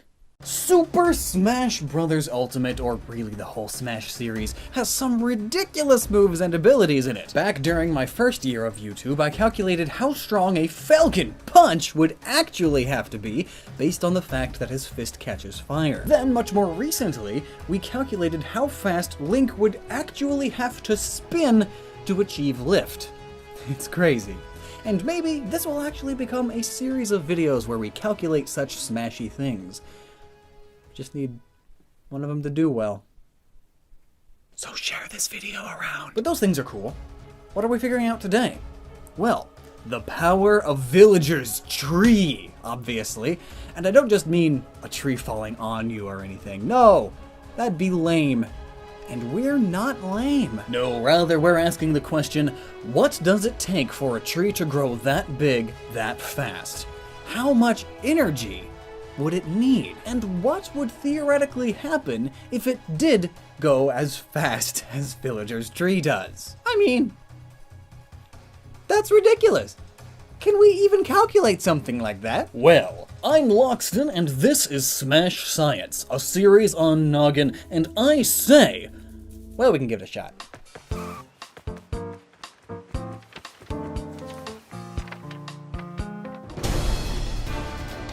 How does a tree even grow, should be the first question.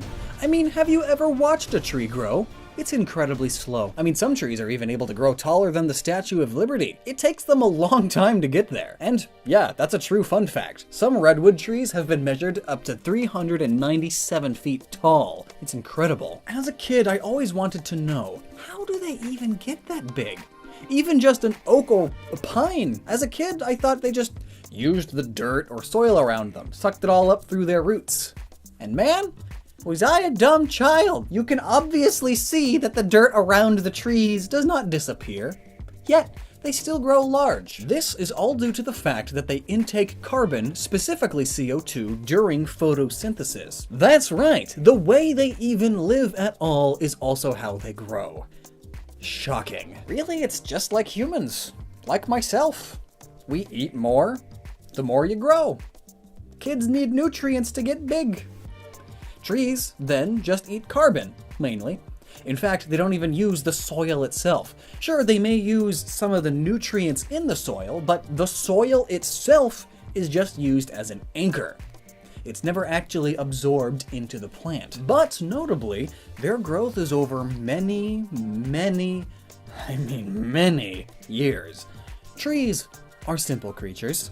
Are they creatures? Well, regardless of what they are simple. they are actually made up of about 6 elements, or at least 98% of them is made of those 6. Those 6 being carbon, hydrogen, oxygen, nitrogen, phosphorus, and sulfur. Being simple life forms, it should be pretty easy to figure out how much energy they need to grow. Unfortunately though, it's not. Even the most simple forms of life all have variants and variables that change everything about them. But hey, this is a video game theory. And those last 2 words next to each other basically means we can make all of the wild assumptions we want. As long as we're entertaining. Unfortunately though, there isn't much data about this topic actually, and I don't have the time to watch a tree grow to maturity and then make this video. So this means that we're calculating in rough estimates. This may not be exactly the same as villagers' tree, but rather just trees in general. Roughly the right size, so lots of rough estimates. And the reason it's so complicated is because trees produce their own food from the sun and nutrients found around them. So it's rather hard to calculate how much energy they actually take in daily, along with the fact that trees need more energy the larger they grow. But thankfully, the nice people of North Carolina University figured out that the average tree takes in about 45 pounds of carbon dioxide a year. Then it uses said CO2 in photosynthesis. This can be quickly summed up in the equation I'm putting on screen, because I don't want to say it. Look at all that. That's how you know this video is going to be complicated. Basically, what all this means is that it's taking carbon dioxide and water to make glucose, or food, with the byproduct of oxygen. And this is all powered by the sun. Now you're thinking, well, energy is just from the glucose, not the sun. Where does the sun come into play, scientifically speaking? Well, remember when I said powered by the sun? Well, the energy in glucose was put there by the sun. Anytime you are breaking or making bonds with chemicals, you need to put energy into it. And that's the energy from the sun. The energy that's actually making the stuff. Conversion of energy, yo! Though it should be mentioned that that's in a really, really efficient system. In real life, the plant may be better or worse, usually worse, thanks to life being so darn unpredictable and all. Here's a fun fact about trees' solar absorption. Only 0.1% of the sun's energy is trapped by organisms at all. And of that 0.1%, trees account for half of it. So trees are better at absorbing sun energy than most animals, for sure. Or at least there are a ton of trees. Probably the latter. Now, glucose does a number of things. I mean, it's the leading cause of the obesity and diabetes epidemic, so there's that. Thanks. But in trees specifically, it can be used for fruit or seeds of the tree, obviously. It could also be turned into starch for the roots or cell walls, which helps growth. More biomass means bigger tree, but its main function is to be used as a starting chemical to create ATP, or adenosine triphosphate, which is pretty much one of the main forms of energy for most cells. Basically, it's what the mitochondria makes, and we all know what that is, the powerhouse of our cells. But in plants, it's produced by the chloroplast during photosynthesis. Unfortunately, it's pretty hard to figure out exactly what a plant does with its glucose, but this is a video game, so let's assume it's using all of it to grow. And I'm saying all of it. I mean, the tree grows in a second. Compare that to normal trees. Even the really fast-growing trees take up to 10 to 15 years to reach maturity. I mean, let's quickly look at the frame data. This tree's growth actually starts only after a few frames of water hitting the sapling. It then starts to rapidly grow in size, and upon frame 10, after it has started, its hitbox becomes a hurt box. But we see that only happens about halfway into its growth. In fact, it isn't fully grown until about frame 20 or 30. Also, for you nerds out there, it does about 14% damage, if you wanted to know. Also, just a note, this is data from Smash 4. Hopefully it's not too off from the new Smash Bros. Game. This was all made before Ultimate's release. So the next calculations are going to get a little bit weird because of, well, one, that's really fast for a tree to reach maturity! Half a second? And two, there just isn't all that much information. But I'll try my best for you, because you deserve the best. Now I'm going to take a step back and state that trees are not that efficient. Did you know that most of the energy they make is lost as latent heat? Yeah, they just get warmer. That's all they do. I mean, them getting warmer moves the water around inside of them via something similar to evaporation. This in turn takes all the nutrients and sap up from the roots and trunk into the leaves. But I mean, they also just get warm. And generating warmth uses a ton of energy. Fun fact, a large tree is actually able to transport up to 100 gallons of water and disperse it in the air as oxygen per day. That's crazy. Water is heavy. Remember when I said that some trees grow almost 400 feet? Imagine carrying 100 gallons of water up 40 flights of stairs a day. I'm tired just thinking about putting a few gallons of water in my fish tank. Other major complications that affect all of this math is that trees don't grow constantly. You all know that time of year called winter. Most trees just kind of exist, living off of stores of sap they created during the other seasons. At this time, their growth slows greatly, even stopping. So instead of the energy going to growth, they use it just to survive. And other times, they use the energy for other things, like repairing branches or replacing leaves and twigs and other tree things that they do. Thankfully, people scientists have done papers on this stuff because trees are cool. They found that on average, and we're talking rough average, depending on the season, trees can use up to 80% of their glucose on either growth or storage for use in winter. I'm gonna use this percent as almost a blanket number, just to cover how much of their glucose they use for just growing, as I'm assuming Villager's tree is growing in the magically induced super spring. No matter what you do or what you say, magic is going on. But even magic sometimes can be explained with a bit of science. And that's awesome. That's what we're here doing today. So now, it's time to begin the calculations. So we know that trees take in, on average, 48 pounds of CO2 a year. It takes trees about 10 to 15 years to grow, just to maturity. So let's just go with 10. It's a fast-growing tree, because it's a super fast-growing tree. So that's a total of 480 pounds of CO2 for its growth. Only problem is that the 48-pound number comes from a full-grown tree, but we can ignore that, I guess? Let's just ignore that. Let's keep things simple. Unfortunately, it's not just a linear equation for CO2 intake, but that's all complicated. We're dealing with magic.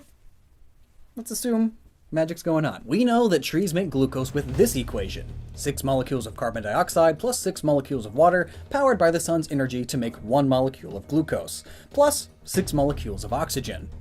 And because we know the formula for glucose, we can now say that the glucose mass is about 40% carbon. With carbon's weight of 12 and oxygen 16, carbon makes up about 37% of CO2 because remember, there's 2 oxygen molecules. So all in all, that gives us about 177.6 pounds of carbon from the CO2 the tree has absorbed over its lifetime to maturity. We then can basically convert that into glucose. Also remember, glucose is made of more than just carbon, so it should be more than our 177.6 pounds. Quick math magic, and we end up with about 444 pounds of glucose. Wow. That's a lot of sugar. Pretty sure that'd kill me.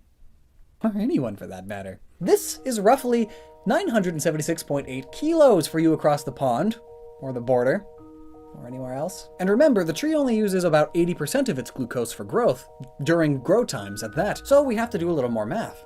We end up with 781.4 kilograms, or 781,444 grams of glucose. I converted to grams because there are about 4 calories in each gram of glucose, and those are technically kilocalories, basically the ones we talk about when we talk about food. So, that means this tree basically uses 3,125,760 calories instantly, or near instantly, which tends to be more than the recommended daily intake of calories, that being 2,000. In fact, that's approximately 1,562 days worth of food. That's more than 4 years. Wait, we can go deeper. There's about 4,184 joules in every calorie. And to keep it simple, a joule is basically a tiny measurement of energy. Just energy. Just leave it at that. It's complicated. So that means we're talking 13,78,179,840 joules. That's a lot of power, right? Well, I mean, let's talk in terms of TNT, because why not explosions? This tree is using the same amount of energy that 3.12 tons of TNT give off in an explosion. That's 3.12 metric tons, so 3,120 kilos of TNT. Just used up by a tree in like half of a second! I mean, imagine the friction! It probably would explode like a bomb. The thing takes in about the same amount of energy as the GBU-57 American bomb, nicknamed the Bunker Buster, a bomb dropped on bunkers. And this tree uses up all of that energy in half of a second. Just imagine for a moment the amount of air the tree is pulling into itself magically in this moment. I'm pretty sure it would have a suction force of something insane. I mean, it's pulling in 177.6 pounds of CO2 out of the air. CO2 concentration is about 0.0383 by volume in our atmosphere, and a pound of air is 0.35 meters cubed. That means it would take about 5,920 pounds of air to get 177.6 pounds of CO2, meaning that the total volume of air sucked into that tree was 2,072 meters, or about 2 kilometers cubed. Yeah, that's crazy. I'm sure that would cause some sort of implosion, or at least be a little destructive. The entire stage and everything around it gets rapidly sucked into the tree and then blasted upwards as it basically explodes. That's what would happen if Smash were realistic. Thanks, Sakurai, it's not. I hope that helps you understand how much of a crazy move Villager's Tree is. I mean, what's even in that water? So the next time you see those soulless, unflinching eyes filled with murder, just remember, 3 tons of TNT. That's the energy of a tree. It rhymes, so you know it's true. Also, no endgame spoilers in this video, so don't you worry. A Smash Brothers Ultimate Lifeform has landed, and he's not from this world. No, not Shadow or Silver, I'm talking Kirby. But what am I talking about? Well, Kirby. I just said it. Well, I'm glad you asked me from a few seconds ago. Glad you asked. As we have developed the ultimate Smash Ultimate World of Light theory. Everyone is dead, and there's nothing you can do about it. You're too late.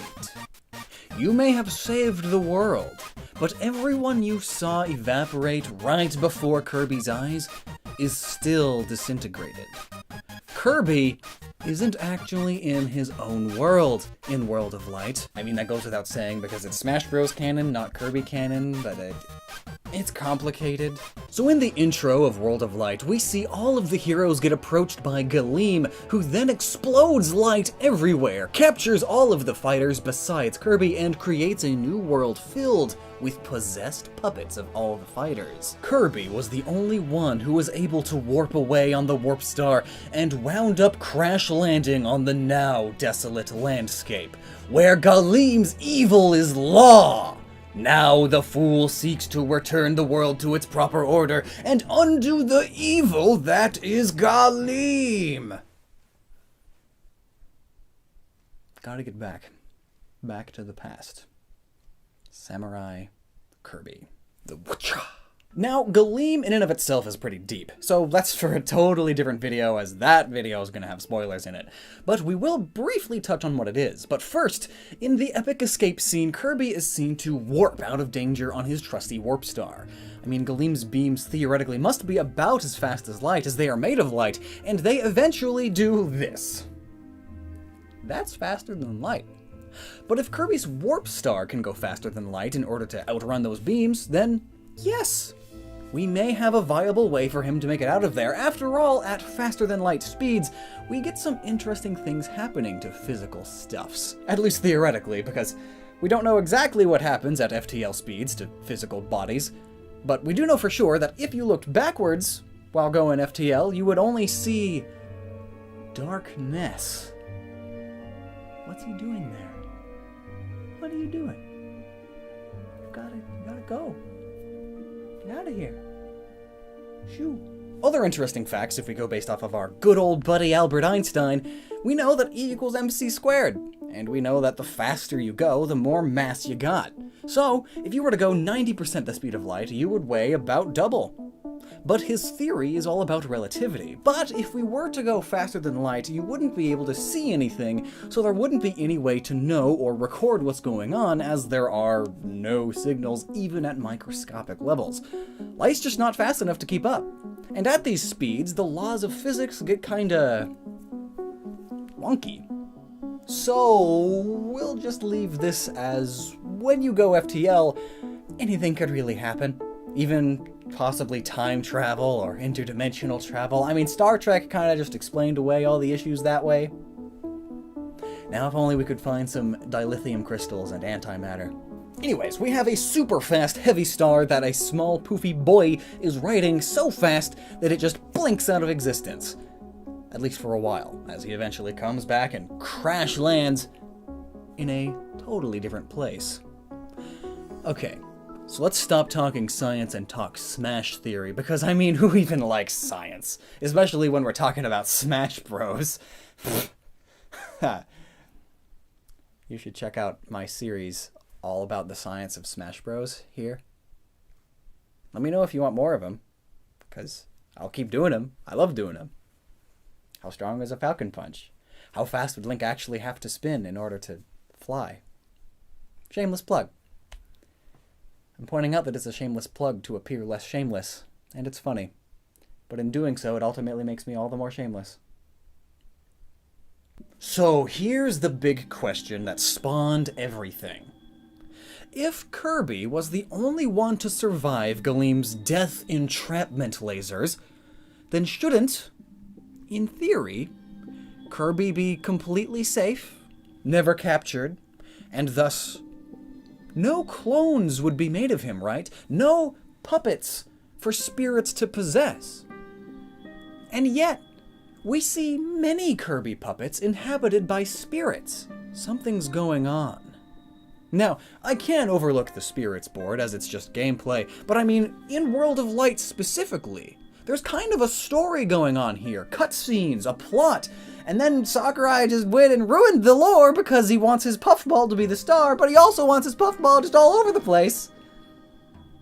This should not be possible, given the circumstances that we know about. Which brings me back to how warp travel works. It could be possible that Kirby isn't actually in the same universe or world that Galeem took over in the opening cutscene. Rather, he possibly is now an interdimensional traveler that ended up in a world where Galeem has been existent for possibly many years. I mean, that would explain the landscape being so different, along with the fact that there are possessed puppets of Kirby all over the place. The original Kirby of this new dimension got caught, couldn't warp away in time. This, of course, means what I'm sure you've already realized. There's no hope for the universe we see in the opening cutscene. The only hero that escaped left and went off to another dimension of reality and saved that one instead. Though, considering multiverse theory, there's always the possibility that a different Kirby from a different universe came to the universe that we saw and saved it. But because there are Kirby puppets here, that implies that not all Kirbys got away, so not all planes of reality will be saved. Sad. To continue though, time skip and or interdimensional travel sort of explains why Galeem seems pretty comfy in his little shield house, not really doing much, as it's done all that there is to be done for now. After all, nobody got away in this universe. Everyone is here. Even this universe's Kirby. Which just goes into another large issue. Galeem is extremely underprepared when you start to take down its defensive structures. Yeah, sure, Kirby is strong. Heck, the whole dang cast is made up of strong fighters who face world-ending threats regularly, or who are world-ending threats. And Isabelle. But Galeem still managed to get them all with laser blasts. Why couldn't it just get them all again at the very first sign of retaliation? Why does it just kind of send out a few threats at a time, instead of doing the smart thing? Well, as we all know, time is a cruel, cruel mistress, and with time, people get complacent. Even giant monstrous angels of light. Eternity is a long time, dude. I get bored just waiting for the game to load. Thank God for those tooltips. In fact, Galeem itself doesn't even put up much of a fight. Maybe I'm just good, but I beat him with like 6 to 10 DK forward aerials. It just sits there. So complacent with its own demise. Now, this could be because of reasons I'm not going to talk about for now. Pretty much the second half of the story that contains spoilers. So for spoiler reasons, and because it's a totally different topic that I'll be covering in another video, let's skip those details. But if I was in Galeem's shoes, I would immediately squash any resistance. And this possibly is what happens initially, if there even was any.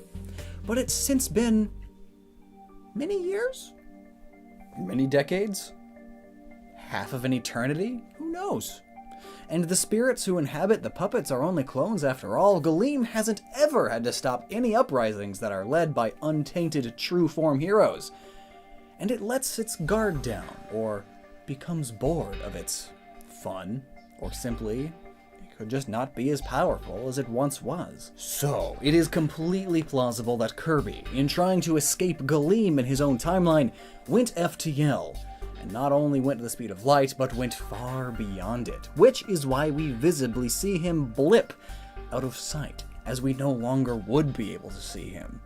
And then we see that he returns and the world is similar yet different, and along with an undisclosed amount of time having passed, this may not even be the same world anymore. This could mean either Galeem is completely destructive and destroyed everything and created an almost entirely new world, or Kirby has warped into a parallel timeline where that Kirby's warp star wasn't fast enough to escape. Parallel timelines can get pretty weird. I mean, some people claim that every time you make a decision, you are making a new timeline. Personally, I think that's kind of crazy. I mean, like, what if my 13,423rd brain cell signals left instead of up? Would that be a new timeline? Think of the possibilities. Infinity is stupid. Anyway.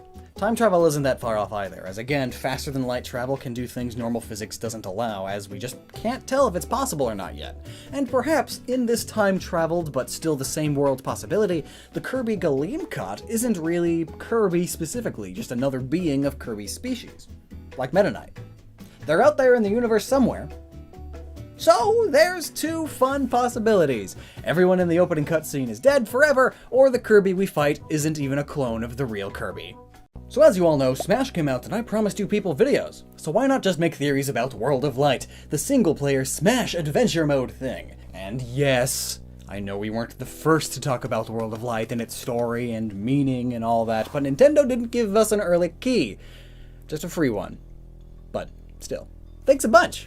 FTC disclaimers aside, let's talk about the story of Smash.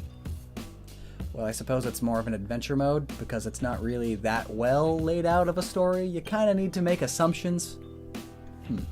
Maybe it is a story, because you get to fill in the blanks with your own ideas? Good old Nintendo, making me think about their games endlessly, keeping me up at night. Content. Also, spoilers, obviously. Not that there's much to spoil, I mean, come on. So for those of you who have beaten the game or just watched the cutscenes, you understand what I mean when I say there isn't really much of anything at all in terms of why the events are tied together. They're all just kind of there. However, I've got a few ideas as to why the story is how it is. And I'm gonna tell them to you.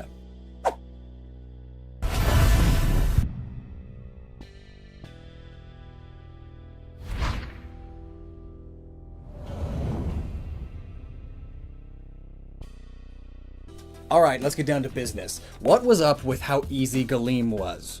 The Master Hand put up more of a fight. I mean, everything is so telegraphed. It died in like 6 or 10 hits. But nonetheless, it was dope, and I wish there were more games where you just fought massive, arbitrary, abstract entities like this. Good fight. But what even is Galeem?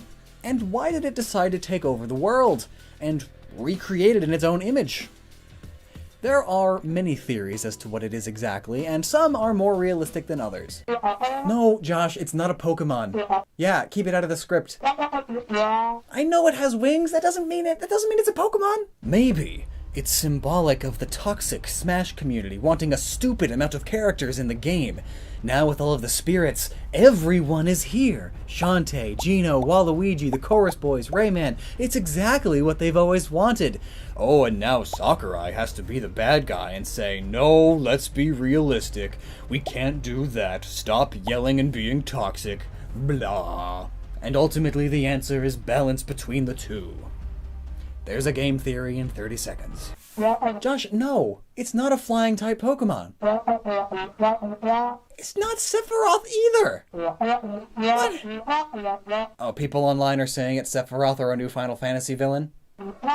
Square wouldn't even allow more music from Final Fantasy in it. Why would they even...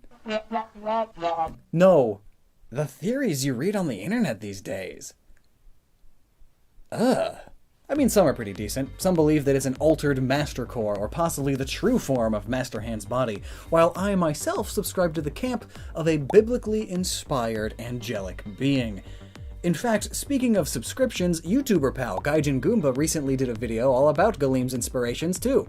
You should check it out if you want extra details in that regard. He's basically Satan. Don't believe me? Well then watch that video. Or just read the whole Bible. You'll understand. It's a pretty good possibility. Anywho, there's definitely going to be some overlap between Gaijin Goomba's video and this video, just so you know. I'm going to kind of be explaining sort of the same thing as to what Galeem is, but then adding some side bits. But I am definitely adding a theory as to why Galeem has done what he has done in the whole World of Light story bit. So, Galeem is a Seraphim. Short and sweet, right? Let me explain. Seraphim are pretty much a ye olden day super angel, or what humans thought they were. It was said that they had 6 wings, much like Galeem. However, it looks like Galeem uses them more so like weapons and to fly, unlike how Seraphims used them to cover themselves, especially their face and their feet. And then they use the other 2 to fly, traditionally. While Galeem doesn't cover its face, or well, anything, because it doesn't have feet or a face, they do share many facets of each other. They are both beings of light, for one. I mean, Nintendo even made a pun out of its name. Gleam. Gleaming light. Galeem. I mean, come on, Nintendo. This is the ultimate boss of your ultimate Smash Bros. Game, and you make its name a pun? I love it. Anyway, Seraphim are pretty complex. In fact, there are many different definitions of what a Seraphim even is, and it changes based on who you ask. It started off as a heavenly celestial body, but was also used to describe serpents. So in a way, they can be both good and evil, essentially. But then later on, they are used as a stand-in for non-real angels, fakers, or possibly just an entity separate from angels. More so, just the messengers of God, who didn't always bring good news. In Gnostic Christianity, or Christian alchemy, they were the highest order of angels, and are locked in angelic prayer of the Trision, or the thrice holy prayer. Other sources state that the Seraphim were used by God to keep control by burning pretty much anything in holy light, destroying darkness anywhere, which is pretty much what happens in Smash.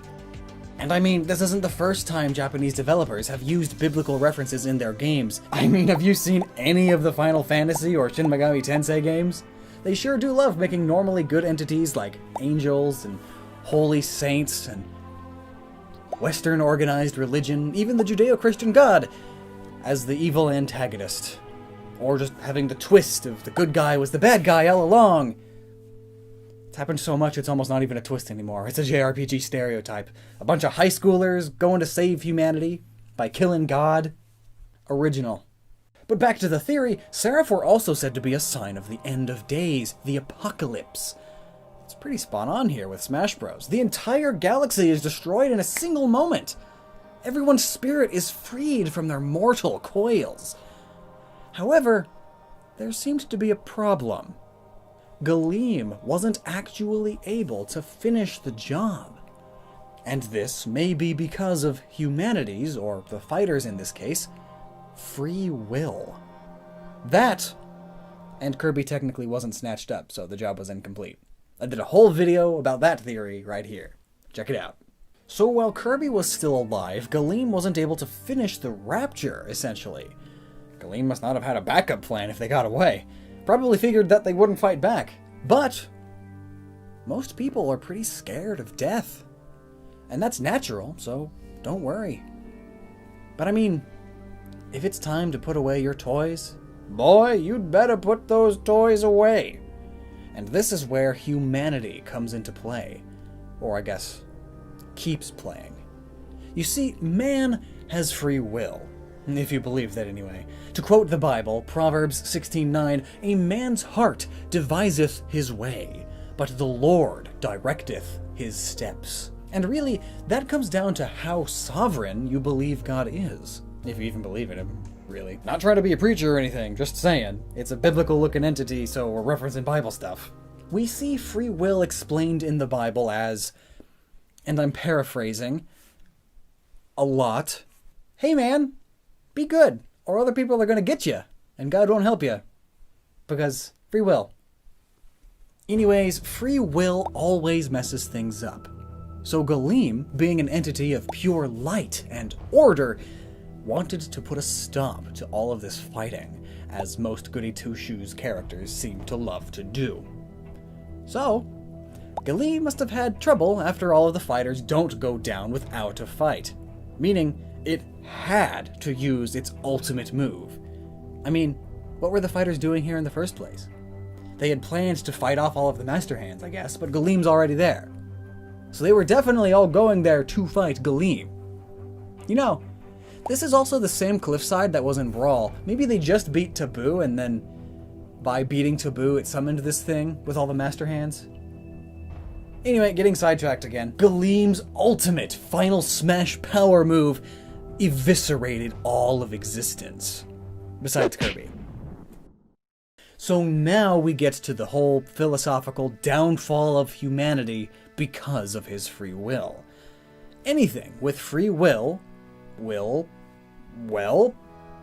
what they want. It's free will after all. Kirby, seeing that his friends are trapped, seeks to free them from the clutches of what he deems to be the enemy. Even if this is a being of pure light and holiness, it's trapped his friends. And as we all know, Kirby has killed more gods and eldritch abominations than anyone else in the roster, so he does a good job and sweeps up shop. But with the defeat of Galeem, or realistically the retreat of Galeem, we get Darkon. Which again, Nintendo with the names, goodness gracious. However, instead of light and order, Darkon is all about darkness and chaos. Darkon's name being a mix of dark and Archon, meaning an all-high ruler or supreme controller of, means we get a ruler of darkness. And, well, let's just say he looks pretty similar to a lot of darkness rulers in media. I mean, the similarities to Azathoth, or Azathoth, depending on how you want to pronounce it, there's a lot of them. They're super similar. Like, giant, gross, tentacly, spiky thing that devours light and is the embodiment of chaos. I mean, come on, that's crazy similar. And they're both world-ending creatures. In fact, Azathoth is so crazy that it was banished to the stars. And I want to be the first to say that I am really digging how Nintendo's getting into the whole Cthulhu mythos with this. It's about time. However, Darkon could also be based off of the Marvel comic villain Shuma Gorath, who I gotta say looks pretty close. But either way, what it's based off of isn't as important as what it means. Darkon is essentially the darkness that takes over. It takes hold of you because of your actions, with your free will. And what's really cool is that depending on how you fight during the final battle between both Galeem and Darkon changes the outcome of the game. It determines what ending you get, as there are 3 endings to the game. And really they all play into the battle of free will. Both sides want to control humanity, or the world. Good and evil, light and darkness, order and chaos. And I'm sure you're thinking, neither of them sound all that great. In fact, both of them sound pretty crummy, realistically. And there's nothing wrong with thinking that. Because you're human. Like me. Completely. Each ending is the outcome of man's choice of free will. The dark path is a world without hope and only chaos, but the light is just as crummy, with only order and no freedom. But only when both light and dark are balanced, and by that I mean destroyed, will man exist, truly, as its own entity. Hence the true ending. But we see that not all endings are happy per se, as even in the true ending, after both are destroyed, they plummet into the ocean only to explode once more into both light and darkness, leaving only spirits behind once again. And then all of the spirits, even the fighter spirits, are slowly drawn in a large double helix formation into a single point. And the double helix is important as it's the same form that DNA takes, the building block of life. Theoretically, this is all happening possibly to condense all of the spirits into a new super dense mass to then explode into a new Big Bang, spreading life across the universe, thus restarting the cycle of life and death, good and evil, as it has happened for time eternal. This is the end of Smash Bros. Canon. The rapture has happened. Sakurai is done. The only escape from the eternal struggle for control between the two forces in power, light and darkness, order and chaos, the fans versus the Nintendo higher-ups, is death. Or just quitting. Either that, or it's just they're all going to some magical place called the real world, where they will inhabit the amiibo. I mean, you bought them all, right? I sure hope you did. Or they all died for nothing, you monster! Save the spirits! This would be a good time to advertise a sponsored link to buy amiibos. But I don't have one. Oh, but amiibo sounds similar to amino. Maybe thank the sponsor for the support by checking them out. Link in the description. Still, it's actually a link. No, seriously. Like, if you haven't looked yet, it's funny. You know what? This game, for not having many story cutscenes, sure does still manage to tell a tale. In just 3 cutscenes, if you don't count the multiple endings, there's quite a good bit of lore here. But then again, it's lore from a party game, which is even worse than fighting game lore. I mean, have you tried following BlazBlue at all? Egad. But with the way Smash Ultimate ended, I feel like this may be it. Everyone is here. They all came together. And left. It's the end. Time for a new beginning. Sakurai said this is his last Smash after all. So the next Smash Bros will be the start of a whole new journey with a new director. Just like Pokemon right now. I mean, they did say in a direct that this will likely never happen again. A Smash Bros with every past character still in it. Truly making this the ultimate Smash Bros. But what do you think about all this? And at what point is the roster too big? Because we're getting there for sure. Let me know your thoughts down below, and until next time, you never stop using your noggin. Bananas. B-A-N-A-N-A-S. Bananas. Or as some call them, bananas. Clearly, this is the world's most sophisticated fruit. So perfect in every conceivable way. Well, besides how fast they spoil. Those darn golden curbs, they seem to just absorb all of the mush and kush around them and turn into just, pardon my French, bleh! Which got me thinking, why does Donkey Kong have so many bananas in his hoard? Wouldn't they all spoil before he even got the chance to eat them? I mean, it looks like most of them are yellow, the optimal time to partake in the fleshy fruit. So could DK even eat all of those bananas at all, even if he shared them with his buddies? Well, that's what we're going to figure out today on Noggin.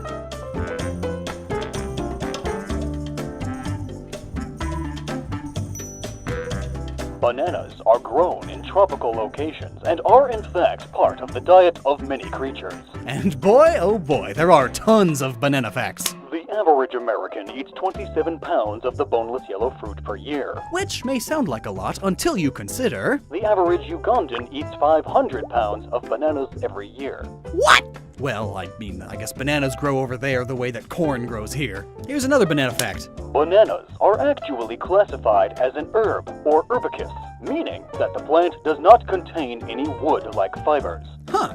I didn't know that DK was such a herbivore. And funnily enough, bananas themselves are classified as berries. So, bananas are pretty weird, and DK's bananas are even crazier. In fact, a handful of other theorists have stated that bananas must have magical properties, and who would blame them? Bananas the size of gorillas that never seem to go bad or perish? That is some strong preservation magic if I've ever seen any. But realistically, how long would it take DK to eat that many, in quotes, normal bananas? A week? A month? 47.3453 years? Come to think of it, we don't even know how many bananas there even are. I mean, geez, that's a massive pile. How many do you think there are? 10. Cool. Well, yes, there are at least 10. Go ahead and go into the comments right now and type your guess for the number of bananas. It's like that game at carnivals where you guess how many gumballs are in the jar. Except now it's bananas in a cave on a screen. Let's use this banana horde, since they seem to change size game to game. More on that in a bit. Well, your time is up. I hope you guessed down there. So now we can use some basic estimations to get a feel for how big his banana horde actually is. Sorry, I couldn't resist the Dong Kong jokes. I'll attempt to abstain from them for your sake, though. So, in many of the games, DK has a cave full of bananas, but a cave is pretty hard to quantify. Thankfully, in a more recent title, Donkey Kong Returns, the bananas are stolen by the Tiki Tikis. Hypnotized animals that do the bidding of the Tikis. In fact, we can see that they're stealing more than just DK's horde. They are stealing all of the bananas on the island. Which, of course, means when passing by DK's cave, they gotta steal his bananas too. And even though DK has a rather large cave with shelves and stuff, and it's shown to be overflowing with bananas, it still manages to only take up one of these banana sleds. Which, come to think of it, makes this horde a similar size to, and I know it's not canon, so you can zip it about that. I know how important Donkey Kong lore is, but it's similar in size to DK's horde in the Subspace Emissary in Smash Bros. This presumably is DK's entire banana horde again. The horde is kinda small these days, at least compared to his SNES days. Back then, his banana horde was always way large, like bigger than what the screen could show large. So looking at the DK Returns horde, I feel like this may be his smallest horde yet. But that just means it's more plausible that he could eat them all, I suppose. So, if we assume that his horde is only this single banana sled, and there's no reason not to assume that, and it actually takes an elephant to pull, then we may be able to get a rough idea of how many nanners this guy's got. An adult bull elephant is able to easily carry 5 tons. In this case, that's 5 tons of bananas, and yes, that's via sliding them, not on wheels. That's a lot of nanners! But just eyeballing it here, this pile of bananas, it's about the size of the elephant, so I doubt it's 5 tons. How many bananas even is 5 tons? Well, the average banana weighs around 125 grams. Trust me on that one. I weighed like 2 bananas, and then I looked it up. Thank goodness for Google. So, if 1 ton is about 907,185 grams, that would be 4,553,925 for 5 tons. Divided by 125, we get 36,287.4 bananas. Wow, that would take the average American 13,343.97 years to eat them all at the average rate. Even people in Uganda, the world's most banana-hungry populace, it would take an average person 72.57 years to go through his horde. But what about a gorilla? Well, gorillas don't actually eat that many bananas. We'll get back to that. But even if a gorilla ate nothing but bananas, that's still just an insane number. Too much for one ape to hoard. But realistically, we can obviously see that there isn't that many bananas. We need something better, and directly next to the bananas to get a good scale. And, dodoy, it's the squirrels. We can see one sitting on the top of the pile as it's pulled away. If we just cut him out and count how many squirrels tall this pile is, we can get an estimated height of the pile. Now, we can see that the pile is basically a conical polygon that we can find the volume of, and then get a really rough estimate of the bananas. We can see that it's about 5 squirrels tall and about 7 wide. Squirrels on average are 18 centimeters. I'm serious, the things you can Google these days. But wait, that's based off of a normal, everyday, average squirrel. What about jungle squirrels? Gotta look those up. Oh, they don't exist. I guess a lot of animals in DK's jungle don't actually exist in the jungle, so yeah, average squirrel. So the volume of a cone is this. H is our height, and R is the radius of the bottom. So respectively, we get 90 centimeters and 63 centimeters. So our volume is about 374,000 centimeters cubed, or 3.74 times 10 to the 5th centimeters cubed. That is also a lot of bananas. Or is it? Recent research papers by ResearchGate have been researching all about bananas. What a job. Where do I apply? And man, oh man, there is a lot of information in this document. But what's important right now is that they found the average volume of a banana fruit. It's about 156 centimeters cubed per fruit. So if we take our 374,000 and divide it by 156 centimeters per fruit, we get a total of 2,397.4 soft yellow boomerangs. Though it should be noted, this is not taking into account all of the empty space between all the bananas, because that would be insane. That'd be insane to calculate. So just so you know, this is the maximum number of bananas that could be in this horde. It's probably a lot less than that because of all that empty space. So you don't need to yell at me in the comments about that one. That would take an average American 24.5 years to eat all of them. That's 660 pounds, man! Still though, that's much more reasonable than 5 tons of them. So here we have a really rough estimate of how many bananas DK's got. And I mean really rough, but it's still a number we can work with. It's the maximum. So, with this maximum number, could DK, heck, even the whole Kong family actually eat all of those bananas before they went bad? Most of them looked yellow, so we're talking only like 5 to 7 days until it's just a gross mush. But they were in a cave, so it's probably a little cooler in there. But at the same time, we're also in a jungle, so it's bound to be humid and hot, so it's a toss-up, I guess. Can they eat this banana horde in a 5 to 7 day window? Well, it's time to go over some gorilla facts. An adult male gorilla may consume about 18 kilograms of vegetation per day. About 67% of their diet is fruit, 17% is leaves, seeds, and stems, and 3% is termites and caterpillars. Now, even if we say that DK only eats bananas, that's about 40 pounds per day, whereas silverback gorillas normally eat 60 pounds of food a day to keep up with their muscle mass. That may seem like a lot, but remember they don't eat meat, so their food in general has many fewer calories, and low protein, which is needed to build muscle. Oh, and here's a fun fact. Most gorillas do not need to drink water, as their diet is mainly large leafy greens that contain water. If they do ever need water, they drink it from dew off of plants or from the rain directly. Many gorillas in captivity eat a diet that consists of more vegetation and less fruit intake, as fruit is very high in sugars, and gorillas tend to put on a lot of weight, like humans. It is noted that gorillas in the wild are much more active, so they would, in theory, need more fruits. Exclusively fruits, though?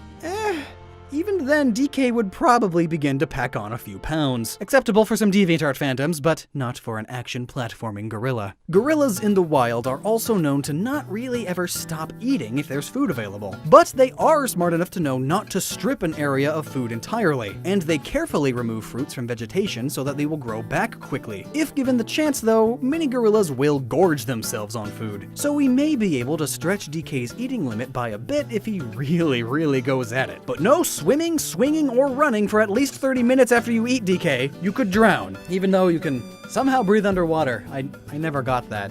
So now, I'm sure DK would be unable to eat all of the bananas in his horde in time before it went bad. By our calculations, it would take him almost 11 days to eat through them. I'm pretty sure by then they would all be squishy. But now, what about the entire Kong family? Well, Cranky is a very malnourished gorilla, but a gorilla nonetheless. So for the sake of this problem, let's just say that he's still a gorilla. He eats just as much, but his body, because he's dying and old, can't exactly put the banana where it's supposed to go, which is his body. He just poops it out. Looks like banana mush. But what about Diddy Kong? He has a tail, so he's a monkey, not an ape. So that means he isn't DK's real nephew, just adoptive. But that's okay.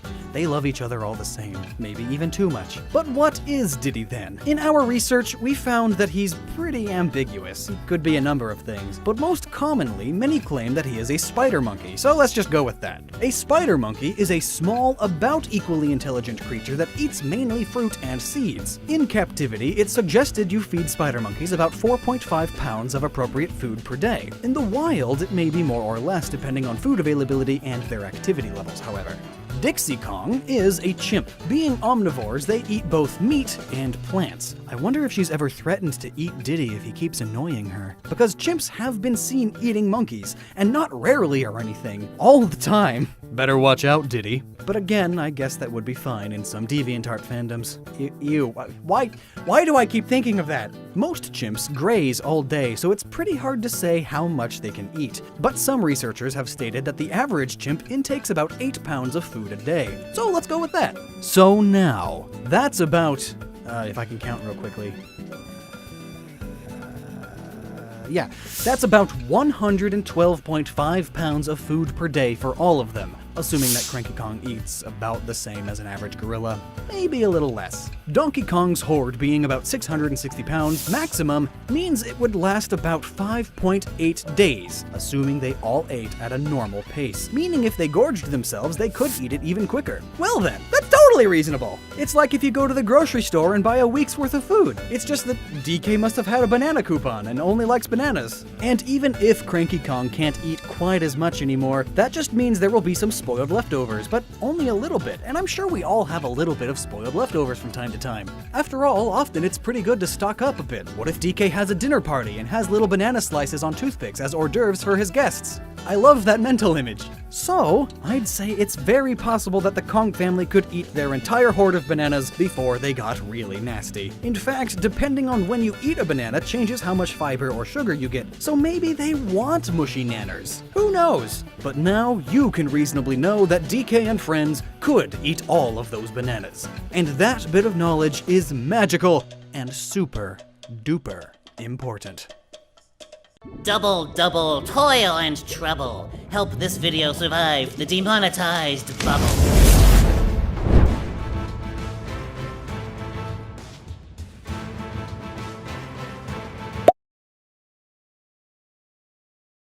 Oh, great. More of you people. I suppose that since you saw me in the thumbnail, you sheep just had to click on this video about me cooking and interrupt the one part of my day where I don't have to deal with anyone's... But I bet you're wondering and even commenting, Maxel, why are you cooking if you don't even have a stomach? Huh, well I'll have you know I'm smarter than a figurative construct spawned from a man's depression and self-loathing. And well, too young to be on the internet 69, the fact is, I'm not cooking food to provide substance for my health like you disgustingly squishy flesh beings. I'm cooking up culture. Pop culture, to be exact. You see, today's pop culture has gotten so formulaic and stale that one can actually make recipes for people to use if they wanted to step into the world of pop culture creation. But since the average intelligence of humans probably matches the average age of my viewers, maybe showing you cretins will get the message across better. And you're in luck, because I can do Lockstin a favor by answering a question everyone squabbles him with day in and day out. How do you make your own successful YouTube channel? And the best part, there's only one step. That's right, I'm going to teach you how to make Maxel's instant microwavable YouTube famous burger. First and final step, already be famous from the start. Yep, if you even want to have a fraction of a chance to become a big name YouTube star, you need to basically already be famous from the quote-unquote real world. Whether you're a Hollywood name, a professionally produced TV show or studio, or a failed Disney star, you gotta already be established before you come on here. Sounds like a lot of hoopla! Sounds like a lot of hoopla! Sounds like hoopla! Hoopla! Sounds like a lot of hoopla, doesn't it? Well, that's life here now on the website. It's not a place known for creating its own hot new shows. And even when it attempts to, it's just using already established people more and more. And more so, it seems to be promoting other websites and talk shows. In fact, you technically have a better chance of having Netflix pick up your original show and having it then be a trending topic on YouTube rather than having a successful YouTube channel on this godforsaken website. But let's say you're not someone from Hollywood, or have a pretentious talk show where you shove your beliefs down other people's throats. Is there an alternate recipe you can follow to become YouTube famous? Yep. This is why we have Maxel's slightly undercooked YouTube channel burger. What's the secret to growing a channel to make it big on YouTube? The f if I know. Ha! You think if I knew I'd stick around with Lockstin of all people? If you're an average Joe on YouTube, then chances are no matter how hard you try, the algorithm isn't going to pick up anything you do. The cards are stacked against you the entire time. If YouTube were an Olympic sport, your channel would be the third world country with no budget that's stuck in the preliminaries against countries like China, Russia, and the United States. So how do you break out if YouTube as a whole is already saturated?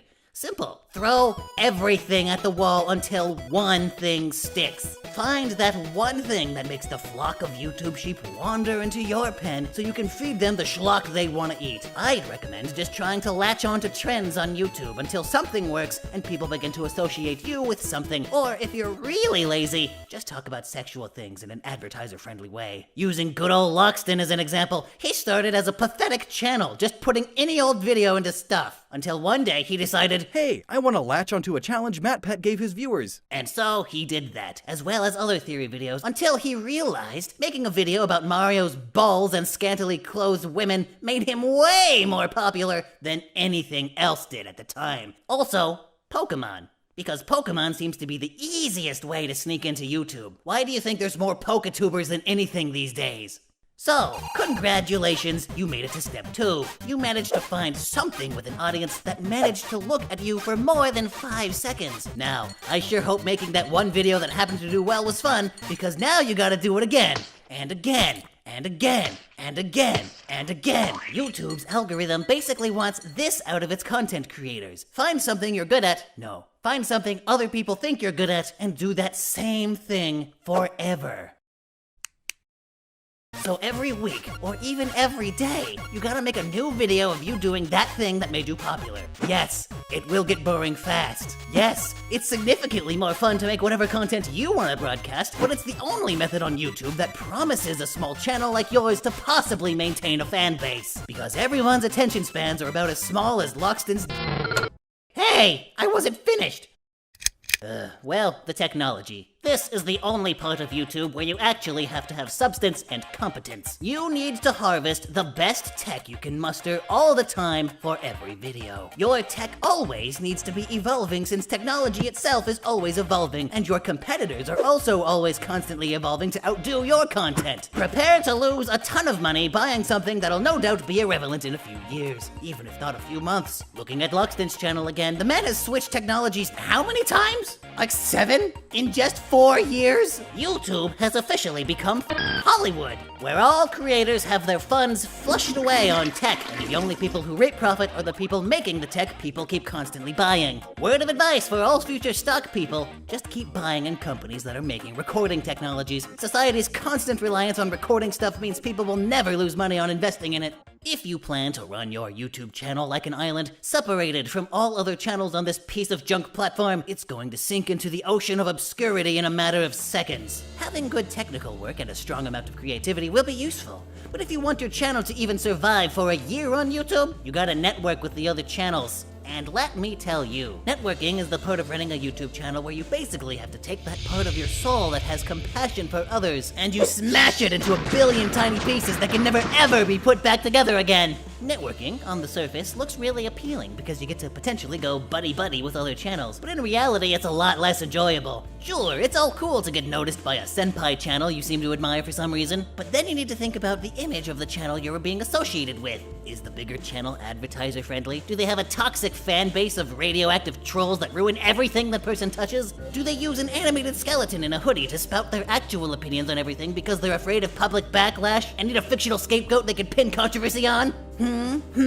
But once you get a good collaboration going, you're going to see more viewers pour into your channel, and hopefully they'll be the good version of those channel's fans, and not the ones who just want you to act exactly like the channel you've previously collaborated with. Then there comes the point where, somehow, you've managed to make your channel reach the point where smaller channels want to latch onto you. Then comes the point where you realize that you can't have these triple-digit plebe channels associated with yours, but you also can't say no to their faces. So you gotta make them feel bad and think you don't actually appreciate their content, when in reality, you do. But YouTube's moronic algorithms make it so you can't be associated with small-time creators without handing over a portion of the money that keeps you and your channel alive. Not to mention the potentially harmed branding. Really? You're collaborating with that guy with a garbage microphone? Man, I thought you were cool. Now, I'm a skeleton who doesn't need money or food or friends, so I can say this willy-nilly, especially to a certain demographic of channels who really get on my non-existent nerves. You see, when a really good tiny channel with high potential gets noticed and promoted by a channel like Lockstin's, there's suddenly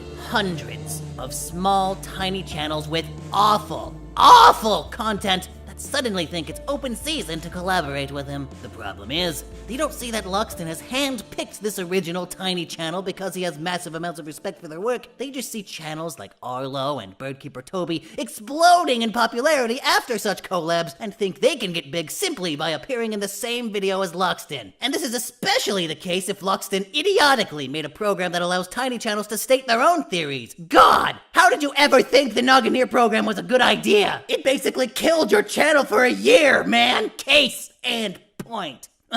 Much like most modern fast food burgers, you gotta have your YouTube channel pumped with certain chemicals that make children, and more importantly, their parents, happy. YouTube's main demographic is children, because it's really easy for children to just press videos on their parents' iPad because it distracts them from crying all the time. I'd say YouTube makes a fortune off of these tykes, though that would imply this website even ever made a profit at all. Fun fact, it hasn't. So stop complaining. YouTube's basically a charity at this point. You're lucky it's paying anyone. Ugh, he said stop complaining in a video where he's doing nothing but complaining. Haha, I'm so original in the comment section. Ugh. But, in order to make sure you see 90% of your ad revenue, you need to make sure that your channel has stuff kiddos shouldn't have to see. So remember, if you want the most amount of profit to keep your channel alive and functioning, you need to make sure you don't swear, unless you have a Pokemon sound blocking it like, hey, you're a huge. You also can't really have drugs in your videos, and don't try to torture people, and don't even try to talk about politics if you're slightly right of center, or on the extremely far left. Somehow that's even worse.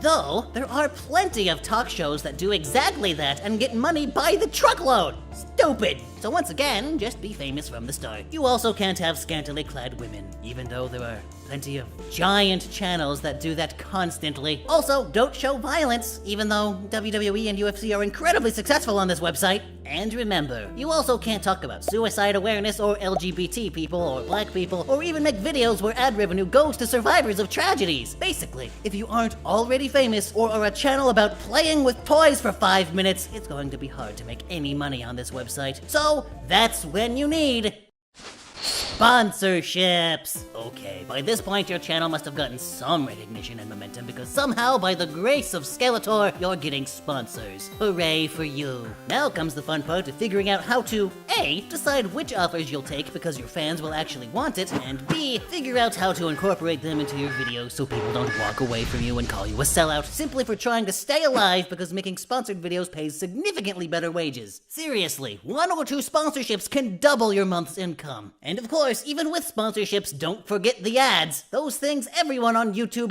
hates. Once you become a YouTuber, you realize that your greatest enemy just became your greatest ally, because having as many ads as possible means you get better ad revenue from the video. So you gotta balance it out to make sure you actually get a freaking profit out of this video, but not have too many ads, because then it makes people put on ad block. I mean, most people will still use ad block because people hate YouTube ads in general, but those people aren't helping anyone because their views mean nothing in the long haul. And it's entirely because of those viewers that we have to reach our final step. Much like the buns are on the top and bottom of a burger, you will basically beg your viewers for support at the beginning and end of your videos. Why? Because YouTube's wages probably won't pay the bills at the end of the day since you're not a toy or mobile game channel. That's why most creators have stuff like these sponsorships, Patreons, merchandise, set up YouTube live donation streams, or just outright set up shop in Twitch in hopes of getting bits. It's all being done simply as a means to survive. Because YouTube wants to be Netflix or Amazon Prime. They're paying for more and more celebrity-made content to bring traffic to their site, rather than giving much of any support to their homegrown talents that they could pay significantly less and probably grow even bigger. Meaning in the long run, YouTube would make more money, but no, they're taking the quick and easy route, which in the long run will only harm. So, content creators gotta rely on random people who watch their videos, not YouTube, for their income. You wanna survive on YouTube? Don't tell your viewers to like and subscribe. Tell them not to watch your videos with ad block. Have them watch all the ads. If your fan base hates the ads that much, then tell them to get YouTube Red so their views will be actually meaningful to YouTube's algorithms. Heck, you don't even need to get YouTube to get supported. Plug that Patreon. Make merchandise of yourself that people will be embarrassed to wear. Have your viewers actually buy these stupid sponsorships. Get on Twitch so people can give you bits, subscriptions, or just direct donations. And if doing all of that seems completely pathetic of someone to do, that's because it is. YouTube is basically a breeding ground for e-begging on the e-streets. And it gets on my still non-existent nerves. Blech. Anyway, that's how you make a YouTube channel. Let it simmer on the grill for a couple of years and hopefully you'll have something that lets you afford a semi-decent lifestyle. If after watching this video you still think you want to have a YouTube channel as a career, then congratulations, you're absolutely insane. But more power to ya, because after living in Lockstin's head for so long, you have to be insane to work on this website. Everyone always thinks it's easy and treats you with no respect, but it's not easy. Rant over, I suppose.